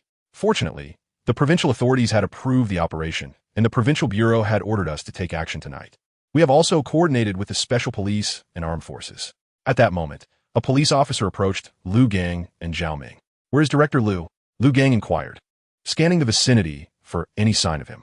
As the lead operative for this mission, he is inside this establishment. Currently, he cannot meet with anyone. But Director Liu specifically instructed me to escort both of you to him. The officer stood resolutely, embodying the readiness of a battle-ready police officer. Therefore, I kindly ask both gentlemen to accompany me. It is imperative that during our upcoming operation, you adhere strictly to our commands, for your safety may be compromised otherwise. The officer elaborated on the situation, his authoritative tone leaving little room for dissent from Zhao Ming and Lu Gang. After acknowledging his directives, Zhao Ming and Lu Gang donned the bulletproof vest provided by the police. As Zhao Ming looked at himself in the vest, he realized that due to Jiang Shaoyan's disappearance, he was to witness one of the most significant crackdowns on organized crime in East City. Seated in the police vehicle with sirens blaring, both Zhao Ming and Lu Gang felt an unsettling anxiety. Zhao Ming gazed out the window, noticing several special police and armed forces vehicles trailing behind. Having never encountered such a formidable display of force, Zhao Ming could only pray fervently for Jiang Shaoyan's safety. The police arrived at the factory in the development zone, leaving two officers to guard Zhao Ming and Lu Gang. As they sat in the police car, the sporadic sounds of gunfire echoed from within the factory. After several hours, Zhao Ming remained fixated on finding a glimpse of a woman. At last, a police officer escorted a woman and a young girl towards Zhao Ming and Lu Gang's vehicle. Zhao Ming, Jiang Shaoyan, appeared disheveled, with marks on her wrists indicating she had been tied up, while the little girl cried, her strength utterly depleted, remnants of dried tears visible on her face. Are you two all right? Zhao Ming grasped Jiang Shaoyan's hand, inquiring with concern. Upon seeing Zhao Ming, Jiang Shaoyan could no longer contain her suppressed emotions and began to weep bitterly. Thankfully, the mother and daughter had merely been frightened and were unharmed. It seemed that the reports from the two of them were indeed accurate. Those scoundrels had truly kidnapped them. An officer clad in a special police uniform addressed Zhao Ming and Lu Gang. It appeared that this individual was the commander of the operation, evidently well informed about the situation from Director Liu. This operation could be deemed a resounding success, not only rescuing the kidnapped mother and daughter, but also dismantling the largest criminal organization in East City. Could it be that these individuals? Jiang Xiaoyan observed the police officer clad in a special forces uniform engaging in conversation with Zhao Ming and Lu Gang. It dawned on her that Zhao Ming had called the police to rescue the two men. "Thank you so much, Zhao Ming," she exclaimed, tears streaming down her face as she embraced him. Had it not been for Zhao Ming's timely intervention, both she and her daughter might have met a tragic fate. "I never imagined you possessed such remarkable influence, utilizing connections within the police department. Without you today, who knows how dire the situation could have escalated." Zhao Ming retrieved 2 chilled cans of beer from the refrigerator and handed one to Lu Gang, who promptly opened the bottle and downed its contents. Upon hearing this, Zhao Ming felt a surge of appreciation. Lu Gang was indeed a loyal friend, and he felt fortunate to have forged such a bond. The sun rose normally the following day, and life resumed its usual rhythm. After purchasing breakfast for Jiang Xiaoyan and her daughter, Zhao Ming paid them a visit. "I truly do not know how to express my gratitude. You have saved us twice," Jiang Xiaoyan said, clasping Zhao Ming's hand. "It's nothing really. Besides, you consider me your brother, do you not? When one's sister is threatened, what reason does a brother have to remain indifferent?" Zhao Ming scratched his head, his gaze lowered in modesty. "Are you not going to stay here a few more days?" Zhao Ming felt a twinge of sadness upon hearing that Jiang Xiaoyan planned to leave. She shook her head and replied, "I cannot." Zhao Ming found himself at a loss for words. After all, it was her decision. Despite his feelings for Jiang Xiaoyan, he could not compel her to remain. Moreover, she was right. A woman without support in such a city was ultimately unsafe. Even though Zhao Ming longed to assure her that he would look after both her and her daughter. After bidding farewell to Jiang Xiaoyan and her daughter, Sun Qing suddenly appeared by Zhao Ming's side. "What is troubling you? You seem preoccupied these past few days," she inquired, her intuition sharp as ever. It often seemed to Zhao Ming that Sun Qing could read his thoughts. "Have you heard? A significant event occurred in E City last night," she continued, noticing Zhao Ming's nonchalant demeanor. "What?" Zhao Ming feigned ignorance. What other major event could rival the large-scale operation against organized crime in E City last night? "You really don't know? There was a gunfight at a factory in the development zone last night. The police were involved, and the crime lord, Eagle, was shot dead on the spot." "This news is practically common knowledge now," Sun Qing remarked, incredulous that Zhao Ming was unaware of such a significant incident. Upon hearing of Eagle's demise, a smile crept onto Zhao Ming's lips. What a fitting end for him, he uttered. Just as Zhao Ming fell into contemplation, his phone rang unexpectedly. Zhao Ming did not ponder for long and answered the call. "Hello," he said in a rather indifferent tone. "Is this Zhao?" A voice that he found exceedingly familiar resonated from the other end. "Zhanghai?" Zhao Ming perked up instantly, taken aback that Zhanghai would call him at this moment.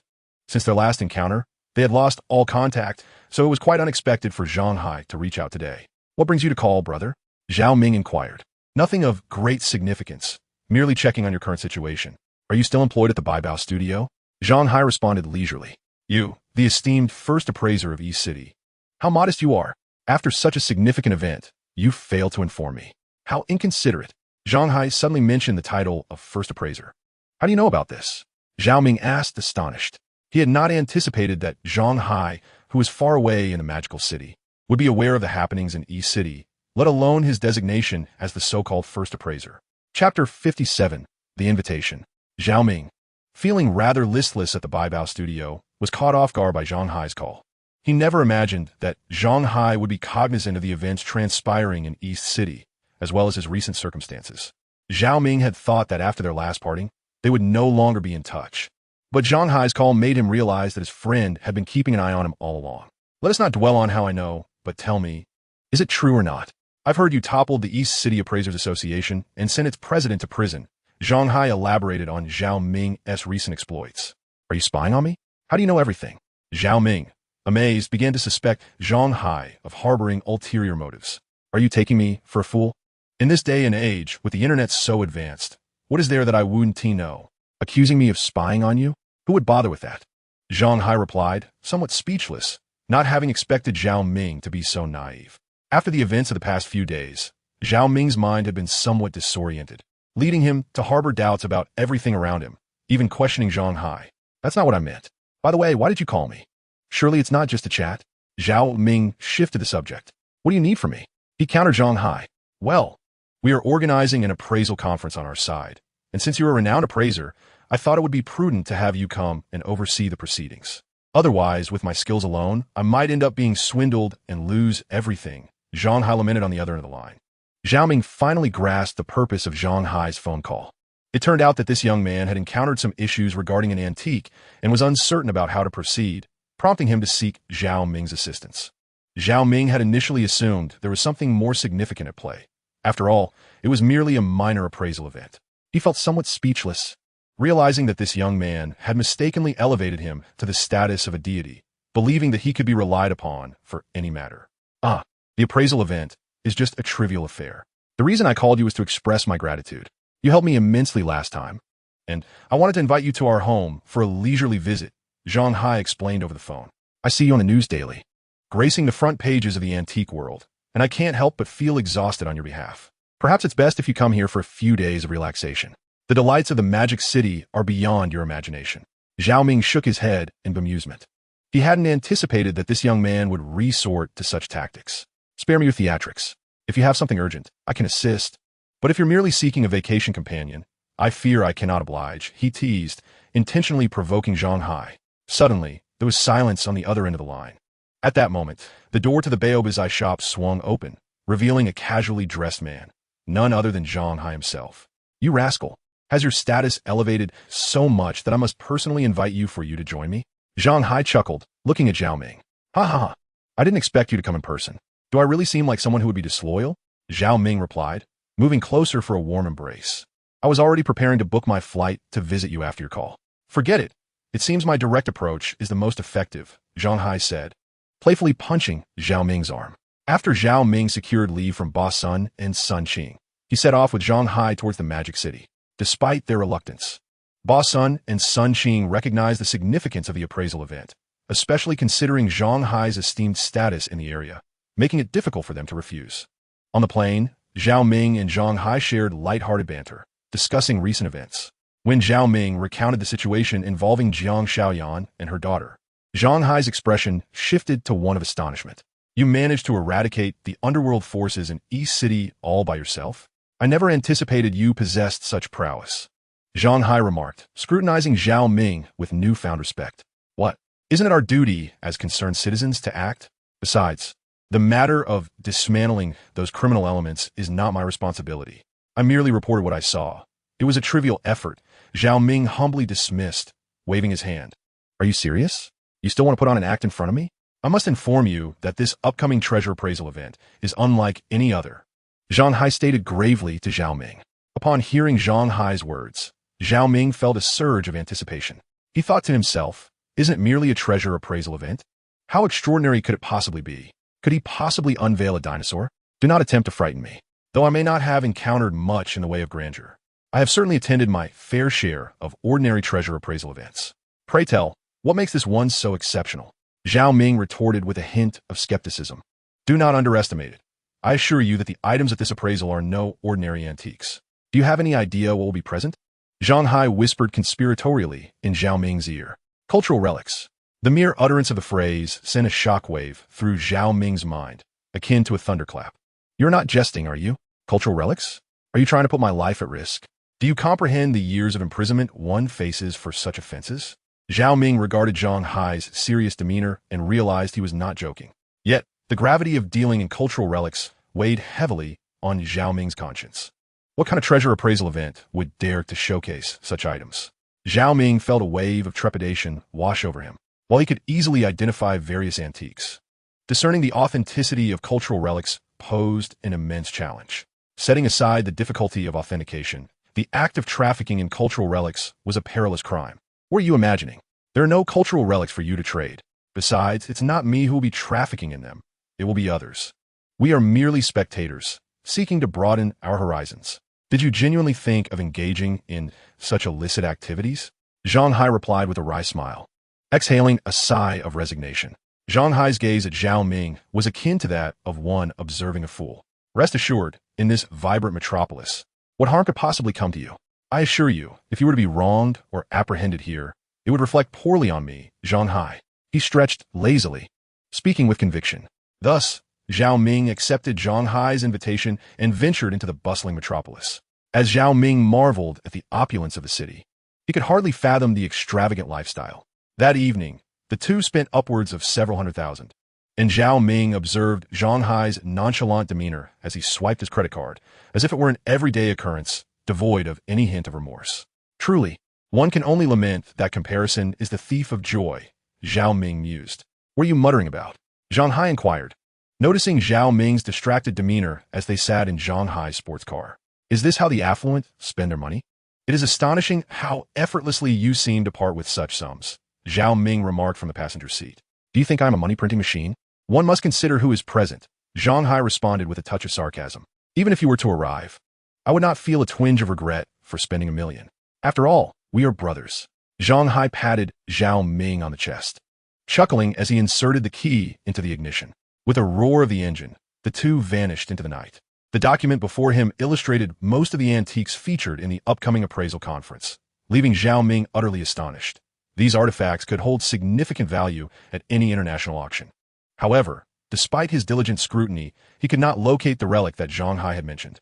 Noticing the late hour, Zhao Ming took a brief shower and lay down to rest. Just as he was about to close his eyes and slumber, he was jolted by the familiar sound of a scolding voice emanating from outside his door. Frantically, he searched his memory for the owner of that voice. Don't embarrass me. I spent so much money to have you here, not for leisure. The shouting continued down the corridor. Peering through the peephole, Zhao Ming's heart sank as he recognized Lin Yu. His eyes widened in disbelief. How had this scoundrel followed him here? Was Lin Yu also intending to attend the appraisal conference? Standing at the door, he observed the unfolding scene in the hallway. Lin Yu was reprimanding two young men, who appear to be quite intimidated by him. We haven't done anything wrong. We merely visited a bar for a short while. It won't affect tomorrow's appraisal conference. One of the young men protested, clearly distressed. You dare mention the bar? You two were utterly inebriated. What if something goes awry at the appraisal conference? Lin Yu retorted furiously. Upon hearing Lin Yu's stern admonition, the two young men fell silent. I invested a substantial sum to bring you here for the appraisal, not for amusement. Tomorrow's conference will be brimming with valuable treasures. Do not let anything of immense worth slip through your fingers, Lin Yu warned in a hushed tone. Zhao Ming finally comprehended that these two young men were appraisers brought along by Lin Yu, who, it seemed, would also participate in the conference. The thought of Lin Yu's presence at the appraisal conference sent a wave of discomfort through Zhao Ming's mind. The next morning, Zhang Hai sent someone to drive Zhao Ming to the venue. Upon arrival, Zhao Ming realized that this appraisal conference was unlike any he had previously encountered. It appeared to be held in secrecy, as evidenced by its modest scale and limited attendance. Though the crowd here may appear sparse, each individual is a person of significance, whether a tycoon or a prominent figure in the antiquities realm. Zhang Hai subtly reminded Zhao Ming of this. Zhao Ming regarded these wealthy elites and so-called antiquities magnates with disdain. After all, he possessed unique abilities. When it came to appraising treasures, he was exceptionally skilled. Ah, look who it is, the country bumpkin. Come to the city to experience urban life today? A voice that Zhao Ming loathed echoed behind him. It was Lin Yu. I thought it was someone of importance. It's merely that Lin, who flaunted his high-quality jade, claiming it was merely glass, Zhao Ming thought, having anticipated Lin Yu's presence at the treasure appraisal event since the night before. Let me inform you, I couldn't deal with you that day. But you better behave now, otherwise. Lin Yu threatened Zhao Ming menacingly. Just as Zhao Ming was about to respond, Zhang Hai sensed the tension and quickly pulled Zhao Ming behind him. Why so aggressive? I'm curious to see what you intend to do to my friend here. Zhang Hai retorted, raising a hand. Suddenly, 3 or 4 men clad in black suits appeared behind him, likely bodyguards Zhang Hai had summoned. In such an event, where anything could happen, having one's own protection was essential for safety.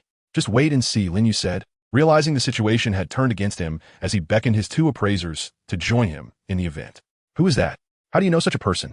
Zhang Hai asked, feeling a wave of nausea wash over him as he watched Lin Yu's retreating figure. Zhao Ming, with a resigned shake of his head, proceeded to explain Lin Yu's background. Could he be the young master of the Lin family from the Magic City? As far as I know, all attendees of this appraisal event hold some status. If he is indeed what you claim, he must be a second-generation rich kid, Zhang Hai mused, his tone indicating he held Lin Yu in low regard. Perhaps so. Are you afraid? Zhao Ming teased, fully aware of Zhang Hai's formidable influence in the Magic City. No matter how grand Lin Yu's background, Zhang Hai would not cower. Are you joking? In this Magic City, our Zhang family's power is not to be trifled with. Rest assured, as long as I, Zhang Hai, am present, I will ensure you face not a hint of harm here, he declared confidently, thumping his chest. After hearing this, the two exchanged knowing smiles and entered the treasure appraisal event together. Although the scale of this gathering was modest, the attire and antique jewelry adorning the attendees spoke volumes about their elevated status. Zhao Ming couldn't help but marvel at the fact that this event was indeed a congregation of the affluent. The Antique Appreciation Conference is on the verge of commencing. The host meticulously arranged for the affluent and the esteemed figures from the antiquities realm to take their seats in an orderly manner. Zhao Ming and Zhang Hai chose a relatively forward position to settle down.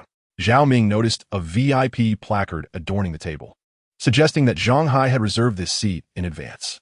It would be nearly impossible for anyone lacking stature and privilege to secure such a position. Upon my arrival, my assistant informed me of a Japanese individual backstage, possessing something rather extraordinary, guarded by several bodyguards, seemingly the artifact referenced in this conference. Zhang Hai whispered into Zhao Ming's ear. Intrigued by the prospect of a relic's appearance, Zhao Ming eagerly focused his attention, activating his unique ability. Just as he contemplated employing his clairvoyant powers, the host boisterously proclaimed the opening address of the conference. The resonant voice reverberated through the hall, prompting Zhao Ming to think it prudent to observe the artifact later to conserve his energy for when it truly mattered. Now, let's welcome the first antique to grace the stage. This piece is a multicolored floral and avian plate from the Song dynasty, owned by a prominent figure in the Demon Realms collection, though we shall refrain from disclosing their name. Today, they wish for our esteemed appraisers to ascertain the true value of this exquisite plate, the host announced. Following this, the staff wheeled a transparent glass display case to the center of the stage. As the multicolored plate was unveiled, an audible gasp rippled through the audience. Goodness, I've never encountered such a pristine and well-preserved Song dynasty floral plate, Zhang Hai exclaimed upon sighting the artifact. Zhao Ming, too, palpably sensed the vibrant aura emanating from the ancient piece, its energy so potent that it caused him to salivate. However, as he gazed upon the multicolored plate, an unsettling feeling washed over him. Logically, if a Song dynasty plate had survived to this day, its energy should be far more profound than what he currently perceived. Having encountered numerous Qing dynasty artifacts, he noted that their energy was comparable to that of the multicolored plate. Indeed, in comparison to items from the Song era, this plate's aura was decidedly lacking. Zhao Ming concentrated, channeling his own energy to achieve a state of complete mental relaxation. Closing his eyes, he immersed himself in the essence of the multicolored plate. He found himself in a picturesque locale where a group of modestly dressed elders diligently fed a fire with firewood. Surrounding the site of the plate's creation, a contingent of Qing dynasty soldiers stood guard, indicating that this must have been a place designated for the manufacture of jade artifacts for the imperial court. Otherwise, such a heavy military presence would be unwarranted. The soldiers grumbled amongst themselves, while the laborers, their foreheads beaded with sweat, tirelessly added wood to the flames. Zhao Ming was entering the realm of antique craftsmanship from such a distance for the first time, making this experience quite physically taxing for him. What's wrong with you? Zhang Hai noticed Zhao Ming's unusual demeanor and hurriedly approached him with concern. Oh, it's nothing. I just feel that this colorful bird and flower dish seems somewhat off. It doesn't resemble a Song dynasty piece at all. Rather, it appears to belong to the Qing dynasty, Zhao Ming explained to Zhang Hai. Impossible. Look, doesn't that colorful bird and flower pattern on the dish bear the Song dynasty era mark? This is undoubtedly an early Song dynasty large plate, Zhang Hai pondered. For the first item presented typically carries no doubts regarding its authenticity.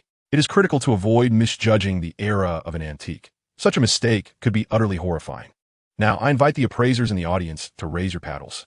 Please provide an estimate for the early Song dynasty colorful bird and flower dish. The host called out to the audience. The appraisers had meticulously observed the dish on the high-definition screen and had no doubts about its authenticity. Nor did anyone question its age, especially since this was the first item presented. Zhao Ming was acutely aware that the price difference between a colorful bird and flower dish from the Song dynasty and one from the Qing dynasty was not negligible.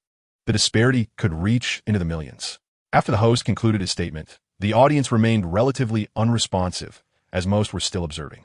It was then that a young man raised his paddle. Hello, may I invite this gentleman to the stage to provide a price? The host smiled at the young man holding the paddle.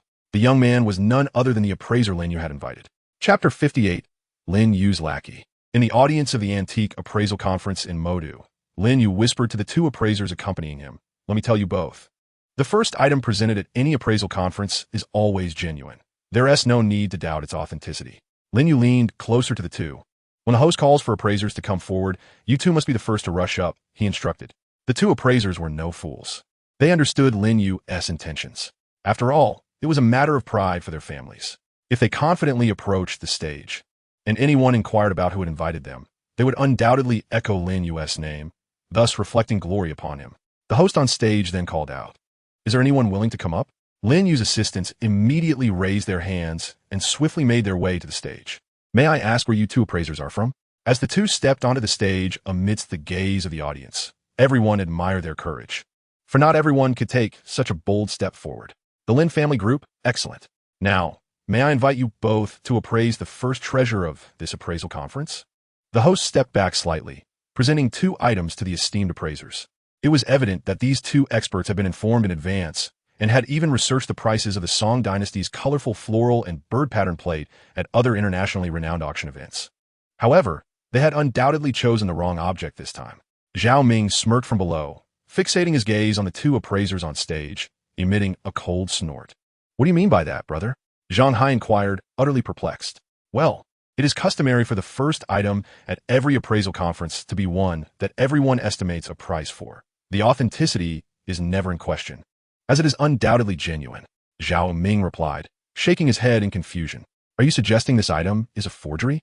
Zhang Hai began to grasp Zhao Ming's train of thought. "Not at all. I merely imply that the era attributed to this piece may be misidentified. This is not uncommon.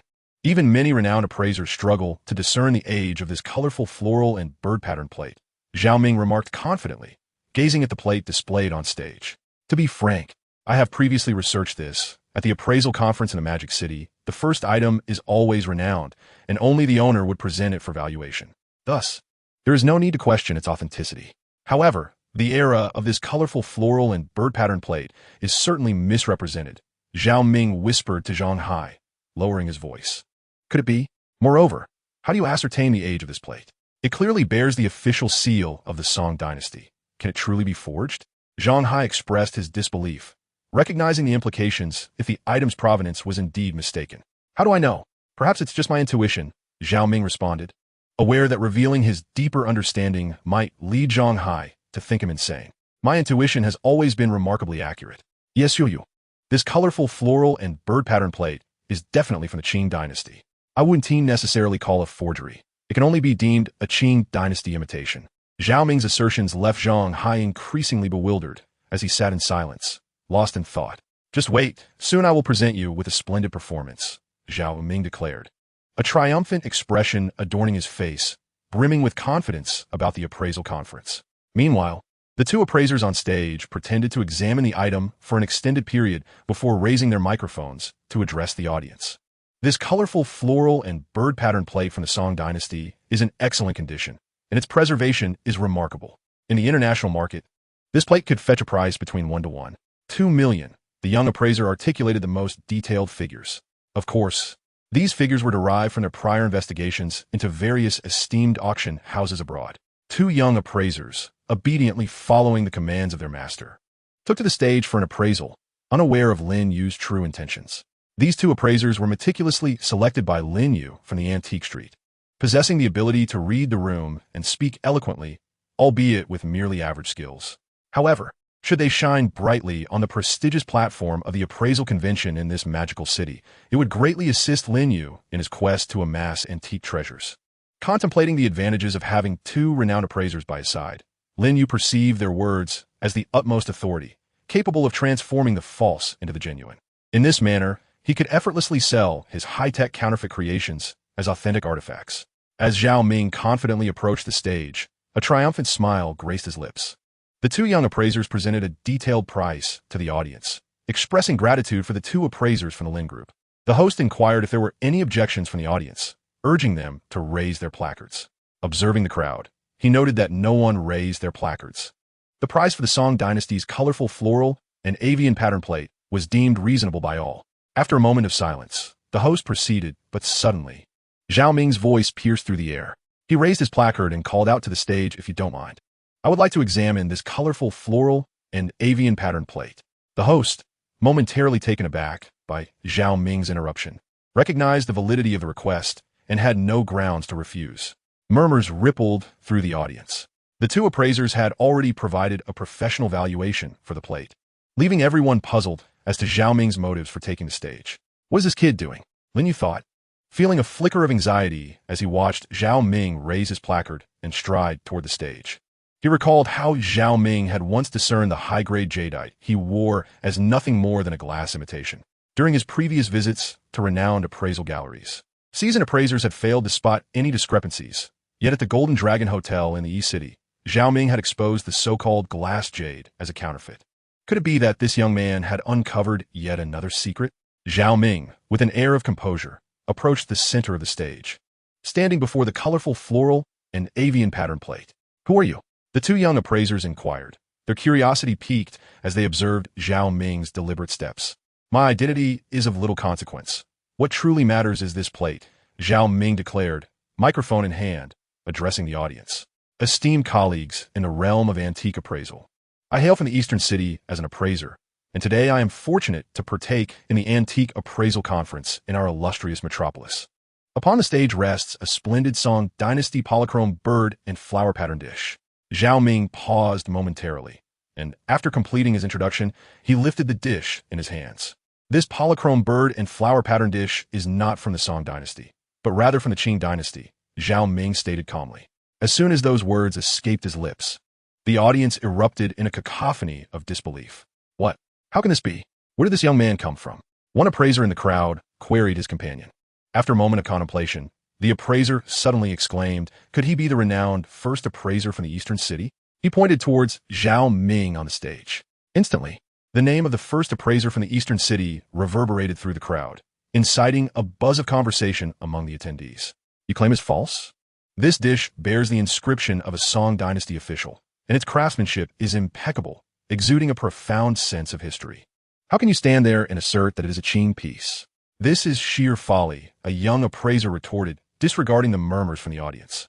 These two young appraisers, still in their youth, had spent their days amidst the antique streets of the metropolis, unaware of the emergence of a formidable appraiser from the Eastern City. They were well aware that the two young appraisers invited by Lin Yu were no less than formidable in their own right.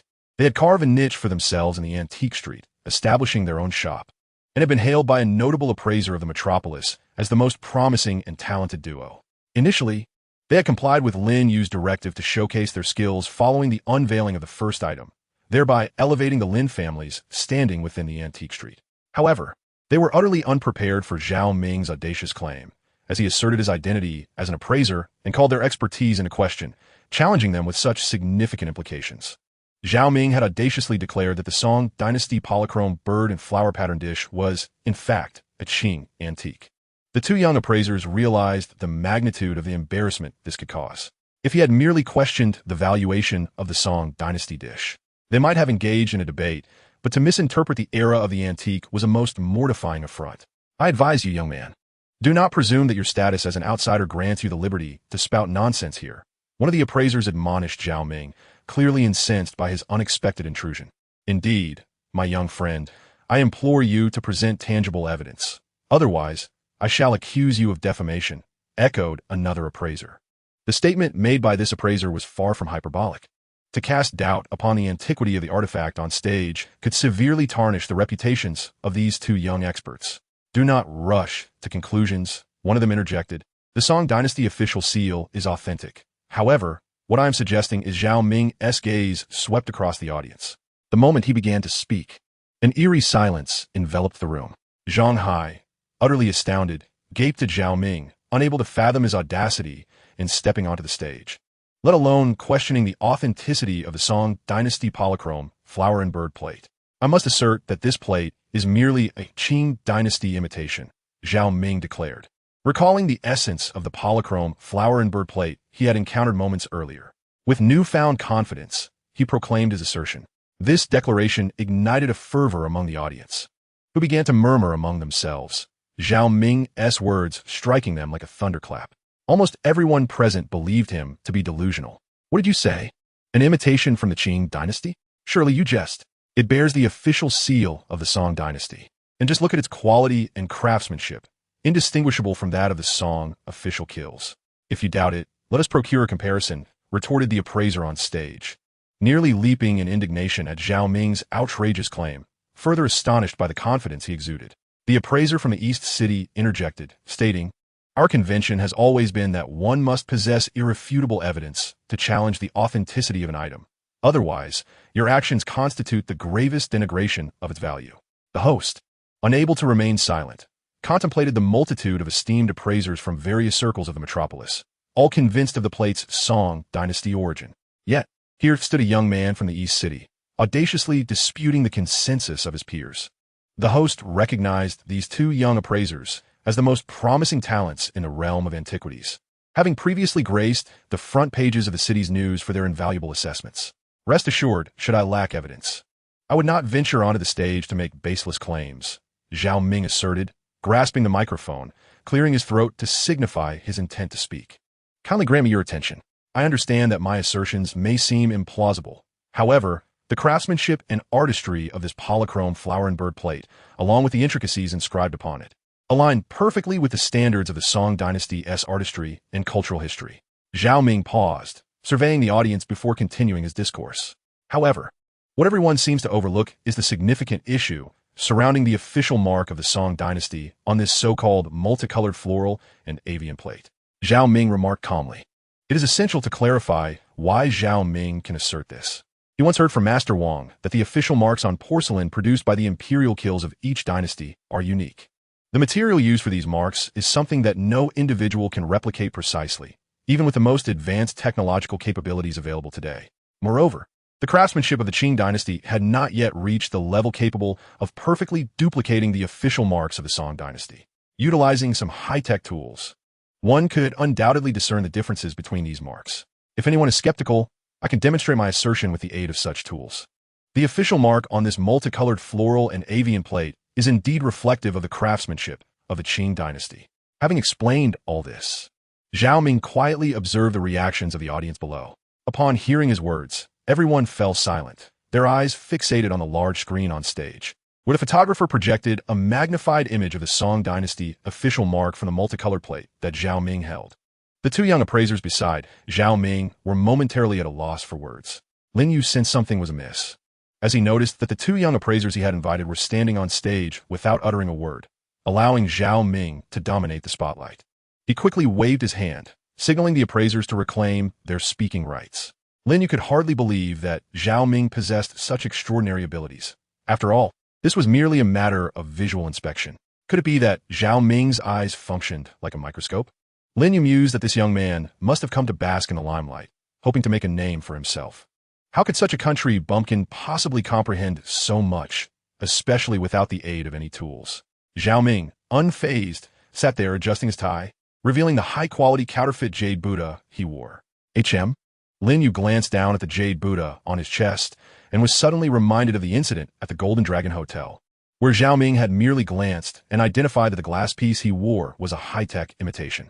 It is worth noting that the glass piece he wore had been manufactured from modified molecular ice jade, making it virtually indistinguishable to the average person. Yet, Zhao Ming had pointed out that the item was a fake. Lin Yu had always thought he was merely a lucky cat stumbling upon a dead mouse, trying to undermine him in front of Sun Qing. Yet now, he found himself questioning the identity of the Song dynasty multicolored floral and avian plate, which everyone believed to be authentic. Could it be that Zhao Ming truly possessed some extraordinary skill? Lin Yu quickly shook his head, contemplating the impossibility of the situation. If this young man truly possessed such abilities, he could only be likened to a celestial being. Otherwise, how could he discern details that required sophisticated technological instruments merely with the naked eye? After a disdainful snort, Lin Yu settled into his seat, keen to observe how Zhao Ming would navigate the impending confrontation. You must have come here intentionally to provoke, he mused. Upon perceiving Lin Yu's signal, the appraiser redirected his scrutiny towards Zhao Ming. Indeed, do your claims hold any merit? Are we to bring those instruments onto the stage now? You must select a more credible justification. Your assertions are nothing but absurdity, another appraiser chimed in, echoing the sentiment. Amidst the escalating commotion on stage, a staff member clad in a uniform suddenly dashed forward from backstage, evidently a member of the event's organizing team. She approached the host, whispered a few words, and hurriedly exited the stage. As she descended, her gaze frequently darted towards Zhao Ming, her expression a mixture of astonishment and disbelief. "Now, may I have your attention?" The host interjected, silencing the two appraisers. Grasping his microphone, he continued, "This multicolored floral plate is indeed, as the appraiser from the East City has asserted, a counterfeit from the Qing dynasty. The owner of this plate has already verified its identity through international investigative channels. It bears the official seal of the Song dynasty." The host paused briefly before elaborating. During this appraisal conference, the owner sought to discover if anyone could ascertain the true identity of this plate. Suddenly, he pointed at Zhao Ming. Evidently, the appraiser from the East City has identified the genuine era of this multicolored plate, affirming that he is correct. Chapter 59, Root Carving. The audience was left in disbelief. They could scarcely fathom that an appraiser from afar could shine so brightly at the appraisal conference in a magical city. No one would dare believe that such a young and unassuming appraiser could uncover issues that typically necessitated advanced technological tools. A counterfeit from the Qing dynasty, such a significant artifact, if presented at an auction, would undoubtedly fetch a staggering price, potentially exceeding that of the multicolored floral plate from the Song dynasty. Now, let us welcome the owner of the recently manufactured counterfeit Qing dynasty multicolored floral plate with a resounding round of applause, the host urged, looking at the astonished audience below. Upon hearing that the owner of such a remarkable artifact was about to appear, the appraisers in the audience could hardly contain their excitement. Eager to see who had dared to challenge the long-standing conventions of the Magical City's appraisal conference with a Qing dynasty counterfeit, the seasoned appraisers below were utterly captivated, eager to discern the identity of the individual before them. As the host concluded his welcoming remarks, two figures clad in nurse-like attire emerged from behind the stage, pushing a wheelchair. In the wheelchair sat an elder with flowing white hair, who offered a benevolent smile to the audience. The host promptly approached and extended the microphone towards the elder's lips. Once positioned at the center of the stage, the elder addressed the crowd, first extending his apologies for having knowingly misrepresented the identity of the vibrant floral platter as belonging to the Song dynasty. His demeanor was courteous as he expressed his regret to the audience. The onlookers, intrigued by the elder's appearance, found themselves unable to deduce his identity. Yet, it was evident that he was a person of considerable stature. "Allow me to introduce myself," he began. "I am a native of this bustling metropolis. In my youth, following a failed venture, I found myself compelled to run a modest company. After years of striving abroad, I have achieved a measure of success." Clearing his throat gently, he continued, "At an auction overseas, I chanced upon this exquisite floral platter. Recognizing it as a treasure of China, I felt compelled to secure it at a premium price." His words were imbued with fervor, revealing no regret for his past actions. The crowd erupted into applause, moved by his patriotic sentiments. Zhao Ming, listening intently, felt a swell of admiration. Today, countless Chinese antiques have fallen into foreign hands, a truth that cannot be dismissed as a national disgrace. One esteemed appraiser, a dear friend of mine who was my senior by several years, has since departed from this world. After his assessment, I took the artifact to a research institution abroad, where cutting-edge technology confirmed my friend's assertions. As the audience murmured in disbelief, astonished that someone could discern the true historical era of the vibrant floral platter without relying on advanced technological tools, Zhao Ming felt a tinge of embarrassment under the elder's gentle gaze.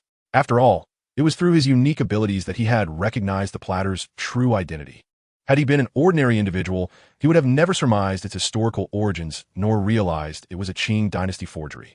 Attending this appraisal conference in the metropolis has been an eye-opening experience, revealing that there are others, like my esteemed appraiser friend, who can effortlessly identify such a counterfeit from the Qing dynasty. At this moment, a glimmer of approval shone in the elder's eyes. "My purpose in taking the stage today is to express my apologies, and I also wish to convey a message to this young man." This statement was also what my friend wished to convey. The elder, trembling, slowly rose to his feet, and the nurses promptly assisted him on either side. It appeared that his physical condition was rather frail, making it a struggle for him to stand unaided. The elder gradually extended his hands, which were adorned with a multitude of wrinkles. Observing this, Zhao Ming swiftly reached out his own hand. The two clasped each other's hands firmly. At that moment, the audience, witnessing such a poignant scene, rose in unison to applaud. The sound of applause resonated deafeningly, filling the entire hall of the appraisal conference. The elder smiled and waved before disappearing from view. After everyone had bid farewell to the elder, the host, microphone in hand, continued to speak. "Now, Let us congratulate our appraiser, Zhao Ming from the East City. This appraisal conference has commenced in an unexpectedly delightful manner, reminding us all that everything we appraise belongs to our China, crafted solely through the wisdom of our ancient people, resulting in such exquisite creations. As the host spoke, he became choked with emotion. Zhao Ming, I truly did not anticipate your remarkable prowess. Zhang Hai clapped vigorously, then turned to Zhao Ming, who sat quietly beside him. In his humble demeanor, Zhao Ming feigned an air of aloofness, prompting Zhang Hai to lower his hands. Yet, Zhang Hai was not one to indulge Zhao Ming. He extended his hand and playfully punched Zhao Ming. You are pretending with me, aren't you? Tell me, how did you discern the oddity of that plate? Zhang Hai leaned closer to Zhao Ming's ear. Upon hearing this inquiry, Zhao Ming made a gesture for silence and pointed towards the stage, indicating for him to focus on the ongoing appraisal conference. Meanwhile, Lin Yu, seated nearby, could scarcely fathom this outcome. For many years, the first item presented at the appraisal conference in the magical city had always been about estimating value. The question of authenticity had never arisen. Yet, this appraisal conference had introduced an elderly returnee who orchestrated such an unforeseen twist, catching Lin Yu completely off guard.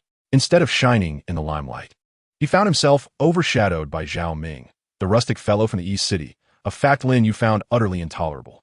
Both of them felt an acute sense of embarrassment. After all, they had not anticipated that the multicolored flower and bird pattern plate from the Song dynasty was, in fact, a counterfeit produced during the Qing dynasty.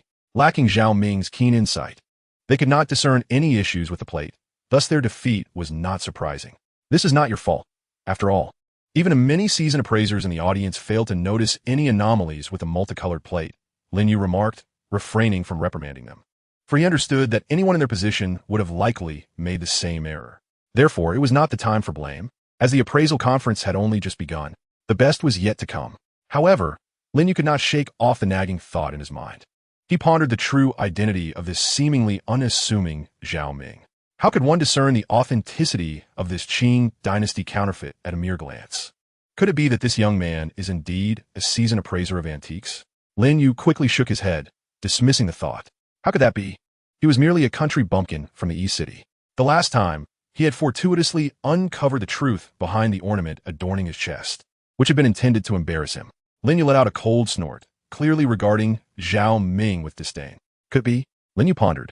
Was this young man's name connected to the backdrop of the antique appraisal conference in Magic City? Sitting alongside Zhao Ming was Zhang Hai of the Zhang family. Could there be some obscure relationship between the elder and Zhao Ming? Or was everything that transpired on stage today merely a performance orchestrated by Zhao Ming and the elder? It must be so. Otherwise, there would be no way to reconcile all of this. Zhao Ming must have spent a considerable sum to bribe the organizers of the antique appraisal conference, seeking fame for himself at the event, thus staging this elaborate ruse. Damn it, Lin Yu cursed inwardly. He had not anticipated Zhao Ming's cunning. He had utterly underestimated the young man's resourcefulness. What would be the next item to be unveiled? Lin Yu's attention shifted to the second artifact. Aware that the young appraiser seated beside him possessed formidable skills not to be underestimated. Below the stage of the antique appraisal conference in Magic City gathered experts from various fields. Every gaze seemed to converge upon Zhao Ming, who, to their astonishment, proved capable of discerning the authenticity of a Song dynasty counterfeit crafted during the Qing era, earning the admiration of a mysterious overseas Chinese returnee. This revelation left Lin Yu fuming. He had hoped this conference would provide an opportunity for the Lin family to showcase their prowess in the antique world, demonstrating that the two most gifted young appraisers in Magic City were under his wing. With such a claim, all the rare treasures of the city would surely come to him for validation. At that point, manipulating those treasures would be a mere trifle. Yet, to Lin Yu's utter dismay, the limelight of the conference had been entirely usurped by Zhao Ming from the East City. Now please, everyone quiet down. We are about to introduce the second artifact featured in this appraisal conference, the host announced, once again grasping the microphone. As soon as the host's words faded, the staff beside the stage pushed a transparent glass display case to the center of the stage. All eyes swiftly fixed upon the newly presented artifact, and a collective gasp of astonishment escaped the crowd as they beheld it. The material of this root carving appeared strikingly familiar.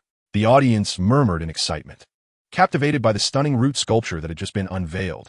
This exquisite artifact has recently been acquired by a private entrepreneur and, upon preliminary assessment, is identified as a root carving from the Republic of China era. The host provides a detailed introduction. As everyone can observe, this root carving is meticulously crafted from the rare and precious small-leaf red sandalwood. It is widely acknowledged that the price of sandalwood has surged due to its scarcity, and pieces created by folk masters from the Republic of China are exceedingly rare.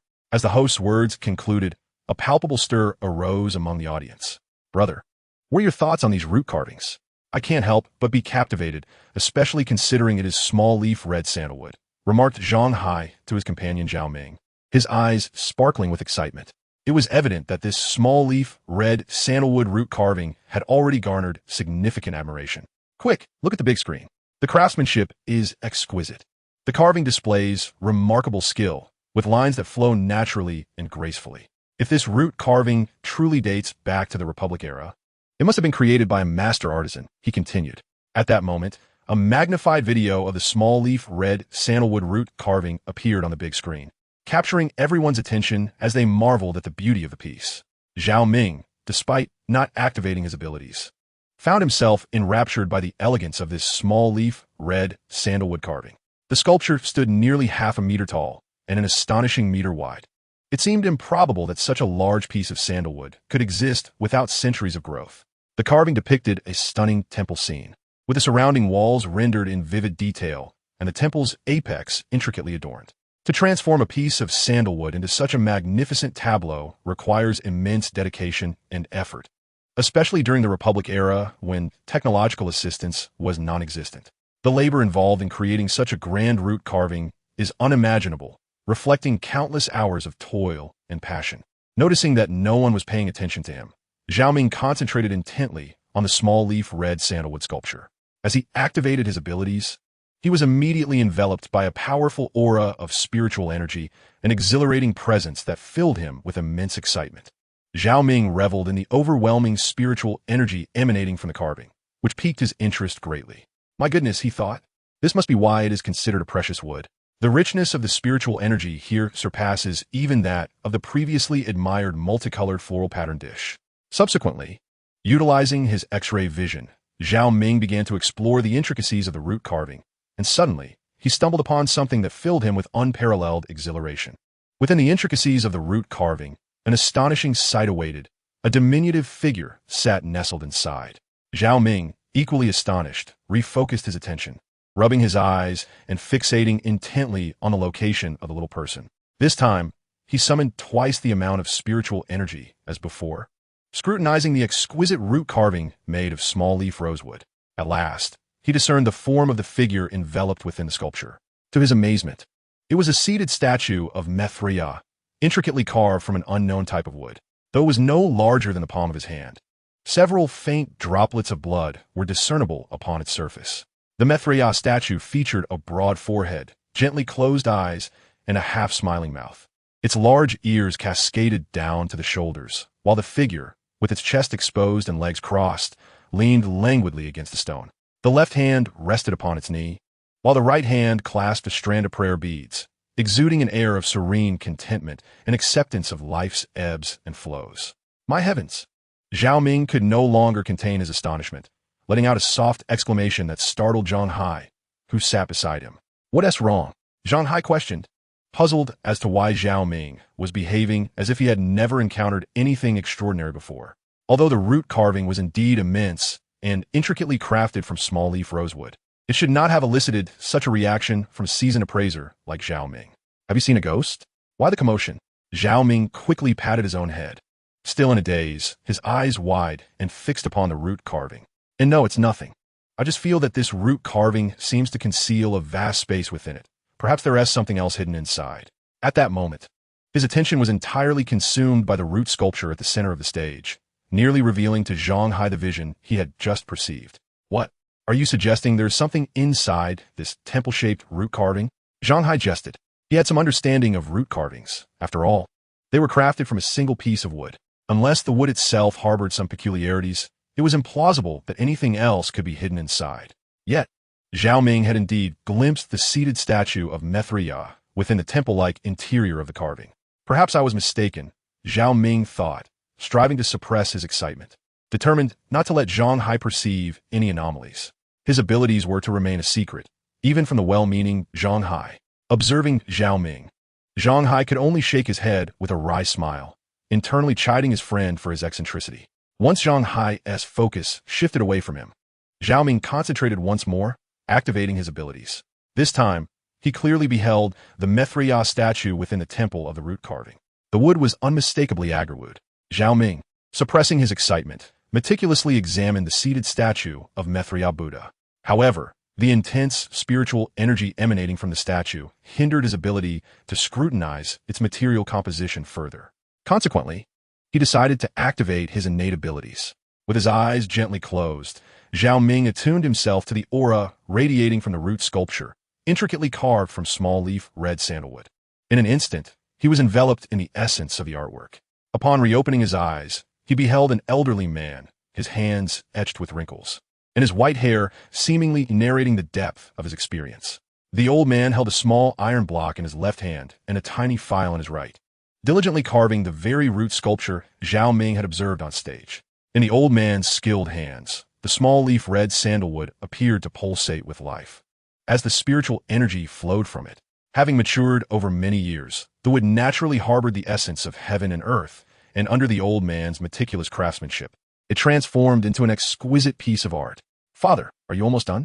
Shouldn't we place this Mithriya Buddha statue inside?" A middle-aged man's voice resonated from the wooden house behind the elder, suggesting he was the old man's son. "What are we going to do if we don't put it in? The trouble you've stirred up, of course. I'll shoulder the burden. What are you thinking? Why did you have to venture into that ancient tomb? Why not learn my craft instead? It would be a skill to provide for the family. Yet you insist on treading this perilous path." The old man sighed deeply and set down the small file in his hand. Chapter 60. The Seated Mithriya Buddha Statue. Zhao Ming was immersed in the realm of the small-leaf red sandalwood root sculpture presented at the Grand Treasure Appraisal Conference in the magical city. It felt as though he traversed through a thin veil of mist into another world. "I tell you, the authorities in the city are arresting people left and right. And your affair with Heir Guzi has been discovered. You too unearthed such an item from the ancient tomb. Though it is invaluable, it cost Heir Guzi his life. You know his parents." The old man's voice faltered as he noticed his son bowing his head, suddenly choked with emotion. The elder shook his head in sorrow, unable to bear the sight of his son's distress, aware of the close bond he shared with Heir Guzi. "Father, I only wish to build a fine house for our family. You've toiled for so long. I wanted to use my own abilities to provide a better home for you," the middle-aged man said, his voice thick with emotion. "But who would have known that ever since Heir Guzi and I acquired this Mithriya Buddha statue, he would suddenly perish?" The man gazed in horror at the statue in his hands, noticing that it was still stained with traces of blood. Zhao Ming could not perceive the scene with utmost clarity, yet through the thin veil of mist, he was entirely certain that the Mithriya Buddha statue in the hands of the middle-aged man was indeed the very statue featured at the Treasure Appraisal Conference in the magical city, crafted from the root of a tree. Upon hearing this, Zhao Ming realized that the Mithriya statue must possess an extraordinary origin, as the old man had revealed that it was excavated from an ancient tomb by his son and a close friend. "Once I finish carving this small-leaf rosewood root sculpture and exchange it for some money to send to the unfortunate parents of Heir Guzi, the remaining sum shall be considered a legacy left by your father. However, my son, you must remember never to venture into such tombs again." The old man resumed his meticulous carving with a small file. Suddenly, it became apparent that this Mithriya Buddha statue might be an ominous object. Despite being made of superior agarwood, it seemed to carry the weight of human lives.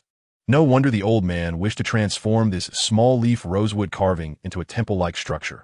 It appeared he sought to seal away this malevolent entity. It is likely that everyone has gained a general understanding of the exquisite root sculpture crafted from fine, small-leaf rosewood, showcased at the center of the stage. The owner of this artifact brought it to the Treasure Appraisal Conference in the magical city, hoping to elicit a satisfactory valuation from the esteemed appraisers present. The host surveyed the audience below the stage, inquiring whether the appraisers had any unique insights to share, encouraging them to raise their paddles and ascend the stage for a final appraisal. Zhao Ming took a cursory glance and soon noticed an elderly gentleman raising his paddle. Upon seeing this, the host quickly beckoned him forward. "Now, let us welcome this esteemed appraiser to the stage." Amidst the applause, the elderly gentleman stepped into the spotlight. "Why aren't the two of us going up?" questioned the two young appraisers beside Lin Yu. "I am well aware of the current market value of small-leaf rosewood," Providing an estimate should be a straightforward task for us. Lin Yu, remaining composed, replied to the two, "You both know very well that others are equally informed. I must remind you that once this old gentleman completes his final appraisal, you are to present counterarguments to his valuation, regardless of how reasonable it may seem. You must offer differing prices and perspectives." Lin Yu orchestrated the actions of his two subordinates, understanding that their objective was to undermine the opinion of the most influential appraiser in a magical city. Only then could they achieve a remarkable impact. The two young appraisers nodded thoughtfully and settled in to observe the elderly gentleman on stage. Upon ascending to the center of the stage, the venerable elder grasped the microphone and addressed the audience. "I'm the proprietor of the root carving shop on Antique Street in our enchanting metropolis," he introduced himself. In truth, as soon as this elderly gentleman stepped onto the stage, some in the audience had already recognized him. In the realm of root carvings, Old Wang possesses unparalleled expertise, holding significant authority, and only he is qualified to assess the value of this exquisite piece crafted from small-leaf rosewood. Whispers of discussion rippled through the crowd. Upon hearing the remarks of those around him, Zhao Ming began to understand. This elder is indeed the owner of a renowned root carving establishment in the city, which elucidated his confidence in stepping onto the stage to offer the initial appraisal. Evidently, he occupies a position of considerable stature. The root carving, having withstood decades of time, remains in pristine condition, its surface gleaming beautifully. And such a sizable piece is indeed a rarity. The elder meticulously examined the sculpture, extolling its virtues as he spoke. "To my knowledge, such a magnificent root carving could only be fashioned from the roots of trees that have thrived for several centuries, and the craftsmanship displayed is nothing short of exquisite, with each stroke executed with remarkable precision. Considering the current market trends for root carvings, a piece of this antiquity, especially with such superb craftsmanship and unique material, commands a significant price." With a thoughtful demeanor, the elder addressed the audience, raising 4 fingers and declaring, "For million." The announcement was met with no dissenting voices from the crowd, for in the realm of root carvings, Old Wang's word carries substantial weight. "Let us extend our gratitude to Mr. Wang," the host said as he escorted the elder off the stage and took up the microphone, addressing the audience. "For million, this is indeed a lofty appraisal. Are there any differing opinions among the esteemed appraisers present?" Before the host could finish his inquiry, a sign was raised from the audience. "I have an opinion." As anticipated, one of the appraisers seated next to Lin Yu raised his sign and proclaimed loudly. The host, astonished to see the appraiser who had previously been rebutted by Zhao Ming, noted the young appraiser's calm demeanor as he sauntered onto the stage without a hint of nervousness. "This root carving of small-leaf rosewood is indeed of remarkable quality. However, it is regrettably merely a product of the Republic period," he remarked, casting a glance at Old Wang below. "According to the latest international standards, the valuation for this piece, as one might verify online, is merely around 1 million. I recall witnessing a similar root carving made from rosewood auctioned at an international event." The young appraiser continued to expound on his points with eloquence on stage. Although the piece is significantly smaller in size, it was still transacted at a price of 380,000. From the perspective of antiques, the craftsmanship leaves much to be desired. Instead of depicting a person or an object, the artist has chosen to carve a building, which substantially diminishes its value. The appraiser showed no signs of halting his discourse, continuing, therefore, considering its historical significance and the value of its craftsmanship. 1.8 million is the utmost offer I can extend. The audience was taken aback by such a figure, astonished that anyone would dare to challenge the most renowned figure in the realm of root carving. The proposed price of 180,000 was markedly different from the amount previously quoted by Mr. Wang. The host realized the stark contrast between their valuations and anticipated an impending verbal clash. "You should not presume that their age grants them the liberty to speak recklessly. Are you aware of how rare this large piece of small-leaf red sandalwood root carving is in the market?" Mr. Wang, the proprietor of the root carving shop, clearly harbored dissatisfaction towards the suddenly emerging appraiser. Challenging him in this domain felt akin to encroaching upon his livelihood. "Mr. Wang, please remain composed. Acknowledge its rarity. However, I must clarify that this is an antique appraisal event, not your private garden showcasing obscure artistic pieces," the young appraiser declared audaciously. Mr. Wang, taken aback by the insolence of the youth's words, found himself momentarily speechless. "Remember, this is an appraisal event, not an exhibition of art pieces. My valuation is rooted in the historical and cultural significance of this antique. Understand that one." 8 million is already a considerable price, contingent upon finding a discerning buyer who would display an artifact from the Republic of China in their home otherwise. The young appraiser's words dripped with disdain from Mr. Wang, akin to trampling upon someone's dignity. Lin Yu's presence, accompanied by a promising appraiser hailed as the most potential figure in Shanghai's antique scene, irked Zhao Ming greatly. Even if the young man's assertions held truth, he was still addressing a venerable expert in the field, showing no regard for the elder's esteem. I advise you to temper your arrogance. Do you realize to whom you are speaking? At that moment, a young man seated beside the elder suddenly rose, evidently a protege of the elder. Such rudeness is unacceptable, the elder admonished, noticing his disciple's impatience. But master, his arrogance is too much to bear, the apprentice protested, unable to tolerate the disrespect shown towards his mentor. The elder cast a fierce glance at him, and the young man's expression turned complex. Observing his master's stern demeanor, he retreated to silence, bowing his head in submission. Young man, this is not my family's root carving shop. I am acutely aware of that. There is no need for you to belittle the elderly here. In my eyes, such exquisite root carvings, particularly those crafted from the rare and magnificent small-leaf sandalwood, are undoubtedly worth the 4 million price tag. The old man stood there, unperturbed, exuding an air of a sage indifferent to worldly affairs. Master craftsman, consider your words carefully. This is an appraisal conference. Each appraiser must base their valuation on the latest standards from international auctions, rather than relying solely on your intuition and preferences, correct? The young appraiser scoffed, entirely dismissive of the elder's presence. The current market price for small-leaf sandalwood is indeed exorbitant, yet this is a relic from the Republic of China era. No matter how intricately it is carved, it remains merely a root carving, and I generously offered 1,800,000 solely due to its small-leaved sandalwood composition. If anyone here doubts this, they may verify the current prices at international auction houses. With his hands clasped behind his back, he exuded confidence. After the young appraiser's remarks, none of the other appraisers dared to question him further, for he spoke the truth. In the realm of antiques, the historical period is a crucial factor.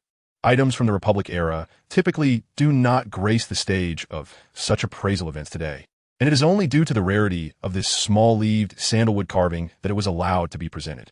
Upon hearing these words, the elder sighed, acknowledging, indeed. Young man, I have no further comments.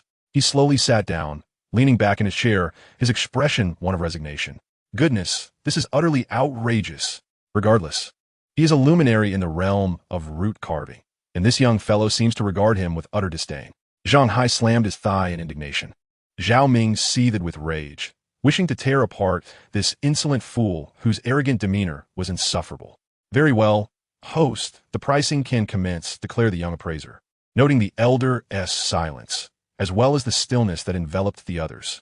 It seemed that the other appraisers had also relinquished their objections. Just as the host contemplated announcing the appraisal results for the small-leaved sandalwood root carving, Zhao Ming abruptly raised his bidding paddle and shouted towards the stage, 10 million. Zhao Ming could no longer contain his pent-up emotions. The moment his words echoed in the hall, silence fell for several seconds as all eyes turned towards him, their minds grappling with the astonishing figure of 10 million. Are you referring to the appraisal price of this small-leaved sandalwood root carving? The host, taken aback, had not anticipated such audacity from Zhao Ming. 10 million. What does that signify in the world of antiques? It is known that only rare treasures or artifacts from specific nations can command prices in the tens of millions at international auction houses. Everyone was left astounded by Zhao Ming's audacious valuation. Indeed, I am referring to the price of this small-leaf rosewood root carving, 10 million. You heard me correctly. With unwavering confidence, Zhao Ming raised the sign in his hand and addressed the audience. The host stared in disbelief at Zhao Ming, his expression akin to that of a madman. Brother, have you lost your mind? Sit down immediately. Zhang Hai, witnessing Zhao Ming's audacity in declaring such an astronomical figure, swiftly stood up, attempting to push him back into his seat. She could hardly fathom that Zhao Ming would assign such a lofty valuation to the small-leaf rosewood root carving. Everyone, including Zhang Hai, presumed that Zhao Ming had indeed gone mad. Rest assured, I am not jesting. Please believe me. Zhao Ming reassured Zhang Hai, placing a firm hand on her shoulder, his eyes filled with determination. The intensity in his gaze compelled Zhang Hai to comply and take her seat. Once seated, she shook her head repeatedly, internally repeating that Zhao Ming must have lost his sanity. She even contemplated how to exit the appraisal conference without losing face. I am not mad. In fact, I am quite lucid. I shall take full responsibility for the 10 million valuation of this small leaf rosewood root carving. And I will stand by my words, Zhao Ming asserted with conviction. His actions stemmed from a profound immersion in the essence of the small leaf rosewood root carving, where he envisioned a statue of Mithra Buddha expertly carved from premium agarwood. Recently, Zhao Ming had acquired an agarwood pen holder from Babao Studio, but the material was rather ordinary. While that agarwood was indeed available in the market at a high price, it paled in comparison to the exquisite essence he perceived in the small leaf rosewood carving. In the realm of antiques, there exists a saying, a gram of exceptionally fine agarwood can equate to the price of several hundred grams of gold. This assertion is not made lightly. It is substantiated by concrete evidence. However, I must caution you, should you choose to jest in such a setting, your name will be permanently inscribed on the blacklist of the Magic City Appraisal Conference, and a conspicuous blemish will mar your record within the Chinese appraisal industry. The host informed Zhao Ming of the situation and gestured for him to step to the center of the stage to deliver his appraisal discourse. Zhao Ming nodded, placed the sign down, and strolled leisurely towards the stage amidst the gaze of the audience, including the young appraiser invited by Lin Yu. The young appraiser could scarcely believe that this appraiser from East City had the audacity to quote a price of 10 million. He thought to himself that this fool must surely be out of his mind. Meanwhile, Lin Yu gaped in astonishment at Zhao Ming as he approached the center of the stage. This time, he did not behave as he had before. Instead, he felt the aura of conversation radiating from Zhao Ming, accompanied by an unparalleled confidence that was beyond the grasp of ordinary individuals. Lin Yu sensed that something was amiss. First and foremost, I would like to express my respect to you, just as Mr. Wang, the proprietor of the root carving shop on Antique Street in our magical city, did earlier. Your discerning eye is truly remarkable. The value of this small leaf rosewood root carving transcends mere antiquity. Zhao Ming was the first to speak upon taking the stage. After all, he is considered a luminary in the antiquities realm. Left speechless by the audacity of this inexperienced newcomer, such a loss of face is something no one would readily accept, especially not someone with years of profound experience in the field of appraisal. Initially, this small leaf rosewood root carving depicts the shape of a temple. Why do I possess such confidence? Because I firmly believe that within this small temple, hidden among the carvings, lies a treasure of astronomical worth. Zhao Ming caressed the small leaf rosewood root carving before him. Just after Zhao Ming uttered this statement, the young appraiser standing beside him let out a derisive snort, clearly dismissing Zhao Ming's words, even finding them somewhat amusing. What did you just say? Yes, this small leaf rosewood root carving indeed depicts a temple, but to claim that there's a treasure of outrageous value within it. Have you been reading too many fantasy novels? The young appraiser clutched his stomach, as if he had heard something utterly ludicrous. Upon hearing Zhao Ming's declaration, the audience, who had initially harbored some intrigue towards this mysterious appraiser from the East City, began to view him with skepticism after his outlandish remarks. They believed he was either trying to be amusing or was simply mad. No one anticipated that Zhao Ming would speak in such a manner. Even the host, standing nearby, appeared unable to tolerate the situation. Do not presume that just because you are an extroverted individual, you can stand on this stage and speak recklessly. You must understand that this is the magical city, and this is the Antiquities Appraisal Conference of the Magical City. Do not confuse this event with those rural appraisal gatherings of yours. The young appraiser regarded Zhao Ming with utter disdain. Chapter 62, A Glimpse of Hope. Zhao Ming boldly announced the astronomical appraisal price for the small leaf rosewood root carving, 10 million RMB. The audience was taken aback by his audacity. They were left wondering where this young man found the courage to declare such a staggering price, especially considering this was merely a small leaf rosewood root carving.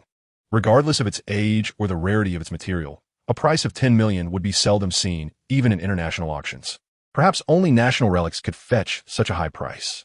If you continue to act irrationally here, we may have to summon security, wouldn't you agree? Lin Yu's subordinate, an arrogant young appraiser, addressed the host.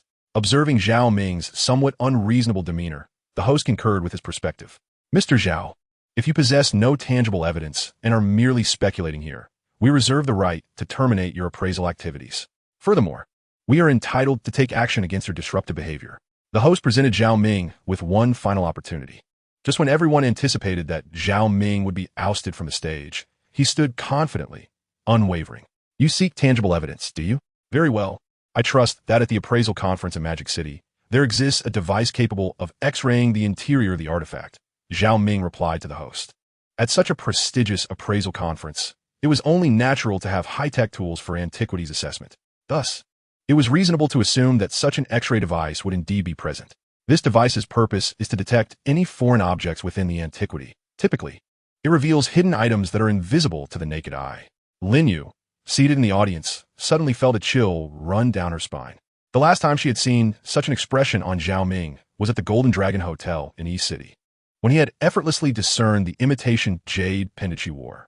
That piercing gaze had nearly exposed her deception. We do possess such a device. May I inquire about your intentions with it? The host suddenly grasped Zhao Ming's implication. Zhao Ming's words suggested that within the small leaf red sandalwood root carving, which was shaped like a temple, there was something concealed. Perhaps this was the item worth 10 million that Zhao Ming had alluded to. Are you jesting with us? Look at this carving. Anyone familiar with root carvings knows that they are crafted from a single piece of wood. Is it conceivable that something like a diamond could grow inside it? It's utterly impossible to place anything within the root carving after its creation. The young appraiser regarded Zhao Ming with confusion. Despite the small leaf red sandalwood root carving resembling a temple, its size was insufficient to conceal any object within, save for perhaps a diamond. Even if a diamond were indeed present, the inspectors would certainly identify any foreign substance. Moreover, even if a diamond existed, it would hardly justify the astronomical sum of 10 million. If it is not a fact, how could you possibly know? Are you the X-ray device yourself? Zhao Ming found the young appraiser's arrogance quite distasteful. He had never anticipated encountering such haughtiness at an appraisal conference. It was indeed a case of like attracting like. The two pugs belonged to Lin Yu, who embodies an air of arrogance, seemingly looking down upon others, convinced of his superior insight. However, his clever little tricks have long been seen through by those around him. Zhao Ming chuckled coldly, complying with Zhao Ming's wishes. The staff promptly wheeled over the X-ray apparatus. They delicately lifted the small root carving made of Dalbergia odorifera from the display case and placed it atop the X-ray machine. The sheer size of the carving necessitated the efforts of 4 staff members to position it steadily. All eyes in the audience were fixed upon the large screen, displaying the images produced by the X-ray device. As the machine emitted a low, resonant hum, the scanned images gradually appeared on the screen, eliciting gasps of astonishment from the crowd. At the center of the temple depicted, there sat an object resembling a diminutive figure. Experienced appraisers quickly recognized its form as that of a Mithriya Buddha statue. In the realm of antique markets, countless Mithriya statues crafted from various unique materials can be found. The Mithriya Buddha, with his ample belly, is a revered figure in Chinese Buddhist temples, often positioned prominently at the entrance. His benevolent visage and constant smile symbolize the core tenets of Buddhism, generosity and compassion, making him immensely beloved by the public. People of all ages feel uplifted and joyful upon encountering him. Thus, many individuals are drawn to Mithriya statues made from diverse materials. With a broad grin, he observes the comings and goings. Those who frown do so by their own choosing. Whether his bag is full or empty, he embodies joy and harmony. A couplet reflecting the Mithriya Buddha's generosity and compassionate laughter at life beautifully encapsulates his essence. Consequently, numerous entrepreneurs and ordinary citizens alike adorn themselves with Mithriya Buddha and amber pendants, hoping to invite perpetual joy into their lives. Is this truly possible? The young appraiser on stage was utterly astonished by the sight. Under the X-ray's illumination, it became evident that the material of the Mithriya statue within starkly contrasted with the outer Dalbergia odorifera wood. It is essential to note that a root carving is fashioned from a singular piece of wood, making it implausible for an object of such considerable size to be concealed within. The audience was left speechless, and after a moment of stunned silence, they came to realize that the assertions made by the young appraiser from East City were indeed accurate. Resounding applause erupted from a crowd. Lin Yu, with a pallid visage, fixated on the image projected by the X device on the large screen. His eyes, unwavering in their truth, could scarcely believe that Zhao Ming possessed such extraordinary abilities. In an astonishing instant, Zhao Ming discerned that within the root carving of this small rosewood lay something else entirely. Zhang Hai, seated in the VIP section below, applauded fervently while whistling in admiration, utterly captivated by Zhao Ming's discerning insight. Initially, he suspected Zhao Ming might be afflicted with some form of delusion. However, to his astonishment, Zhao Ming's judgment proved remarkably accurate.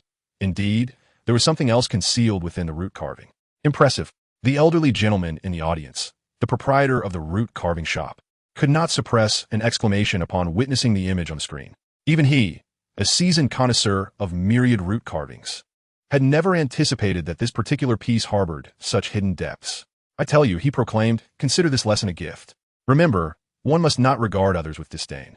Maintain humility at all times, regardless of whether you are confronted by someone less experienced or more seasoned than yourself.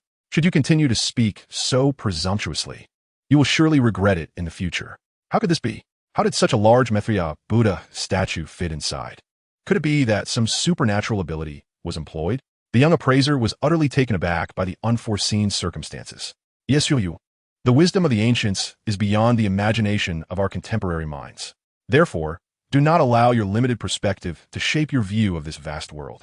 Anything is possible, Zhao Ming lectured, resembling a teacher imparting knowledge to his students. The young appraiser never fathomed that he would be so publicly humbled by this unexpected revelation. Host, I would like to request the use of the tools from our appraisal conference. Surely we have a detection device available. Zhao Ming inquired of the host. The host, equally astonished by Zhao Ming's prowess, was continually enlightened by the repeated instances of his keen insight. Throughout many iterations of the appraisal conference, he had never been so profoundly impressed by anyone until today. Witnessing Zhao Ming's performance, he became convinced of the existence of such extraordinary individuals in the world. The staff promptly responded, bringing forth the detection device prepared for the conference. Once the device was properly set up, Zhao Ming instructed the staff to insert the miniature camera into the temple. This detection device is widely utilized across various fields, most commonly by special forces to survey intricate wiring. After adaptations made by the antique community, this device could clearly reveal the treasures concealed within complex structures. Zhao Ming inwardly exhaled in relief. Without such equipment, he would be unable to demonstrate to everyone that within this root carving lay a Maitreya Buddha statue, crafted from premium agarwood. Chapter 63, Priceless Value. As Zhao Ming proposed that within this small leaf rosewood root carving lay a seated statue of Maitreya Buddha, no one believed his assertion, thinking he was merely indulging in fanciful dreams. However, once the staff brought forth the X-ray apparatus and scanned the intricacies of the small leaf rosewood root carving, a figure of the Maitreya Buddha emerged before everyone's eyes. The scanning results were ready, revealing a complete image that would soon be transmitted to the large screen. With beads of sweat dotting his brow, a staff member addressed Zhao Ming. After Zhao Ming nodded, the host picked up the microphone, tapping it lightly, and spoke to the audience below. The staff is currently processing the technical aspects. Shortly, we will project the image onto the big screen, where we can finally discern what treasures lie within this small leaf rosewood. The host's tone was infused with excitement, as he too eagerly anticipated the revelation of this extraordinary artifact concealed within the wood. The audience shared in this anticipation for the visuals provided by the scanning device. Before long, the large screen flickered to life, revealing an image captured by a miniature camera, which, under the staff's guidance, delved deep into the root carving. Gasps filled the air as the audience witnessed, via the camera's exploration, an unexpectedly vast space resembling a temple. What remarkable craftsmanship had given rise to this creation? The video had evidently undergone some editing, but soon the image of the Maitreya Buddha statue materialized. The miniature camera illuminated the interior of the small leaf rosewood root carving, presenting the true visage of the Maitreya Buddha statue. Astonishingly, it was sculpted from agarwood, and upon the Buddha's belly, several droplets of blood were distinctly visible. The degree of oxidation on the statue suggested that it was an artifact steeped in several hundred years of cultural history. Naturally, the audience gazed at the large screen, where the Maitreya Buddha statue, marked by those blood droplets, raised questions about their origin. Yet, Zhao Ming understood. Memories of the eldest father and son duo, along with the scene of the middle-aged man choking back tears, flooded his mind. Those droplets of blood belonged to the middle-aged man's dear friend, heiress. Together, they had ventured into the ancient tomb and discovered the Maitreya Buddha statue, but upon their exit, unforeseen calamity struck. In heiress's final moments within the tomb, the middle-aged man had carried the Maitreya Buddha statue out. It was evident the statue's value was immense. The tomb's owner had no intention of relinquishing the Maitreya Buddha statue easily, hence the sacrifice of heiress's life. The exquisite agarwood, coupled with a rich history and the lifelike artistry of the young appraiser at the table, murmured in astonishment. It was evident that she was equally taken aback by the scene before her. Everyone present understood the significance of agarwood. It is a material that can be worth hundreds of grams of gold per gram.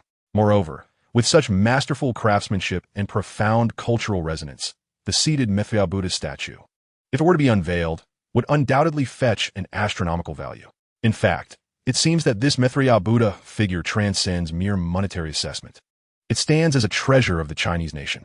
As everyone has observed, I wish to reiterate that the final appraisal price I assign to this small-leaf red sandalwood root carving is 10 million. Zhao Ming's countenance radiated an unyielding resolve. At that moment, silence enveloped the audience. Even the host placed down the microphone, for all understood that Zhao Ming's estimation was utterly accurate. Few could contest his perspective.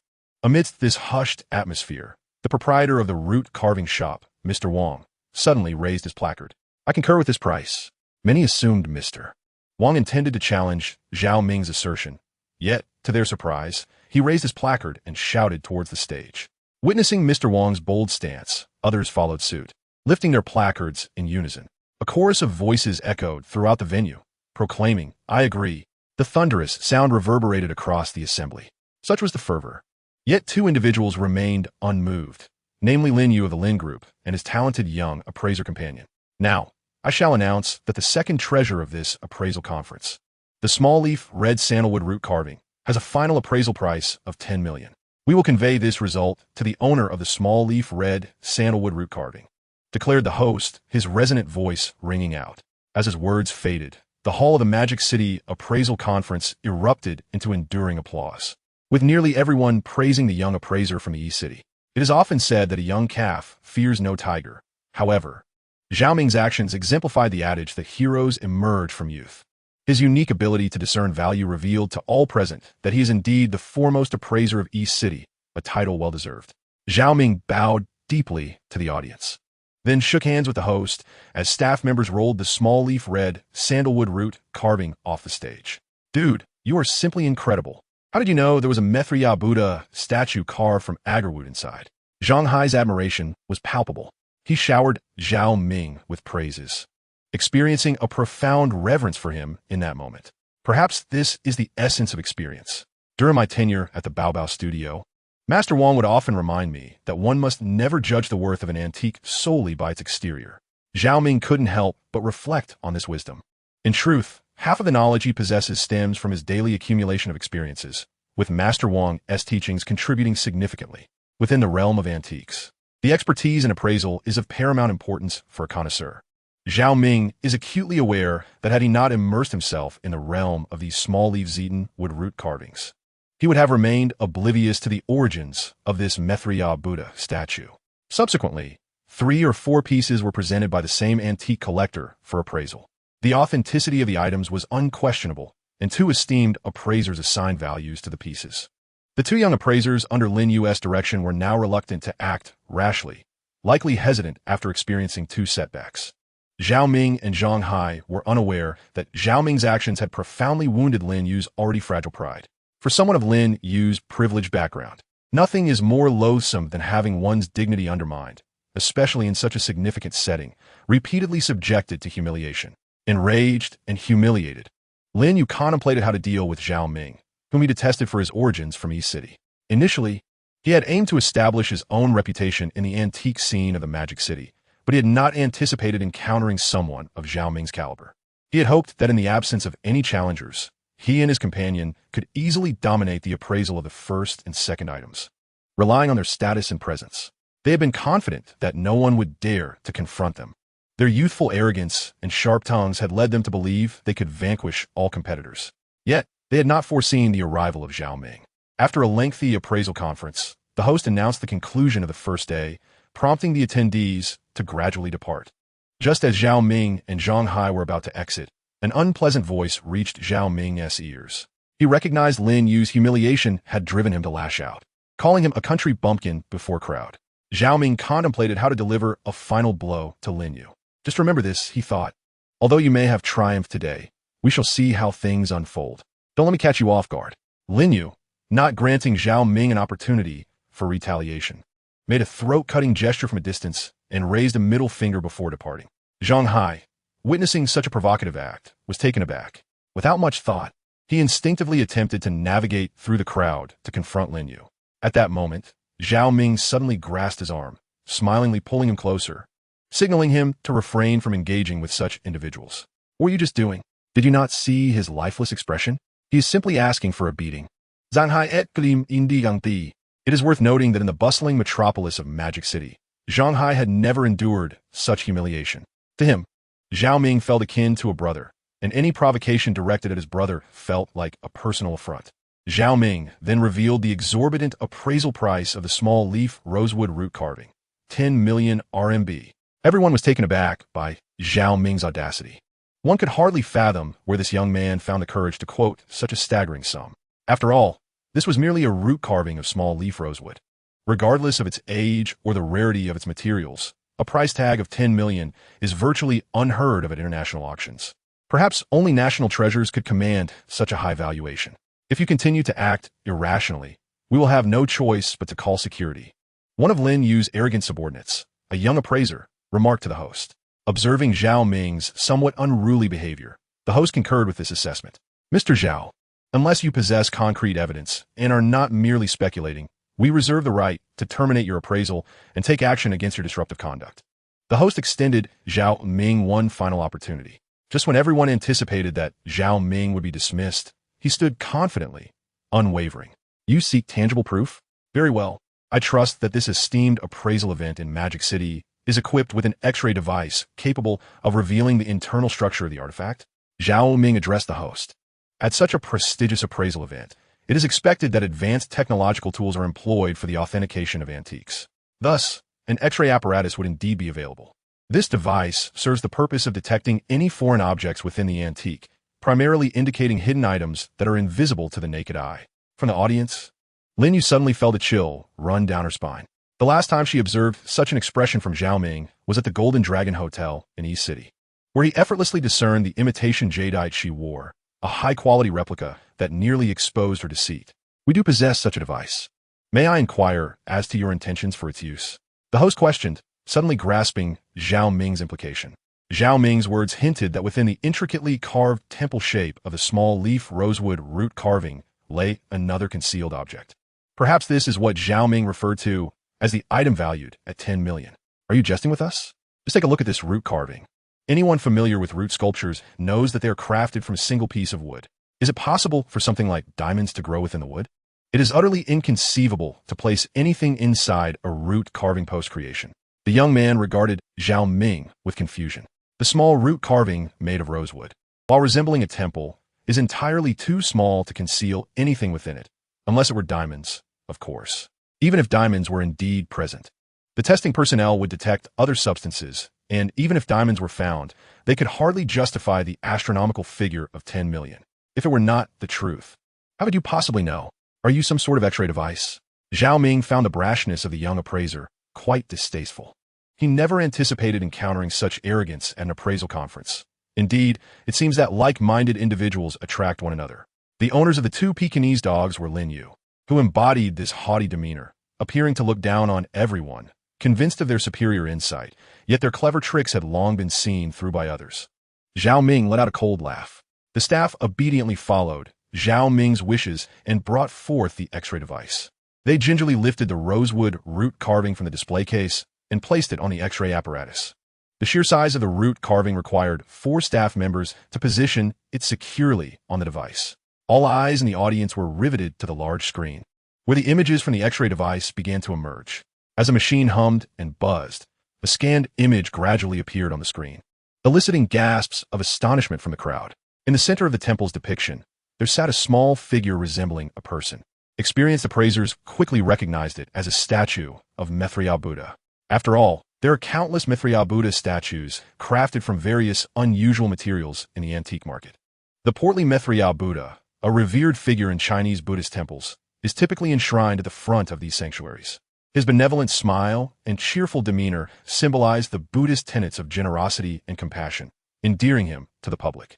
Upon seeing him, people of all ages find their spirits uplifted. Thus, many are drawn to Mithriya Buddha statues made from diverse materials.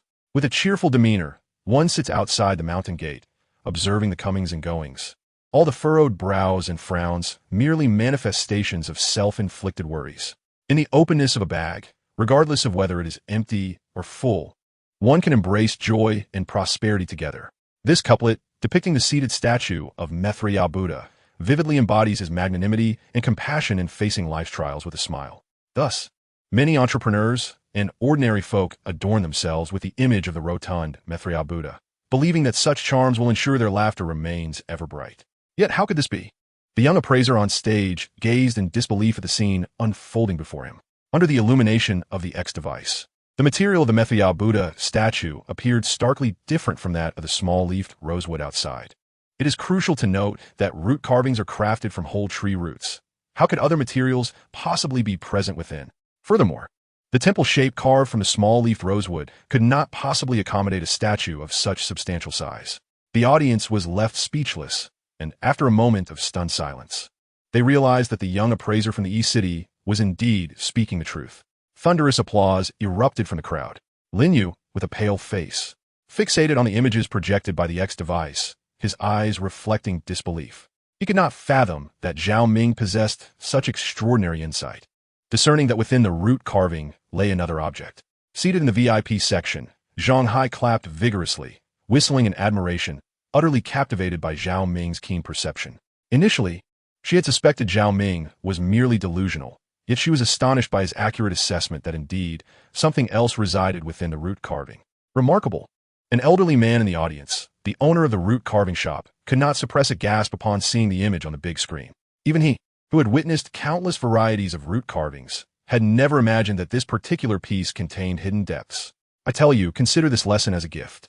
Remember that one must never become arrogant or dismissive of others, regardless of whether they are less or more experienced. Such impudence will surely lead to regret in the future. How is it possible? How could such a large statue of Methria Buddha fit inside? Could it be the result of some supernatural ability? The young appraiser had never anticipated such a turn of events. I assure you, the wisdom of the ancients is beyond the comprehension of our present minds. Thus, do not view this vast world through the narrow lens of your own limited perspective. Anything can happen. Zhao Ming stood before them like a teacher addressing his students. And the young appraiser could not have foreseen that he would be so publicly humbled by this unexpected revelation. The host, taken aback by Zhao Ming's extraordinary abilities, addressed him. May I request the use of our appraisal conference tools? Surely, we have a detection device here. Zhao Ming's remarkable acuity had truly astonished the host. Time and again, his discerning eye for treasures had opened new vistas for the host. Throughout numerous appraisal conferences, none had ever left him so utterly amazed as today. Witnessing Zhao Ming's performance, he was compelled to believe in the existence of such remarkable individuals in the world. The staff, not to be outdone, swiftly retrieved the reconnaissance device prepared for the event. Once the equipment was arranged, Zhao Ming instructed the personnel to insert the micro camera into the temple. This device, commonly utilized across various fields, particularly by special forces for detecting intricate wiring, had been adapted for the antiquities realm. It could vividly reveal the concealed treasures hidden within complex structures. Zhao Ming secretly exhaled in relief. Without such a tool, he would struggle to substantiate his claim of a Methria Buddha statue crafted from premium agarwood within the intricacies of the small leaf-red sandalwood root carving. When Zhao Ming asserted that the small leaf-red sandalwood root carving housed a Methria Buddha statue, disbelief swept through the crowd. They regarded his assertion as mere folly. However, upon the staff deploying the X-ray apparatus and scanning the carving, an image of the Methria Buddha emerged before their eyes. The scanning results are in. A complete image will soon be transmitted to the large screen. A staff member, perspiring profusely, informed Zhao Ming. Nodding in acknowledgement, the host seized the microphone and addressed the audience. The staff is currently processing the technical aspects, and shortly, we shall see what treasures lie within the small leaf, red sandalwood. The host's tone brimmed with excitement, mirroring the audience's anticipation for the revelations the reconnaissance device would unveil. Moments later, an image appeared on the large screen, revealing a micro-camera maneuvering deep within the small leaf-red sandalwood root carving. Gasps of astonishment erupted from the audience as they witnessed the expansive space within the carving. What masterful craftsmanship could have produced such an intricate marvel? The video had undergone some editing, and soon the image of the Methria Buddha statue came into view. The micro-camera activated its flash, illuminating the interior of the root carving. Under the luminosity, the audience beheld the true visage of the Methria Buddha statue, astonishingly crafted from agarwood. Moreover, upon the surface of this seated statue, atop the belly of Methria Buddha, several droplets of blood are distinctly visible. The degree of oxidation on the Mithra Buddha statue suggests that this artifact possesses a cultural history spanning several centuries. Naturally, the audience gazing at the grand screen displaying the Mithra Buddha statue, adorned with these bloodstains, is left in a state of perplexity regarding their origin. Yet, Zhao Ming is aware. The image of the eldest father and son, alongside that of a middle-aged man in distress, resurfaces in his mind. These bloodstains belong to the middle-aged man's dear friend, heiress. The two had ventured into the ancient tomb together and uncovered this Mithra Buddha statue, but upon their departure, unforeseen calamity struck. As heiress lay dying within the tomb, the middle-aged man managed to bring forth the statue. One can only imagine the intrinsic value of this Mithra Buddha statue. The tomb's owner was reluctant to relinquish the statue without consequence, which ultimately cost heiress his life. The exquisite agarwood, combined with this artifact's rich history and lifelike craftsmanship, left the young appraiser on stage murmuring in astonishment. It is universally acknowledged that agarwood is an entity of immense value, worth several hundred times its weight in gold. Coupled with the masterful carving techniques and the profound cultural significance, if this Mithra Buddha statue were to re-emerge into the world, its worth would be incalculable. Indeed, it appears that such a statue transcends mere monetary valuation. It stands as a treasure of the Chinese nation. As everyone can see, I wish to reiterate my assessment. The final appraisal price for this small-leaf red sandalwood root carving is 10 million. A steadfast determination graced Zhao Ming's countenance. At this moment, the audience fell silent.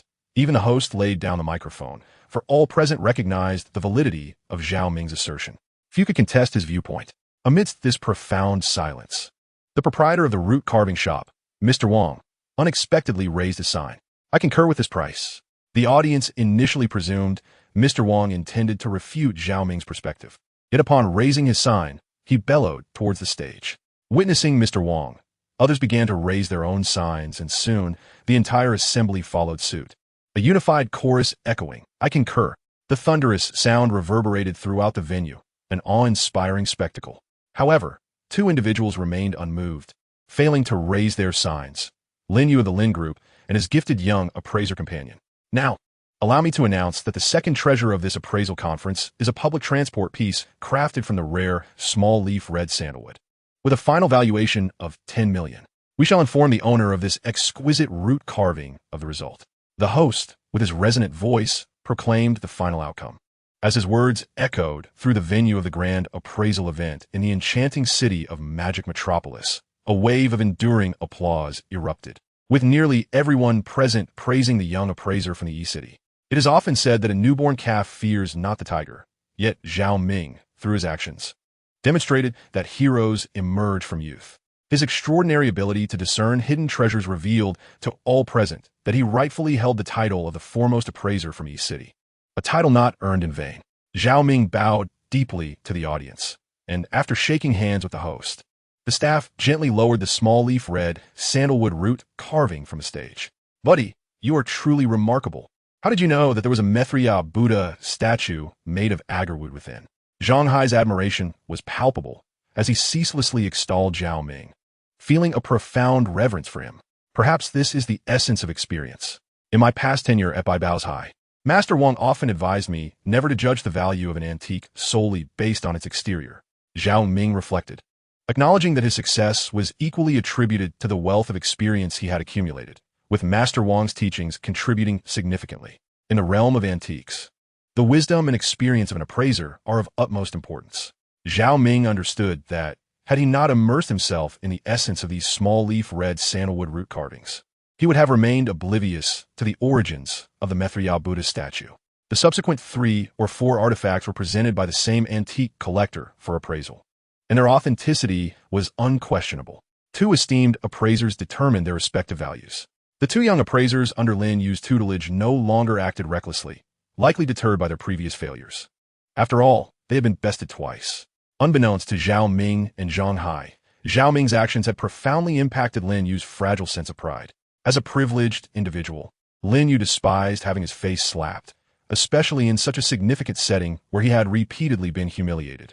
Enraged and embarrassed, Lin Yu plotted how to deal with the loathed Zhao Ming from E-City, who had disrupted his ambitions to carve out a niche in the antique scene of Magic Metropolis. Little did the two young appraisers anticipate encountering someone of Zhao Ming's caliber today. Initially, the intention was to confront the first and second artifacts, under circumstances where no one dared to appraise them.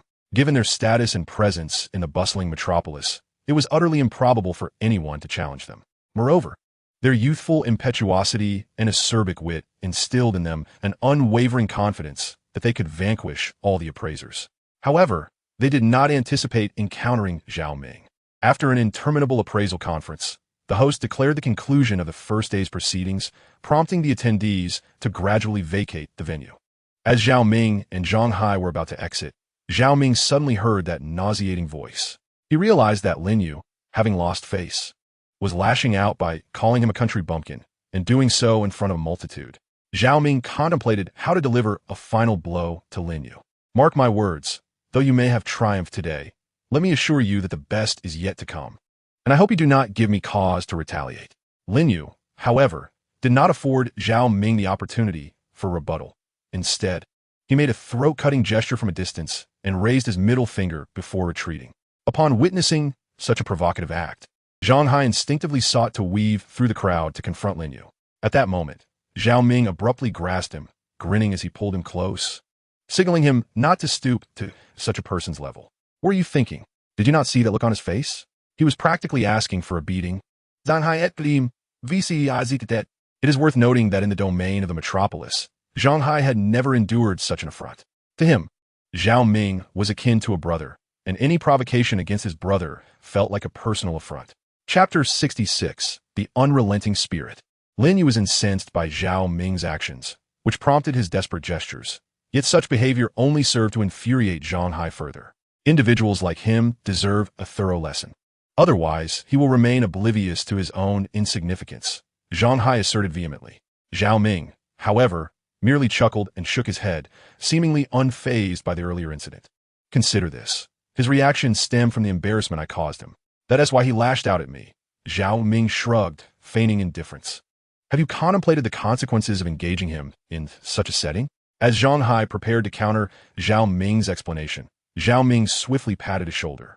I understand your sentiments, and I recognize your considerable influence in the metropolis, but we must approach this matter with rationality. There's a distinction between humans and dogs. If I were to bite you, you wouldn't retaliate in kind, would you? Zhao Ming remarked with a cheerful demeanor. Upon hearing Zhao Ming's words, Zhang Hai felt a deep-seated admiration for him. He never imagined that Zhao Ming could be so composed, even after Lin Yu had made such a bold move. Indeed, today as Treasure Appraisal Conference has truly broadened my horizons. Bringing you along was undoubtedly a wise decision. However, Zhao Ming's performance at the Treasure Appraisal event in the Magic City genuinely astonished Zhang Hai, leading him to reassess the individual sitting beside him. You flatter me, Zhang Hai, Zhao Ming humbly replied. Observing Zhao Ming's modest demeanor, Zhang Hai playfully punched him on the chest and cheerfully said, Don't play coy with me. Tell me, what do you wish to eat tonight? I assure you, the delicacies in the Magic City are unlike anything you've encountered in the East City. Tonight, it's on me. Zhang Hai patted his chest, addressing Zhao Ming. As Zhao Ming realized that dinner time had arrived, he contemplated how to take advantage of the wealthy heir seated beside him. To be frank, during the Treasure Appraisal event, he had expended an excessive amount of spiritual energy, which had left him quite fatigued.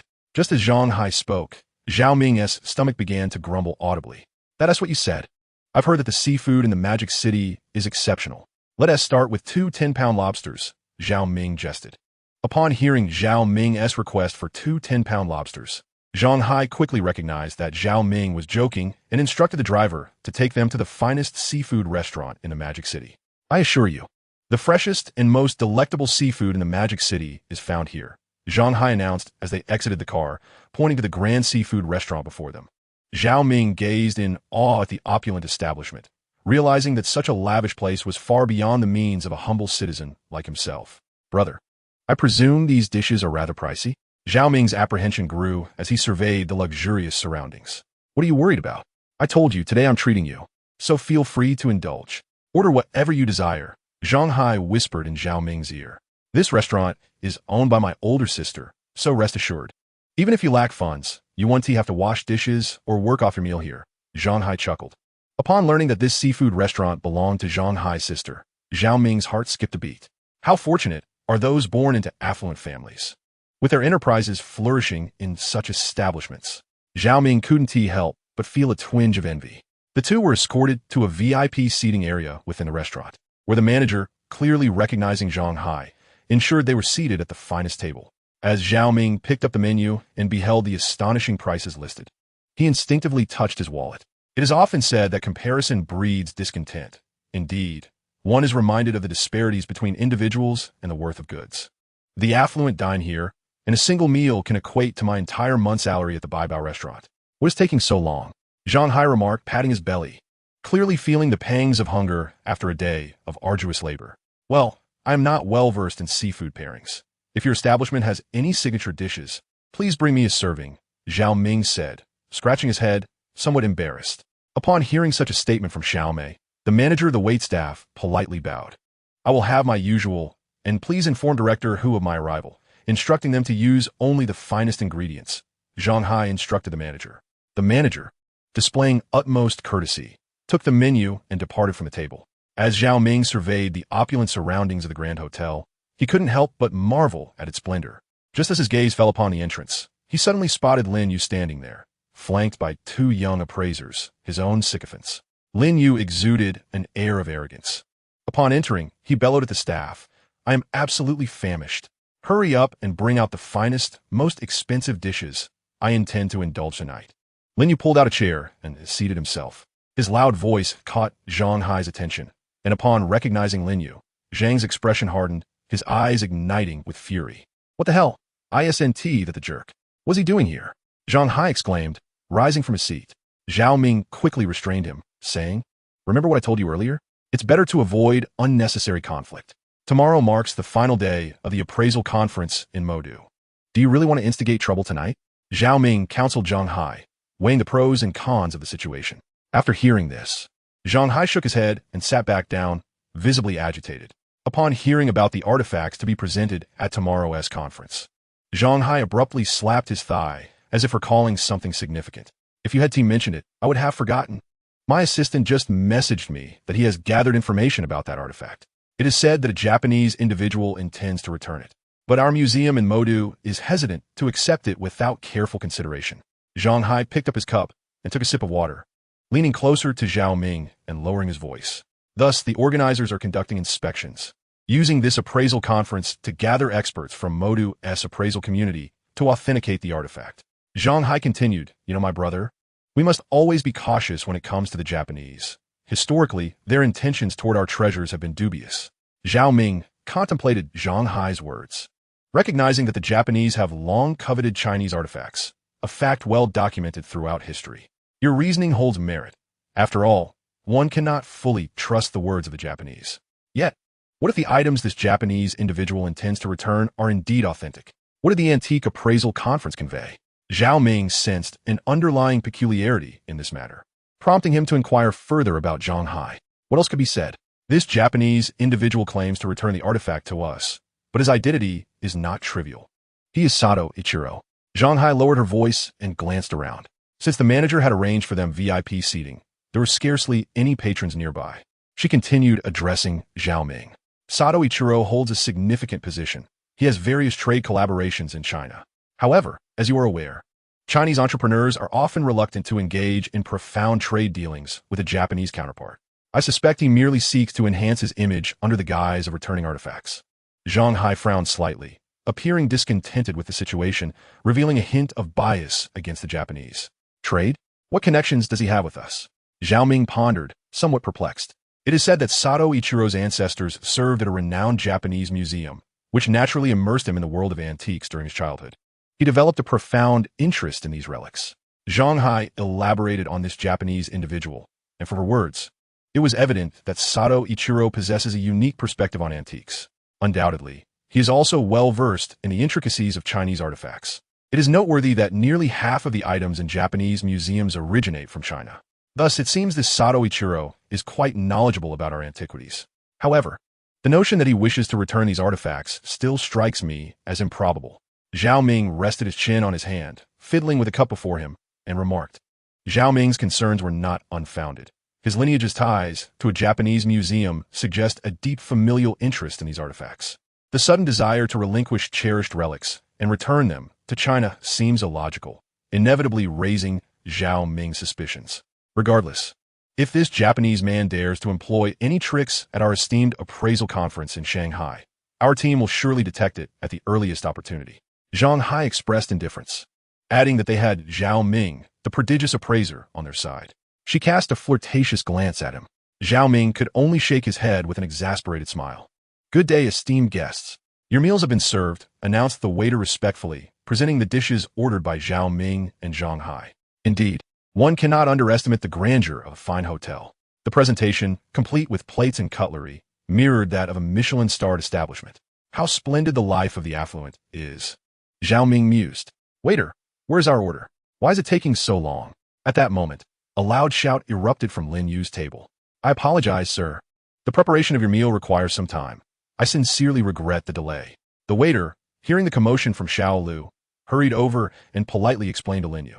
However, the young master Lin was unyielding. "What kind of establishment are you running? In such a large hotel, how can it take so long to serve a meal?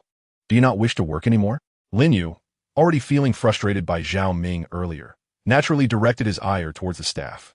"Look at that table. I just saw their food arrive swiftly. Is it because I didn't tip you?" He pulled out a wad of cash from his wallet and slammed it down on the table. "Is this enough? If not, I can pay by card. Hurry up and bring me my food." Lin Yu leaned back in his chair, arms crossed, exuding an air of entitlement. "I regret to inform you, sir, that we have a strict policy against our staff accepting tips. Furthermore, even if I were to accept your money, the kitchen would not be able to expedite your order. All guests are treated equally, and that table was served before yours."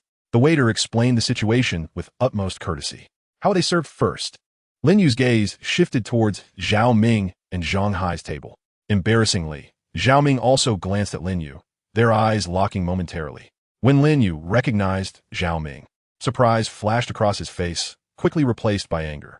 Zhao Ming hastily averted his gaze, not wishing to stir any trouble in this unfamiliar city, knowing he had Zhang Hai to rely on and preferring to avoid causing any inconvenience. However, Lin Yu had other intentions. He stood up and brusquely pushed the waiter aside, marching towards Zhao Ming's table in a fury. "Oh, who do we have here? Is that not the country bumpkin from East City?" Lin Yu taunted shamelessly, openly humiliating Zhao Ming. Zhang Hai nearly choked on his food at the sight of the insufferable Lin Yu. "Ah, young Master Zhang is also here. What brings you to associate with such a peasant?" Lin Yu continued his tirade against Zhao Ming. "Why do you buzz around us like a fly? Don't you have any shame? I must inform you, I am in a good mood today, so do not provoke me." Understanding the formidable influence of the Zhang family, Lin Yu refrained from being overly brazen. "Young Master Zhang, how can you speak of me in such a manner? I merely came over to see both of you and to extend my greetings to this country bumpkin. As a matter of fact, I have known him for some time back in East City. We were merely exchanging pleasantries." Lin Yu, with a smooth and glib tongue, addressed Zhang Hai. "I must tell you, do not dampen my spirits here. Did you not hear what I just said? I urge you to leave promptly, lest you hinder my meal. Furthermore, Zhao Ming is my friend. Her matters are inherently my own. I advise you against seeking unnecessary trouble here." Zhang Hai showed no regard for Lin Yu, perceiving him merely as a headless fly. "Do not overstep your bounds," Lin Yu warned. The two appraisers beside him could no longer contain themselves, and as their conversation escalated, it seemed a physical confrontation was imminent. "What, do your two lackeys want to challenge me?" Zhang Hai retorted with a dismissive wave of his hand. Suddenly, hurried footsteps echoed from the entrance, revealing three burly men clad in suits and sunglasses who approached the table. "Boss, what's the matter?" one of the imposing figures inquired of Zhang Hai. Zhao Ming recognized these three as Zhang Hai's personal bodyguards, reputed to be veterans of special forces. Their prowess was undeniable, more than sufficient to handle the two young appraisers accompanying Lin Yu. "Young Master Zhang, why resort to this? We could simply leave," Zhang Hai suggested to the appraisers as they exited the hotel. Outside the seafood hotel, one of the young appraisers asked, "Perplexed, boss, are you not angered by his words?" Had it been me, I would have charged at him by now, for he had never witnessed Lin Yu endure such indignity. "You understand nothing." Lin Yu's expression was a complex tapestry of emotions. "Do you comprehend the extent of the Zhang family's influence? Engaging him here would not only be futile, but would also jeopardize the Lin family's business due to this incident. I have no desire to court such risk." As he lit a cigarette, inhaling deeply and glancing at the moon above, a sinister smile crept across Lin Yu's face, his eyes gleaming with a ferocious glint. The two young appraisers, witnessing this transformation, chose to remain silent.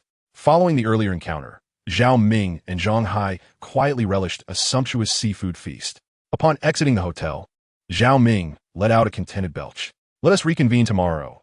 I am eager to see what tricks this Sato Ichiro, the Japanese, has up his sleeve," he mused, patting his stomach while casting an expectant glance at Zhang Hai. Zhang Hai chuckled softly, ensuring Zhao Ming's safety by assigning one of his bodyguards to accompany him. The following morning, after dispatching someone to pick up Zhao Ming, Zhang Hai informed him during their ride, "Last night, I gathered some information. It appears he is returning a landscape painting, supposedly from the Northern Song dynasty. I am yet to ascertain its title and the artist, but you ought to brace yourself for what lies ahead at today's appraisal convention." Zhao Ming understood well why Zhang chose to share such thoughts with him. The authentication of landscape paintings, particularly those of ancient origin, is undeniably challenging. The last painting that was authenticated belonged to Boss Hu, and it was a forgery crafted by the East City Appraisers Association. Thus, the process of authentication in that case was relatively straightforward. Japan possesses remarkably advanced technology. Should they decide to forge an artwork, it will be nearly imperceptible to the average observer. Fear not, even if the forgery appears indistinguishable from the authentic. I shall uncover the flaws. I will not allow any Japanese individual to deceive our Chinese compatriots again, Zhao Ming vowed earnestly. Upon observing Zhao Ming's confidence, Zhang Hai felt a sense of relief wash over him. The two proceeded to their VIP seats at the Treasure Appraisal Conference in the bustling metropolis. As they surveyed the venue, it was evident that today's attendance surpassed that of the previous day, likely due to the Japanese individual spreading word of the event. After all, this occasion involved the restitution of cultural relics. If it could be leveraged for publicity, it might significantly benefit the Japanese man's business. Thus, it was no surprise to see numerous media representatives present at the conference. Zhao Ming mused to himself about the meticulous preparations made by the Japanese man. Goodness, the turnout today is overwhelming. Entrepreneurs from various sectors are in attendance, Zhang Hai remarked, recognizing the familiar faces, affluent individuals associated with the Zhang family business. It appeared that this Japanese man had invested considerable effort today, truly aiming to promote himself and penetrate the Chinese market, Zhang Hai lamented. However, have you considered one possibility? Zhao Ming whispered to Zhang Hai. If the items he presents are indeed forgeries, his reputation in China, particularly within our bustling metropolis's business community, would be irreparably tarnished.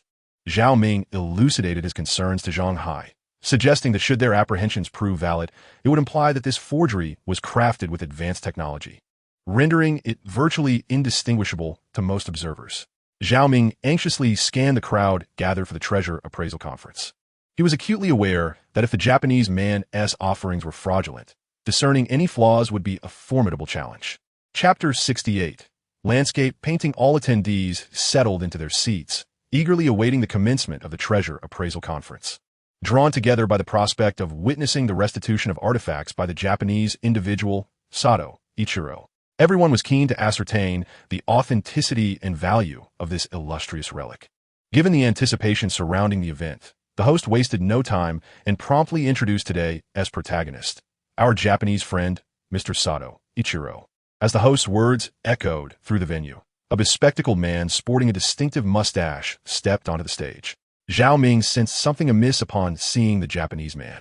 Clad in simple attire, there was an unmistakable glimmer of cunning malice in his eyes. This was the legendary Sato Ichiro. He had anticipated an extraordinary appearance. Yet before him stood an ordinary Japanese man. Zhang Hai let out a sigh, having harbored grand illusions about the visage of Sato Ichiro. Zhao Ming looked at her and shook his head with a smile. What is there to fantasize about with Japanese people? Do you expect them to present you with a figure akin to Wu Yinzu? Zhao Ming chuckled wryly. Sato Ichiro then stepped to the center of the stage, and the host handed him a microphone. Speaking in fluent Chinese, he addressed the audience. Dear friends in China, I am Sato Ichiro. Today, I am filled with immense excitement to return a relic that rightfully belongs to your country. As he introduced himself and elucidated the purpose of his visit, the audience remained unresponsive. Sato Ichiro had anticipated applause, yet the crowd quietly observed without uttering a sound or making any movement. Is this really a Japanese person? How can he speak like that? Zhang Hai was taken aback by Sato Ichiro's fluent Chinese. Today, I am here to return to your esteemed nation the renowned 1,000 li of rivers and mountains by Huang Shaofeng, from the Northern Song dynasty. Upon concluding his statement, staff members brought forth the scroll depicting Huang Shaofeng's masterpiece. The audience was struck with astonishment upon hearing that Sato Ichiro intended to return this particular masterpiece. It is essential to note that a thousand li of rivers and mountains is a celebrated landscape painting by the illustrious Huang Shaofeng, and its worth is beyond measure. How could this be? It is said that there exists another scroll of Huang Shaofeng's work. Could it possibly be in the possession of this Japanese man? Zhang Hai found it hard to believe. The thousand li of rivers and mountains has long been revered as a national treasure, housed in Chinese museums. However, there are legends suggesting that the version displayed in the Palace Museum in Beijing is merely one of two scrolls, the existence of the second having never been confirmed.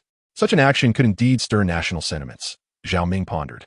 The scroll has always been regarded as a precious treasure within the Palace Museum. If the scroll that this Japanese man returns is authentic, combining it with the existing version would create an event of monumental significance across China. It must be a fabrication. It's merely a legend, murmured the audience, struggling to accept the revelation. Please, everyone quiet down, the host urged, noticing the rising commotion among the audience. He quickly took up the microphone, signaling for silence, as it was only courteous to show respect towards the individual returning cultural artifacts from Japan. I understand that many may find it hard to believe. However, this scroll of the thousand li of rivers and mountains has always been preserved by my late father at home, never before revealed or displayed in any museum in Japan. Thus, it is only natural that it has not been heard of. Ichiro Sato explained to the audience. After my father's passing, I inadvertently discovered this scroll in his cabinet and learned that the genuine thousand li of rivers and mountains by Huang Shaofeng from the Northern Song dynasty is exhibited in your nation's palace museum. I thought, returning this painting to your country would be a mutually beneficial endeavor. The polite Ichiro Sato addressed the audience, noting that had it been anyone else, the murmurs of disbelief would have sparked anger, yet he remained composed. Brother, what is your take on his statement? Zhang Hai inquired quietly to Zhao Ming. Zhang Hai harbored doubts regarding the purpose of Ichiro Sato's visit, particularly presenting the legendary scroll. It is worth noting that this scroll was merely a legend, and now that it has materialized, it inevitably raises skepticism. His willingness to present the painting in such a setting suggests that it is either indeed the legendary scroll or a remarkable imitation. Unless this Japanese man is prepared to sever ties with his standing in China, given the substantial trade relations his family likely maintains here, it would be unwise to risk their legacy for a mere jest. Zhao Ming suspected that matters were not as straightforward as they appeared.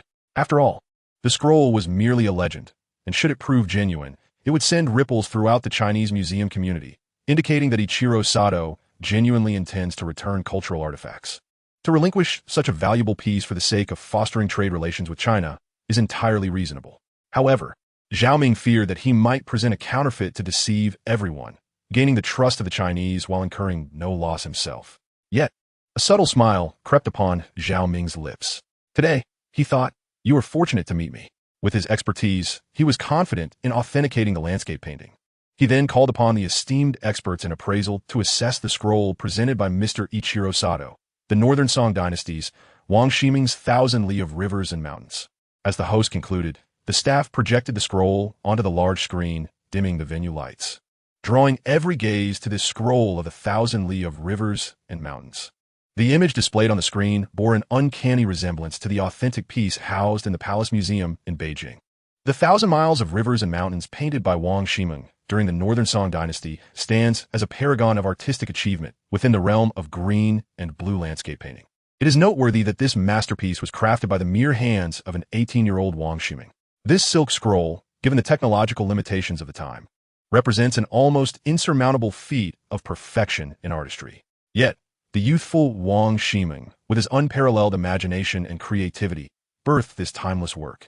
On the grand screen, the depiction of the 1,000 miles of rivers and mountains scroll comes to life, adorned not only with verdant mountains and flowing waters, but also with a few creatures dotting the landscape.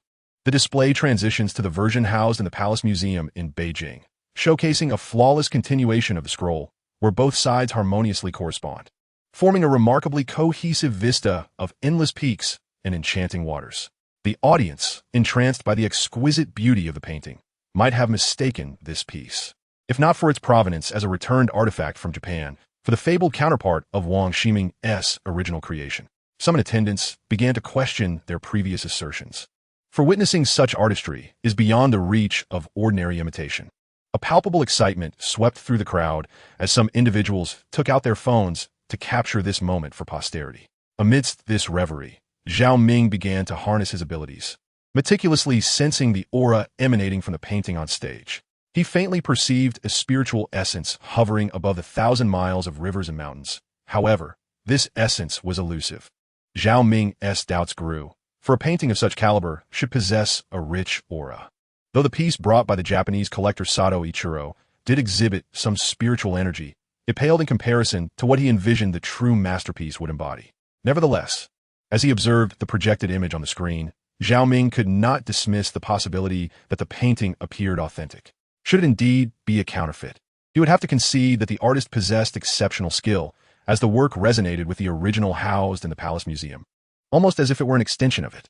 Now that everyone has grasped a general understanding of the scroll returned by Mr. Sato Ichiro, let us proceed to the main event.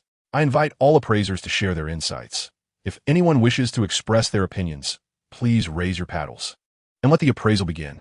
As the host uttered these words, the audience fell into a profound silence. Chapter 69. Genuine or Imitation. Sato Ichiro, a family devoted to serving the Japanese National Museum, found themselves amidst a remarkable revelation at the annual treasure appraisal conference in the bustling metropolis.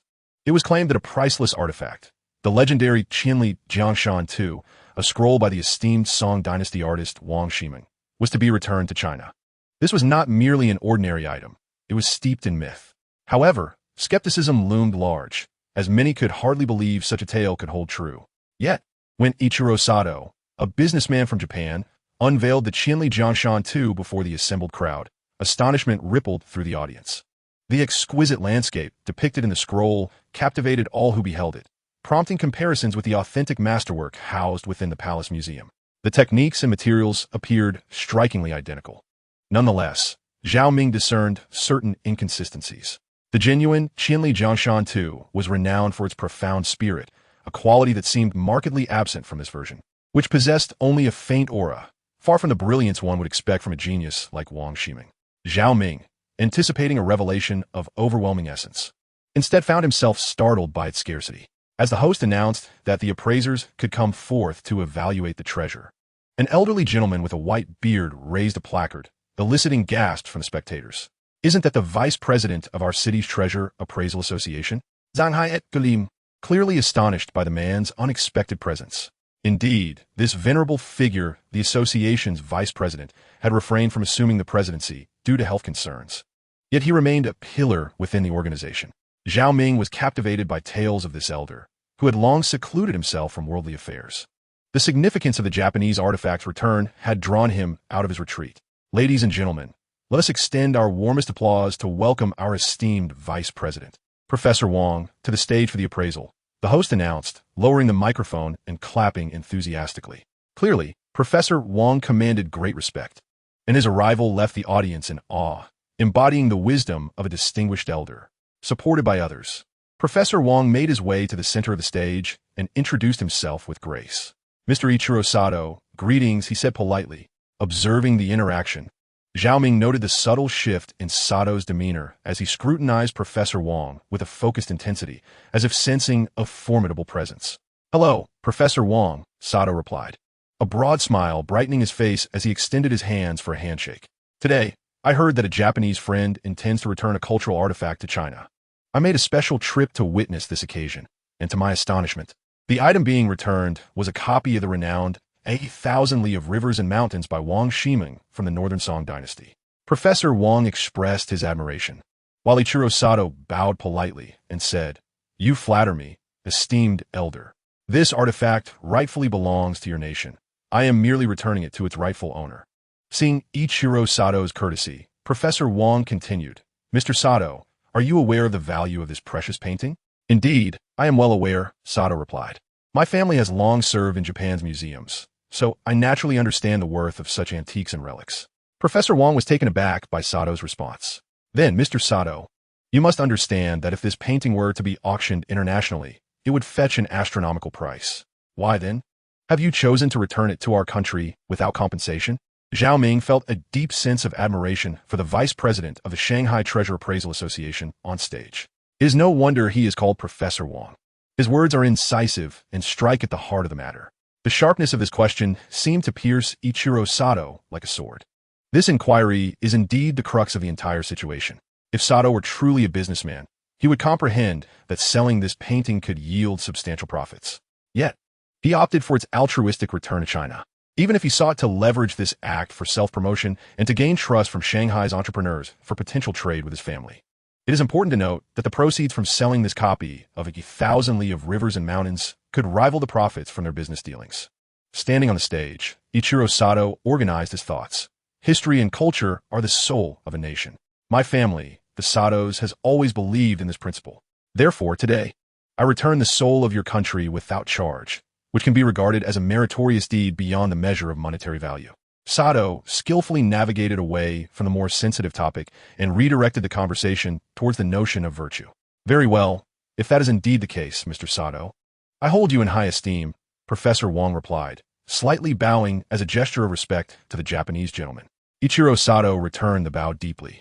Subsequently, Professor Wang refrained from further idle chatter, producing his professional magnifying glass to examine the landscape painting meticulously. His eyes nearly pressed against the artwork, demonstrating his grave attention to this momentous return of cultural heritage. After all, as a luminary in the field of treasure appraisal, any oversight on his part could significantly impact his esteemed reputation. This represents the most profound denial of his entire life's work.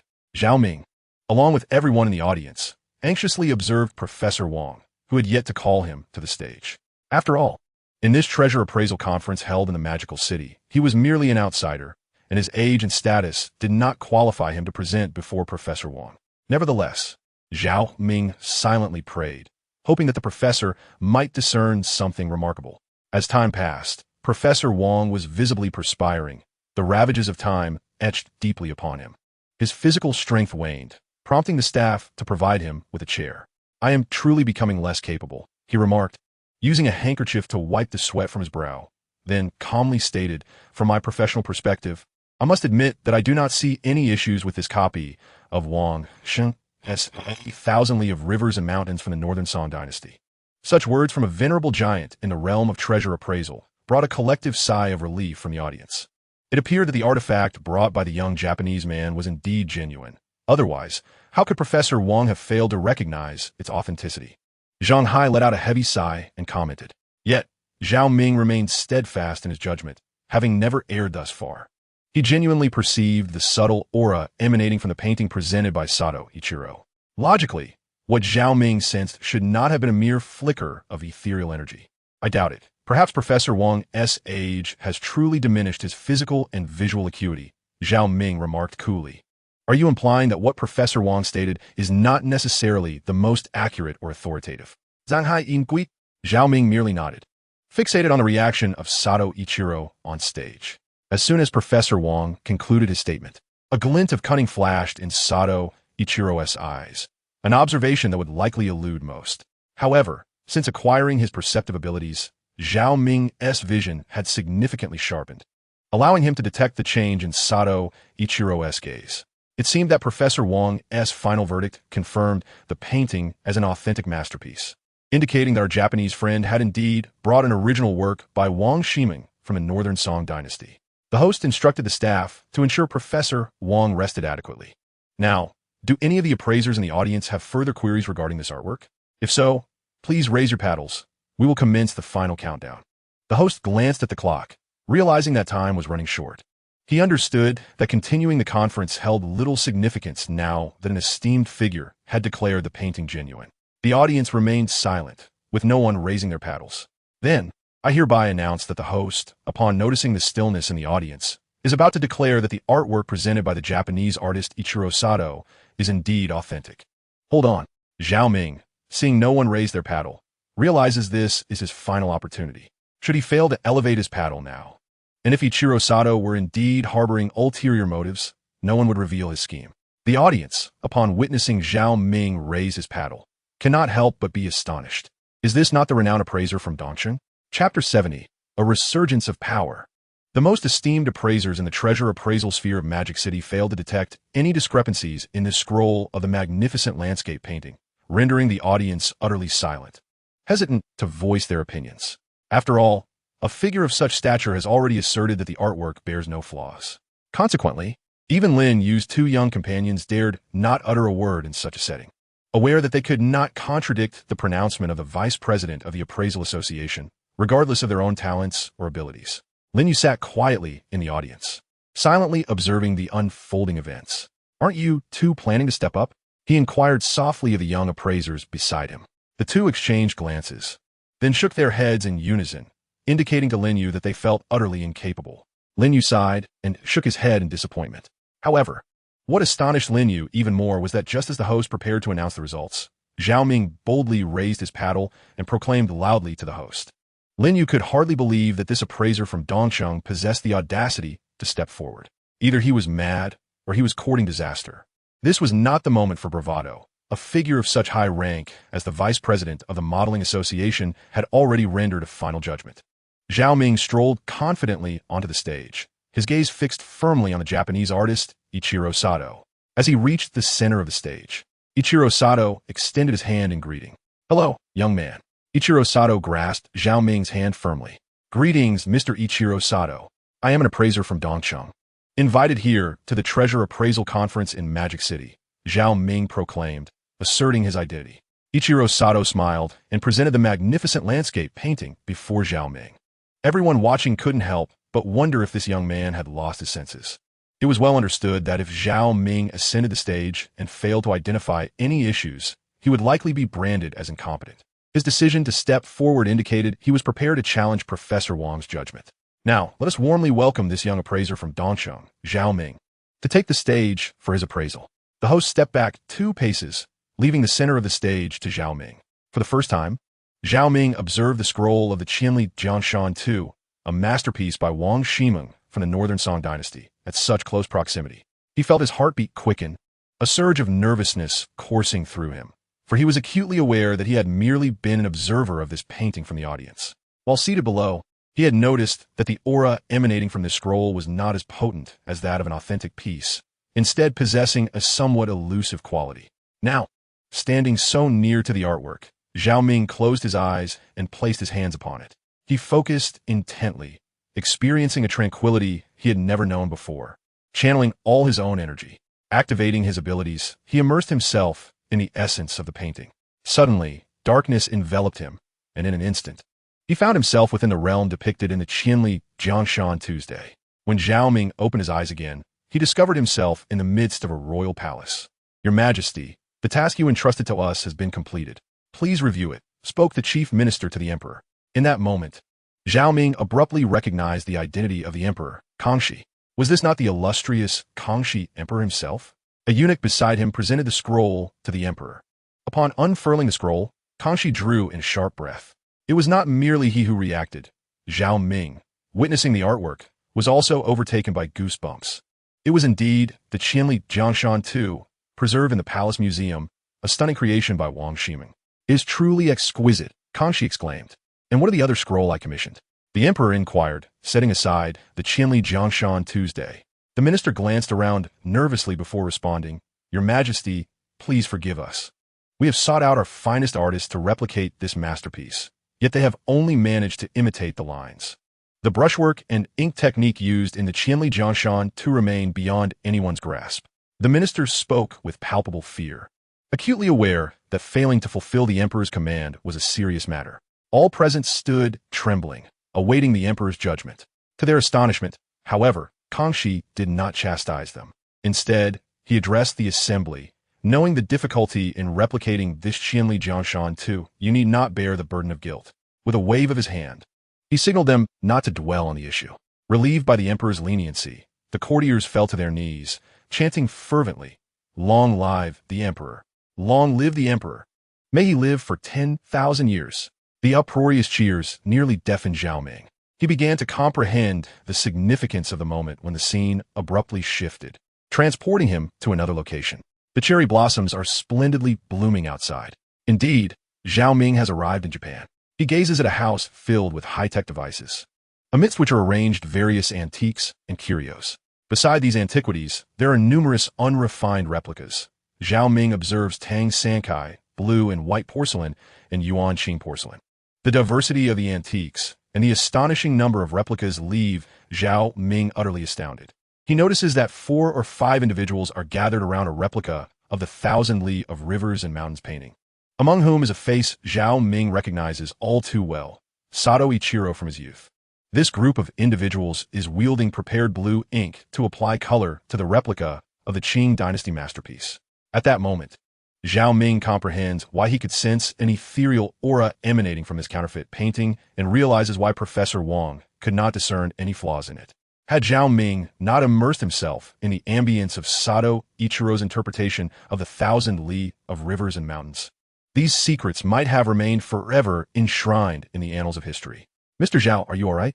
Sato Ichiro inquires with evident concern, likely having noticed Zhao Ming closing his eyes and remaining silent, now beaded with sweat upon his forehead. Upon opening his eyes, Zhao Ming looks towards Sato Ichiro, observing that his countenance appears far more mature than the youthful visage he had envisioned in his reverie. Zhao Ming cannot fathom the extent of effort Sato Ichiro must have expended for this day. Having spent a fortune on the replica of the Thousand Li of Rivers and Mountains created during the Qing dynasty, and then meticulously applying advanced technology to it. Was all this truly just for today? Mr. Zhao, have you discerned anything? The host queries, noting Zhao Ming's prolonged silence, which prompts murmurs of curiosity from the audience.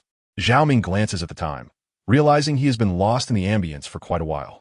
Indeed, I have reached a conclusion regarding the appraisal of this replica of the Thousand Li of Rivers and Mountains, he asserts with conviction, his face resolute, exuding an air of invincibility that causes Sato Ichiro's heart to quiver. Yet, Sato Ichiro quickly dismisses his own trepidation, convinced that the years of his labor could not possibly be perceived by this young appraiser. The earlier vice president of the Appraisal Association from the Magic City serves as a testament to this belief. Sato Ichiro recognizes that Professor Wang is a paragon in the realm of antique appraisal in the Magic City. Everyone holds great faith in Professor Wang's judgments. Thus, if such an authoritative elder could not identify any issues with his work, how could this seemingly deranged young man?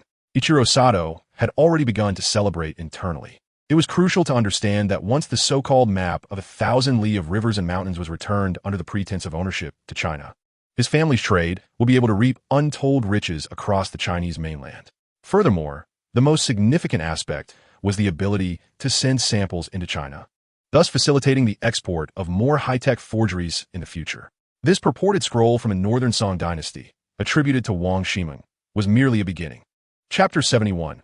Unveiling. Ichiro Sato stood there with unwavering confidence, gazing at Zhao Ming. He could hardly believe that this young man could surpass the esteemed Professor Wang, the vice president of the Treasure Appraisal Association in the Magical City. Mr. Zhao Ming, he said, since you claim to have reached a conclusion, please share it with us. The host silently contemplated. Zhao Ming slowly glanced at Ichiro Sato, standing beside him. I care not whether you believe in my identity or my abilities, but as a Chinese person, I must inform you that this so-called Japanese friend, Ichiro Sato, he paused, then continued, has brought forth a scroll of the map of 1,000 li of rivers and mountains that is, in fact, a forgery crafted by him. Zhao Ming declared with righteous fervor. The impact of Zhao Ming's words resonated not only with Ichiro Sato on stage, but also with all the entrepreneurs and appraisers in the audience, who were taken aback. I advise you to refrain from making baseless accusations, Sato retorted, astonished that Zhao Ming could discern flaws in what he believed to be a flawless artwork. Zhao Ming cast a disdainful glance at Ichiro Sato, then picked up the scroll of the map of 1,000 li of rivers and mountains from the table. Ladies and gentlemen, he proclaimed, I have not come to undermine the abilities of our Treasure Appraisal Association.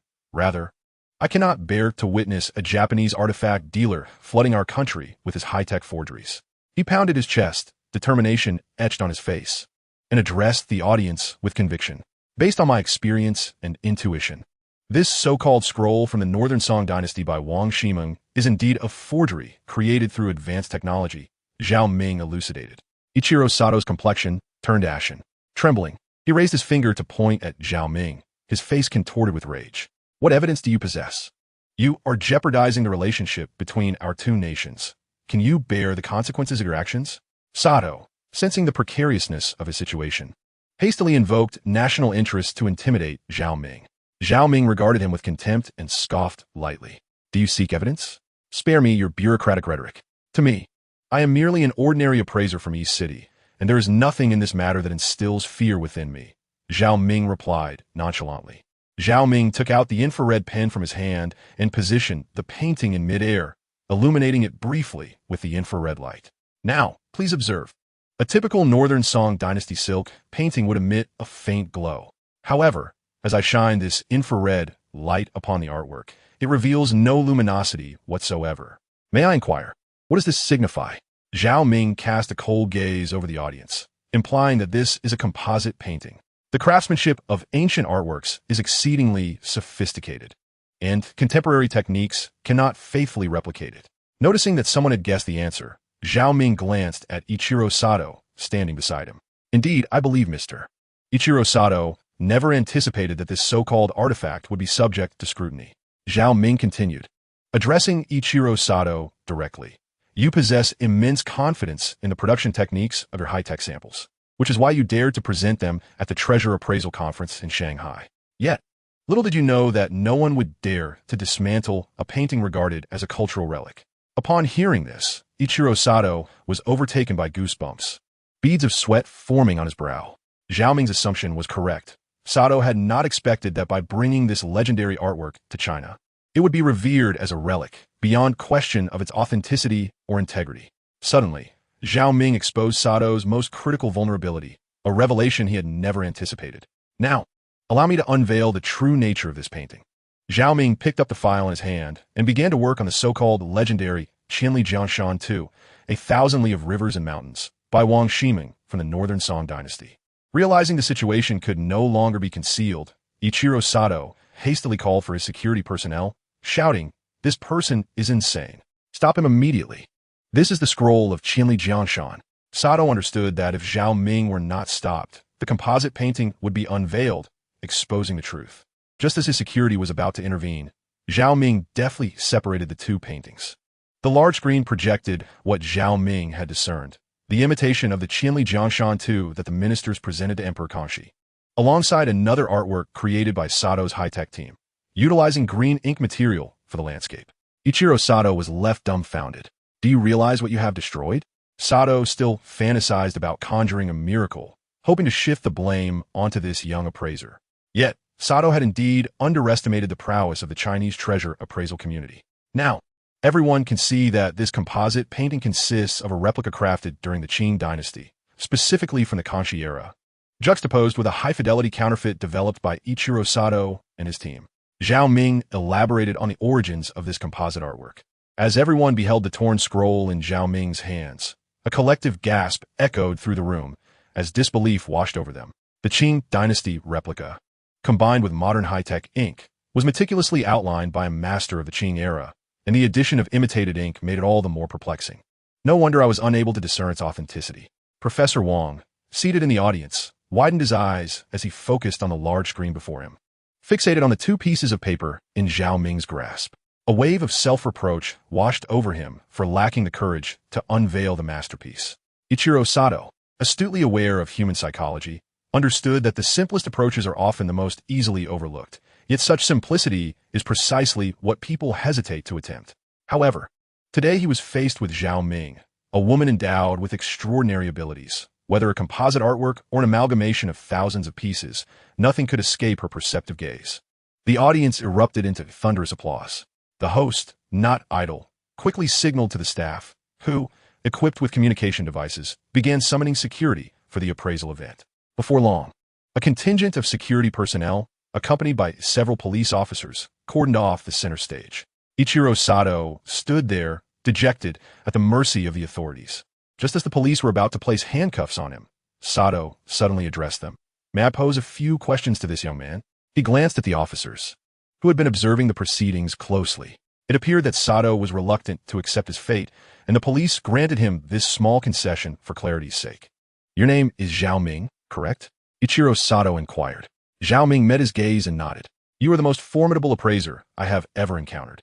Do you realize that a skilled appraiser requires not only intuition, but also exceptional courage? It is astonishing that you possess both." Sato smiled at Zhao Ming. However, I am puzzled. Even the most accurate intuition cannot justify the revelation of such a precious artifact. What compelled you to summon the courage to unveil the painting? He asked, his nervousness evident in his halting Chinese. Zhao Ming understood the essence of Sato's inquiry. Nodding in acknowledgement, she noticed a glimmer of pleading in his eyes. Observing Sato's distressed expression, she leaned closer and whispered softly in his ear. Sato stepped back, his face a mask of horror as he realized he had succumbed to such a simple rationale, an outcome he found utterly unacceptable.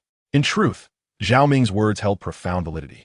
It was inconceivable that a Japanese individual could possess such an expansive heart. Moreover, Ichiro Sato's identity is that of a Japanese merchant, hailing from a family with extensive trade relations with China. Furthermore, his ancestors have long served in renowned museums in Japan. In truth, unbeknownst to Ichiro, the information surrounding his identity, along with the secrets it conceals, has been thoroughly investigated by those whom he perceives as foolish Chinese individuals.